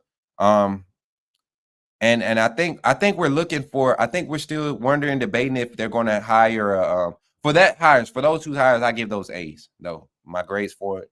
The DB coach and the safety coach, I think both of those are A hires. You got the lineage with Coach Mo Lindquist. You got the connections, the ties in Texas. I mean, deeply rooted in Texas.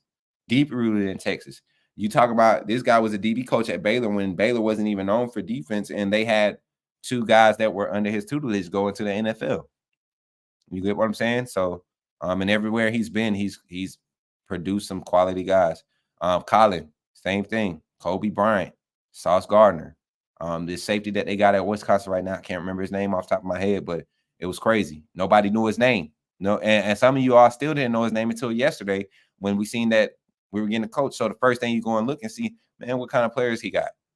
And that's the first thing you see. The safeties coach, co-defensive coordinator from Wisconsin, produced the number 3 rated safety in the nation right now in college football. So that's a good thing to ride off in the wind on and kind of rely on. Joe Rapp becoming a member of the channel, man. Appreciate you for showing up, showing your love, becoming a member of the team. We definitely appreciate you, man. Everybody hashtag Joe Rapp in the chat, man, coming a member of the team. Supporting Bama YouTube. Monetarily, we definitely appreciate it, man. Continue to support, continue to donate. And we appreciate you, man.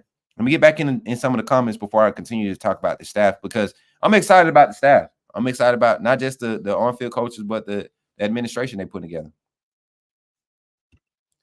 City Heights 1904 says Smoot, Cincinnati pass defense was number 1 under Colin.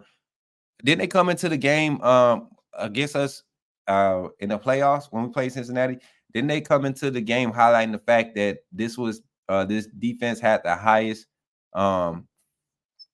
forced incompletion rate percentage or whatever against that secondary? Wasn't that like the big storyline, if I'm not mistaken? You know what I'm saying? So these are quality hires, y'all. A lot of people were scared. A lot of people were scared to come and coach under Coach Saban.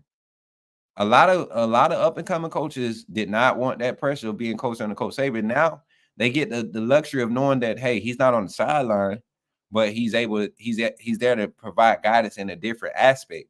Just think about it. You don't think Maurice Lindquist looked at the opportunity knowing that Coach Saban was going to be there? Looked at this as an opportunity for him to go and pick the GOAT's brain while he still has access to him, be literally in the facility with him, interact with him, get pointers on developing.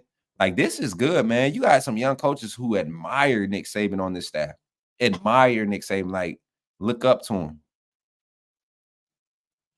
Here we go. We still in the chat. Penn Station or Jersey Mike's? Oh Lord, we doing this again today, y'all? We doing this again today? We doing this again? Y'all want to do this? Y'all want to go there for about 5 minutes? We can go there. Taylor, you know we can go there, right, Taylor? Because if we can go there, y'all know I'll talk food all day. We can go there for about 5 minutes, take a break from all this football talk for just a quick minute. Listen, Penn Station or Jersey Mike's, never had Penn Station, but if I had to replace a spot to compete with Jersey Mike's, it would be Wawa. I'm up here in Virginia. So if you have Wawa subs or their sandwiches, man, the Subway can't touch them. Who else make subs? Quiznos can't touch them. Wawa is goated for the subs right now. Hate me, talk about me if you want to. I'm just letting you know that's where it's at. Don't get in here. We ain't talking about burgers right now, Sandman. What's up, my guy? I like when Sandman coming here. I swear, Sandman, I swear that was your first comment when you came in here yesterday. Well, when I seen you yesterday was something about Whataburger. Shouts out to you, man, pulling up Texas fans, man. Hey, is he live right now on Feinbaum? If so, man, I would love to get some notes on what he's saying. From some of the let me go to my Twitter. Let me go to my Twitter real quick. Let me put this message out, y'all, and we're gonna get right back to it.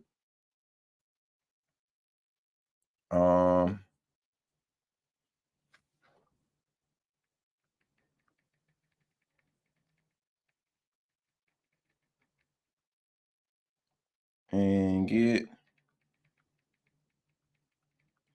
Thank you. All right, appreciate that in the chat. Yeah, so right now it seems to me like they're getting ready to do the Paul Feinbaum interview with Coach DeBoer. I'm excited to see what he has to say. I'm very curious and interested to see what he has to say.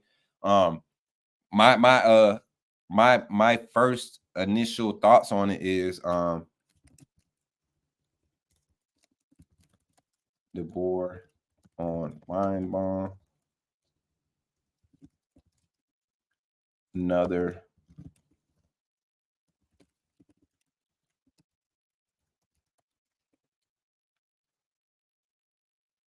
Debo. Okay. Make sure my spelling right. But yeah, big news coming out today. Coach DeBoer getting back out in the public. I'm curious to see what he's going to say. And this interview is not going to tell us a lot. If you're looking for him to say, we want everybody back, it's not going to tell you a lot. But how he words that, how he says that, how he expresses that, from speaking to the fans, speaking to the staff, speaking to the players that's in the portal right now. How does he go out and say Alabama is going to continue to be successful? We want everybody that wants to be here. We understand there's some value out there, and we want all the valuable players who think they have an opportunity at Alabama to come here, because we're going to continue to build onto a successful culture that's already been established here. And how often are we going to hear championship or bust type mentality in his speech? That's what I'm curious to see. And if he is on Feinbaum, I don't mind y'all breaking away to go see Feinbaum. I know y'all go come back here because I want the notes. I want everything from it. Let me see if I can get my guy Dylan in my Discord. Where is he at? Yeah, let me talk to my guy Dylan. He could post all the stuff here. Yep. Appreciate everybody for supporting. Oh yeah, it's about to get sticky because my brother is in the back. I seen you trying to sneak up on me. You ready? You can't sneak up on me. You know I be all over it. What's up, Brody? What's up, Smoke? What's going on, my bro? Chilling, man. Chilling, bro. It's been a vibe since I've been on. Haven't had I tapped in for a little while before I started helping my daughter. I seen you getting at them, man. You gotta stay on them, bro. Gotta stay on them. Just a little bit, bro. Just a little bit, yeah. They got out of hand a little bit yesterday. Even this morning, and they love to try to they love to try to come at us when we make our predictions. Exactly. All of us was convinced that Sayin was going to stay, right? Mm-hmm. Bill O'Brien, I don't even think we made a statement on Sayin after the Bill O'Brien hire. You know what I'm saying? I didn't even think about the fact that Bill O'Brien was the one that recruited Julian Sayin. Right. That's a And fact. then I once I started hearing the buzz last night, I was like, okay, I'm gonna wait it out. But if the conversation was had, like the speculation has been thrown, the rumors been thrown out, if the conversation was had last night, there's reason why Julian Sayin should have been concerned about his security in this style of offense. You look at all he got to do is walk in the locker room, in the quarterback room, and look around and say, one of us don't look like the other. Yeah. You know what I'm saying? Yeah. Build, style of play. He's the only one that's the most complete quarterback in that room. He's the only one that makes sense as far as having a quarterback, no matter what type of offense. Yeah. But you have a coach like Coach DeBoer and Grubbs who know what type of quarterback their offense has thrived off of. I believe the conversation said, hey, I would love to see how you develop in this style of offense. We would love for you to stay, but this is what we're going forward. Do you feel like you can be a good fit? And he put the ball right in Sayin hands. It's going to be competition everywhere. Quarterback, wide receiver. So if Sayin took that conversation and chose to move on to something that best fit his skill suit, more power to him. Yeah, I'm the same way, man. I said earlier in the chat, I seen pictures with where they had recruited him with Holman at his house, with Coach Saban at his house. Yeah. Everybody who recruited that kid, like you said, even Coach O'Brien. Yeah. They're gone. They're not here no more, man. So it is what it is. Okay, he gone. God bless him, right?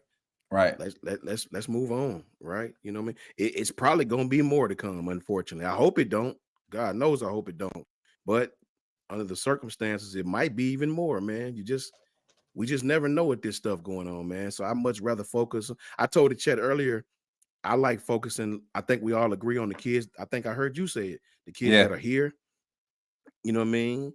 But it's so crazy because we almost don't know who's gonna be here outside of Tyler Booker and Jaheed Campbell, and a few freshmen. Xavier Minster said he's not going nowhere. Yeah. Woodyard and Xavier Brown are priorities. I read what they was making those guys priorities. So they're not going nowhere. So outside of the freshmen and Malachi, I don't know who's gonna be here, man. I'm hearing talks of Otis, and it's just crazy. And that's what I be saying. Like buzz like that, when buzz like that gets started, that's media fed agenda, man. That's panicking fan base because Otis has never been active on social media. How anybody finding anything about Otis unless it's coming from his mama, his sister, who is very vocal about protecting her brother. Like all of these, like it's literally people who Otis don't hang out. He don't be out like that. That man, he kind of like that's what I was saying about Justice Haynes. Like, how are people speculating all this stuff about Haynes when his dad is literally telling us where his son is at mentally in this process? Haynes is a worker, man. He's in the gym while all this is going on. Justice Haynes is literally at workouts, doing core training. You get what I'm saying? Mm-hmm. But I'm with y'all, man. And we got players like Jaden Roberts, Booker, Jalen Milroe, Kendrick Law, Emmanuel Henderson, Devontae Smith. I mean, I'm ready for Tony Mitchell to kind of jump on that bandwagon and reassure us that he's going to be here because that's our success story right there. He can be the forefront and say he could be right there on the forefront and say it wasn't just Coach Saban that helped me through my process. The University of Alabama having that name, it wasn't just having Coach Saban in your back pocket. Being a player at the University of Alabama definitely persuaded a lot of them legislators and people that could have gave him the book. I guarantee you, knowing that he was an Alabama player, gave him a little bit of leniency, and having people from the University of Alabama to speak on his character and the amount of time they had known him and evaluated him over the years as a prospect, what they learned about him. Character statements matter in those situations. I guarantee you that matters. So jump on if y'all can get this out to Tony Mitchell, we need to hear from you, man. We had your back when nobody did, so we want to hear from you. This is your opportunity to be on the field. Yeah. That's a fact, man. He went through some things. The Bama fan base supported him. He was young. We all did stupid stuff when we was young, right? And he made a mistake, right? Fortunately, nobody was hurt. Nobody was harmed. Learn from it, grow from it. If it's not a mistake if you learn from it and grow better and be better from it. And so, we supported him. So I hope he does the same. But I want to show love, man, to the outside of Malachi and Tyler and Jihad. I want to show love to the freshmen, to the incoming freshmen, to Peyton Woodard, right? Peyton Woodyard. I want to show love to Drake Kirkpatrick, to Red Morgan, to Xavier and Xavier. Them kids came in, they kept their head down. They not all over social media, and they just say they ready to work. They just let it be plain and simple. We ready to work. Let's go. I want to show them guys love because they came in, they picked up the Bama standard when others didn't. And it is what it is. I saw a post from Marvin. I love when Marvin posts something because I know it's coming from a dude that sold his soul, that put it all on the line, bro. Changed his life for this university, right? Look at the scars. The battle scars are there. You know what I mean? So when he posts something, I really take that to heart, man. He was right. We just all have to come to grips with it. It's just a different day, man. It's what it is. A different day, different time. Let's accept it and let's move on, right? Let's move on and support the ones that are still wearing crimson. You know what I mean? That's all I'm on. And Uncle Marvin, man, I call him Uncle Marvin. We didn't. I don't know. We done had a lot of run-ins on not social media, but on the panel with our differences of opinion. And literally, we both acknowledge that's that new school, that's that old school. Well, now we got a new school stuff I don't even understand. And new school, right? And our last few conversations or interactions, as far as talking about mentality of this new age, we've been coinciding, and it's kind of like he's more progressed into where I was at understanding that, and I'm kind of stuck at where I was at that point. So we're kind of at a happy medium, and now we have this whole new age. Like literally, this is brand new to us. This is this. You remember when you're a little bit older than me, Sean, but you remember when we started wearing tall tees? And of course, man, that's my day. Yeah, that's my day. My uncles, my mom and them, my uncles and them, that was like in their 30s and stuff. They was looking at, man, why your clothes so big? Why you wearing stuff two sides? Why you buying clothes two sides too big? Like they didn't understand it. But it was did though. From being in the neighborhood where I grew up at, that's big tees, big pants. That's what the tight stuff is. What I had a problem with. And then that's what we started. Like my generation, well, my majority of us, we were cool with slim fits. We started the slim fits, but then when cats started wearing the skinny jeans, basically some denim leggings. Facts. That's when we was like, yo, what's going on? Yeah. And then it got so bad. You had some of our. I ain't gonna get on that. We ain't gonna get on that. But it just goes to show you the change of mentality and mindsets. That's what we're dealing with in the fan base. I was going back and forth with a guy on Twitter this morning. I don't know if you caught wind of it yet. I think I seen. Yeah, he was talking crazy. Well, no Bama fan talking about how long he's been a Bama fan. Well, you've been a Bama fan for 60 plus years. How are you reacting to all the players transferring and saying that we're losing this and we're going to have, like, how are you showcasing this negative Nancy attitude, this fair weather fan mentality, and you've been a fan this long? You've been through worse than this. Like, people don't realize it was worse for the previous coaches than Caleb DeBoer. It was way worse. Way worse. Yeah, that's a whole fact. Yeah, that's a whole fact, man. I can't do nothing but agree.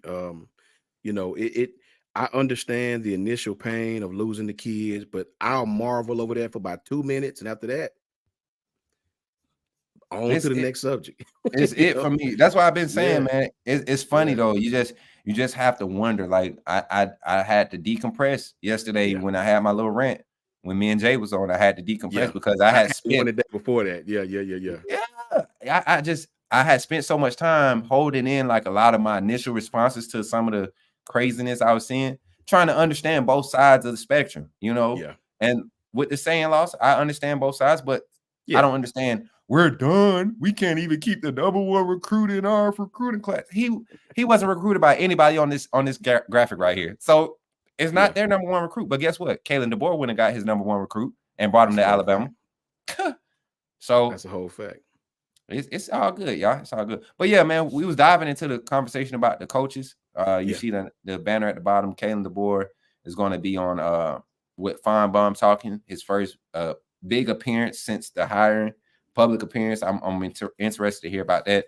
But I was leaving. I had just left off on we was talking about the safety coaches, and I was talking about Coach Hitchler and Coach Lindquist, how important those hires are and how much of a quality hire they are.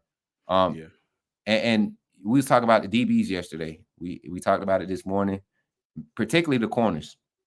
And I was explaining to the chat my takes on having 2 DB coaches in the room now. That goes to show you there's a priority as far as development on that level. I was saying, my opinion, put Maurice as your cornerback coach and just let that be his responsibility. This first 2 years, you got young guys that going to have to go through growing pains. What's your thoughts on these hires, man? I know you went back yesterday and did your research. What's your thoughts on these hires? I like them, man. I like the hires. I've always, I'm never, you know me, I'll tell you in a second, man. I'm not educated to who this guy is. So I'll go back and I'll look at his past. I'll look at what he's done. I'll look at his players, look at the scheme he run, look at the players he coached, try to find some practice clips of him. I like the hires, guys. I really do. I think these guys are all very, very good at what they do, especially that receivers coach. I was thoroughly impressed when I found out with that guy, Shepard. So I think these hires are good, man. You know me, Smoke. The only thing I had my concerns about, if you had to have one, was the recruiting aspect of it. And those guys sort of came to my beckoning call the day after I went off about it, right? So I'm cool with it now, man. I don't have no worries about the staff. I see they're offering the West Coast kids and supporting the kids here that love Alabama.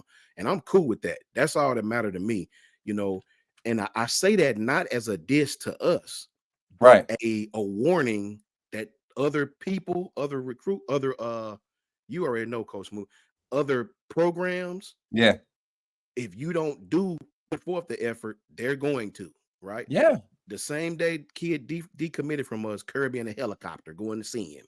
That's the SEC, bro. Like it is cutthroat down here. So I think Coach DeBoer is understanding. He came to the beckoning call. Josh Chap and Denzel Duval both was at the young man's residence. I'm cool with that. I have no qualms about the staff whatsoever. I'm excited about the staff. They've proven me wrong on the recruiting trail. So Me I'm too. cool with it. I'm cool with it, brother. I'm just ready.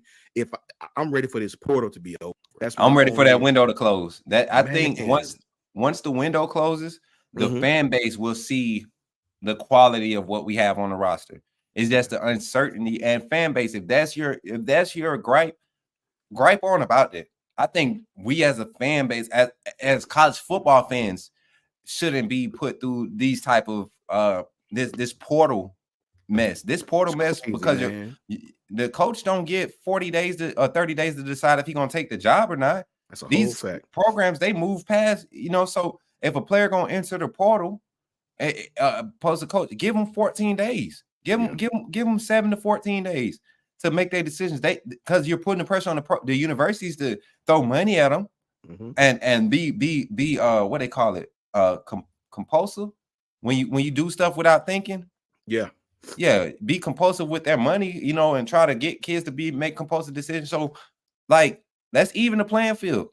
Don't make us wait and let people have a little bit more time to kind of bounce back and forth and being compulsive and being steady, shooting a shot, kind of half reeling it in. No, you got to keep it a fair playing field. I want to acknowledge this comment. I mean, this super chat before I get up out of here and let you take it away, bro. Nichols said with the $9.99 super chat said, appreciate you, man. Appreciate you for the super chat. He said, Bama's going to be just fine. We are just the first team to get hit with the dark side of the portal /NIL. We are just changing the oil and fueling up the train before we hit tracks. We good. The thing is, not only are we changing the oil and filling up the train, we got a different style of train on this mug. We got a new train. We got a new age train. This ain't no train that's been rolling steady for 17 years, been taking the beatings and got the wear down. Like new train and new tracks. We had an old train trying to run on new tracks. How long did you think that was gonna last? How many of y'all still got a vehicle that's older than the 2007?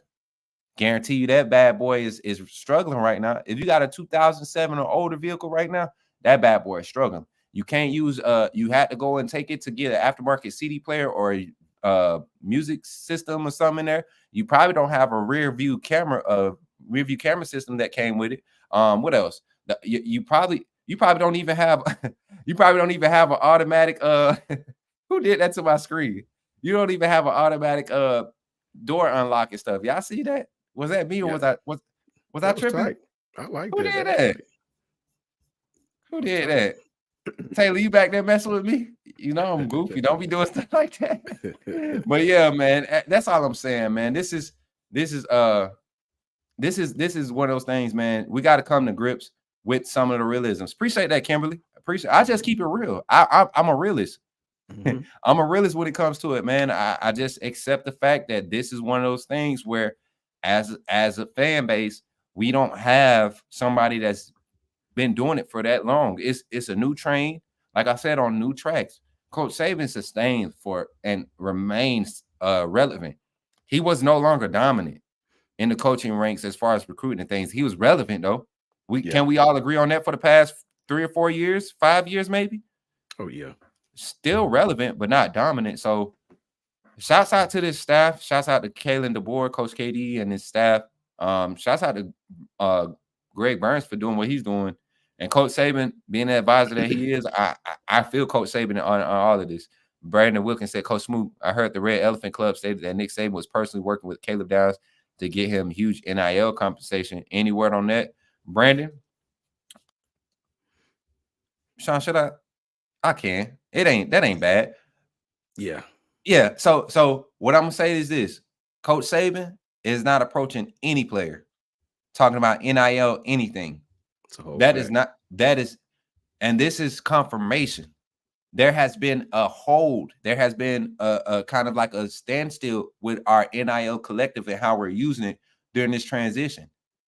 Coach Saban has gotten the staff to fully entrust in Kalen DeBoer's mindset or his vision going forward as far as how he kind of wants his agenda pushing forward. And I think because we're not throwing money in these 25 recruits' face trying to say stay committed, and we're not chasing the guys that's leaving before he even gets a chance to announce the style of offense, the style of defense, the scheme, his ideas for the team, and to go in depth and explain where everybody can stand, to really ride out to see who's committed to the process.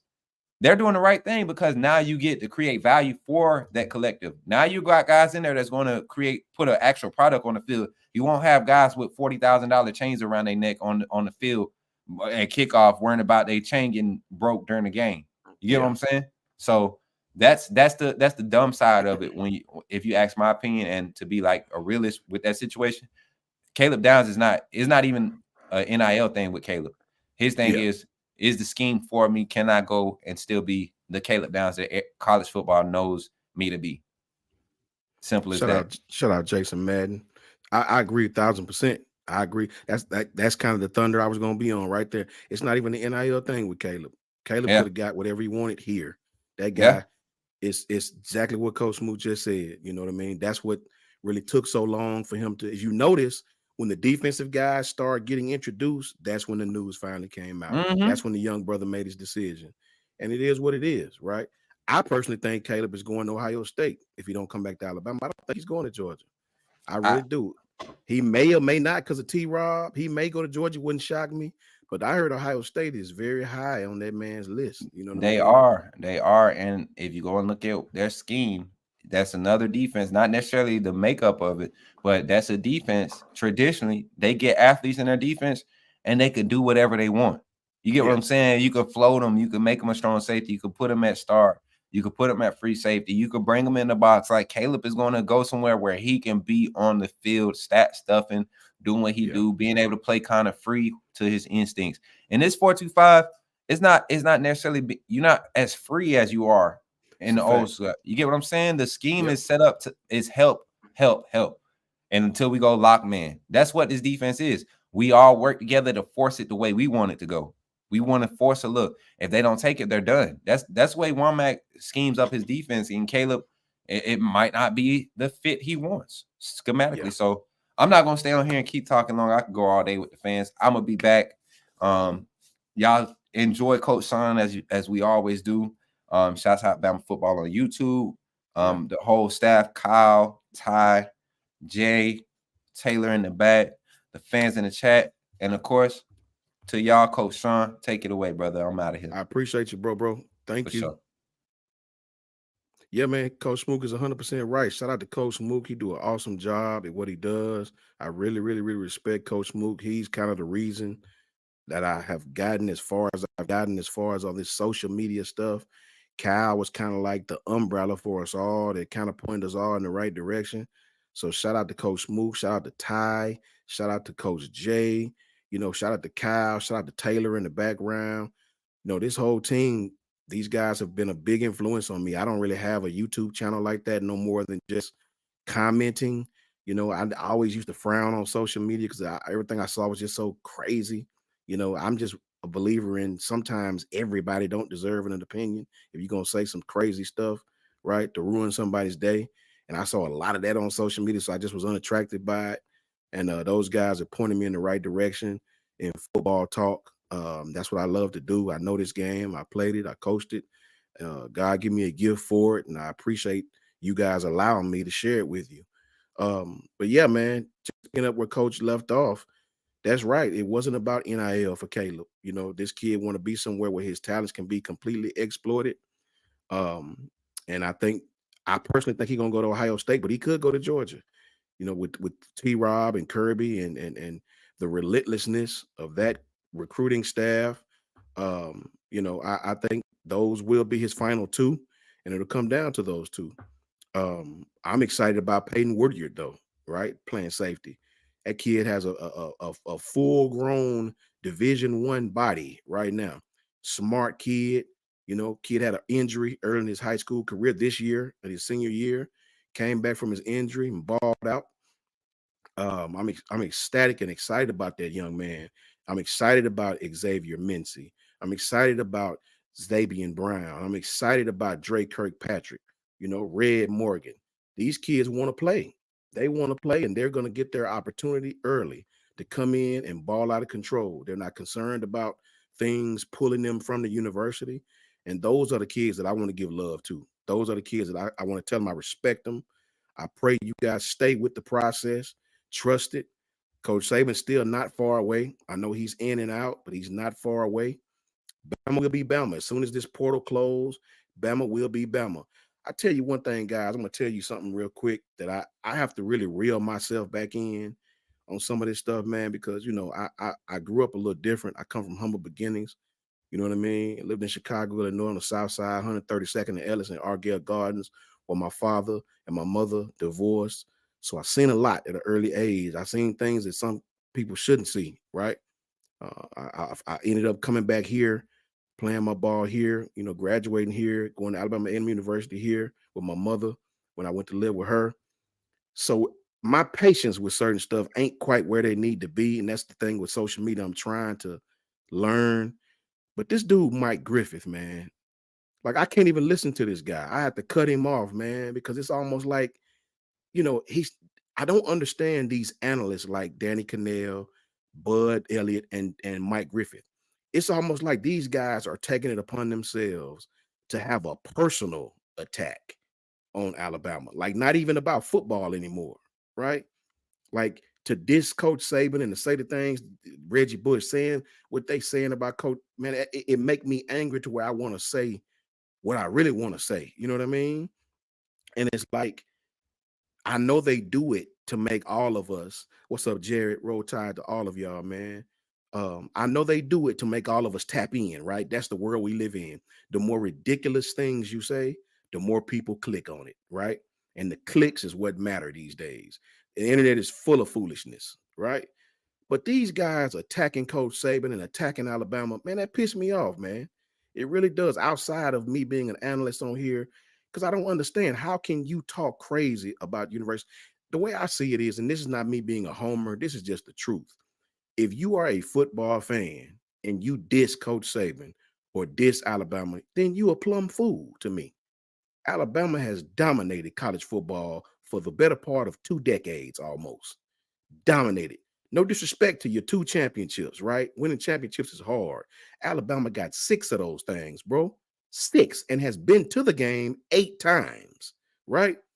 Coach Saban has more first-round draft picks than he do losses.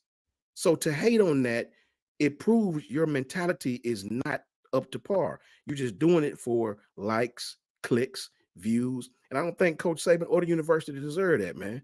So I got no respect for that dude, Mike Griffith. I got no respect for Danny Cannell. I got no respect for Bud Elliott. I don't got no respect for these dudes that feel the need to say all these bad things when each one of you would sell your own undergarments to trade places with Alabama right now. It pisses Mike Griffin off that the world don't look at Georgia like they look at Alabama. They just don't. I mean, this is the honest truth. You go to London, people screaming "Roll Tide." Ain't nobody saying "Go Dogs," right? And this is no disrespect to the dog fans. The real dog fans know I'm telling the truth. This is no disrespect to you. You go to London, they screaming "Roll Tide." You go to the hoods in inner city Chicago, and I know this personally. You wear this A, they calling "Roll Tide." They screaming it to you, "Roll Tide." Nobody's saying "Go Dogs" or War Eagle or War Bird or Eagle or Tiger or whatever the hell it is, right? Nobody's saying that, right? And that pisses them off. That pisses them off that they're not. Sure, Kirby does a great job recruiting nationally. We all know that, right? I'm talking about your brand. Your brand. Your brand follows you before Kirby got there, before Coach Saban got here. The Georgia brand, right, is not like Alabama's, and they pissed off about it. The Florida State brand is not like Alabama's, and they're pissed off about it. They're upset. They see Coach Saban is retired, so they feel the need to go in deep now, right? Pause on that, but that's what I'm saying. So it's hard to see those kind of things and not really say what you want to say, right? So let them take their shots because the truth is in the details. If anybody know me, you know that's my slogan. That's what I live by. I tell my daughter the same thing. You can tell me what you want to tell me. You can paint whatever narrative you want to paint, but the truth is in the details. And the details is this: Kirby won 2 national championships, right? You dodged Alabama on one of them, right? And you beat Alabama on one of them in a year that we whipped you 2 weeks prior with our starters, with Jamison Williams, with John Mechie, with Josh Jobe at one corner, with Jalen Armour Davis at the other corner. We missed all 4 of those guys 2 weeks later, right? And you end up beating us in a game that we did have the lead in the fourth quarter, 18-13, to Bryce through that pick. That's the truth, right? The truth is you won 2 national championships and you dodged Alabama on one of them, right? That's a whole entire fact. Well, you didn't dodge us this year, right? The whole streak, 19, 20 wins, whatever it is. Well, you had to play Alabama, and guess what? Hold your L again. We whipped you again. And the game really wasn't as close as the score leads you to be, honestly, right? It really wasn't. I know the score says that, but Alabama for 3.5 quarters dominated that game, right? So that's the reality of it. No matter what fan want to tell you, no matter what fan want to say, the reality of it is you're not Alabama. You're not. And that's what they're mad about. That's why they're going so hard on Coach Saban. That's why they're going so over the top and dissing this man and talking down on this man and the university. So all I say is get your licks in now. Get your down cuts, get your little slogans, your 5 minutes of fame, your punch lines, whatever it is, get it in now because the portal will be closed soon enough. And when the portal's closed, Alabama's going to be Alabama. You're going to see those muscles flexed again. You're going to see kids hop in the portal to come here at that point in time.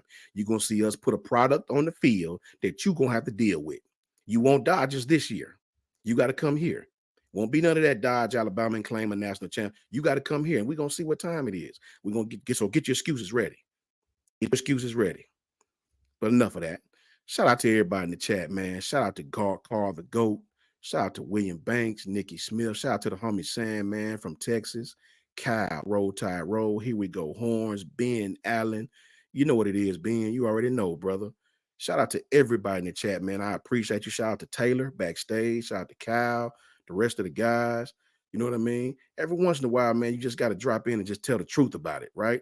We want everybody to come to this room, but I just see so much disrespect, man. At some point in time, it need to be said. Call to the carpet, right? Let's not speak in parables. Let's speak in facts. Facts over our feelings. And the fact is, Alabama has dominated you for as long as Kirby Smart has been your coach. That's just the fact of the matter. You whipped everybody but that school in Tuscaloosa. They have been your daddy, period, and point blank. But now, so as far as the kids on the roster, That's what I'm concerned with, guys. I'm concerned with the kids on the roster. We're gonna be young. We're gonna be exceptionally young. When you look at this list that Taylor's posted, we're gonna be exceptionally young. I'll give you guys one position that I'm ecstatic about, and I hope we get to bring the young man in, and that's the center. That's the center. Is it Jeremy Bernard? Is that his name, or is it the other guy, Parker Brailsford, right? One of those guys play center. I don't know which one plays center, but one of those guys play center, and that's the guy we need. And centers don't have to be big, guys. I seen some earlier chats where we were talking about how small they were. Centers don't have to be big, guys. Look across the NFL. Some of your best centers aren't even 290 pounds, right? Look at the players in the portal. That's a lot of people. This people has left, and you see the players that are here. You know what I mean? Look at the players that are here. That's all I'm concerned with is the players on the left side of that graphic, right? Those are the players that I commend. Those are the players that I got a lot of respect for. I pray you guys don't, succumb to all the enticements that's being offered, and stick with the process. Stick with the process, man. This will be over shortly. Can't be too soon enough for us. But it's gonna be roll tide, period, man. Shout out to all the former Bama players that's setting the standard and preaching to these young people and letting them know money is good. We get it. Money, you can't live without it in this day and age, right? They make it so you gotta have it to do anything, right? But don't sell your credibility. Don't sell your integrity over $1, right? You go through Bama, you stay 4 years, you dominate on the football field. I promise you're gonna feel a lot better about yourself. It's a different day and different time and different age. So you almost just have to roll with the punches and praise the young men that felt it necessary to keep the crimson jersey on. And that's what I love to focus on. So yeah, we have to understand what's really going on and acknowledge it. And I do. I acknowledge it fully. I want to see Coach DeBoer get out there and get his hands dirty and get these kids that do care. Because believe it or not, there is an abundance of kids who love Alabama, right? They're being enticed to come over here. They're being told all these bad things, as we knew it would in the SEC, to come over here. And it's just the reality of it. Everybody wants what Alabama has. Call it what you want. So I'm proud of the young men that stayed, right? Make your own legacy here at the university. You'll be happy you did when you graduate. Shout out to Jaden Roberts for making his own legacy. Tyler Booker, Jihad Campbell for making his own legacy. It's a reason why everybody is on Alabama's roster. They can down us. They can talk bad about our coach. They can talk bad about the state, the fans. It's not a fan or a team out there that don't want to be in our shoes right now. You know what I mean? Maybe not at this very moment, but as far as our history dating back to the inception of the college football playoff, it has been the Alabama Invitational. You know what I mean? And they mad about it. They mad about it. Reggie Bush said some of the most stupid stuff I've ever heard. Said something about Coach Saban's afraid of NIL. Now when the playing field is level, he runs. That's the most asinine thing I've ever heard, because the playing field now is as lopsided as it's ever been. The hell is he talking about? Playing field level. What playing field level? Playing field is more lopsided today, guys, than it ever was before, right? Because now I can give you 150K and I don't got to hide it. How is that level? Everybody can't do that. Everybody's not in a position to do that. Coach Saban, you're mad that you have to pay kids, and Coach Saban can recruit them based off 3 letters. NFL. You know what I'm saying? That's the bottom line. They're mad that Coach Saban has the most Pro Bowlers for the 5th year straight, the most all pros, right? You look in the NFL, what team has the most active players on rosters right now? University of Alabama. What team dominates? You got all these universities arguing about wide receiver you, linebacker you, quarterback you, all of this stuff. Guess what Alabama is? We just NFL you. You want to talk about wide receivers? I can give you 10 of them right now. You want to talk about running backs? I can give you 8 of them on rosters right now. You want to talk about quarterbacks? About 3 or 4 of them starting from Alabama right now. Whatever position you want to go to, baby.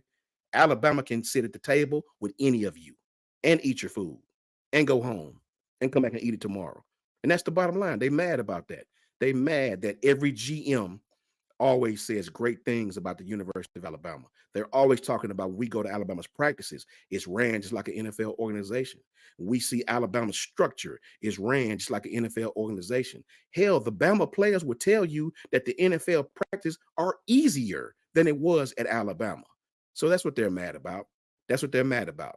They're upset about it. Their analysts and their columnists and their sports writers are all upset about it. And that's what it is. I understand it, but it's roll tide anyway.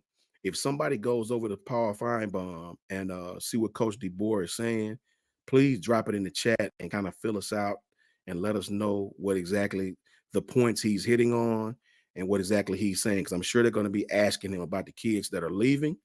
And I'd be really, really interested in knowing what he says. Let's see what my guys in the chat are saying. Sorry about the rant, guys. I just wanted to get that out there because the disrespect is at an all-time high, and I just can't take it no more from some of these sports writers who feel bad and acting like we peed on their porch or something. Like they're really personally feeling upset. They mad. They big mad right now. Big happy, I would say. Let's see what George Johnson saying. George, what you got, brother? George says, good roster management. Yeah, I think when this portal closed, George, we'll have a little bit better angle of roster management. Right now, it's just exceptionally hard, brother. It's exceptionally hard. Let's see. Tomas Rudolph. Tomas says, Coach, I got into a debate with people about what Bush said. They clueless. They are totally clueless. Totally clueless. Talking about the level, the playing field is level. How? How is the playing field level? Do you see what's going on? How is the playing field level? It's ridiculous. It's ridiculous. You know what I mean? Don't you guys know when he said that on Twitter? I went on Twitter and I said these words. I said, instead of you kicking Coach Saban, the man is 72 years old and has more than given his time, you should be worried about where your Heisman trophy's at. FOH. That's what I said. Don't you know Twitter gave me a full day suspension? My first Twitter jail. I didn't even know what to do. I was like, what do I do? I'm clueless. I'd only been on Twitter for a few months.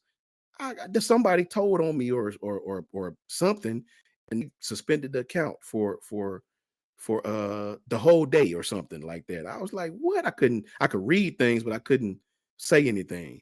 So they big mad.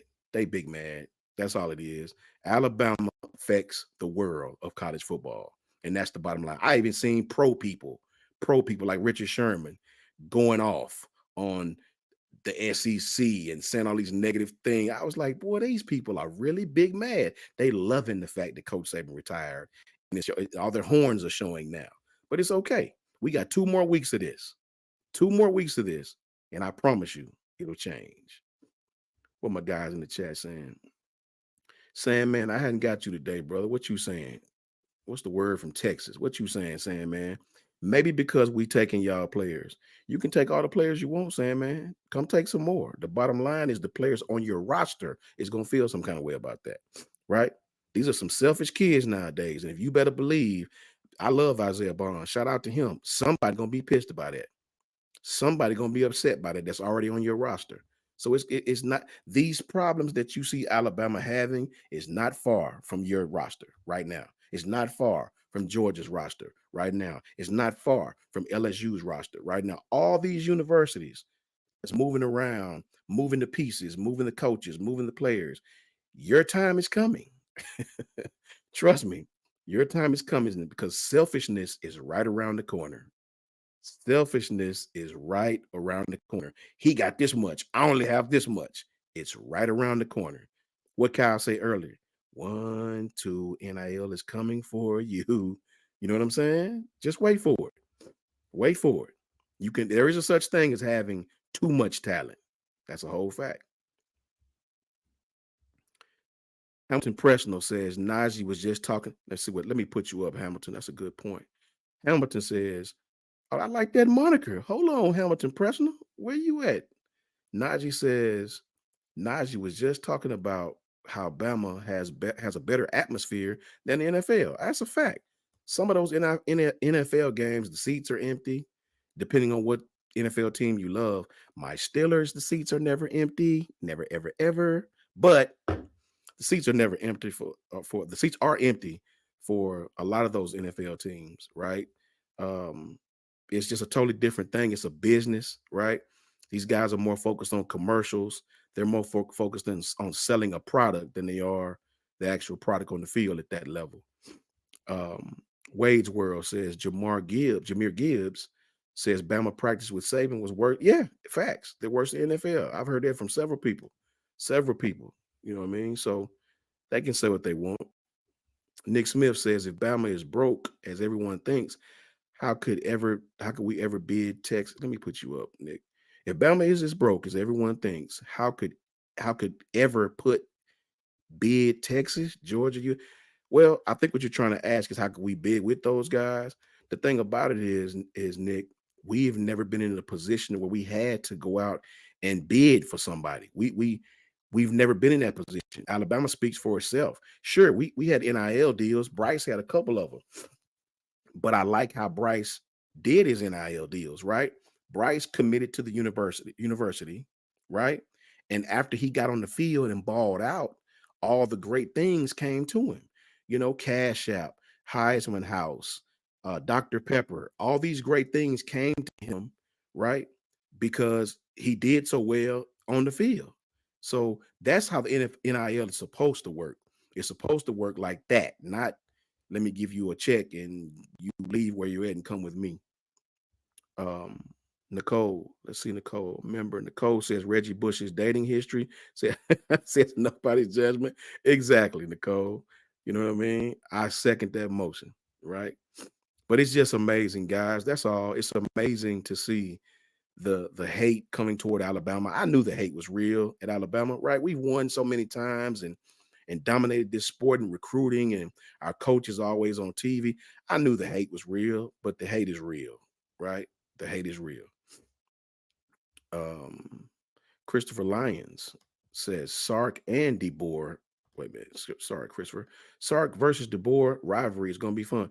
Yeah, it is. DeBoer versus everybody is going to be fun. And the last I checked, Coach DeBoer has a winning record against Sark, against Lanning, against a lot of those coaches. So we're going to pick right up where we left off. What's up, Kyle? What's up, man? I just listened to the Kalen DeBoer press conference, not press conference, but his interview with Feinbaum. And, you know, I there was a couple of talking points that I wanted to kind of go over. And I feel that, like, one, you feel for him, you know what I'm saying? It's like, damn, the dude just got here and everything that is coming with it is, he's in a tough spot. I mean, shit, you come here and all these guys, you either want to be here and you want to give him a chance or you don't. And that's it. I left that interview like kind of a little bit more impressed with him, to be honest. Being that, look, this is where we are, and he said that there's a lot of guys that want to be into, like, that have unfinished business. Yeah, and I like that because there's unfinished business with a lot of these guys right here that we're looking at. Right, a lot of these guys don't have a natty. A lot of these guys, still have to prove themselves. So yeah, I liked it. And he said that, they're going to focus on, continuing to build something great over here. And the other thing was about Coach Saban. He said that every time he's called Coach Saban has answered the phone. And he's like, whether it be this or that, Coach Saban, has picked up. And I liked it. It was a good interview. I mean, it was short. It was like 12 minutes or something like that, but it's fine. Yeah. He said what he had to say, and you kind of focus, on the players that are locked in right here in the left. The portal players are on the right. We're going to, continue to track all this as it happens. News right here on Bama Football on YouTube. He's Coach Sean. I'm Kyle Henderson, Bama Football on YouTube. Coach, I know you've been here for a minute, man. I'm going to relieve you, and, I'll hit you up, man. I know I saw some videos coming about the roads up there, man. It's starting to like thaw out a little bit, but I know as it gets colder, it could still be icy tonight. Freeze back over. Yeah. So good thing it's Friday, so you guys will at least be home. Exactly. Let me say this before I get up out of here, Kyle. I appreciate everybody in the chat, man. You guys are the bomb, bro. You guys rock. You rock with me every time I come on here, man. The numbers go up. I appreciate that, man. let those haters talk, guys. Let them talk. Expect them to. What does a weak person do? They keep you while you're down. They won't confront you when it's equal. They wait till you're down. It's an old saying that the great rapper, the great rap group UGK used to say. Pimp C says they frown when you up, and they smile when you down. You know what I mean? That's okay. We accept that because we Alabama. That's how we want it. We wouldn't take it no other way, brother. So No. let them get there. Let them say what they want to say. The columnists, these professional columnists, let them say what they want to say. Once this portal is over, you'll see the strength of Alabama, man. Roll Tide to everybody. We're not done, baby. We just getting started. I appreciate you, Kyle. All right. See you, Coach. Late, Holler man. back at me when you need me. Yeah, we will, man. Coach Sean, everybody, appreciate you guys rocking with us today on Bama Football on YouTube. I appreciate you guys being here and being on the chat. Be here for a little while, and then we'll take some calls and continue with the show. And then tonight we got the lineup. We got Coach Jarek's going to jump on, and Coach Smook. And of course, as news happens, think Bama Football on YouTube. Today we had a really good interview with Will the Scout. And we got the coaches, we got Ty, and then we're adding on Will the Scout. So really good crew over here at Bama Football on YouTube. And I appreciate you guys, watching everything as we develop as a YouTube channel, kind of like network overnight. Someone like Tink, I think, said he looks tired already. Man, who isn't tired, right? From the jump. I mean, my goodness. Think about this. Last week, we were covering the flight coming in. That feels like it was 2 years ago. Remember when I was doing like commentary when the plane was coming in? And people were inside the comment box. They were talking about, it was what was amazing is that we knew the elevation of this flight coming in. Who isn't tired? Who doesn't want to have, an adult beverage? I mean, tonight, I'm going to chill for a minute. But I'll be back as news happens. And then on Saturday, that'll be 1 week since he had his press conference. So you look at kind of how everything has, like the timeline has been lightning quick. And you've seen some fair-weathered fans. You've seen some realistic fans. You've seen players at the portal. You've seen players that are locked in. And it's kind of sad that Four Roses, that don't mess around. That's the real deal. If you have some Four Roses, good for you. And the bourbon over here is a little bit difficult to get because, we have like ABC. And to be honest, like, I am not a heavy drinker. I do like to have like, a drink but like, I do respect like a really good old fashioned. But I'm more like the cigar kind of chill, especially during the week because, like I have so much going on like in my life and I'm working now. All this stuff is just, I need to be sharp between the ears. A lot of stuff going on. I'm trying to lead this group as far as I can go in the YouTube channel and it's on the line. But yeah, no, I respect a good bourbon. And over here, it's bourbon country. I didn't know when I moved into this area that it was like that, but the South, like what's customary is like if you were to come to my house, you were to hang out, I would make you old fashioned. Right? Or I'll pour you like my finest bourbon that I had. That's how we're rolling. But yeah, look, I think that he might have looked tired. I love the fact that he's got a lot to do and he's got a lot of I like the fact that he's built the staff in. The staff is coming in really nice. I know there was a couple other components added as well, but the staff is nice. I think the DC probably needs to prove himself. He's a young dude. What's my best bourbon? Let's see. Like that Four Roses. I really like Four Roses. But actually, like there's a guy over here in my neighborhood that has like a bourbon collection, literally like all sorts of different bourbons. These are the headlines that we have today. And he's kind of been going over everything. If you go over, you can do like a taste test. I don't really have the highest palate when it comes to bourbon, to be honest.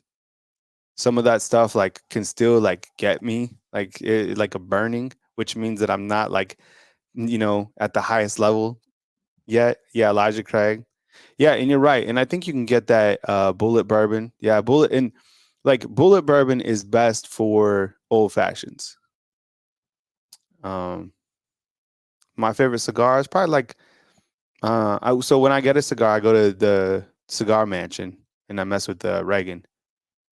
Yeah, you would probably like a good 90 proof. Yeah, because honestly, like it still burns a little bit, but I do like bourbon, like I do.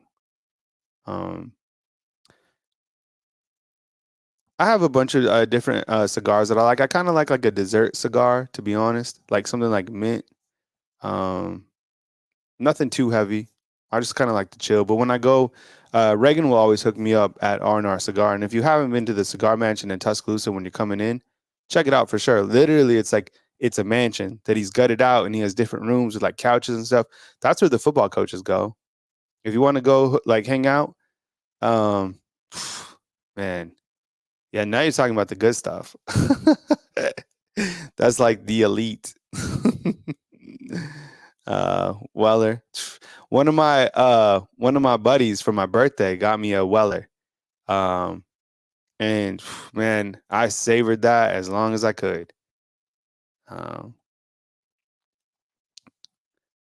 Headlines for today. We started out the day talking about Julian Sayin hitting the portal. And as these headlines roll off, like a lot of people have got on here and they felt like different ways or that we shouldn't talk about the news that's coming in.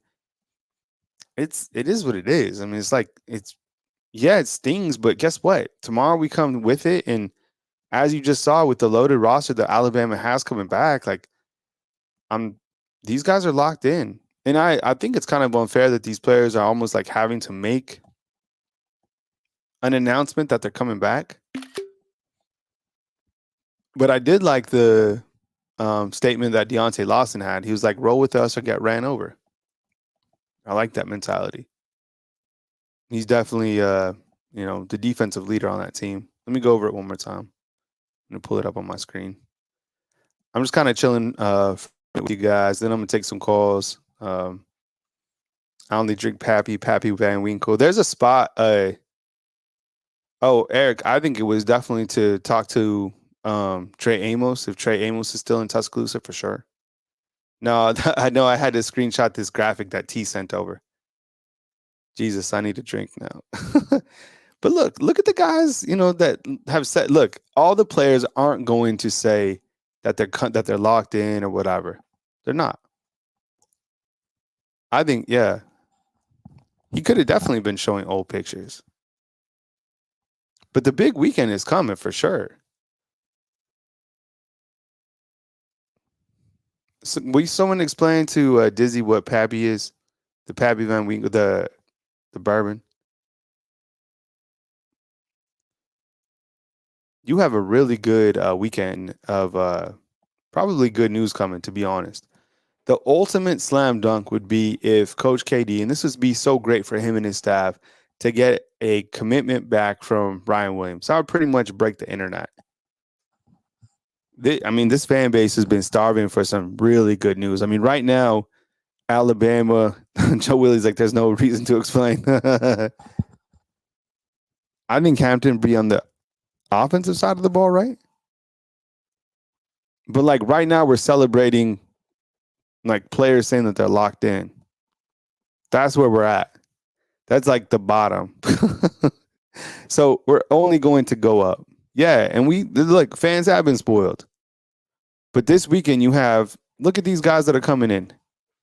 Jeremy Bernard coming in, Ryan Williams coming in, Noah Carter coming in, Jabbar Muhammad coming in. Now, Texas are probably feeling that they have a shot to get Jabbar. Parker Brailsford coming in. So, look, I'm going to put it like this. I think that Alabama gets Noah Carter. That's one piece of good news. Parker Brailsford will commit. I think that'll be the second piece of good news. I don't know about Jeremy Bernard, the wide receiver. I like him. So there's two pieces.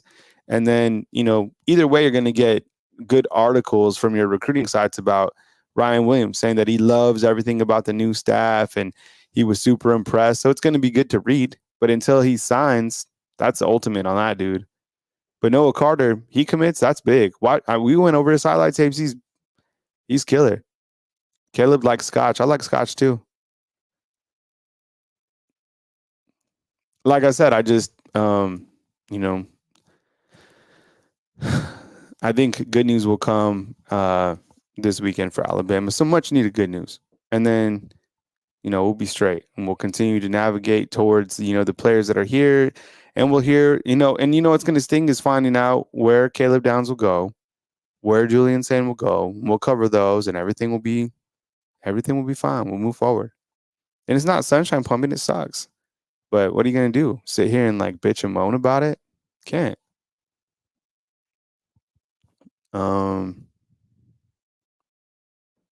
What? How Sam, man, what's up? I wanted to send you where should I mail them? Man, I probably need to get like a PO box. I post my address, but I don't know. A bunch of Seminole fans might roll up on the front. Email me. This is my email. If you guys have any questions, I'll just take them inside the comment box for a little while. I'm just kind of in chill mode. Sometimes I'm like in ultra like call into the show mode, and then I kind of go into chill mode. The many modes of Kyle Henderson. And I'm just kind of posted with you guys, just chilling. And I kind of like to do it like that. Is kind of like informal.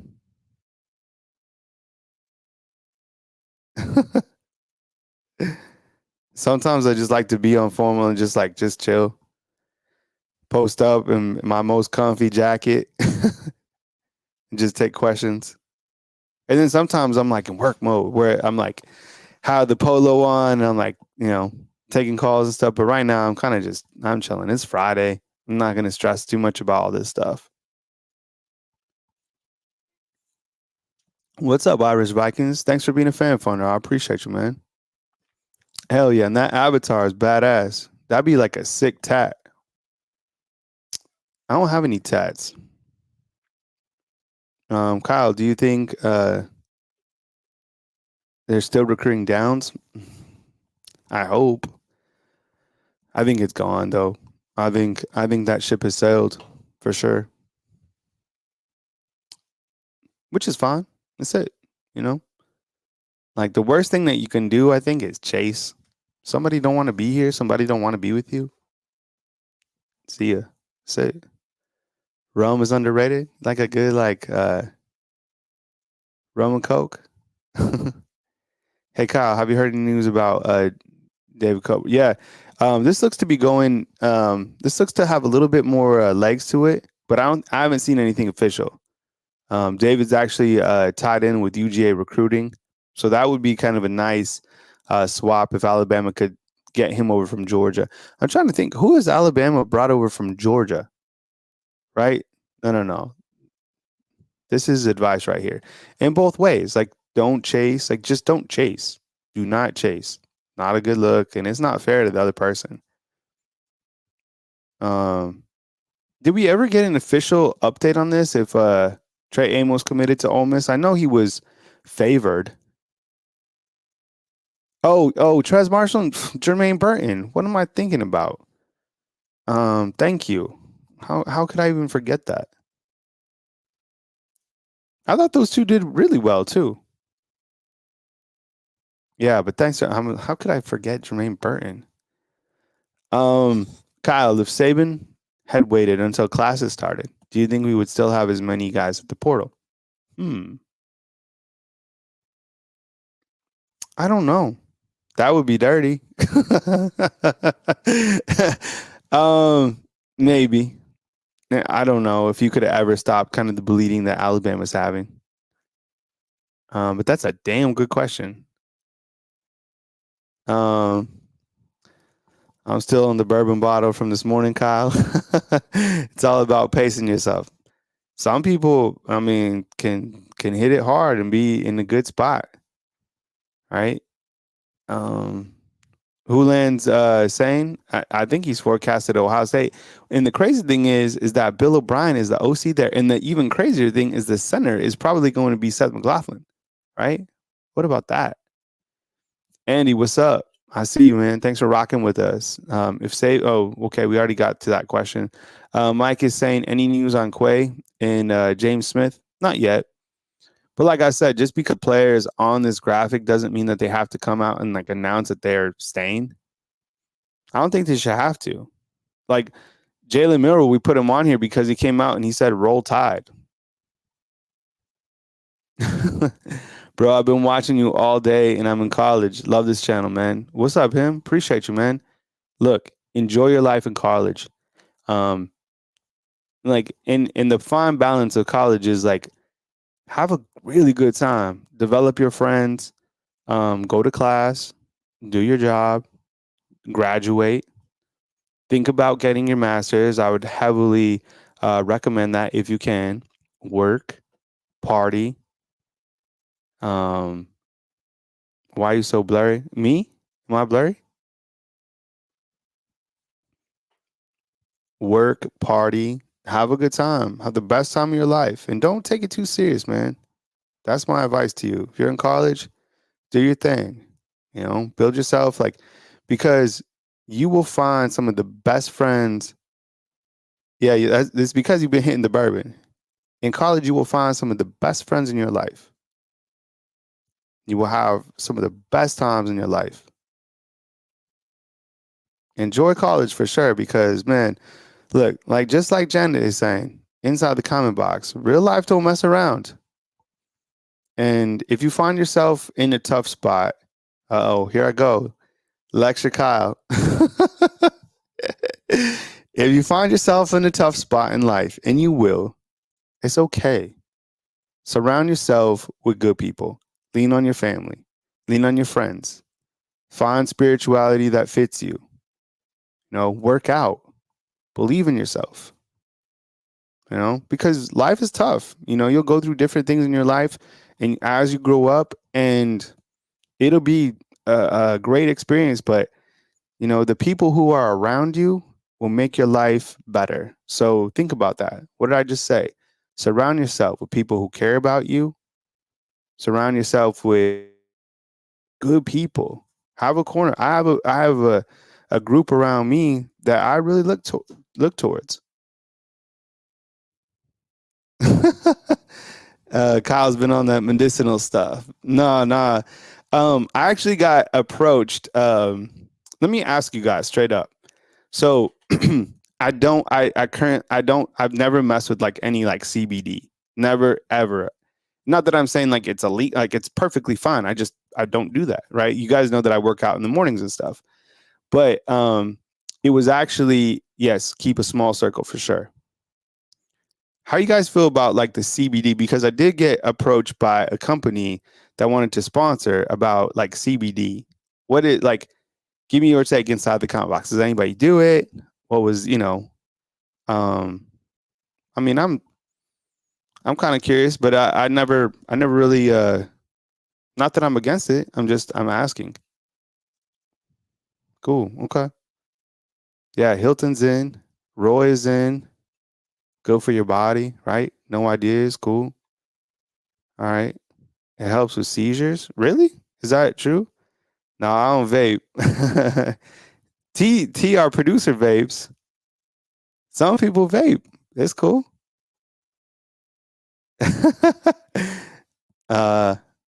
Smoke that gas. CBD doesn't make you high. Yeah, there's no THC in it. Don't take it if you are antidepressants. All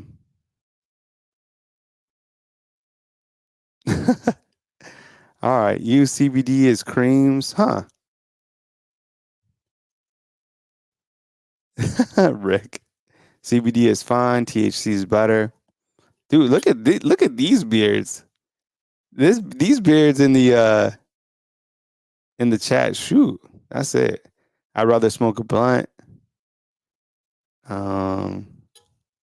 Got my card. CBD helps with sleep. Helps with anxiety. Okay. good feedback in the comment box. You know, for me, cause sleep, you win. And because when I wake up super early, then I can sleep. So I sleep really good, which I'm really thankful for, because there was a time when I wasn't sleeping, and it was hell. It was literally hell. I mean, truth be told, last year, went through one of the most difficult times in my life. Did a lot of growing up, went through some serious shit, and I could not sleep. And it wasn't like the alcohol that would like help. Like I could like nothing. I can't remember. I think I took a Lunesta or something like that to help with sleep. Um, which was fun. And then I got off of that. And then, now that I've been like working out and stuff like that, I'm good to go. But yeah, life hits. So, and it's all good, nothing to be ashamed about.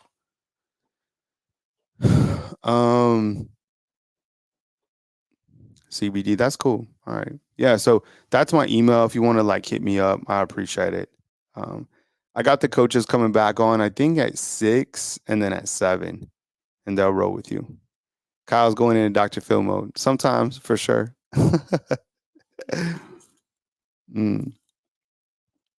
Oh man, I'm just chilling. Do you guys have any other questions inside the comment box? Too many potheads in here. Everybody's from all Dr. Kyle. What was cool is I gave a lecture this past year here at the University of Alabama. Did you get a tailored jacket? She has plenty of jackets. That night, though, we didn't anticipate her going out to cover like the plane landing. So, but I was able to give a lecture at the University of Alabama, which was a really dope experience. So there was a master's class, and I went in there and I spoke to the class for an hour about digital strategy and about the YouTube channel. I didn't know. I mean, the YouTube channel, as you know, has been banging, but it wasn't at this point in time. Like it wasn't what it is now. And that was cool. And they asked me to come back and talk about Google, like the back end analytics, basically, of YouTube, which are really good. Man, every time Matt Zenit tweets something, my ears perk up. That dude must have so many impressions on his tweets. God kills it.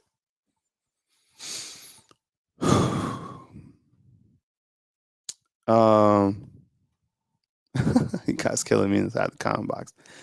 All right, so players in, and again, these are the guys who might have made statements or whatever. Nothing is like official, but here's where we are. So you have Avery Hampton.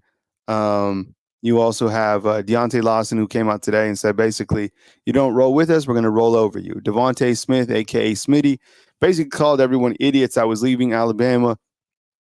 Drake Kirkpatrick Jr., he's in. Emmanuel Henderson, Hunter Osborne, Jaden Roberts tweeted, I love Jaden Roberts, who the dude is completely hulked out. I loved his message. Jahil Hurley, Jalen Milrow said, roll tide. I don't think he's made like an official statement, but doesn't really need to.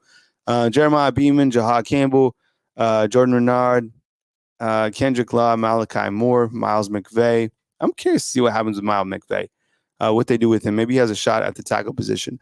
Ola Saline, big dude from Finland, Peyton Woodyard, Red Morgan, Rico Scott, Tyler Booker came out yesterday. I think there was like an interview that Tyler Booker did at like one of these autograph signing, and he said no amount of money would make me leave from Alabama, which is dope. Wilcom Formby, he's a monster. I think he's like 6'7" or 6'8". And you're right, Adam. Tyler is that guy has such a high IQ, really down to earth individual, hell of a guard.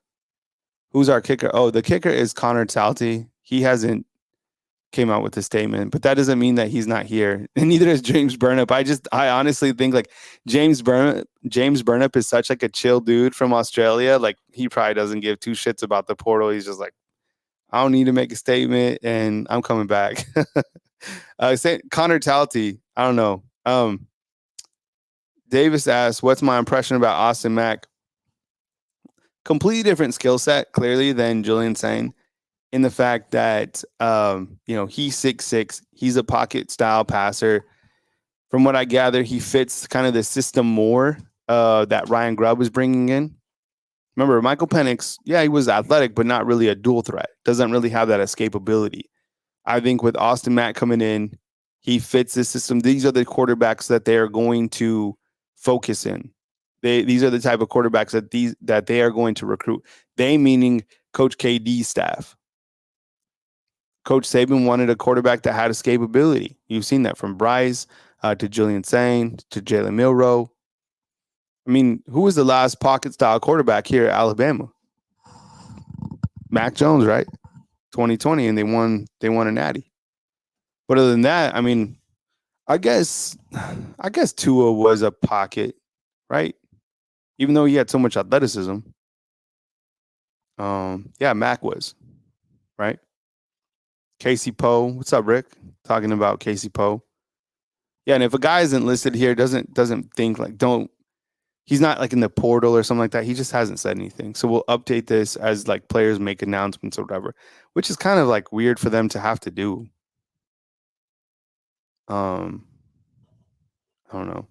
Tua was solid, but he had a lot of talent around him. Tua was a monster. He was a menace. If he could have stayed healthy, he had so many injuries. Even now, he's been having, he's had a lot of injuries in the NFL. I think he threw the best ball overall. I'll never forget being like at practice and hearing like the whip of the ball, like the speed of the ball. He threw the best ball for sure.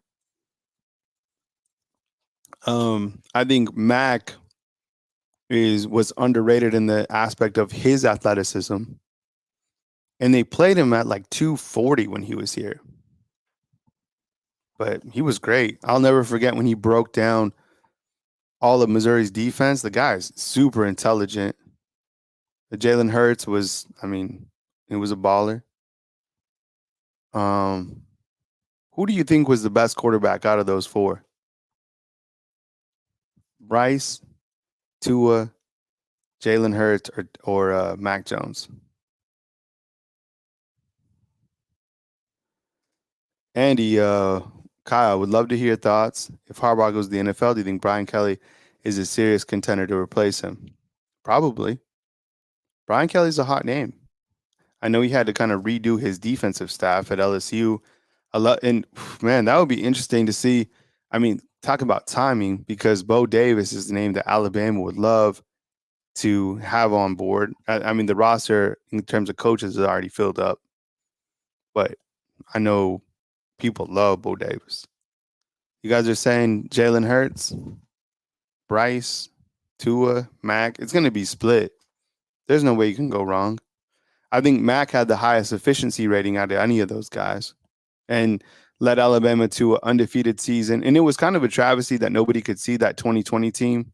Like, not as many people could fill up the stadium, because that team, if you run through the roster of 2020, was, ridiculous.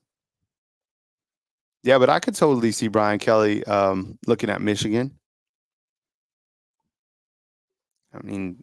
The Big Ten, or how many teams it's going to be in the Big Ten, Big 14.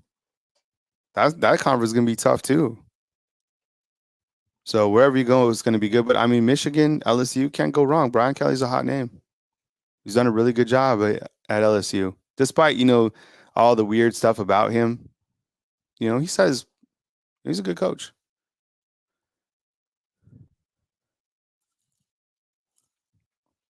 Mac, no buyout on Brian Kelly. If Milroe transfers in the future, I could see him at Michigan. That offense fits him well. I don't believe I think all these players are going to play on several different teams. That's why all these players that have announced that they're locked in, and nothing against them at all. I just think, are they going to be locked in next year when they've proven themselves and can get other NIL deals? And if they aren't getting what, however the Yay Alabama works here. So locked in today, open for business tomorrow.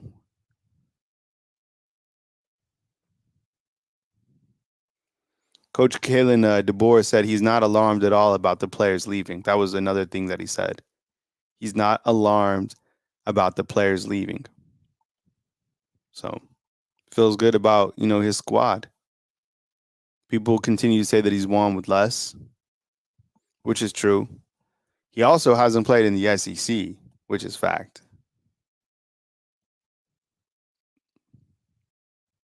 But I like those guys on the left. Give me any of those guys that want to be here. They're good. Emmanuel Henderson's going to be a star. Just wait. Kendrick Law, man. Red Morgan's on the defensive side of the ball.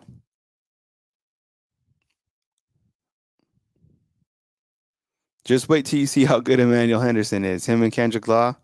And the more that Kendrick Law can get the ball, the better. This guy that Alabama has coming in this weekend, point number 9, Jeremy Bernard. He's a baller. I'd show you his highlights, but you can't show highlights on YouTube because then you get copyright strikes and then, the YouTube channel crashes. So I can't do that. But just type it in, Jeremy Bernard. He's good. He'd fit in nicely. Thank you. Kobe Prentice as well. Yeah, so all the guys are there. I know. Kendrick Law, I asked him, I was like, are you like Debo Samuel? And he was like, no, I'm like DK Metcalf. He told me that.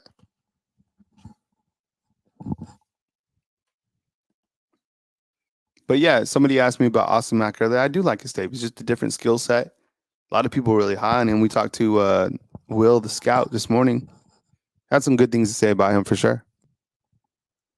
What's up, Show 44? I see you inside the comment box.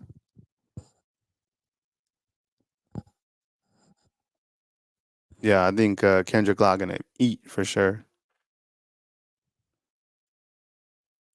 What are some, like yesterday, it was hilarious. We had all this like kind of news that we were trying to dive into, and then it came up that Bill O'Brien was the new OC, and everybody inside the comment box was just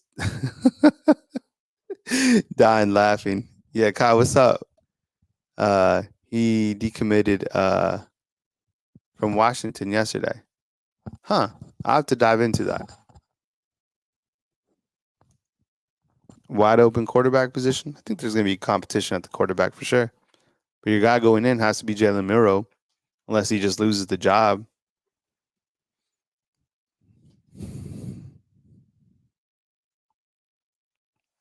I'm not worried about Amari Knobloch going to Texas. I think Caleb Odom will be good. Yeah. Just about 5 o'clock on a Friday. Oh, all right. Joshua, let's look him up. He's from Washington. All right. Let's see what we can find out about Joshua. He's a 3-star safety. Is that him? Looks like this is him.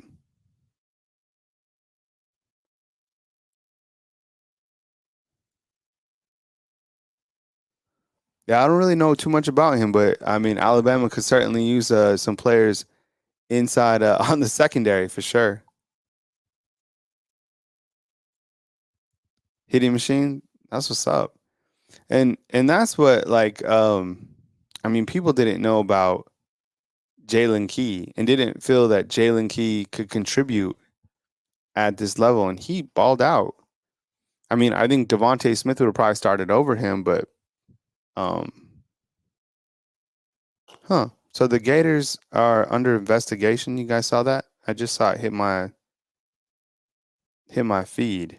Let me read through these real quick. What is this about? Florida Gators under NCAA investigations.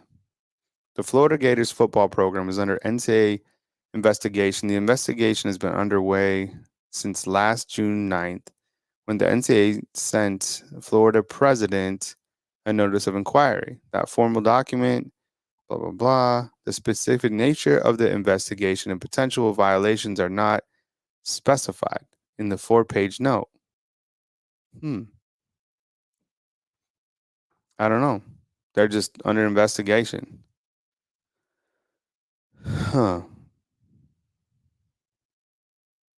Who knows? All this stuff is up in the air. Like, wasn't Florida State just under investigation too? I don't know.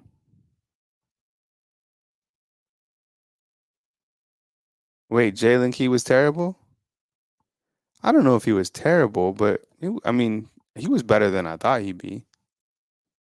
'Cause, I mean, I'm just saying, like, Joe, I'm just saying, like, people didn't think he was going to be able to play. He got a lot of snaps this past year.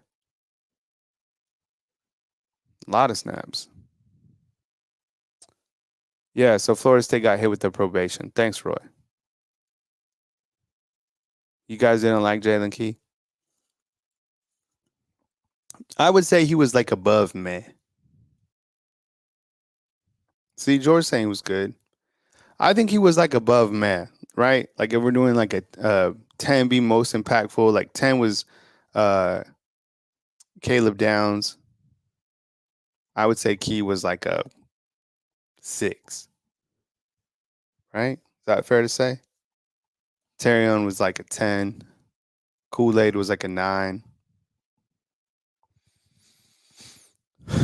Dallas Turner was a 10.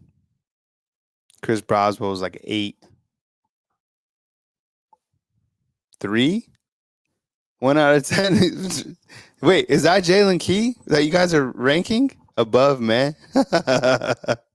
5, 6? Oof, man. There was a time today too. I don't know when it was, but chat was mad. We had like people were like they were raw. Chat was just giving it to everybody. I was being called out. People were just pissed inside chat.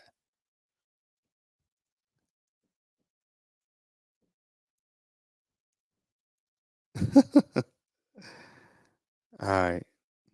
4. See, I know Nicole's right. 4. That's chat don't play. Yes, Tink is like, and this is it. Like people are just ready for good news. Period.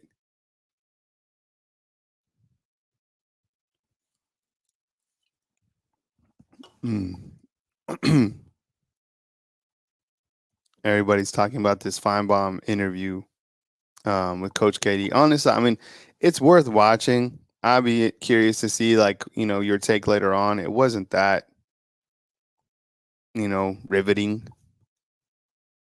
When can we get some SEC players? That's a good question because I don't think you can get them, if I'm not mistaken.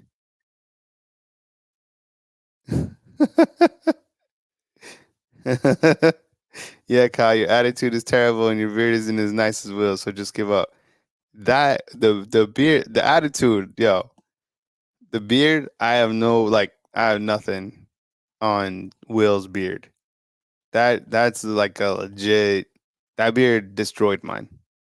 I mean, Will has got like a 10 out of 10 beard. Mine is like, I don't know. Mine's like a 5.5, 6. Will is like, no, it's got it. I don't mess up. Like I didn't match up very well on the beard. But it's kind of nice because Ty has his beard. I have mine. Will has his. Kendrick Lau's returner. Yeah, I like it. Who else could return kicks? What about Jalen Mbakwe?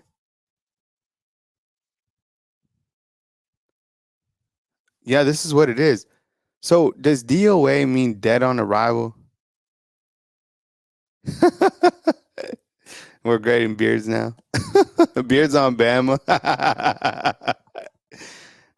Does DOA, just tell me, does DOA mean dead on arrival? That's what it means to me. Yes, right? Okay.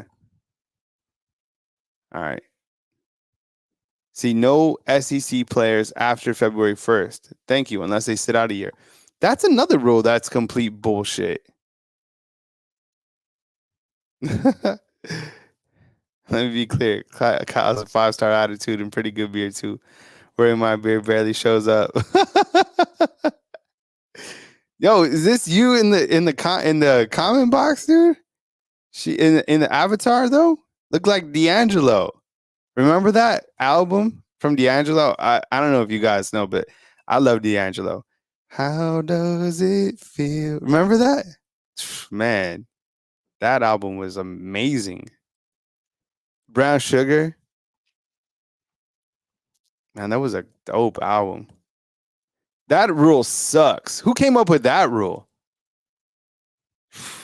Brown Sugar, right?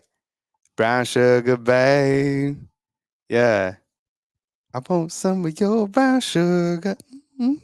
And I would play music with you guys too, but you also get like copyright strikes for music. I'd be bumping music all day. This would be the perfect time to be rocking with some D'Angelo, though. Yeah, I think Hampton's going to be on the back end. All right, look, I'm going to.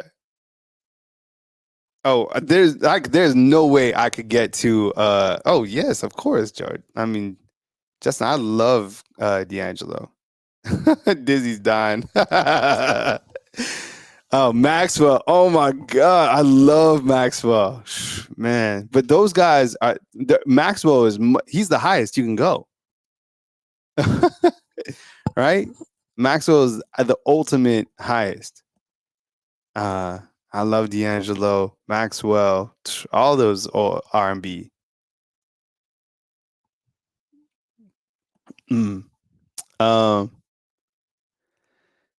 Yes, I got it. T. I can share the screen. All right.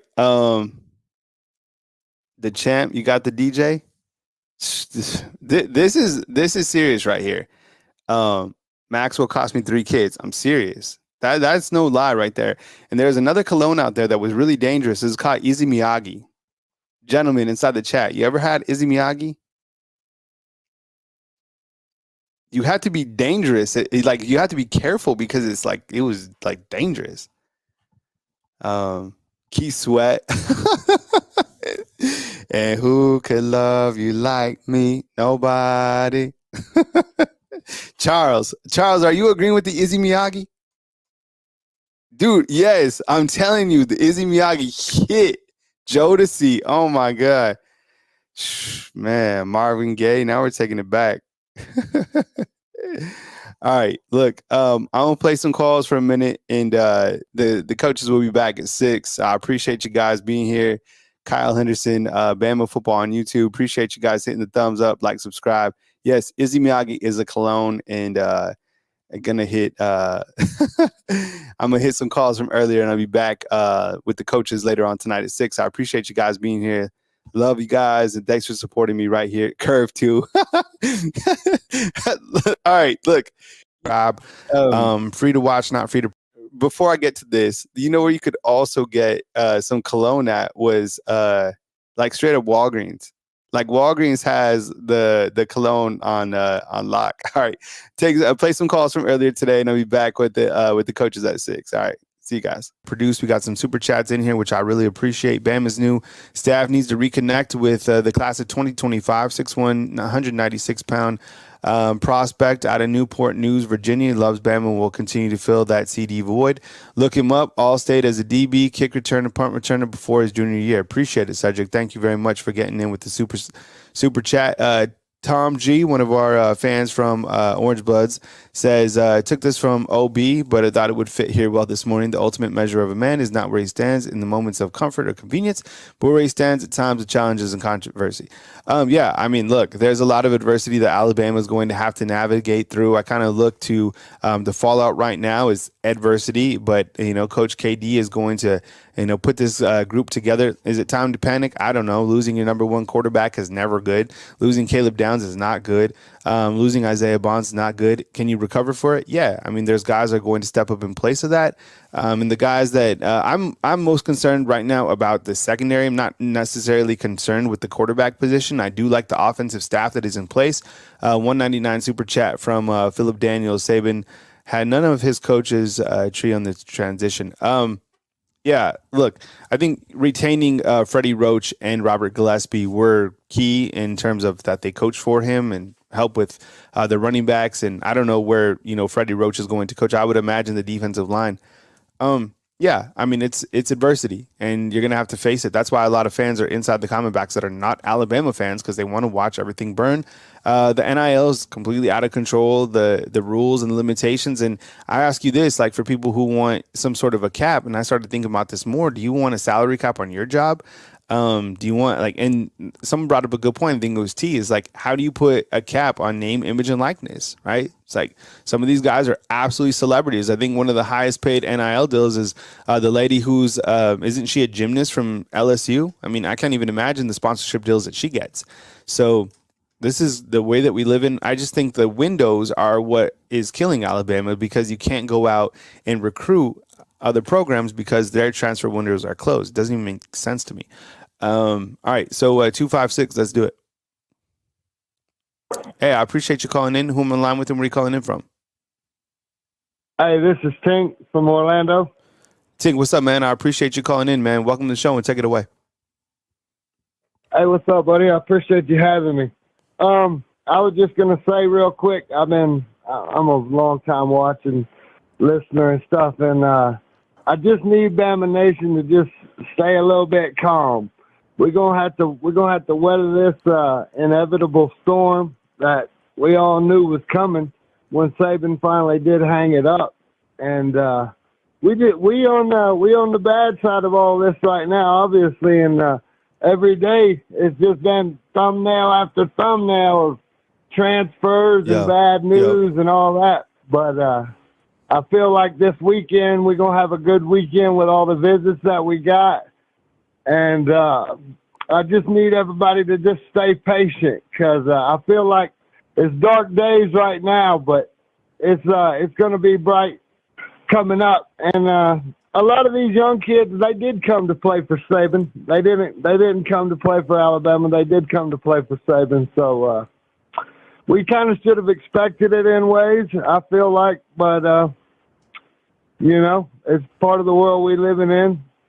But I do feel like, I know we're going to be really thin in the secondary, but I feel like these young kids nowadays, man, coming out of high school, they just built different.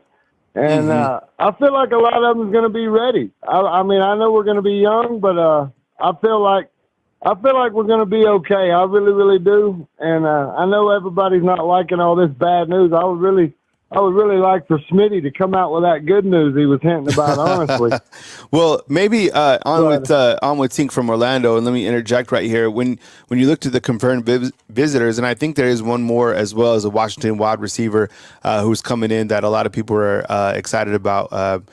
And I think it's Jeremy Bernard. We'll add him to a list. We'll build out a graphic of the visitors that are coming in this weekend. And I think when you look at a prospect like Noah Carter, man, we played his highlight tapes yesterday. Definitely go watch it. 6'4", 220 pounds, got out of his NIL deal and really brings a lot to the table. I don't even know what side of the ball he's going to play on. Completely electric. I personally made up my mind that I like him as a wide receiver. You have Ryan Williams taking his official here, which will be great. A lot of the players and Coach KD can heavily recruit him. And I think this is what the good news is going to be around. It's either going to be around Ryan Williams, Parker Brailsford, who's a center coming in, who I'm really excited about. I know you guys are too. And then Jabbar Muhammad, who's a corner out of Washington, who's coming over. So any of these details could be good news, along with another Washington wide receiver, Jeremy Bernard, I think that's his name. I'll get it up on the graphic. But anyways, you got some good guys in town, and I think Austin Mack too is in town, the quarterback who just committed yesterday. But anyways, Tink, go ahead, man. Yeah, I was just gonna say too, one more thing is, what we're seeing right now. This is unprecedented, and we just happen to be on the bad end of it. But there are gonna have to be some parameters put on this NIL and transfer stuff, obviously, and there's none right now, and Bama's the one that's suffering from it. So all this bad news, and I mean, it's just one right after the other. But we won't see times like this in the near future, I feel like, because there's got to be some parameters, because this is crazy. I mean, it's you can't blame these 18, 19-year-old kids for life-changing money, and I mean, so there got to be some parameters, but I'll let somebody else get on here. I love the show, love all the coaches and all the content you put out, Kyle. I just need Bama Nation to stay patient, and let's see what it looks like on Monday. See what kind of thumbnails you got on Monday. All right, man. Appreciate you, Tink. Take it easy, man. All right, roll tide. Yeah, roll tide to you, man. All right, Tink calling in with the good call. All right. Ephraim Davis inside the comment box with the super chat is saying, Bob Marley, everything is going to be all right. Yeah. You got to weather the storm, right? This is it. This is the storm. Rhett, what's up? I see you inside the comment box. Kyle, have you heard anything about Austin from Washington that hit the portal? He was supposed to be the number one quarterback. Not as of now. We're tracking Jabbar Muhammad, who is in town. What's up, George? I see you inside the comment box. Good morning to you. Appreciate you. These are the headlines that we are tracking, but Rhett, we will keep you posted of kind of names that fill in throughout the day. So we're just kind of tracking the news as it happens on Now Linear TV Network overnight right here on Bama Football on YouTube. What's up, Wayne? I see you inside the comment box. Dolomite, welcome on in. The Man Cave Report yesterday with your super chat. Amanda, I see you inside the super chat as well, or becoming a fan funder. And then Josh Smith, everybody, man, welcome on in. Appreciate you guys. Feel at home. Treat each other with respect as much as you can inside the comment box. And I know a lot of people are in here because they want to see this place burn down. Alabama is living rent-free in a lot of people's heads for a long time. And Coach Saban going, into retirement, people feel like they can storm the castle and bring all these people to their programs, right? So this is what we're talking about. News as it happens right here on Bama Football on YouTube. I was wondering, and I have a question for you in the chat while I get to my next caller. Why do you think that Lane Kiffin was in town on Thursday night, or was it on Wednesday night? Either way, he was in Tuscaloosa, unless he was just posting pictures of T-Town. I kind of think it was to recruit Trey Amos. What do you think? Want to get your take inside the comment box. He also did stop and he paid homage to Coach Saban, like the statue, right? Man, King of Trolls. Got it. I mean, is there a recruit in Northport? Yeah, the Northport prospect is Kevin Riley, who's a running back who is part of this class of 2024. But like you guys are saying inside the comment box, I think it was to meet with Trey Amos. That's just my opinion. But, the running back out of Northport is Kevin Riley. What's up, Sarah? I see you inside the comment box. David is saying it's Julian Sayin. That would be crazy. All right, back to the phone lines with the 919. Hey, what's going on? You're on line with Kyle Henderson. Who am I on line with and where are you calling in from? Hey, what's going on, baby? This is Mike from Raleigh again, man. Just call me Quincy No. What's up, Quincy Mike? No. Appreciate you calling back. Double dipping from yesterday, man. You got people fired up inside the comment box. Sir. Go ahead, man. Yeah, I see that. I see that. Well, I just make a quick comment real quick, man. You saying why you think old boy was in Tuscaloosa? Well, he's probably the same reason Mike Norvell and everybody else is there. There was a big barbecue going on, and they ready to eat. You don't when the king invites you to come eat, man. You don't tell him no. You don't turn it down. You come on in and let's eat. Pick the thing off. I think there was a elephant roast or something like that going on. I believe is what it was. But anyways, hey, look, there was a caller. He was from Georgia. A couple of calls prior to me, and he was talking about how there's players on the bench that's better than players, on the field, and they just got to get, developed. Well, there's two parts to that. All right. I'm not just a troll as your people in the comments like to say. I'm actually a person who knows what I'm talking about because I've been watching football for years. Okay. Number one, you got to find a coach that's going to develop them like Nick Saban. When Nick Saban came to Bama, he had a winning championship caliber resume. Mm-hmm. Okay. He was sandpaper. He was hard as nails. But y'all's administration done went out and bought some Charmin paper, man. They can't take crap off nobody. What in the world, man? You went and got DeBoer. Man, nobody knows what he's going to do. Don't a person know how he's going to develop. Now, you can look at Washington and say, well, Washington was a good team. They made it to the playoffs.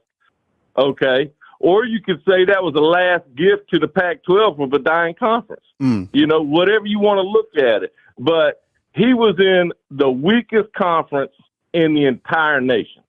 I mean, y'all say ACC is a weak conference, but everybody knows don't nobody play defense out there, man. I mean, it sucks. The players suck. The coaching sucks. I mean, the defensive backs suck. Everything sucks. And then here y'all coming, y'all bringing this man, and you saying, "Oh yeah, I like his offense." Well, heck, everybody likes an offense when they playing against a top bottom or a bottom half 100 defense.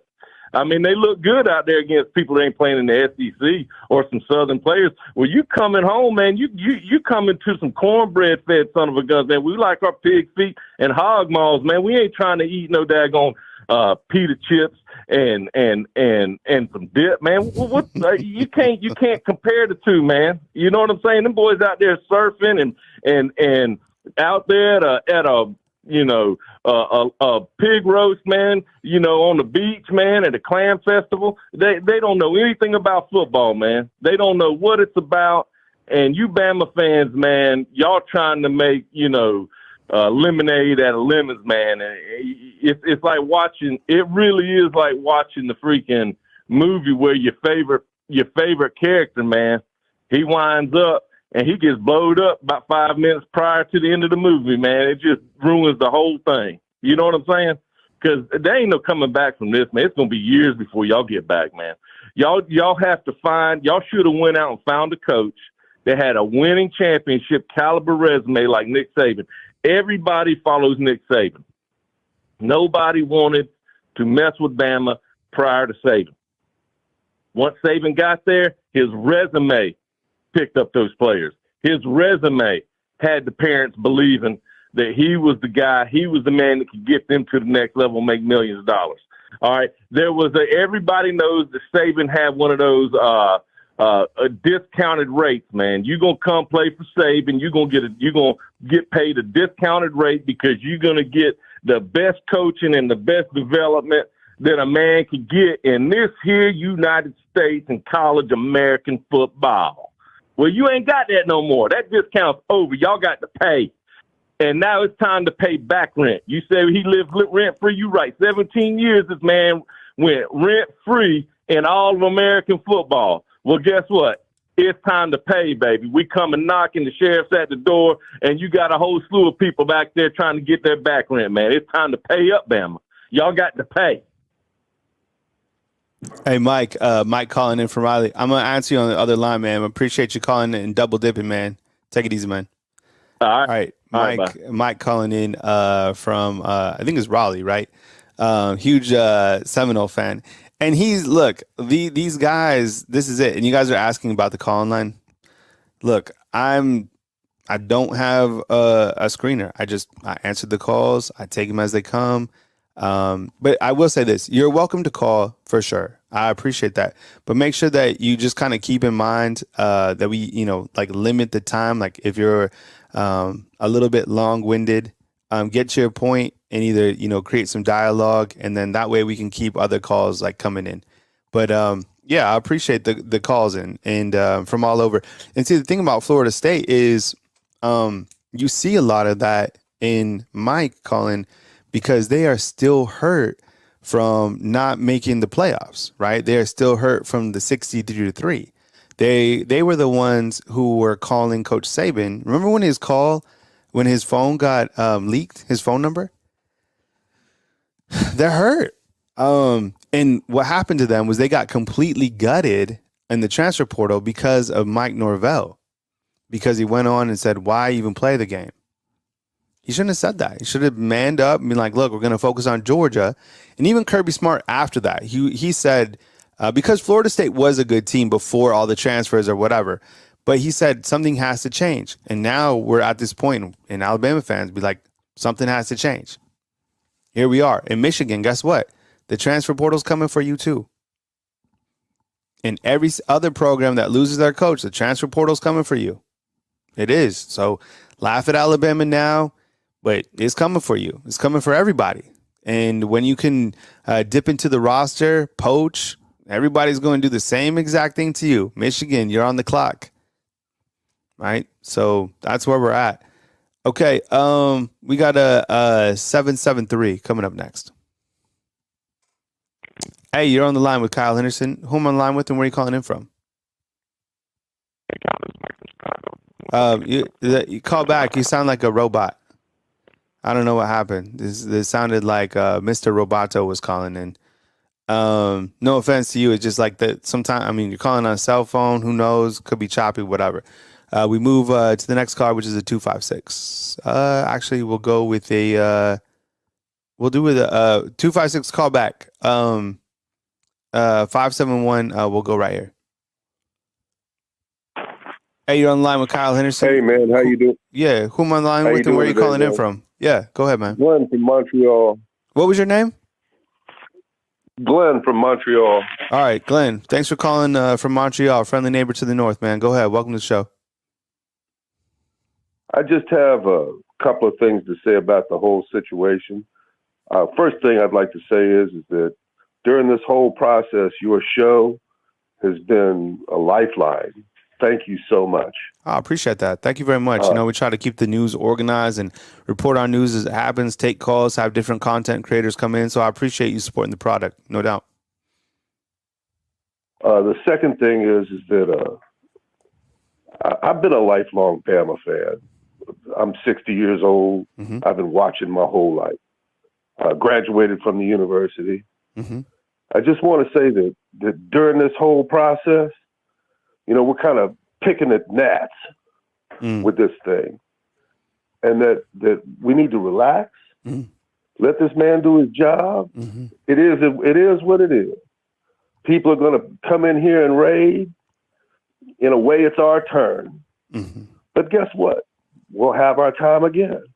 If we just relax and let this man do his job and create this team in his image, once again, in his image.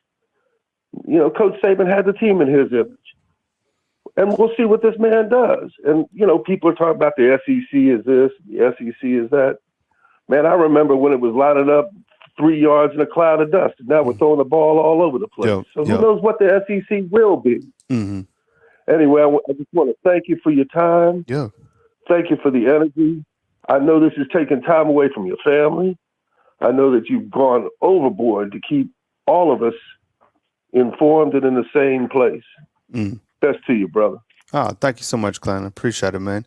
Good to rap with you, Glenn, and I'll call in again another time, man. We'll rap for a longer time, man. Glenn calling up from Montreal. Appreciate the call. And yeah, please support the content. Call line is definitely not free. Pay for it. Free to watch, not free to produce. And of course, when I'm not on, definitely support the coaches. And I'm trying to figure out if I can have do we have Will coming on at 10?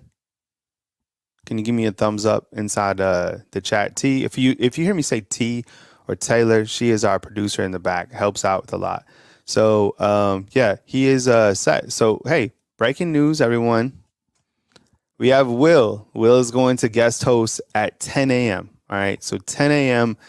Central Time coming, and we got Will.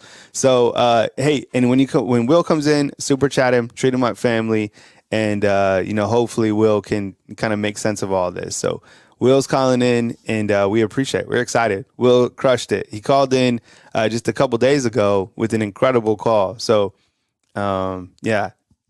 Every time you say breaking news, I shit my pants. It's crazy. I know. Yeah. And this morning, I actually started the stream at 7 because I was luckily like ready. I got the workout in, all that stuff. And then I saw that Julian Sayin hit the portal. And I was like, damn it. Not that, like, in twofolds, because number one, that sucks. And number two, like, man, I got to start the show now at 7. And if you're new to the show, this is how it works. This is basically like linear TV, never stops. We have different content creators that have called in. So viewers like you, we've elevated them to lead the show, to talk Alabama football. I will be on as news happens. Of course, I can't be here and just, be here my entire life. So I'm putting content producers on the channel. And then I'm coming in as news happens. So treat the chat kind of like as a message board that's active. And I know there's a lot of different people inside the chat that you haven't seen. And, right now it's opened. We've thought about a couple of things to, keep the trolls out, if you will. And one of the options is to make it a fan funder only chat.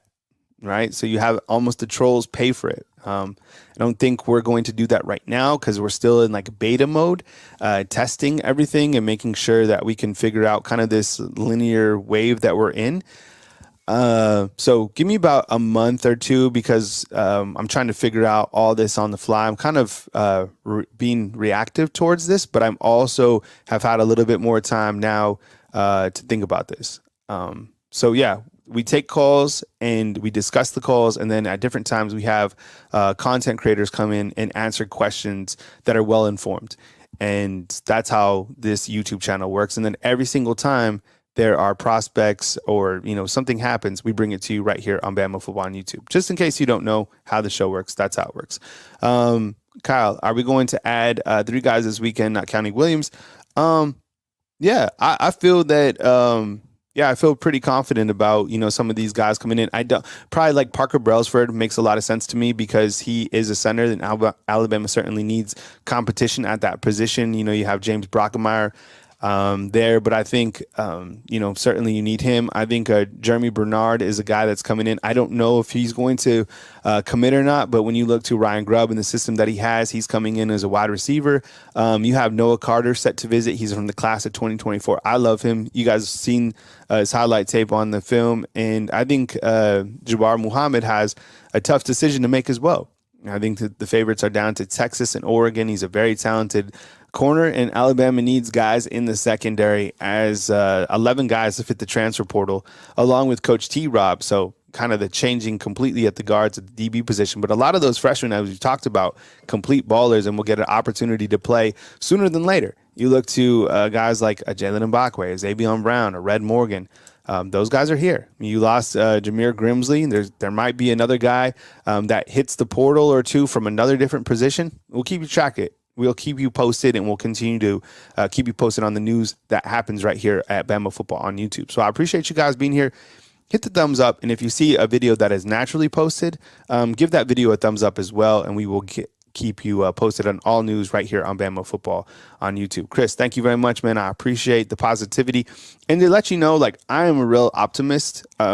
So the way that I cover everything is I want to be factual and I want to tell you the truth. If something sucks, it sucks. But overall, we're not going to sunshine pump, but we are going to talk about news, and I'm just a positive person anyway. So it's kind of hard to break my spirit because I'm a happy dude. And inside the comment box, you say something negative to me, it doesn't really affect me. I'm 40 years old. I've gone through a lot of shit. Last year was one of the most difficult times of my life, and I realized the only person that can control is myself. So a lot of that shit just doesn't even bother me. It kind of just rolls off my back, so it doesn't even affect me at all.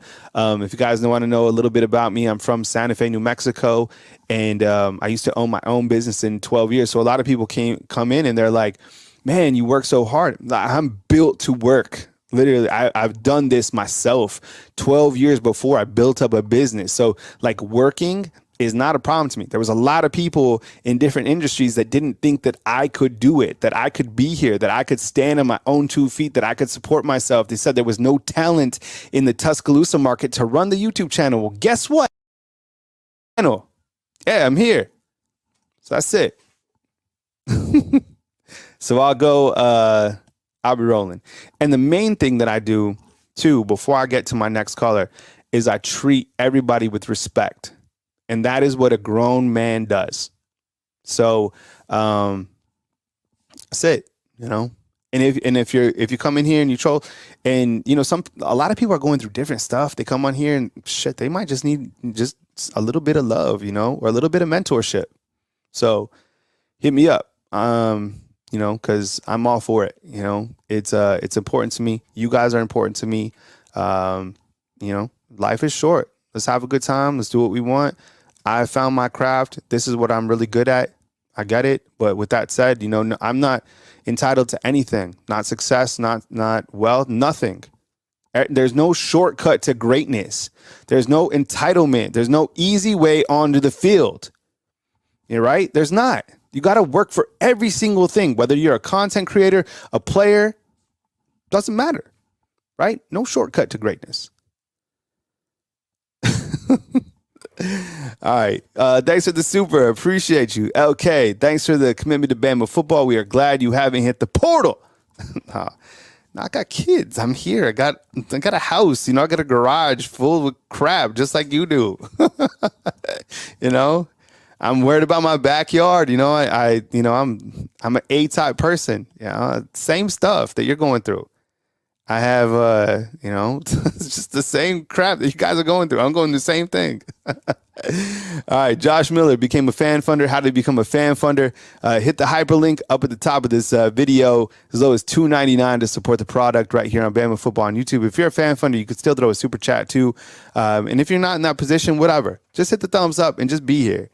And we appreciate you guys. So, all right, with that said, we go back to the phone lines. And we have a, let's do this 404. Hey, thanks for calling in. You're on the line with Kyle Henderson. Who am I on the line with and where are you calling in from? What's up, Kyle? This is Emmanuel. You probably see me in the chat from Atlanta. Yeah, you're a little bit soft on the line, so kind of like speak up a little bit. I can't really hear you. I got my AirPod. Hold on, let me switch out real quick. All right, cool. Yeah, Kyle, you hear me better? That's so much better. Yep. Yeah, man, this is Emmanuel from Atlanta, man. Originally from Alabama, Dothan, Alabama, but I've been in Atlanta majority of my life, man. I'm at work, so I'm gonna keep it brief, Kyle. First of all, man, I started watching your show last year. Love the show, man. You coaches, Ty, y'all doing guys work through this period of transition for Alabama, man. We appreciate everything y'all doing, man. Real talk. 100%. But but getting to the business, man. First of all, man, Kyle, you a nice guy. I love you. But, man, these trolls, this Mike from Raleigh, all these Georgia fans, all these other fans, man, right now I want them to know Alabama in a downtime or Alabama in a time of transition is not a win for your team, bro. You gotta beat the best to be the best, and you still going to have to strap up and lace up and get on that field, regardless of what 11 players, 22 players we got on that field. You're going to have to strap up. And one thing about Alabama, I've been an Alabama fan for a long time. We didn't ever think it was going to be another Bear Bryant after Bear Bryant. And look what happened. We got Nick Saban. So one thing I do know is college football is a transitional team, is a transitional sport. It happened from year to year. It's unfortunate that we getting, pillaged from the transfer portal right now. But to the real Alabama fans, man, this too shall pass. We're going to be back on top because that's where we belong. That's where we supposed to be. All these fans who calling in from other schools and other teams talking about elephant roast. Man, y'all teams ain't been relevant in years. And what happened the last time you seen Alabama on the field? Yeah, okay, exactly. What happened the last time you seen Alabama on the field? Exactly. FSU, sleep with that 63-3, man. Y'all sleep on that and hold that real quick. That's enough points.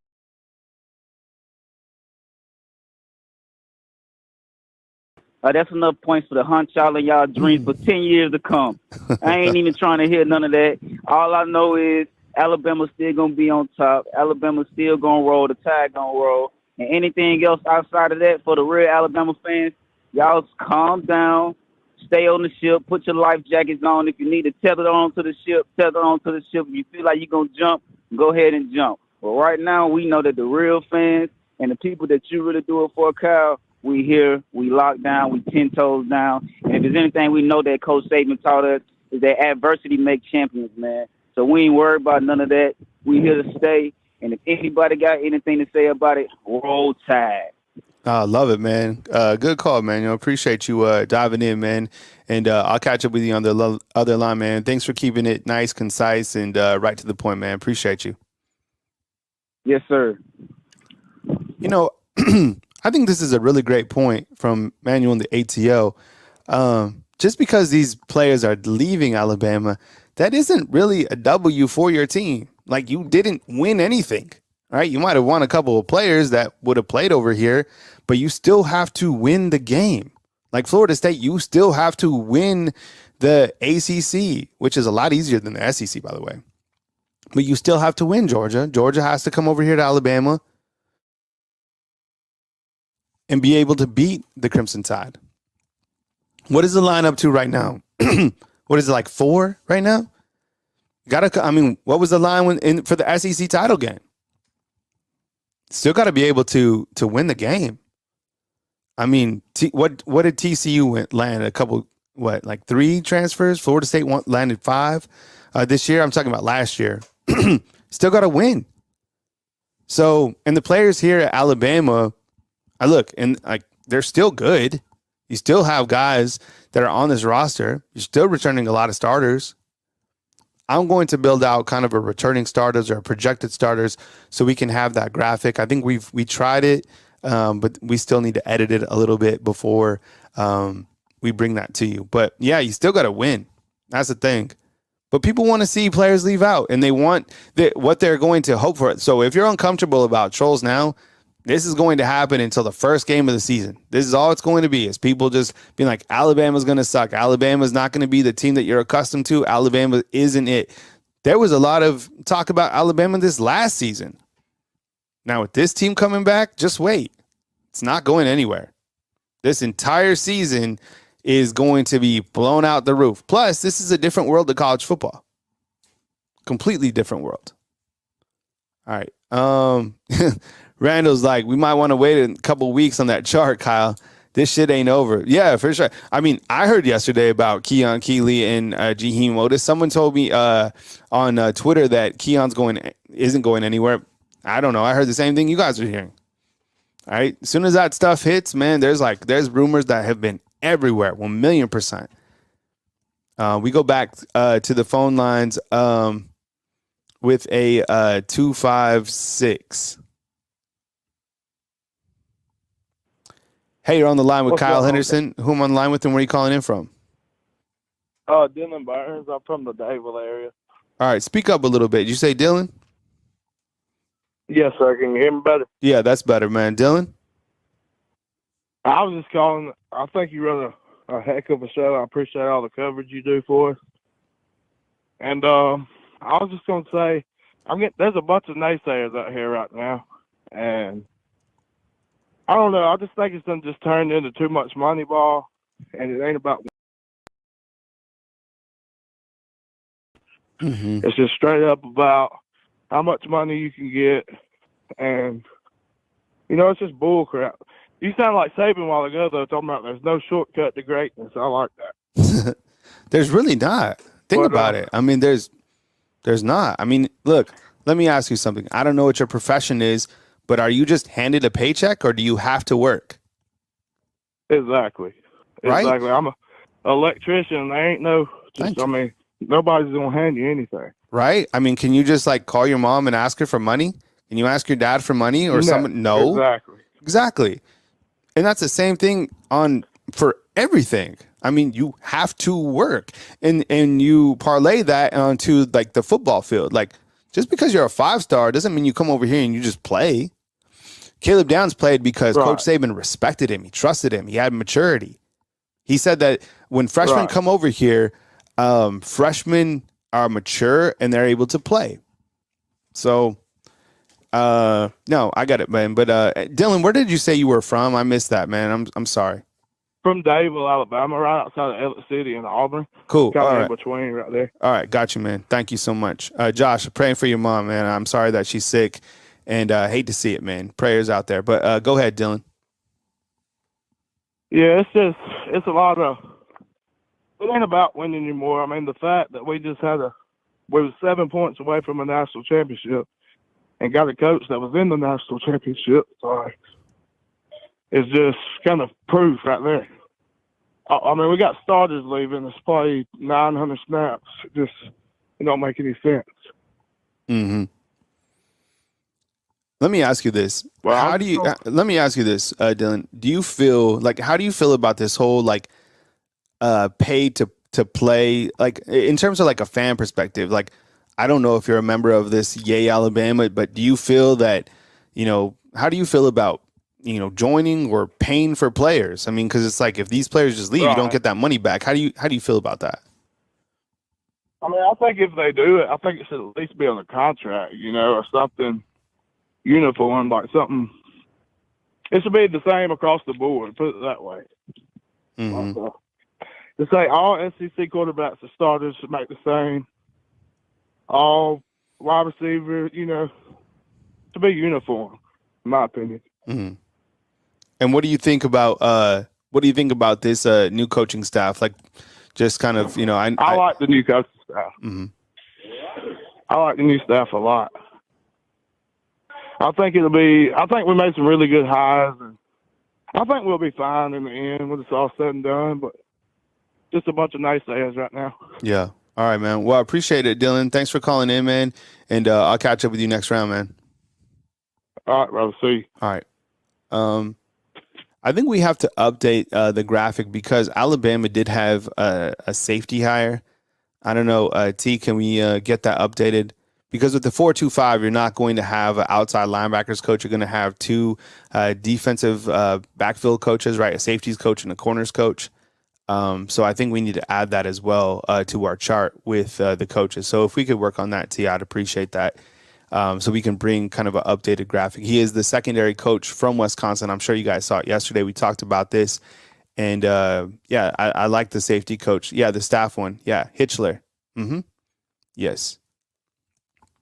I like the setup on. I'm starting to feel a little bit better about the defensive hire. I do like Maurice Lindquist coming in. No, Derek, my birthday is on November 22nd. That's when my birthday is, 1983. And I do like the secondary, how it's kind of coming in. So you have Maurice Lindquist, and then you have Hitchler, who is a safeties coach at Wisconsin. Wisconsin, to me, was always a team that has a pretty good defense, really lackluster and vanilla offense to me. Never really even, not interested in Wisconsin's offense. I just, besides that, it's just kind of been too plain. But on the defensive side, they've been pretty good, in my opinion. So you added him. You also retained Freddie Roach for your defensive line coach. And I guess the inside linebackers coach to me it's going to be Kane Womack, right? So you have him as the DC and inside linebackers coach, I would imagine. And then you have on the offensive side, T, can we just throw up that graphic of the coaches just for the time being so I can just run it through? It's Womack. I know it's Womack, but it's Womack. Watch, I have Will coming at 10. He's from the area, so he'll be able to talk more about Kane and the DC that's coming in. Yeah, so I have Will should be joining us at 10 a.m. Central Time. I know Will with the big call, and hopefully we can add him as a content creator right here on Bama Football on YouTube. When he comes in, Womack. That's it. That's exactly it. Womack. This is what Will said. And Will's like from the area. And then when I listen to when I listen to some Mobile reporters, that's exactly how they said it. So it's Womack. But it's spelled WOMMACK. But it's Womack. That's exactly it. So I'm actually writing that down so I can continue to say it. Yeah, Kimberly, thanks for the feedback. I appreciate it very much. Cool. All right. Will, can you hear me okay in the background? When you're all set, Will, give me a thumbs up and then we'll bring you on. All right. Yeah, we'll be with us in just a minute. And what I want you to do when you guys support Will, support him and ask him questions. We'll have Will kind of go over the topics. Will, so in the background, like what we are talking about today, just to kind of set you up, we have Julian Sayin hitting the portal. People going to ask you about that, 100%. Alabama lands Austin Mack, who's a 6'6" quarterback. You have Bill O'Brien as the OC, which I think, is comical from an Alabama fan's perspective, right? Like, I mean, who would have thought? Amari Niblack to Texas, Jabbar Muhammad coming in, Jameer Grimsley hit the portal. I mean, you can kind of run through the news, and I'm sure a lot of people have a lot of questions for you. So thumbs up, and let's do an audio check. Are you ready to come on in? 1 second. Okay, cool. All right, 1 second, and we'll be back. All right, so when Will pops on, definitely support him because he crushed it. A lot of insight, a lot of knowledge. So get ready for Will. And these are the events that we're coming with today. So I'm going to end the calls for now, but I will open the call-in line, and I will put that the call-in line is open. So if I didn't get to you right now, don't hold it against me. I will get back to you guys. All right, so that is the call-in line. Because I pay for the call, like even if you get on, like I still pay for the call-in line. I know it's not the best setup, but that's what I'm working with now. So give me 1 second, and we're getting Will up and bring him on in just a minute. So You guys having a good time so far? We've turned into like nonstop broadcasting. I didn't know that we were going to get here.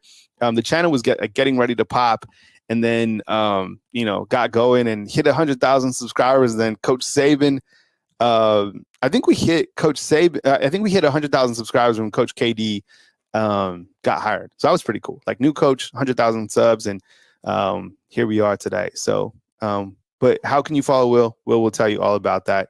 Ladies and gentlemen, we got another coach, and we got Coach Will. Coach, what's up, man? What's up, brother? How you doing, man? You all right? Yeah, I'm doing good, man. It's good to see you. I mean, everybody was so excited about your call. And man, first of all, hell of a beard. A lot of people comment on my beard, but I think in the beard rankings, you surpassed me, man. So you got the beard. Steven, what was your post, Steven? I'll get to you in a second, man.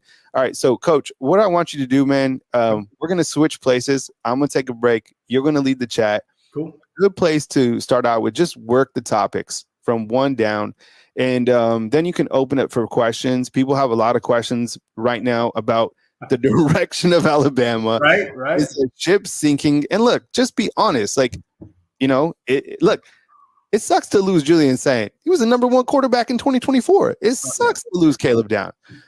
Guys coming back, what you're hearing, kind of, the direction, and just kind of work with chat. They're going to support you. But I'm going to turn the keys over to you, man, and you take it away. Fantastic, brother. I appreciate it. Yep. All right, guys. Hope everybody's doing all right today. I'll answer your questions as they come in, but I'll start through the headlines and go from there. So obviously, Julian Sayin, that news broke this morning with him. So some feedback or backstory on that.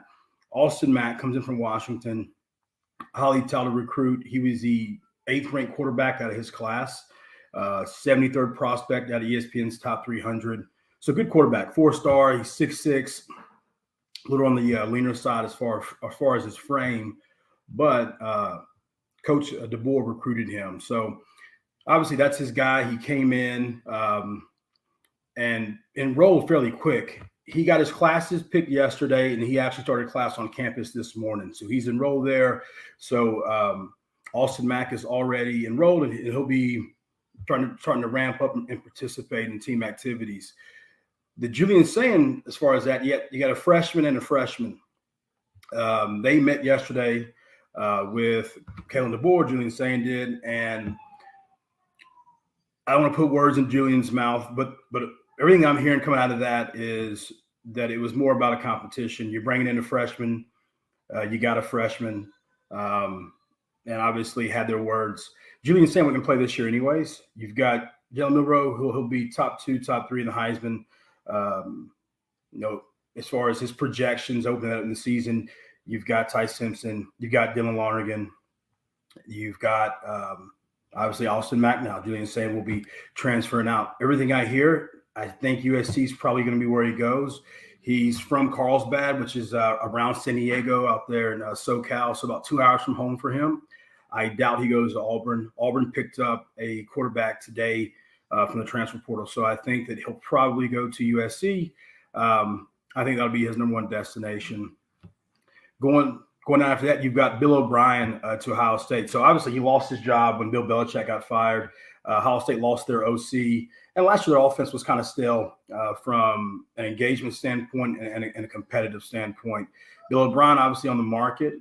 They pick him up. I think it's the wrong fit for their athletes, a lot like Bill O'Brien was at Alabama. I think Alabama, with Bill O'Brien, you become a bit stale and you kind of just you don't get creative. You put a lot on the quarterback's shoulders, which is what Bill O'Brien does. And Will Howard's not that quarterback. Kansas State's a very run-heavy offense. If you haven't paid attention to any of their, I say last 3 or 4 seasons, we played them 2 years ago in the bowl game. They're run-heavy. The decision on the quarterback's hand. So I doubt that he's that quarterback for that system of offense. Mm-hmm. But he may not need to be because obviously they brought in Trayvon Henderson has returned, and they got Quinshon Judkins from Ole Miss. And so you've got 2 starting backs, 1A, 1B on that team. So I would assume they'll be pretty run heavy. I just seriously question their ability to go vertical in a pro-style offense with the receivers leaving that they have. And that's even with, I'm sure they've made additions. Obviously, they recruit very well, but still, I don't like that match there. So we'll see what happens. Then you go Amari Niblack to Texas. That wasn't surprising. Texas's tight end is going to be a day one pick, probably maybe early day two. 693 yards, 10 touchdowns on the season. The best tight end by far, in my opinion, in college football. Elite, 6'5", 6'6", 250. And obviously he's a mismatch for linebackers. He can run. And when you look at Amari Niblack, you got Caleb Odom coming in. Amari Niblack has mentioned himself that he thinks he's the better tight end. I think Caleb Odom is a more athletic tight end. But, I mean, obviously, you want to lose Amari Niblack. He is a matchup nightmare regardless what team he's on. For him, obviously, I don't wish bad on players. For him, that's probably a good move. He's probably going to walk in day one, replace their tight end excellent. And obviously, you've seen him. You can use him on the outside. You can use him on the inside. He's flexible, man. Like, he brings a lot to the table as far as athleticism, separation. And there's not too many guys that are 6'5", 230, 240 that can run like him. So, obviously, I would have loved to see him in an 11 formation with Caleb on the other side. But we won't Coach, I wanted to ask you about that. I mean, because a lot of people are like, okay, because I talked to Amari Niblack at the Rose Bowl, right? Yeah. And by the way, you're on with Coach Will. Go support him.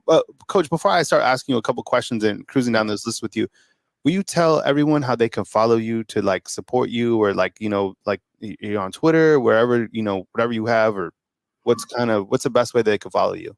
Yeah, man, I'll drop my Instagram in the chat so you guys can have that. But I'll be honest, man. So I don't really do a lot of this. I do more interviews. So I have buddies that work for The Athletic, and so I'll give opinions, interviews for that. I scout for G5 teams when I have the resources to hit the recruiting. For example, say you're UA Beach with Trent Dilford, you're probably not going to have the resources to recruit a guy to Southwest Texas or go all the way out West Coast. Gotcha. If I'm budgeting. So I'll recruit, and then I'll do recruiting reports for Rivals, 247 on 3, stuff like that. So I'll drop the Instagram and the page, and then this is one of the first for me. So I may start ramping this up because the response was pretty good, man. Yeah, this the beard game, man. You're getting a lot of compliments. I like it, man. Because look, I didn't have a beard for a long time. Yeah. And then when I added beard life is different life. Oh yeah, for sure. I mean, you take the beard away, you take pretty much like, you know, all the man. So, okay. So, I know Amari Niblack is out, and I know you talked about Julian Sayin up at the top. But Caleb Odom coming in, I'm not trying to like save the day by any means, but I mean, is he potentially a better prospect than Niblack? It seems to me like they have a little bit of the same skill set, but Caleb Odom is someone certainly that people should be excited about, that he's still here, and I think he gets on the field even faster now. Yeah, so Caleb Odom, when obviously everybody recruited him, he's more mature physically. So he's built. So Amari Niblack, as tall as he is, he's got a very lean frame. Caleb will be, well, he is. He's already more well-rounded out. He gets in and out of his routes better. He can block, which Amari Niblack, if you want to say anything, I'm not saying he was a bad blocker, but he was only used on assists, whether it be 11 tight coming down and cracking back on the linebacker. But as far as actually setting an edge on a sweep or a toss is not really his game. He's not going to be the guy setting the edge on halfback stretch plays. Caleb will give you more of that, but he also gives you better hands. So I just think if you compare both guys at high school at the same point, Amari, very explosive, needed to polish up on X's and O's, getting in and out of routes, running certain routes in the route tree. Caleb runs every route in the route tree for a tight end. He goes flood, he goes mesh, he run a slant. He can do a delay, which is you hit the end for a minute on the delay block, and you come back on a comeback on a 8-5 or 8-10. So no, man, I like what he's got as far as what he brings as a freshman day one, and he's your best tight end coming in. I think that Dupree, probably better overall blocker, not very explosive from a passing standpoint, not bad. He's just not going to blow the top of every deep. He's not a mismatch for linebackers. Oots, better. I think he's the best blocking tight end possibly in the SEC. What kind of, can you explain to people like, and by the way, so Will is not a coach; he is a scout. So when we have Coach Will on, is Will the scout? That's how we're going to differentiate it. The scout. So like an H-back, for example, because I talk tight ends and I like tight ends, and you look to Alabama's tight ends that they have on the roster: C.J. Dupree, Robbie Oots. We haven't even talked about Danny Lewis. He's kind of back there. He was actually starting in the spring game, which is crazy. But can you tell everyone the difference between like a tight end that could potentially be outside or hand in the dirt compared to like a H-back? Because Robbie Oots is like the H-back. Yeah. So, okay, I'll give you some examples. Robbie Oots, I'd say if a fullback and a tight end had a baby, it'd be him. Thank you. That's how we put that. And what it means is right out of the backfield when it comes off, inline blocking, dives, whether him come out on a lead sweep, lead ISO, great for that. Even on if you go a triple option, you have Jalen fake the snap, pull the guard, have Oots run right behind him, and then you're Jalen right behind that. So he has a lot of different variants as far as how you could use him. But he's not the guy that you want to line up on the outside. And for when we look at tight ends, traditionally speaking, that you want to put on the outside that's going to be a possession type of tight end, you want 6'4" taller. You want probably high 4.5s or less or lower. You want a good set of hands, and you want explosiveness. The reason you want that is because you want him to be able to stress the defense in a multitude of ways. So from a defensive perspective, when I played defense, I played nose guard in high school, but I played linebacker and kind of I wouldn't say it's a star, but a hybrid where kind of undersized. So you play more of a strong, more like Jamal Adams. You real close to the box at Wake. What you worry about, you want to stress the defense as much as possible. And so with Jalen, you stretch you with his run. He can stretch you with his arm. But if I have a great running back, I've got great tight ends, then I can stretch your linebackers at that level. I can stretch you at the third level with wide receiver play. And so that's what we look at when we're recruiting tight ends. Does he get in and out of routes? Is he a great catcher? Does he run a route in the route tree? Does he get fast out of his breaks? Does he have good hips or good bend? And so that's what we look at. Oots, more stiff, not quite as athletic. So I wouldn't put him on the outside, maybe even standing up. Trying to go against, let's say, a Deontay Lawson, Jahad Campbell, or even TJ Allen from Georgia, like a better athletic linebacker that can probably, because within 5 yards, I can jam you pretty good if I want to. And so you want somebody who knows his angles and is just more athletic. So that's the difference. An H-back is going to be a guy, he can't catch the ball. He's not your best tight end. He's not your best running back, but he can do a bit of both. And that's how we utilize that. That's how we break that down. And in today's offense, H-backs kind of go away now almost. Yeah, I know that's kind of why, like, I follow the 49ers, and I think it's amazing how they're able to use Kyle Juszczyk, right? He's kind of one of the dying breeds. And I even saw him catch a slant pass this year, which I thought was, goes back to the offensive mastermind of Kyle Shanahan. Yeah. Okay, so let's kind of like these next couple of topics. So on the board, we're on with Will the Scout. Definitely hit the thumbs up, like the content, follow him. He's going to put his Instagram handle inside the comment box. Coach, or Will, coming in, this is a big weekend for Alabama. Huge. Ryan Williams. Yep. You have Parker Brailsford. You have Jeremy Bernard, another wide receiver. Jabbar Muhammad, Austin Mack, who they just got in. How are we feeling about these guys? Why should Alabama fans be happy? I mean, everybody's dying for like some good news. Kind of give us kind of intel, what you like, what you're hearing. Go ahead. So I think I covered Austin Mack, but I'll do it again briefly. I think he's a good quarterback. He was the 8th ranked quarterback in the country when he went to Washington. 4-star. He's 6'6", 212, 215. Got a big arm. He was ranked 73rd at ESPN's top 300. So he comes in as a very good prospect. I think the advantage for him will be is that he's got a year under Kellen DeBoer's system. I think that's the big advantage here. If you're looking at Jalen Miller, you're looking at Ty Simpson, you're looking at Dylan Lonergan, those guys haven't been in the system yet. We hope that Jalen picks that system up and runs with it. And I think he will, because if you look at the Penix when he was at Indiana, he had a 54% completion percentage, made a huge jump going from Indiana to Washington. So the growth and the development we've seen as a quarterback, you got a guy 54%, 74% day one pick guy, matter 2.5 years. And all you changed was a few scenery and an offensive system. And I think Ryan Grove will be a big component in developing that. But I think Austin Mack he's your safe space. If something happens, you have a guy that knows terminology that can probably translate on the sidelines. Like, he's not starting with signs, with calls. He knows what plays they're calling, but also he's going to compete. I mean, let's be honest. Today's prototypical quarterback, but if you talk to a scout in the league, they want 6'4", 6'5", 6'6". They want a bigger body quarterback.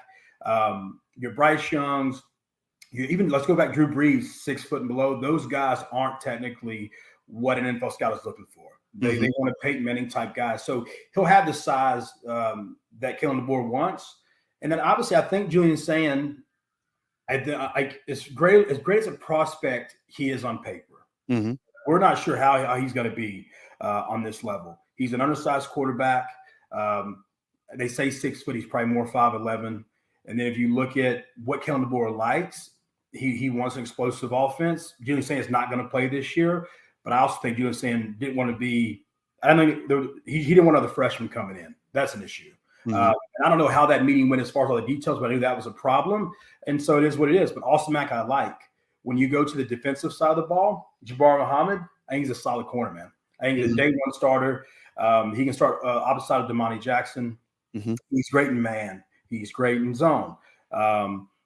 He shut down Texas's offense in that game. I mean, Donnie Mitchell, one of his worst games was against Jabbar Muhammad. So he can go one-on-one and cover your guys and be productive. So I think I'm doing whatever I can to get him this weekend. I don't want him to look at anywhere else. I want to close the deal if I can this weekend, if that means NIL, whatever it means. But I think the Washington players will get Kalen DeBoer discounts.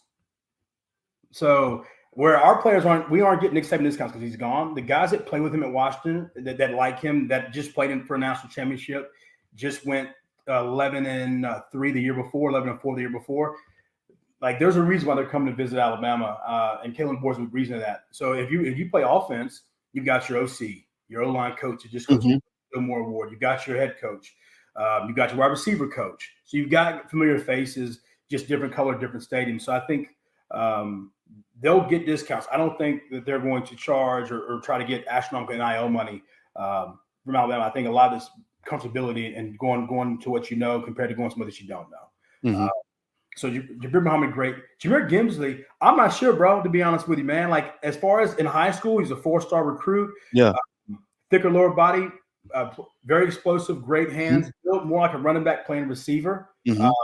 Really good, but he hasn't really done anything on paper. We've seen at the college level to say he's going to be X, Y, Z, or he's going to be day one starter at this. But as far as like getting off the bus guy, like looking good in pads, he looks great. And if he can translate the high school stuff to college, I think he's a good sign. Like, that's a guy that you want to acquire if possible. Does Noah Carter kind of fit into that same realm? I watched his highlight tape yesterday for the first time, and I really liked what I saw.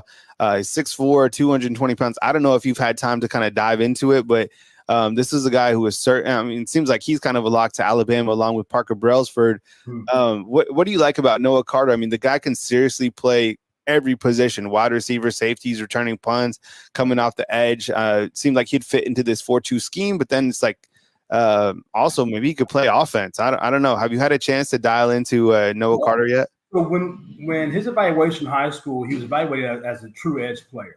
Like when we initially, like, that was what most, like, that's what the consensus was, that he was going to translate best as an outside rusher, 3-4 pass rusher, a 4-2-5 linebacker. So we thought that he was going to be that guy. I still think the difference is you got a lot of quality pass rushers already. Like, you've got a lot of guys there. So you got a lot of guys there already. You've got Keon Keeley. We're waiting to see what's going to happen. I've heard rumors that that's a possibility he could make an exit. I've heard if he does, the earliest it would be is the April 15th window. So they maybe get him on the practice field, and that may change. But I prefer him at edge. I do like him as an edge rusher, but I think he can put him anywhere on defense. You could probably go. I wouldn't go free safety just because he's big. I'd utilize his size. If I was going to use him outside of the edge rusher, I'd probably put him a star linebacker hybrid who kind of roams the field and makes plays, but a little closer to the box. But I'd probably try him at edge, man. I think he's very athletic. He's got a hip bend. He's explosive off the corner, and his first step is really explosive. And that's what we would look for when you get an outside rusher. That first 2 steps, getting past, if you can beat a tackle before he's got out of his stance, that's what we like, out of his quality. And he's explosive. So I think he will go. He's one of the only Washington players I'm like 90. You can't be 100% sure, but 90% sure that he will go. He'll go there. And I think he'll fit in nice. And I think we'll play with him.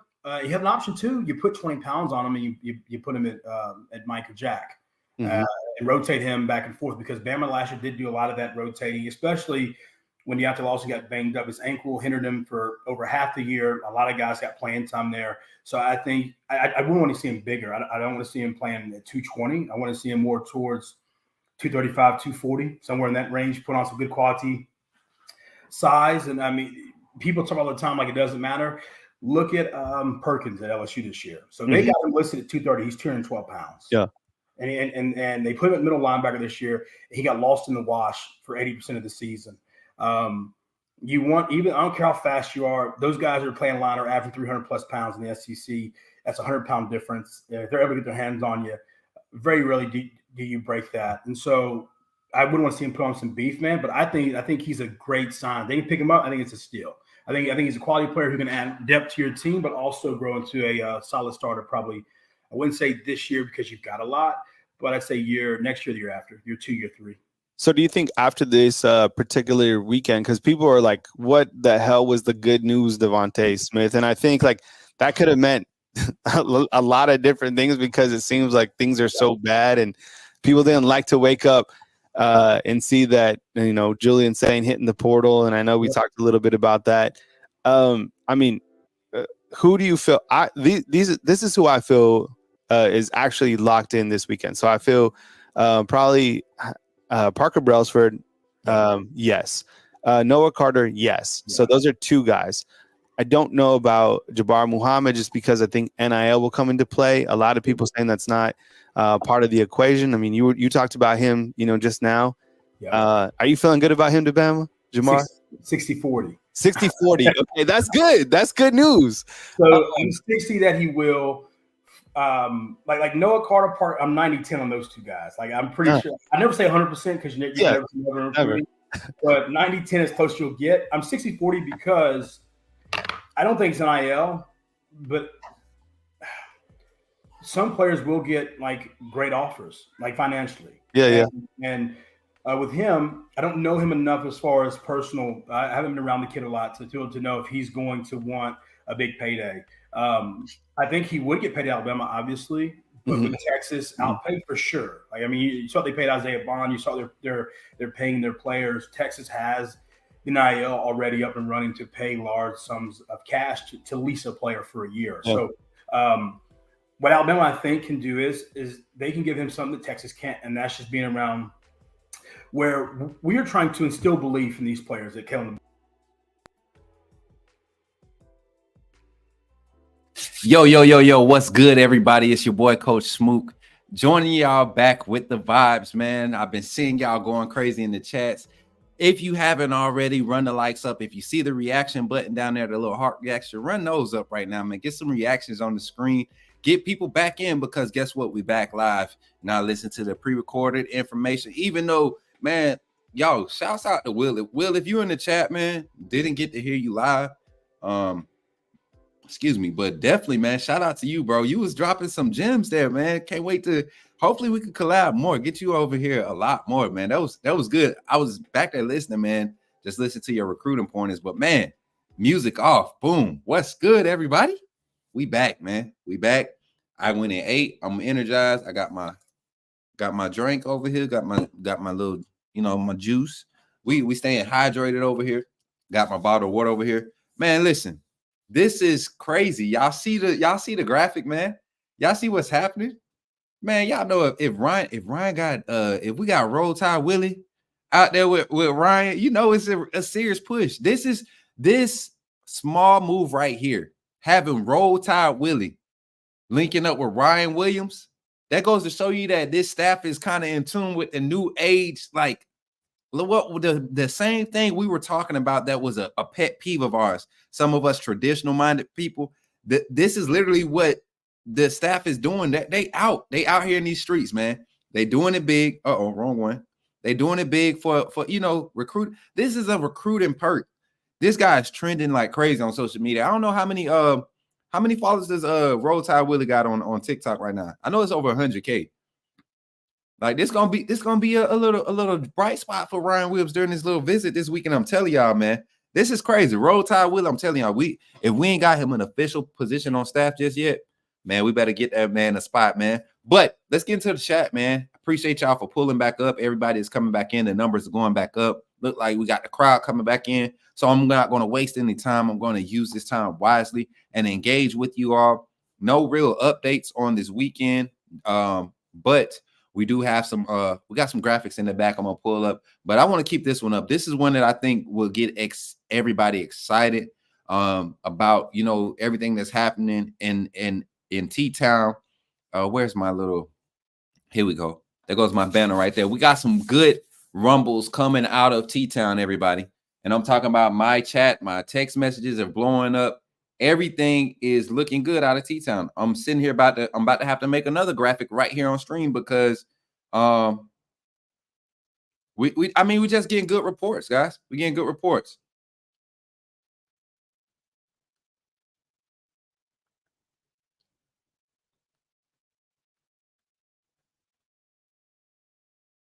Yeah, last night we were paid. Okay, boom. That wasn't one to read out loud. But I'm just trying to stay up to date, y'all. I'm trying to stay up to date. Y'all gonna see me doing a lot of looking down at my phone. I'm trying to make sure y'all get all the little graphics that we got popping right now. Trying to get them on. Make sure y'all getting all the up-to-date stuff, man. It's Jalen Mbakwe. This is one I wanted y'all to see too. Check this out, man. Big news coming soon.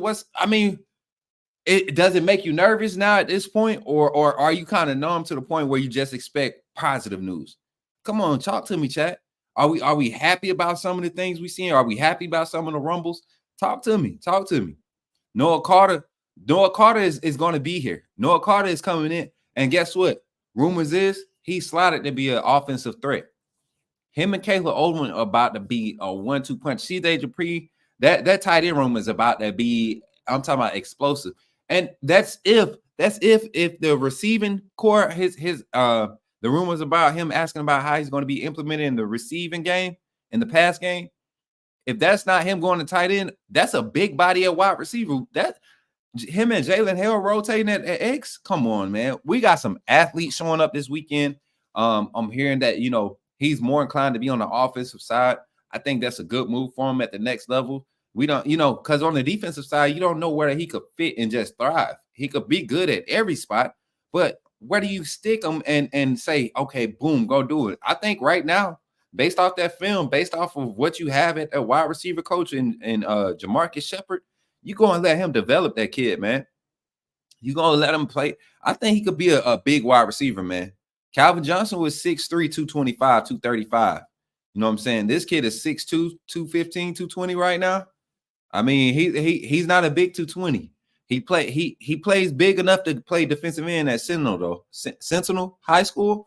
That's a prestigious school. Let me calm down, y'all. I'm getting excited. Things for Alabama are starting to turn around quickly, man. I'm telling y'all. James Parker in the chat, what's good, my guy? Shout out to you, Roll Tide. Let me get in here. All my members that's showing up. Anitra, Roll Tide. Sure, Maze. I think Downs gonna wait till spring. He hasn't committed anywhere. The name is in the portal, but he hasn't committed. And for a guy like Downs, I would have thought by now he would have made his announcement. It's been a little bit, you know, right at 24 hours since they made the announcement that he was entering in the portal. I mean, by now, y'all know what I said. I didn't think he was going to be in the portal for more than 48 hours. So tomorrow I'll be pushing up on that time. We haven't seen any big commitments or big announcements made on the weekend in the past since in the first weekend of Saban retired. Just saw guys kind of wait till Monday morning. So we might just have to wait to see what's up with Caleb Downs. Definitely interested because look at how this thing is shaping up with the staff, man. The staff, a lot of the mainstream analysts are jumping on board. They're trying to get ahead. They're trying to get on the train of pushing this message of Kalen DeBoer being a knockout hire, you know, before they start to see the writing is on the wall. People are noticing. There's a reason why people are trying to jump on this buzz. It's not by happenstance. It's just like they're trying to get ahead of it so they could claim the rights to it. But y'all been hearing it here for the past week since Saban retired. And since the coach Kalen DeBoer being hired. So y'all make sure y'all let people know Bama YouTube on football has never once wavered about the hire. We've speculated in between the process. Once they made the hire, I will vouch for every one of this, everybody that's been on this panel that's talked about the coaching hires, the staff, the quality of hires we've been making in the past 24, 48 hours, the moves we've been making on recruiting. It's literally been happening live here on Bama YouTube, on Bama Football on YouTube with Kyle Henderson, the coaches, and Ty Hayes, man. I'm telling you, we've been telling y'all this is gonna, the pain is gonna stop real soon. At one point, I wanted to get to a point where it's not even a thought, afterthought to say, man, Alabama's been there. Alabama, we done came through this.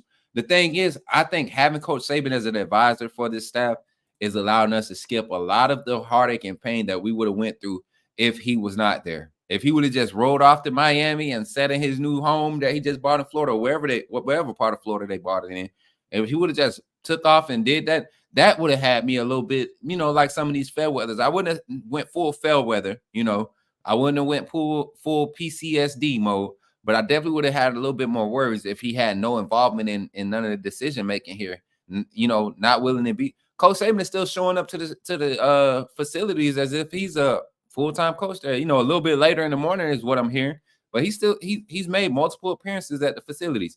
He's still been in contact with former players who have left, former recruits that he recruited to Alabama. He's been in contact with them. The ones that's in the portal that aren't making decisions, being so fast, you gotta have a thought that's, they're not making their decisions fast because Coach Saban is reaching out to them. I think that's what's happening with Caleb Downs. I don't have any confirmation, just speculating, but I know for a fact outside of that, that speculation, I know for a fact Caleb Downs is having some second thoughts about going into the portal. And my thoughts are, because of the type of person he was, because of the type of teammate he was, he doesn't have to worry about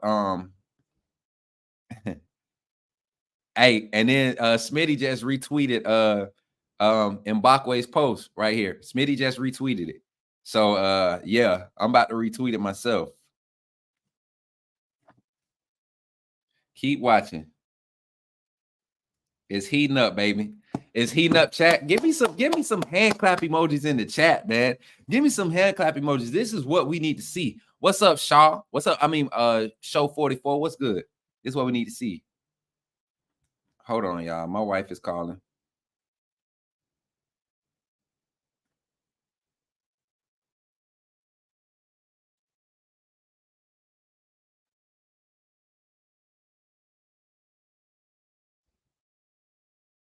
Hold on, chat. I might have to step away. My wife was just calling. Might have an emergency.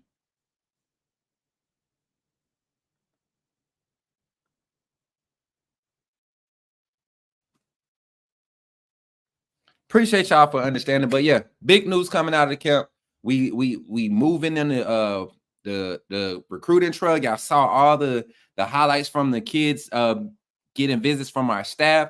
Freddie Rhodes, Coach Gillespie, Courtney Morgan out on the trail. News buzz about us getting Cooper. What's the guy name? Something Cooper from Georgia, the recruiting director, relations director. Just things are turning around. People are starting to see some value in Coach DeBoer. So I'm excited. I don't know about y'all. Things are turning around. Seeing the picture with Ryan Williams. This right here. This lets me know this is just a small testament. This is just a small testament to let you know what type of changes we're trying to make, man.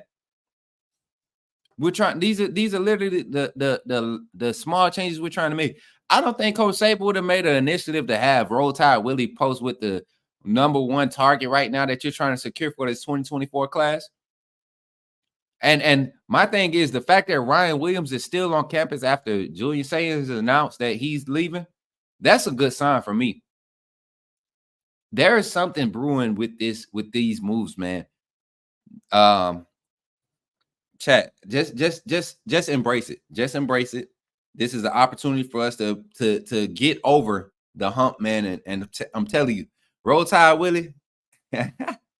This is funny. It's funny because Roll Tide Willie he's like he's like my motivation during this time, man. It's crazy because We don't have, you know, sideline motivation coaches right now. Right now, we're rebuilding that culture, and I'm excited to see how this develops, man. I'm excited.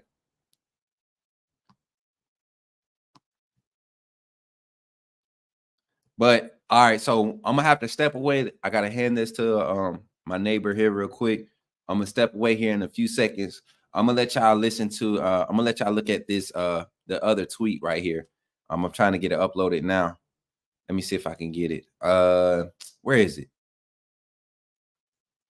And y'all run the questions up. I want to do a Q&A with the chat, with the you know, with the updated news and everything. I want to get reactions to what you all are thinking. Give me 1 second. Let me walk away from the screen. 1 second, man. 1 second. Give me 2 seconds.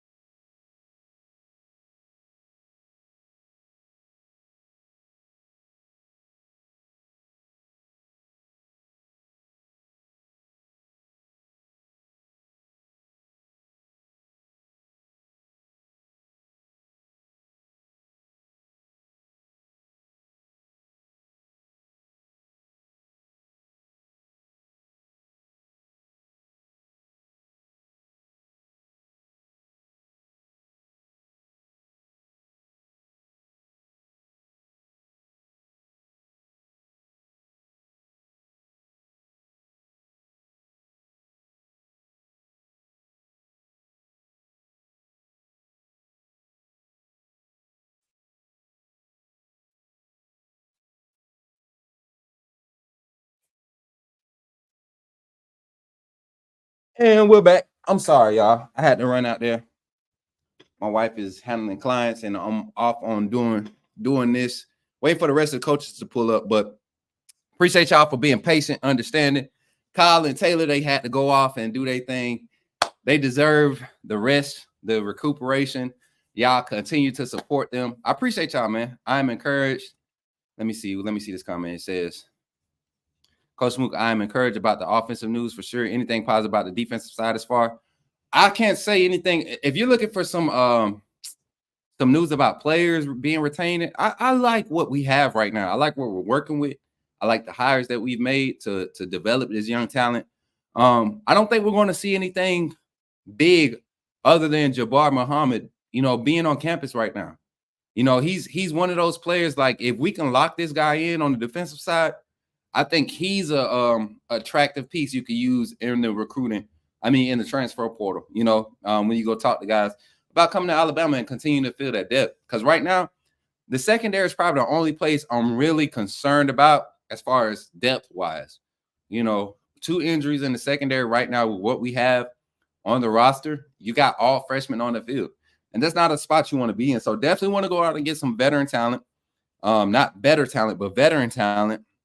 Some people that can come in and understand they might not be the veteran guy starting, but you can contribute. You know, got to create some competition in the locker room, especially during spring. We got a super chat here. Let's get it up. I had to run outside, y'all. I'm out of shape. What is that? No, that ain't the one. My boy said, Jay Townsend said, "What's up, Coach Smoot? Roll Tide. What's your true feelings about Carter, Muhammad, Ryan Williams committing?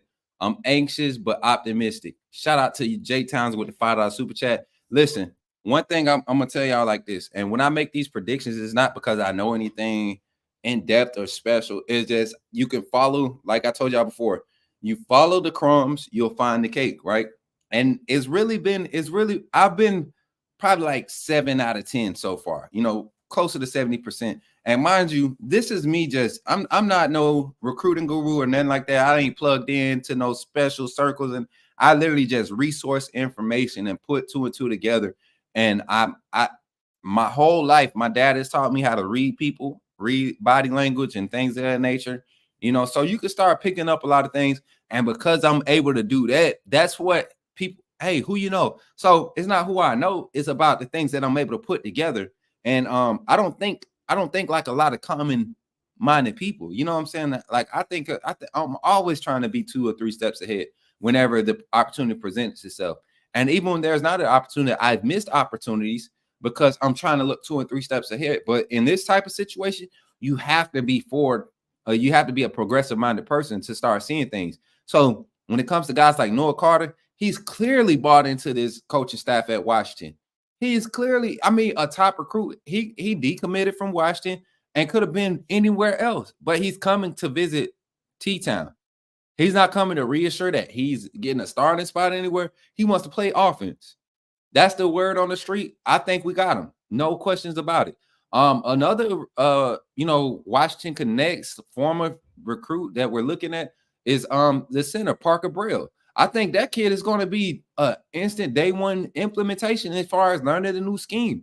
You want your trenches secure. You want your offensive line secure enough to protect your quarterback, whichever one it is, whether it's Jalen Milroe, Ty Simpson, Dylan Lonergan, or Austin Mack, whichever one it is. You want your up front. You want your offensive line at least 1 or 2 deep. You get what I'm saying? You want to be 2 deep at least at your, especially at the guards and the tackles. You want to have a nice rotation during spring so you could really get to the meat and grits of things and see who can get out there and compete. So Noah Carter, I'm very confident about. Jabbar Muhammad is still one that's up in the air. I'm hearing mixed messages about it. I think he's really connected to the staff, but the family thing, him being able to play with his cousin at Texas, that's a big thing for him. Not only that, he's an instant starter at Texas right now. That they have that type of depth chart right now. He come to Alabama. There is a mantra of earn it, but you would have to think that you want to go with the experience because he might have to go play boundary. I'm a guy, me personally, if I'm this staff, I'm looking for Jabbar Muhammad to come in and play star so I could have Malachi Moore in that that free safety look as a 1 high safety, either him or Tony Mitchell. I think Malachi Moore can play the star or the strong safety, walk inside the box. I think right now at this point in his career with this transition, he might just create more value for himself playing free safety. He's fast enough. He has the instincts to do it. I think he just will create more value for himself. And then he said, and Ryan Williams, y'all seen the picture with, man, let me pull it back up for you. He looked tired. He looks tired. Ryan Williams looks like he's a little tired. He looks like he kind of over the hype of everything. This is a 17-year-old kid, guys. He's been traveling, all parts of the South, all parts of the Southeast for the past week and a half. Just been on go since early signing day in December. Before the Saban retirement, All-Star game, all these different pressers, school visits. He looks tired, man. And this is going to count. The last in memory. I don't think he's going to see anybody else after Bama. I think he's making his decision after this. So I know he's going to wait till signing day to announce, to make it official. But this is a big move for Alabama in recruiting right now. Big move. And Jabbar Muhammad and Ryan Williams. I know you're anxious, man, but we're gonna have to chill. Gonna have to watch it play out. Appreciate you for the super chat.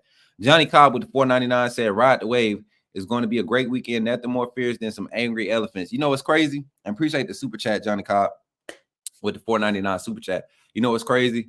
I saw who was the David Pollock. I saw David Pollock post a little meme when the transfer portal first started hitting Alabama like heavy, and he showed a group of I think it was either hyenas or lions. I can't remember. It was hyenas, had to be. They were trying to. I didn't get the meme. I didn't get the video because the message I got from it was in the video. Y'all seen it. The hyenas tried to they were trying to hunt one of the baby elephants, and you saw the adults. They immediately did their defensive maneuvers, and they weren't scared. They were still trying to move forward on their destination. This is what I seen from it. They were still trying to move forward on their destination. They were out, doing what they were doing, scavenging or whatever, eating, herding, whatever they call it, as a elephant pack. And when the hyenas came, it was a lot of them. But you never saw panic in the elephants. You seen them barking back, blowing their horns back at them, kicking dirt at them. But when they tried to get the baby elephant, and this is how I saw it, I said they tried to get Kalen DeBoer, right? You know what I'm saying? They try to get Kalen DeBoer. And us as the Bama Nation, we have to be like those adult elephants. We have to embrace him with what we know about the SEC and what we've been able to maintain for the past 17 years under Coach Saban. That's what I saw. I saw Coach Saban, Greg Burns, the alumni that's embracing Kalen DeBoer, the fans. They're the representation. They're the adult elephants in that video. And there was no killing. They couldn't hunt. The rest, the hyenas, they didn't get nobody. So I didn't get the point of that video, So I think you onto something by recognizing that character trait about elephants. And I think this university has been embracing that for a while. Elephants could get spoiled. You ever seen a circus elephant compared to a zoo elephant? Them circus elephants be spoiled, man. I'm telling you. I've been to a couple of them. I was at one on Twitter earlier today. I'm just playing, y'all. Let me stop. Oh, man. They said Wookie Grimley, did DeBoer say Sayin leaving, hence Mac? So, listen, guys. Wookie Grimley, appreciate the $2 super chat. I'm going to have to get real with the fan base right now. This narrative that Kalen DeBoer didn't want Julian Sayers, every coach in the country would take Julian Sayers. I think you have a couple of offensive-minded coaches who are well established in their system, and with how they like to call plays, they made it a priority to announce that, to say that this is going to be an open competition. This is going to be an open competition. So we would love to see how you develop in this system, but hey, just know it's going to be an open competition. And we've already been highlighting it, guys. I heard Will talking about it. Julian saying the exceptional generational arm talent, man. Quarterback mind. But go turn on his film, man. He makes some beautiful passes. But are you telling me if it just say we have an offensive line struggle, you think Julian Sayin is going to survive? He doesn't have the athleticism that's required to run his offense. He can develop it. I think that's what the message was coming out of that meeting that he had with the coaching staff. We want to see how you develop it in this. But to say is for somebody that's been doing something in his young career, he's been doing a certain thing so good for so long, and that's what he's been thought. That's what's brought him his recognition. There's no question why he wouldn't go and play in a style like Ohio State, go back to the West Coast and possibly follow Ryan Day if he stays after this Harbaugh fallout. Possibly go to he can't go to Oregon. I don't think he can go to Oregon, but somewhere like that. Those schools, man, where quarterbacks kind of have control of the offense. He could definitely go to one of the schools. And this system is more so of phases. You know what I'm saying? It's really quick phases that you just dissect. You don't have to showcase the ability to read, make quick third phase reads. This is an offense that sets you up to take your time in the third phase. We didn't see Jalen Miro get to make a lot of timely third phase reads. A lot of his third phases was rushed or extended play reads. Play designed by Ryan Grubb and Coach DeBoer. The way they design plays so it could create reads at the third phase, of routes of play development. They create and design plays so that they can create time to make reads at that level. So saying I feel like he could have developed in any system, but that's not a miss for us. That's not a miss right now. Not with what we have in that quarterback room with the system. I think we need to wake up and understand what type of system we're bringing into this offense. So appreciate y'all. Dougie Fresh in the chat says, shout out Coach Smook. Appreciate you. 199 super chat. Dougie Fresh, one of my guys. Bringing him on as a moderator over there for Coach Smook Network. Thanks to Kyle again for getting it. Man, we got over 1,000 viewers in here, y'all. Make sure y'all run these likes up. I know we're over 1K, but continue to share it. Get people in here. We're talking about all the up-to-date news. We're actually about to jump deeper into the rumbles that's coming out of T-Town with the visitors on campus right now. So let's go.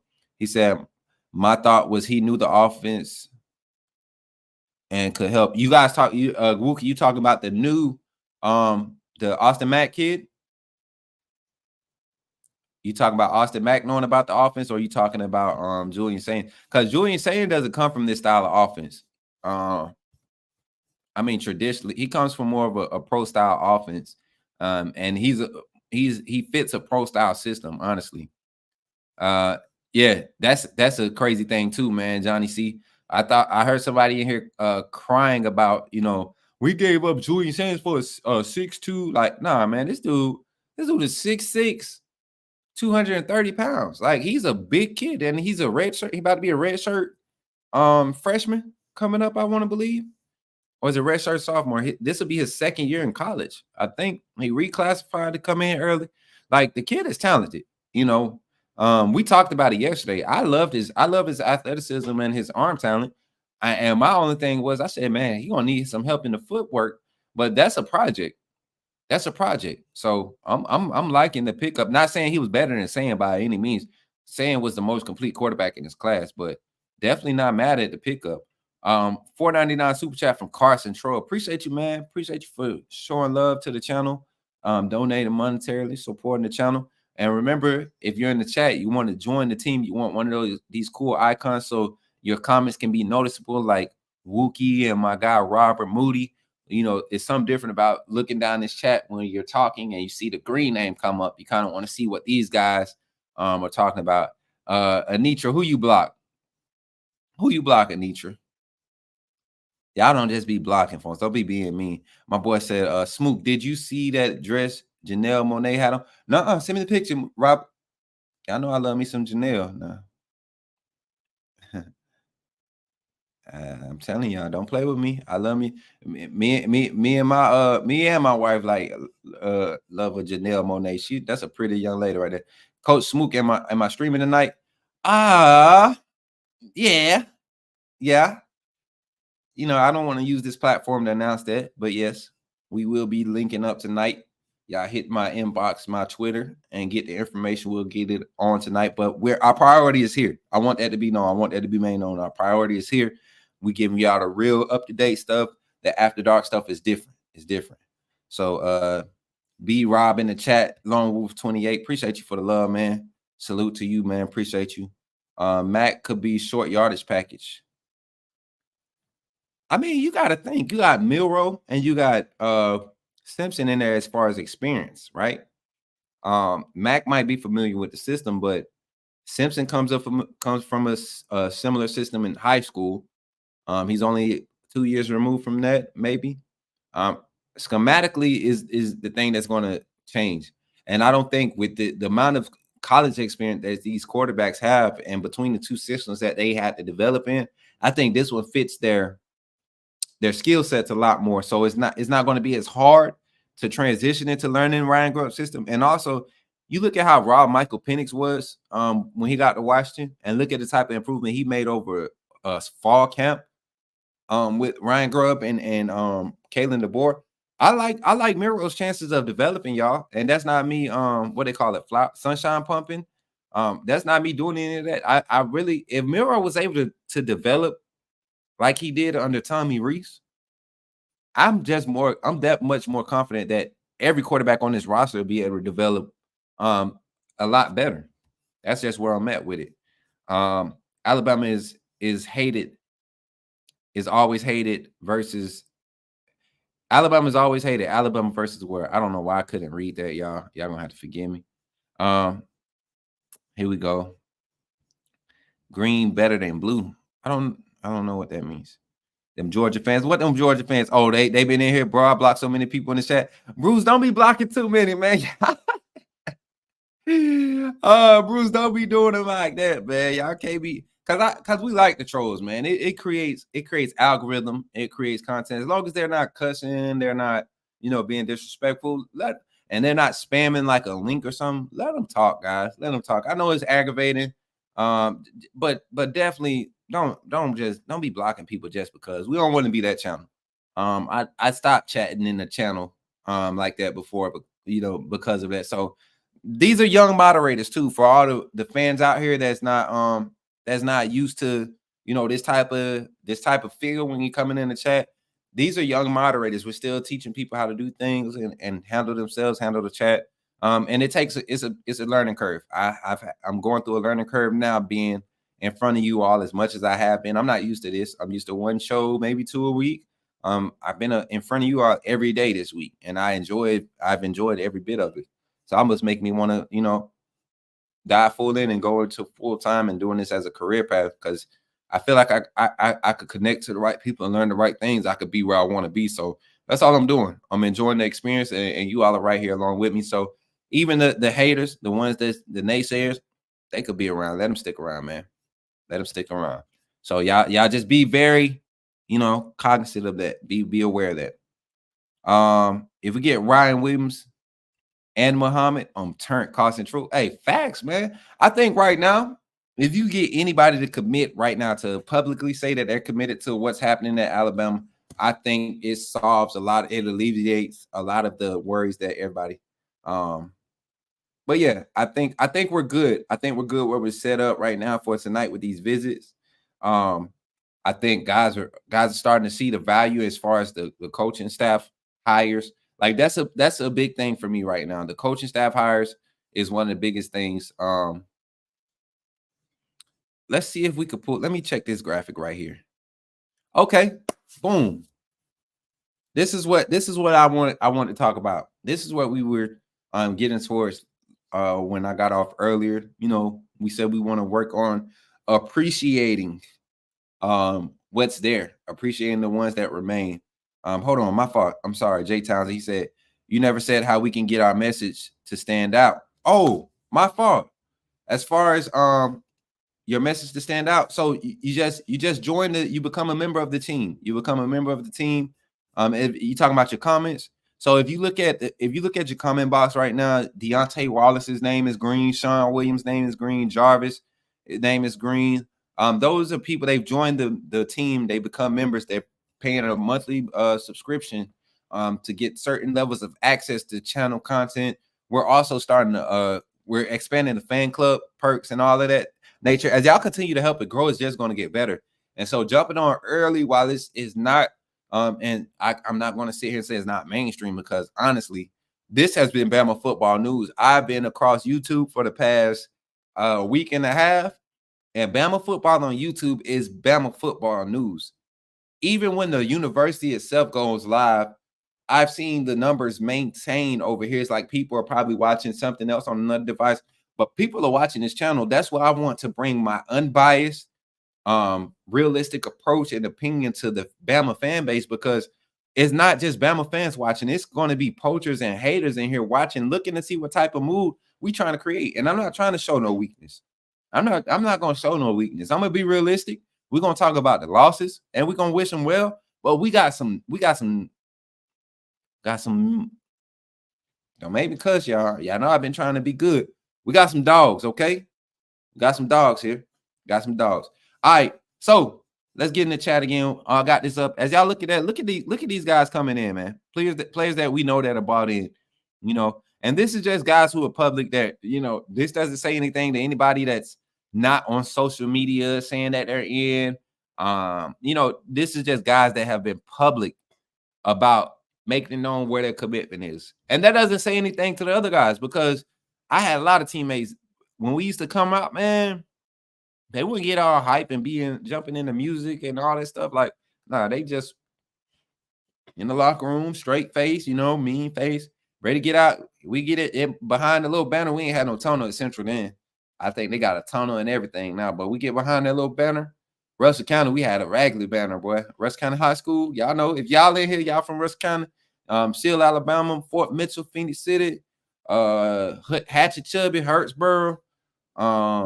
I think they even go down to Union Springs sometimes, come down to Russell County. But you follow all them spots down there? Yeah, man, that's where I'm from. I'm from down there, them country parts. But yeah, man, we ain't had no good banners, man. Our jump was so thick.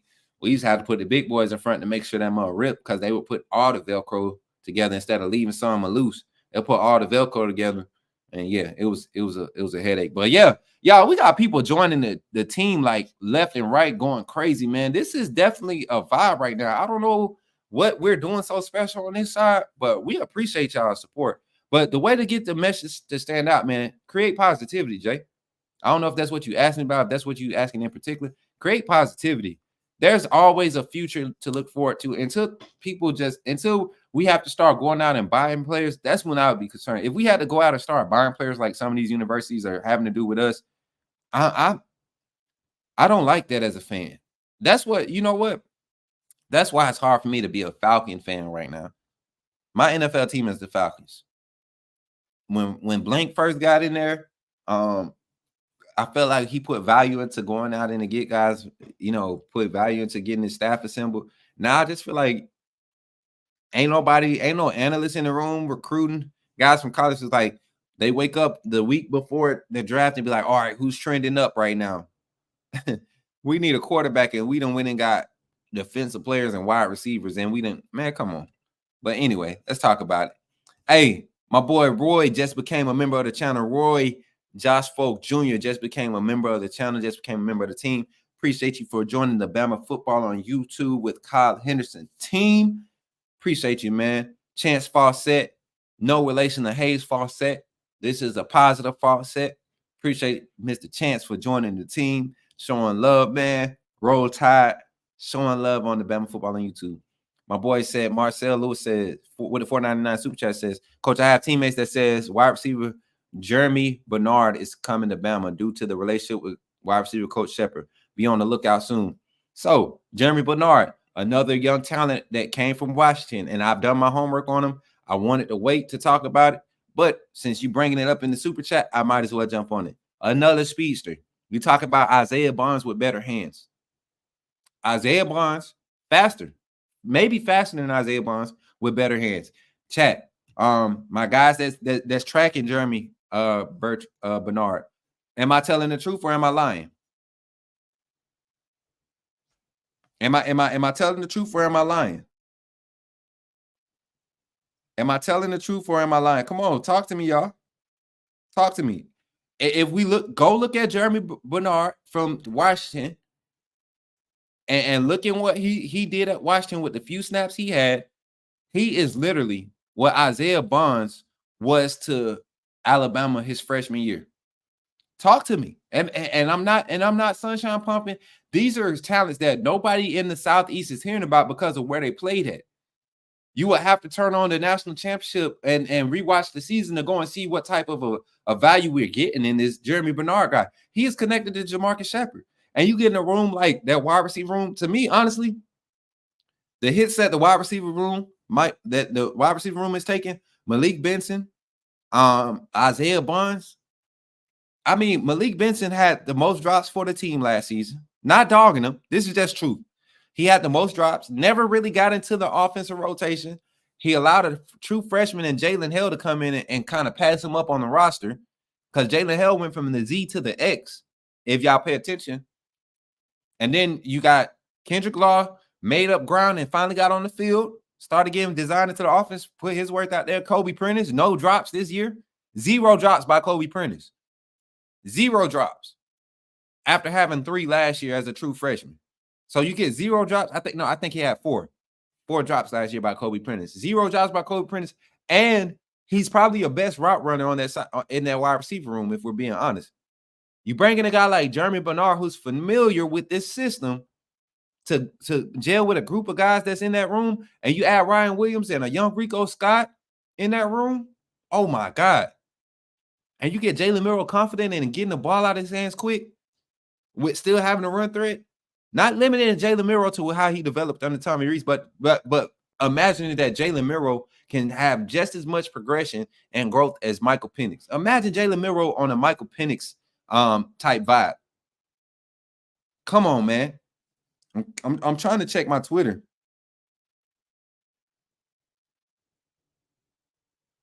I'm trying to check my Twitter because I'm getting my little inbox is going off. Hey, you know what, too?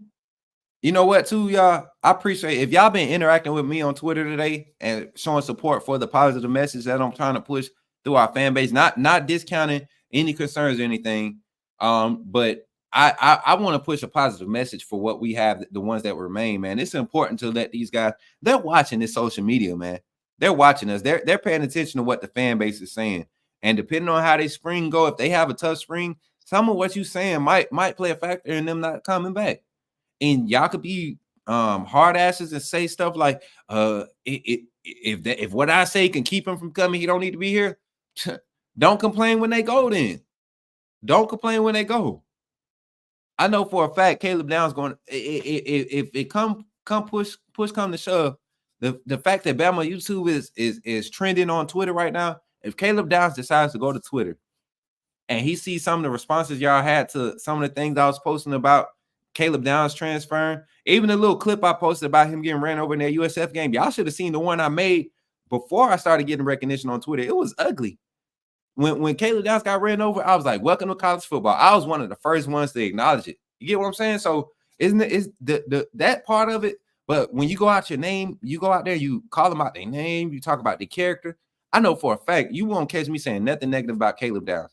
I've been the one that's been more inclined to believe that he's not chasing the bag. I know what type of player he is. I know what type of character he has. You know, I'm familiar with the family. You know, not saying that I know them personally, but I'm familiar with them, and I don't see them allowing their son to be that type of kid, that type of young man. So Will Martin Jr. coming in here, joining the team, man. Joining the team. Who in here talking trash about Russell County? Who that? Corey McAdams. Corey, where you from? What school you went to? Because everybody in drag class at 08, man, before we disbanded. We was the class that had Jamon Fortson, Brandon Williams, Maurice Crawford, Marquise. Who else was in that class, man? We had the year we was varsity, we had Chris Prayer, ended up playing at Alabama State. He was a big defensive lineman prospect in Alabama during his time. He didn't go to Alabama or anything. He went to Alabama State. Very tied into the HBCU community.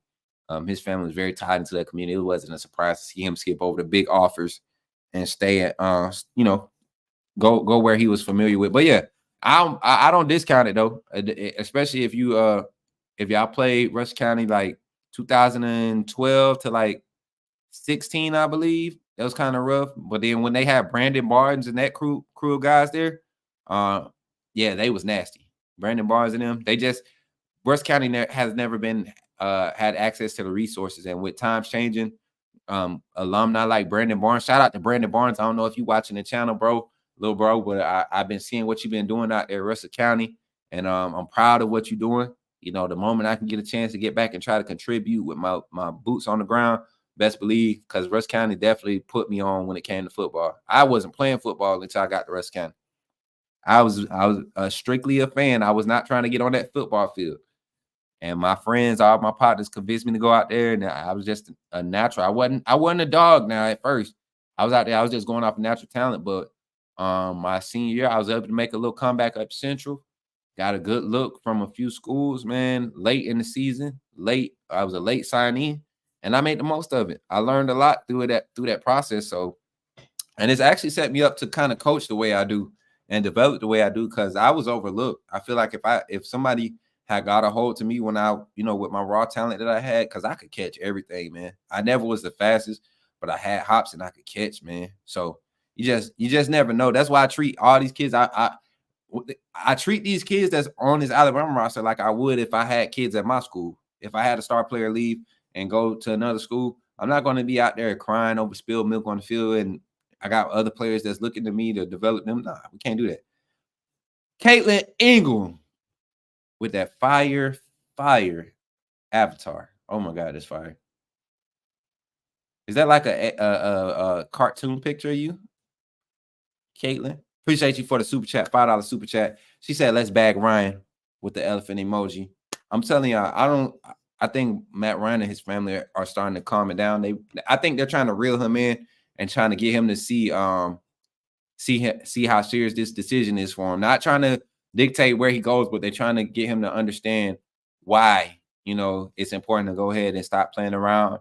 And you've enjoyed the experience. Let's make a decision. So let's get back in the chat, man. Super chat's coming up. And like I said, we've had people join the team. Will Martin, AC, been there for before. Jermaine Mims done joined the team. Appreciate y'all picking up those badges, man. That's what they call the badges. Appreciate y'all for picking up those membership badges. All the support, man. Continue to support. Don't die on us, y'all, because all off season is going to be interesting. We're going to have different types of content coming before y'all, and just putting all Bama everything in front of you. So yeah. So what's the news? I'm missing some next. Trey Amos officially to Ole Miss. We're not worried about that. When Jance come on, y'all can talk to Jance about that. Trey Amos to Ole Miss. Hey, hats off to you, son. Congrats. Appreciate what you did for Bama.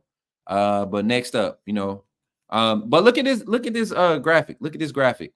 And oh yeah, that's why y'all commented, because y'all looking at the graphic. So yeah, if y'all look at what's happened with our transfer portal guys, and we've seen some other guys go to Florida State since before Coach Saban, but Sean Murphy to Florida State, you see him going in and being a day one starter. Malik Benson, you don't know, they lost a lot at the wide receiver room, but they had some young talent that just wasn't on the field. Looking at who else went to Florida State? Roydell Williams. Hopes he see guys like Roydell. I hope he goes and just have a successful career. I don't see them winning much next season, but I hope he has success. But the players that's in, guys, look at these names. Look at these names. I want y'all to take a good look at these names, and I'm gonna get this banner off the screen for a second. I want you to take a good look at these names, chat. Let me full screen it. Take a good look at these names. And I want you to go back, and I just want you to when you find some quiet time tonight after the show, when you find some time by yourself, I want you to start Googling each of one of those guys' names and their recruiting profile when they were getting recruited to Alabama. And look how highly touted these guys were. Just as highly, just as sought after as a lot of the names that's left. The only difference is you didn't get to see Jaleel Hurley touch the field last year. You didn't get to see it. You didn't get to see Jaleel Hurley get to touch the field. You want to know why? Because somebody else had an opportunity in front of him. You get what I'm saying? The year before. So you didn't get to see Jordan Renard get as much playing time as I felt like he deserved. You didn't get to see him develop. You didn't get to see Wilkin Farmby come in when the offensive line was struggling. You get what I'm saying? You didn't get to see all this Alanin when the offensive line was struggling. Jeremiah Beeman, who's going to be a dog. We didn't get to see these guys. Emmanuel Henderson didn't really get any meaningful offensive snaps. So I'm looking at the guys that are public about being locked into this roster, and I'm like, man, we got a good core of guys to come in and talk about establishing a core. And then you got to think the type of culture that Kalen DeBoer has built around his legacy, around his name. You got guys from Washington who you don't hear nothing bad about them when it comes to the locker room. Go and find me something bad about any energy coming out of the locker room, egos, stuff like that coming out of Washington's locker room. You can't find it. You can't find it. This coach knows how to breed a winning culture, and it's yet to be. Can you please share the headlines graphics up when you get off for Jake? I got you. I'll be able to do it. Let me make sure I get that up in the back. I think I got it. Y'all give me a second. Let me set this up, y'all. Because I'm going to be here for a while. I'm going to be here until we shut it down tonight. I'm excited, man. We've had some crazy news come out the past 2 days or so. We've had some good news pop up as of late. All of these things are coming up. So as we've been doing throughout the day, let's just do a rundown of all the stuff that we've been discussing today.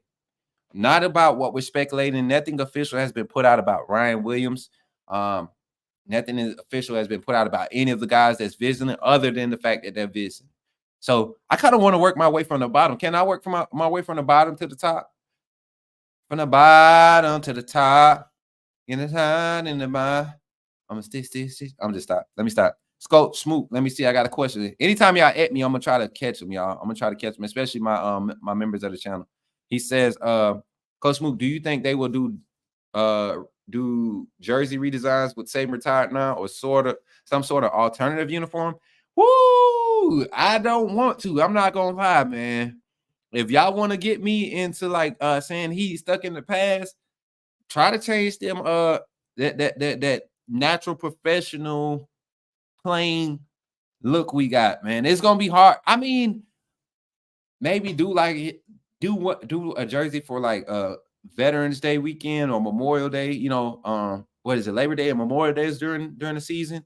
Veterans, the honor to the veterans. Maybe do something for those games, but like actually adding the uniform as far as like we show up. I don't want no blackout. Blackouts are kind of like a curse. It's kind of like jinxing yourself when you talk about being a powerhouse in the SEC. Blackouts are crazy. Ask Georgia. But I don't know, man. That would be weird. I know it would. You talking about you think people are unraveling about decommits and coaches and retirement? Change them uniforms. You might lose some boosters after that. I don't know though. We'll see. Because Nike is definitely going to try to make a push on, having a new coach, younger coach, something that hasn't been done in the past 17 years. So I wouldn't be surprised if it is. Me personally, I wouldn't want to see it, but I would be open to it. I'm open to change right now. Another super chat here. We got good luck.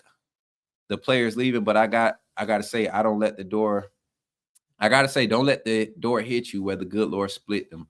Facts, Daniel Chambers. Appreciate you for the $5 super chat. Definitely going to be looking for it. Tony Mitchell. What about Tony Mitchell? White helmets. No, Lord. Miss Dog 88. Uncle Lou is one of y'all, man. Don't be dogging Uncle Lou. He's so funny. Yeah, Luke. I understand too, man. White helmets for homecoming. I wouldn't mind it. I wouldn't mind it.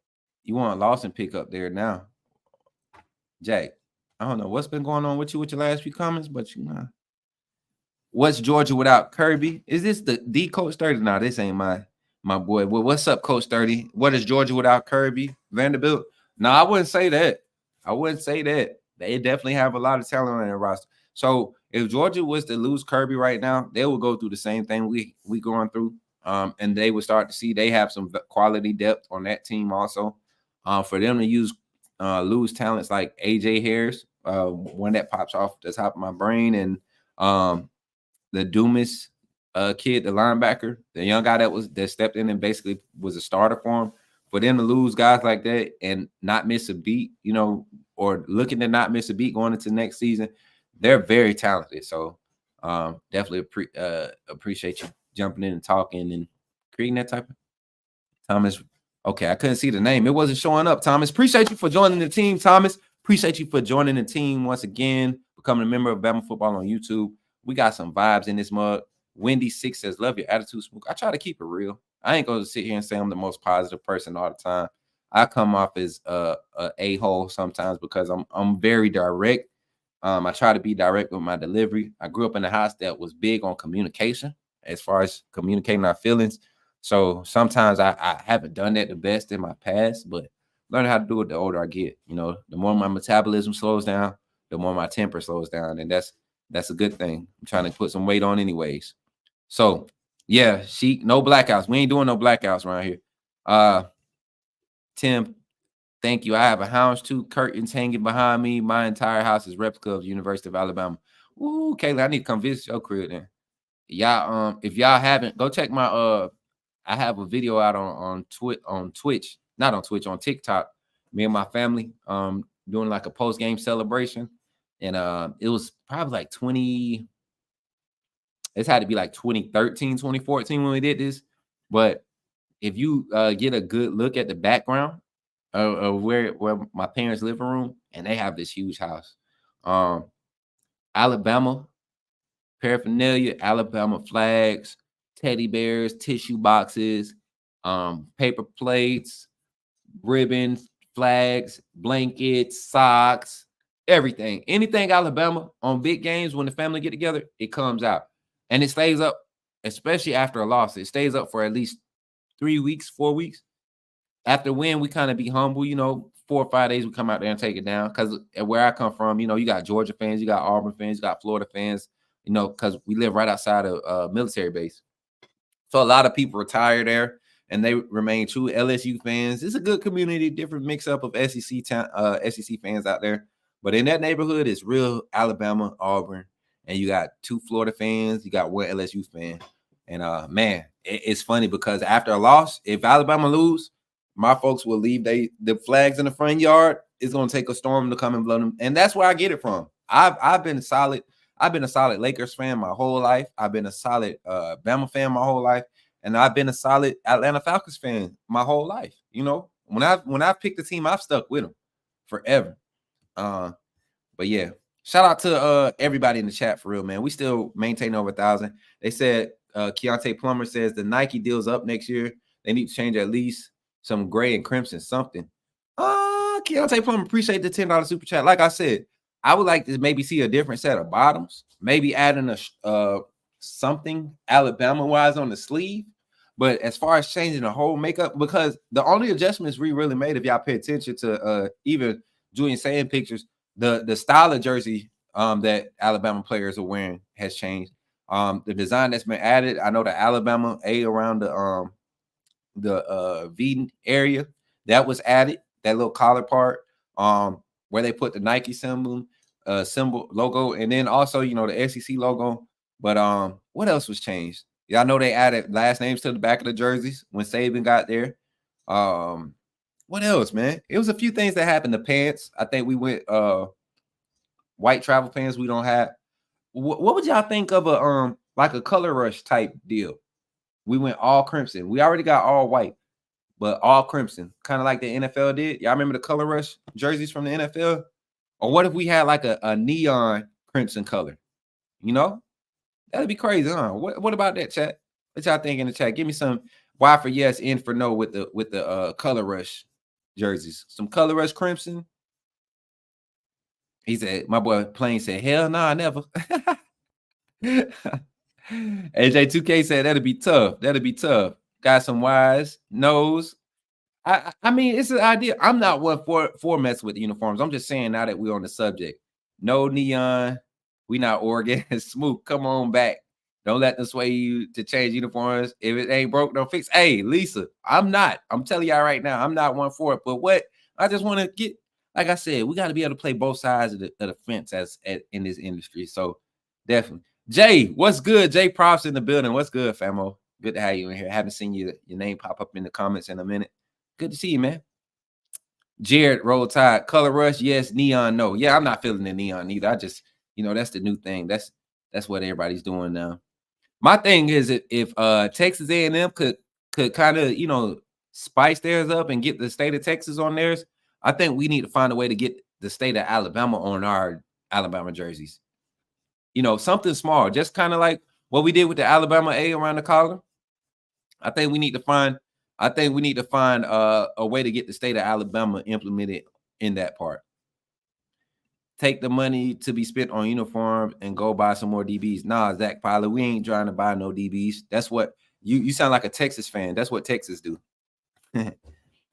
Yeah, not the neon. I'm not feeling the neon. Hey, yeah, Caitlin, like a Alabama patch, because we got multiple Power 5 universities in the state of Alabama. I think if we stamp our jerseys with the Alabama logo, the state of Alabama or the Alabama the seal, I think that'll be a good little add-on, especially like on the back of the helmet, like they got all this good art, this, what they call it, this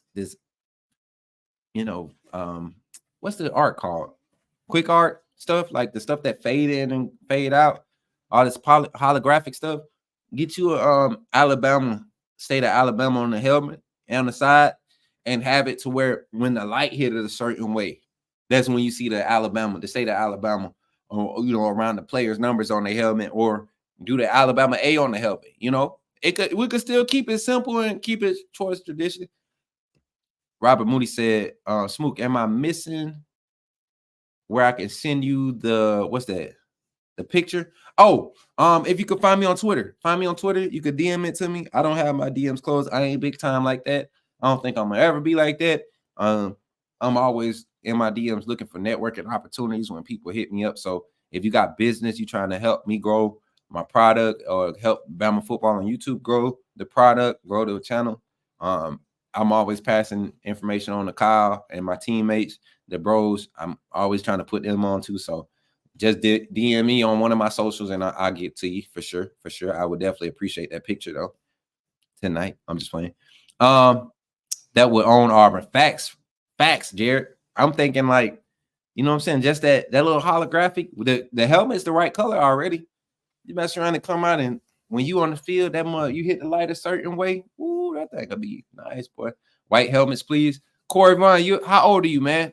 I've been seeing a lot of old school people, a lot of old heads, and not no shots at the old people.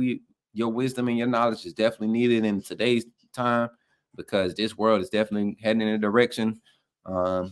Don't seem like it's gonna last too much longer if you keep heading in this direction. But how old are you then for the white helmets? Because that's like I want to say when was the last season with the white helmets? 87, 86, something like that. Somebody fact check. Somebody said Family Dollar logo. You get that Family Dollar logo for them UGA fans, man. Outside of Oregon, Louisville has the biggest appeal deal in football. I'm not saying put the logo on the helmet, switch up the colors. Elephants are gray. Just some spice. Facts, man. We ain't trying to get, I feel you. We ain't trying to change everything up now, but spice it up a little. A&M, I like what A&M did for their alternative.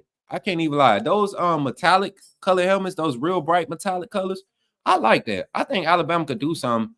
If you either do the Alabama A like that, or put one of the small accessories. Keep the crimson color helmets, or go back to the white helmets and get you the metallic face cover with the metallic. That'll be some like that's what I meant by color rush. You go all white. You can go all white and silver. To represent the gray of the elephant. Like it's some things that could be done. A&M did some good things. Go check out Texas A&M's the gray jerseys. Those gray jerseys. I feel like Alabama should have a gray. Not changing the uniform makeup, but there should be some type of gray implementation, gloves, accessories, something with the way that we do apparel nowadays. You saw, but the thing is, and if y'all want to be honest, if we want to talk about it for real, we saw players trying to kind of create that vibe over the past few years with NIL because y'all remember traditionally Coach Saban didn't play that all these different brands of cleats. It was black cleats, black Nikes. You get the brand that the team getting sponsored by for this year. I saw Miro had on Jordan cleats one game. He had on black Nike cleats one game. Who else? It was a couple of them had different style of cleats, character cleats on this season. It was a lot of different things happening. So different vibe out there. So I wouldn't be surprised to see some uniform changes. But my bro jumped in the back. Yeah, it's about to get spicy some more. Y'all getting Mr. Analytics himself. Jay, let me know when you're ready. Come on, bro. Give me a thumbs up whenever you're ready. All right, y'all. We got Coach Jay in the back. Let me pull him in as we hit this super chat. Coach Jay, you jumped in on a real different topic, man. They got me talking about changes to Alabama uniforms with the new era. And, God, can we change it? Are we finally gonna rock some alternatives? I mean, I'm not hearing nothing, but we got some good ideas, and I already told them I'm one to stick with the traditional side of things as far as the general makeup, but I think we could use take a page out of A&M's book and add some way add the state of Alabama to the emblem on the jersey, place that state of Alabama logo there, and get some metallic colors with the holographic A in the helmet, or the state of Alabama holographic around the players' numbers, like something small to kind of give it some spice. Like we could take some pages out of Alabama. Not Alabama, but A&M's uniform book.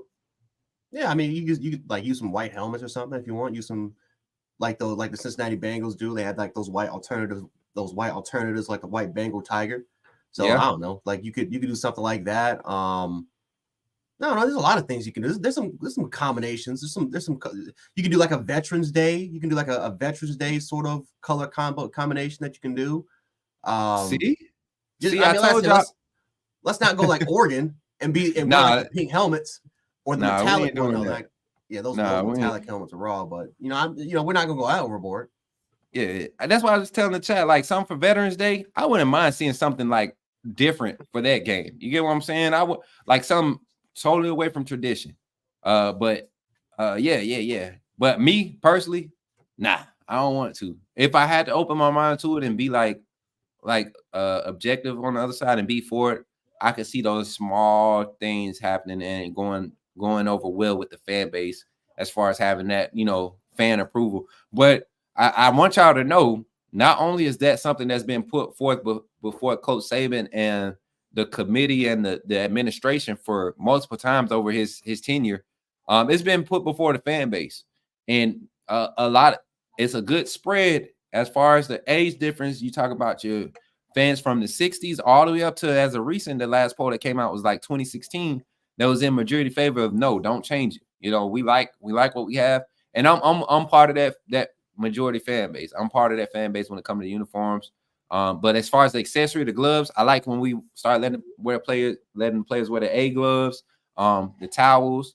I definitely want to get us back to wearing the same color mouthpieces. I don't know what that deal is. That's ego to me. You can't get your team to wear the same mouthpieces, and I understand sponsorships and all that stuff, but like if we're gonna be a team, if we're sponsored, if one of our players, big time players, is sponsored by Rydell Athletics, whoever make the mouthpieces for the teams, and he got a custom, get everybody on the team sponsored Rydell custom mouthpieces. Don't have some people out there with traditional, with some people with green, some people with pink, and then behind that, I heard it was like different technology that they monitoring things on the sideline. So some people that got a yellow mouthpiece that's tracking something on this computer, and then your yellow mouthpiece people got this computer. So we don't know what's going on, y'all. We don't. What should be the color combinations? What's that? As far as what colors are you willing to kind of let in through? Because Oregon has like literally 20 different color combinations. They have like the bright, like they have like the tangerine type color. They have the pink. They have the metallic. They have the dark green, the prime green. Like what colors are you willing to let? Because Bama, we're very our traditionalists. Like what color combinations are you willing to let kind of pass for that one type, for that like that one day? So I'm more so if we're gonna go for like just a game like a new reveal game, I'm gonna say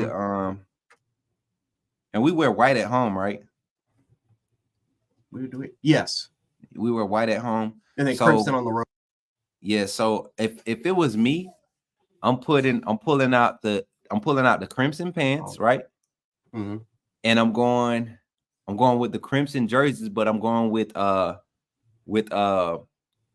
gray or silver numbers. But I'm also having the elephant ears, some way as some type of design on my sleeves, right? I'm gonna have elephant ears, and some way or another, the design is going to show like an elephant trunk with the Alabama A in the front. See, this is my NCAA vibe kicking in now. You know what I'm saying? This is what you did with all them little sorry templates they used to give us, them logos with the team builders, man. Oh my god, yeah, man. You had your team builder. You could just customize all your uniforms. Oh boy. Oh man. Hey, Chad, I know y'all want us to get rid of Julian Sayin face. It's what we got to work with right now, man. This is news. It's news. Yeah, great face mask, Kyle. That's what I was saying. I think the helmet would probably be the only thing I would honestly change. Like I would just come out with some different helmets right now. I would go all white with the traditional all white. Maybe get, you know what? If we're going to change up the traditional with all whites at home, I'm gonna do the metallic silver numbers with the white, and do the white helmet with the silver metallic face, red Alabama A, metallic silver stripes in the middle. Going home. See, Spook, I'm telling you about when NCAA, if the game comes out, Chad ain't ready. They ain't not ready. They ain't ready for what's about to happen, dog. They thought these live streams were long already. Oh, wait. We about to have full dine. We about to have we got to have like a Bama in like a complete like 32 team dynasty sort of mode. Like we got to have like a 32 mode. Get the customization team builders already in there. We got to get we got to have our own. Of course, we got to have our own custom made sliders. You know, people they want to try to let it on 50 on 50. That's how the bull crap plays be happening. So we got to have our custom made sliders. That's what we into, bro. Yeah, people ain't ready, man. People ain't ready. But Jay, I'm gonna slide off of here. I'm gonna work the back office for you. Make sure we got the graphics up. Got it. This is interesting too. Before I go, he said they played when he played in '84. They wore crimson helmets for home games and white helmets for. So wait, I was asking earlier, Lynn, if you could help me out. What year did they stop wearing the? I thought it was '87 was the last year that they brought out the white helmets for Crimson Tide. Man, that would be something to bring back. It would be something to bring back, and I would love to see how they bring it back. Hey, somebody get Shakur in the chat, man. This dude, he acting up. Yeah, Shakur J. He came in yesterday, was doing a whole bunch of crazy stuff. 84, MJ Thompson.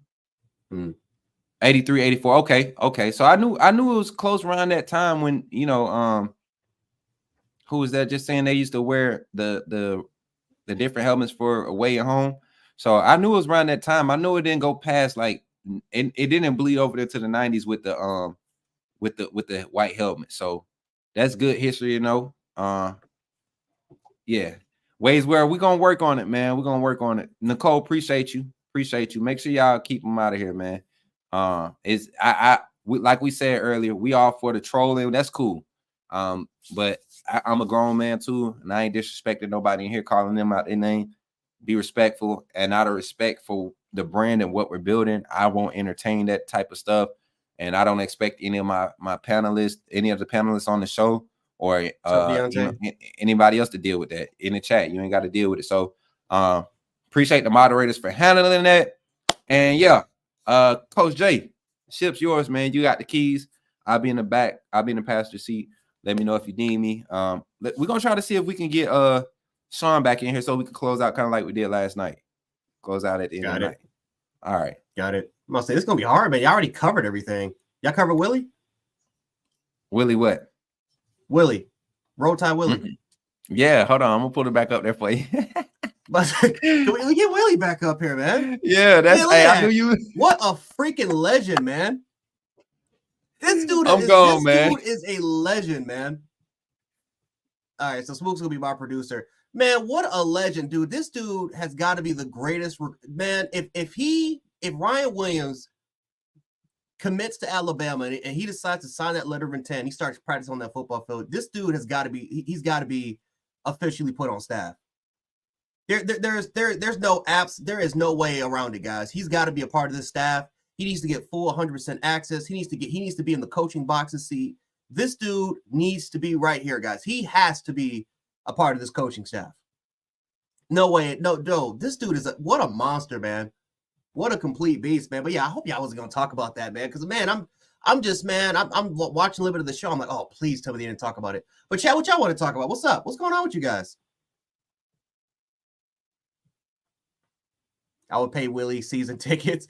Yeah, dude, absolutely. Absolutely, dude. This dude is a legend. You got the Blitz, Bama Blitz. Nothing. You got all these like lingos, like dude, everybody. I was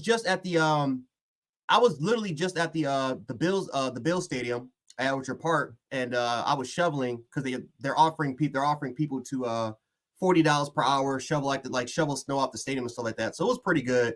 And I can't tell you how many times I kept hearing Blitz, Bama Blitz.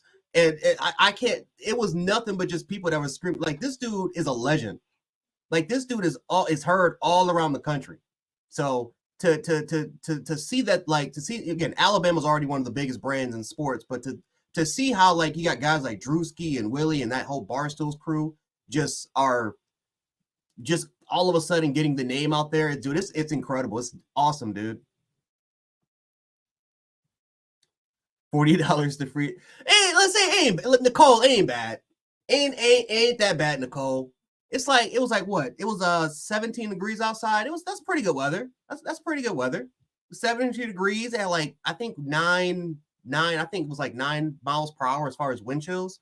So it wasn't that bad. It was like 17 degrees. It was all right. It was all right. I got a little bit of cash. I got a little bit of cash in my pocket.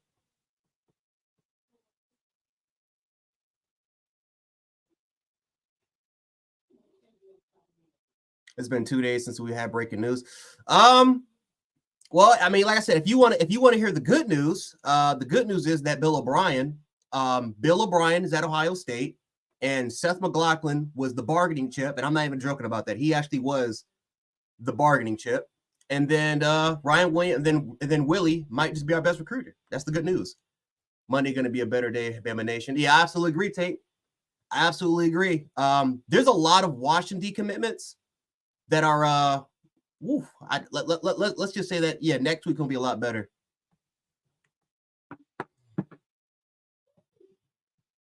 Let's see, just keep moving up your warm up. Absolutely. Bill Bryan is definitely the good. Absolutely, he's the good news. What is this on my screen? I got to get rid of that. Let's see, Forrest Griffin at the transfer portal. Man, yeah, Forrest is definitely kind of doing his own thing there. Yeah, and Mbakwe. All hell Saban. He is the college football godfather. Absolutely. Absolutely, man. Let's see. Thanks for putting up the players, as I'm saying. No, absolutely, dude. And like I said, these are going to be key players. These are going to be very, very key players, man. Shout out to the Crimson Tide players that are staying with the team, man. I really appreciate it. Deontay Lawson, he just came out with the video not that long ago, pretty much saying that, man, you're gonna get rolled. You staying with us, you roll with us, or you're gonna get rolled on, man. So, well, pause.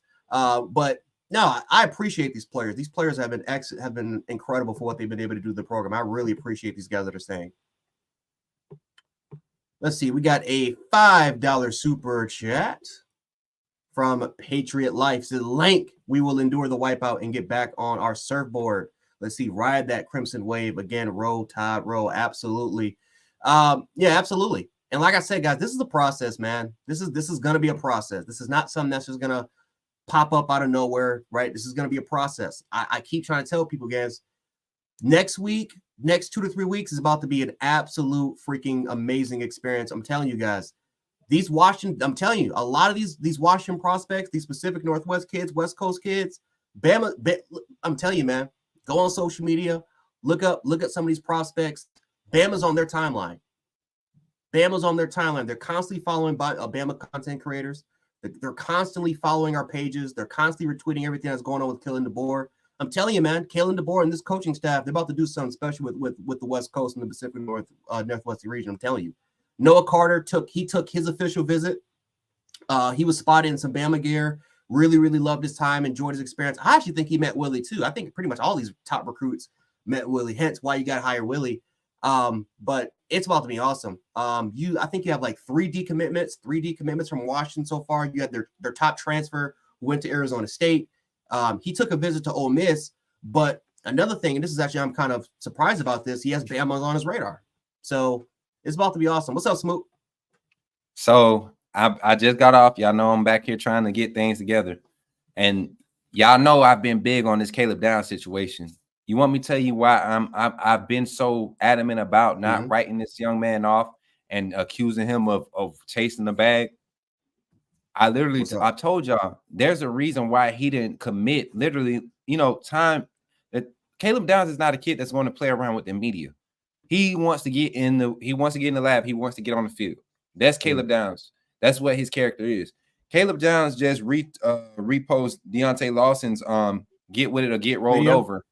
Yeah, he just reposted and he just went in like the Roll Tide Willie and Ryan Williams. Yeah. He just, it's the same thing that happened when Antonio Kite entered the portal. And the buzz started coming out about Caleb Downs possibly going was literally after he went to Antonio Kite's page and started interacting over there. So follow the crumbs, you'll find the cake. That's all I want to pop in and say. I knew you wouldn't go see it in the chat, but yeah, man, that's some good stuff to kind of like fall in the crumbs. Not saying it means anything, chat, but you all were the ones talking about how big of a piece Caleb Downs is, how the coaching staff needs to realize it. I'm telling you, there's a reason why there has not been a trip. There has been no trip made for Caleb Downs.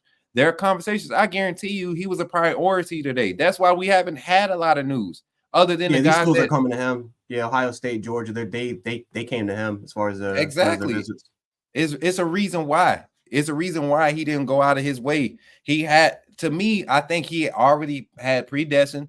Like, if this is really what I'm gonna do, Georgia's the best fit for me. A lot of people think Ohio State is getting in the mix because of the bag or whatever. I honestly believe just by this kid's character, listen to his dad talk. You can try to make it fit your narrative. I just take it for what it is.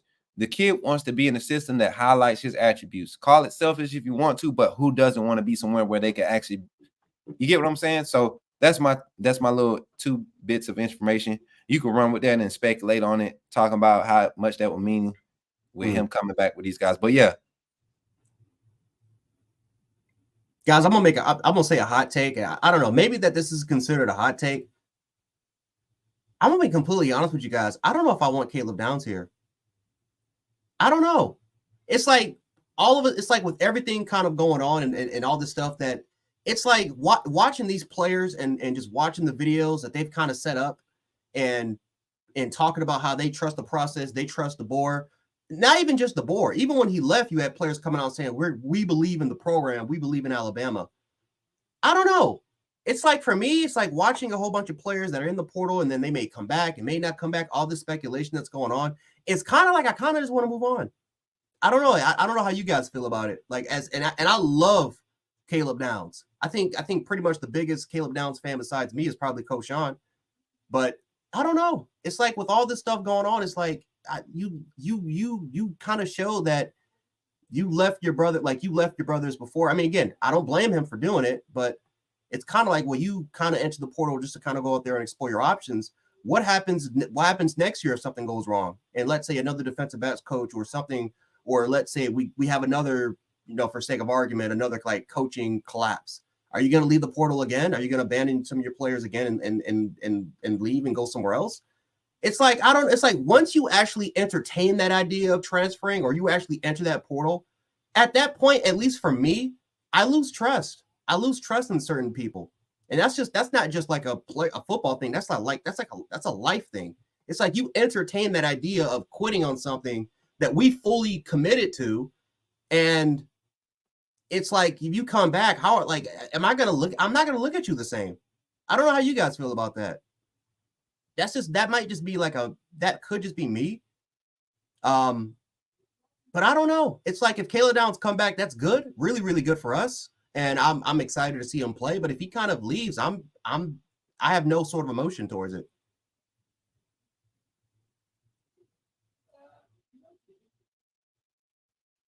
Right, T. It's like it's like, what I'm saying? It's like what do they say on Friday? What do they say on Friday? Like you playing with my money is like playing with my emotions. That's kind of like how I feel. It's like playing. It's like, don't be playing with my emotions, man. Don't get my heart attacked, man. You know what I'm saying? Don't give me a heart attack. You know what I'm saying? When Caitlin, all these kids went in the transfer portal and stuff like that. Like I'm scrolling through Twitter, like, okay, well, who's staying? Who can we get? Who can we not get? And it causes a stress. Like it causes a stress, and it's like, I kind of don't want to deal with that. I hate to kind of make the comparison, but it's like being in a toxic relationship. Like it's like being in a toxic relationship sometimes. It's kind of like, hey, like, you love this person and you want to hold on to this person, but on the other side, what sort of relationship you're kind of getting in. And it's kind of like, do you want to take somebody back that was willing to leave you, that was willing to at least entertain the idea of leaving you? I don't know. He didn't repost for no reason. Yeah. And like I said, Caleb Downs, he could come back. He could, like I said, because I agree with Coach Mook. Kalen DeBoer is, he understands recruiting. He understands, the importance of keeping certain players here. The dude just coached in the national championship. He's not as stubborn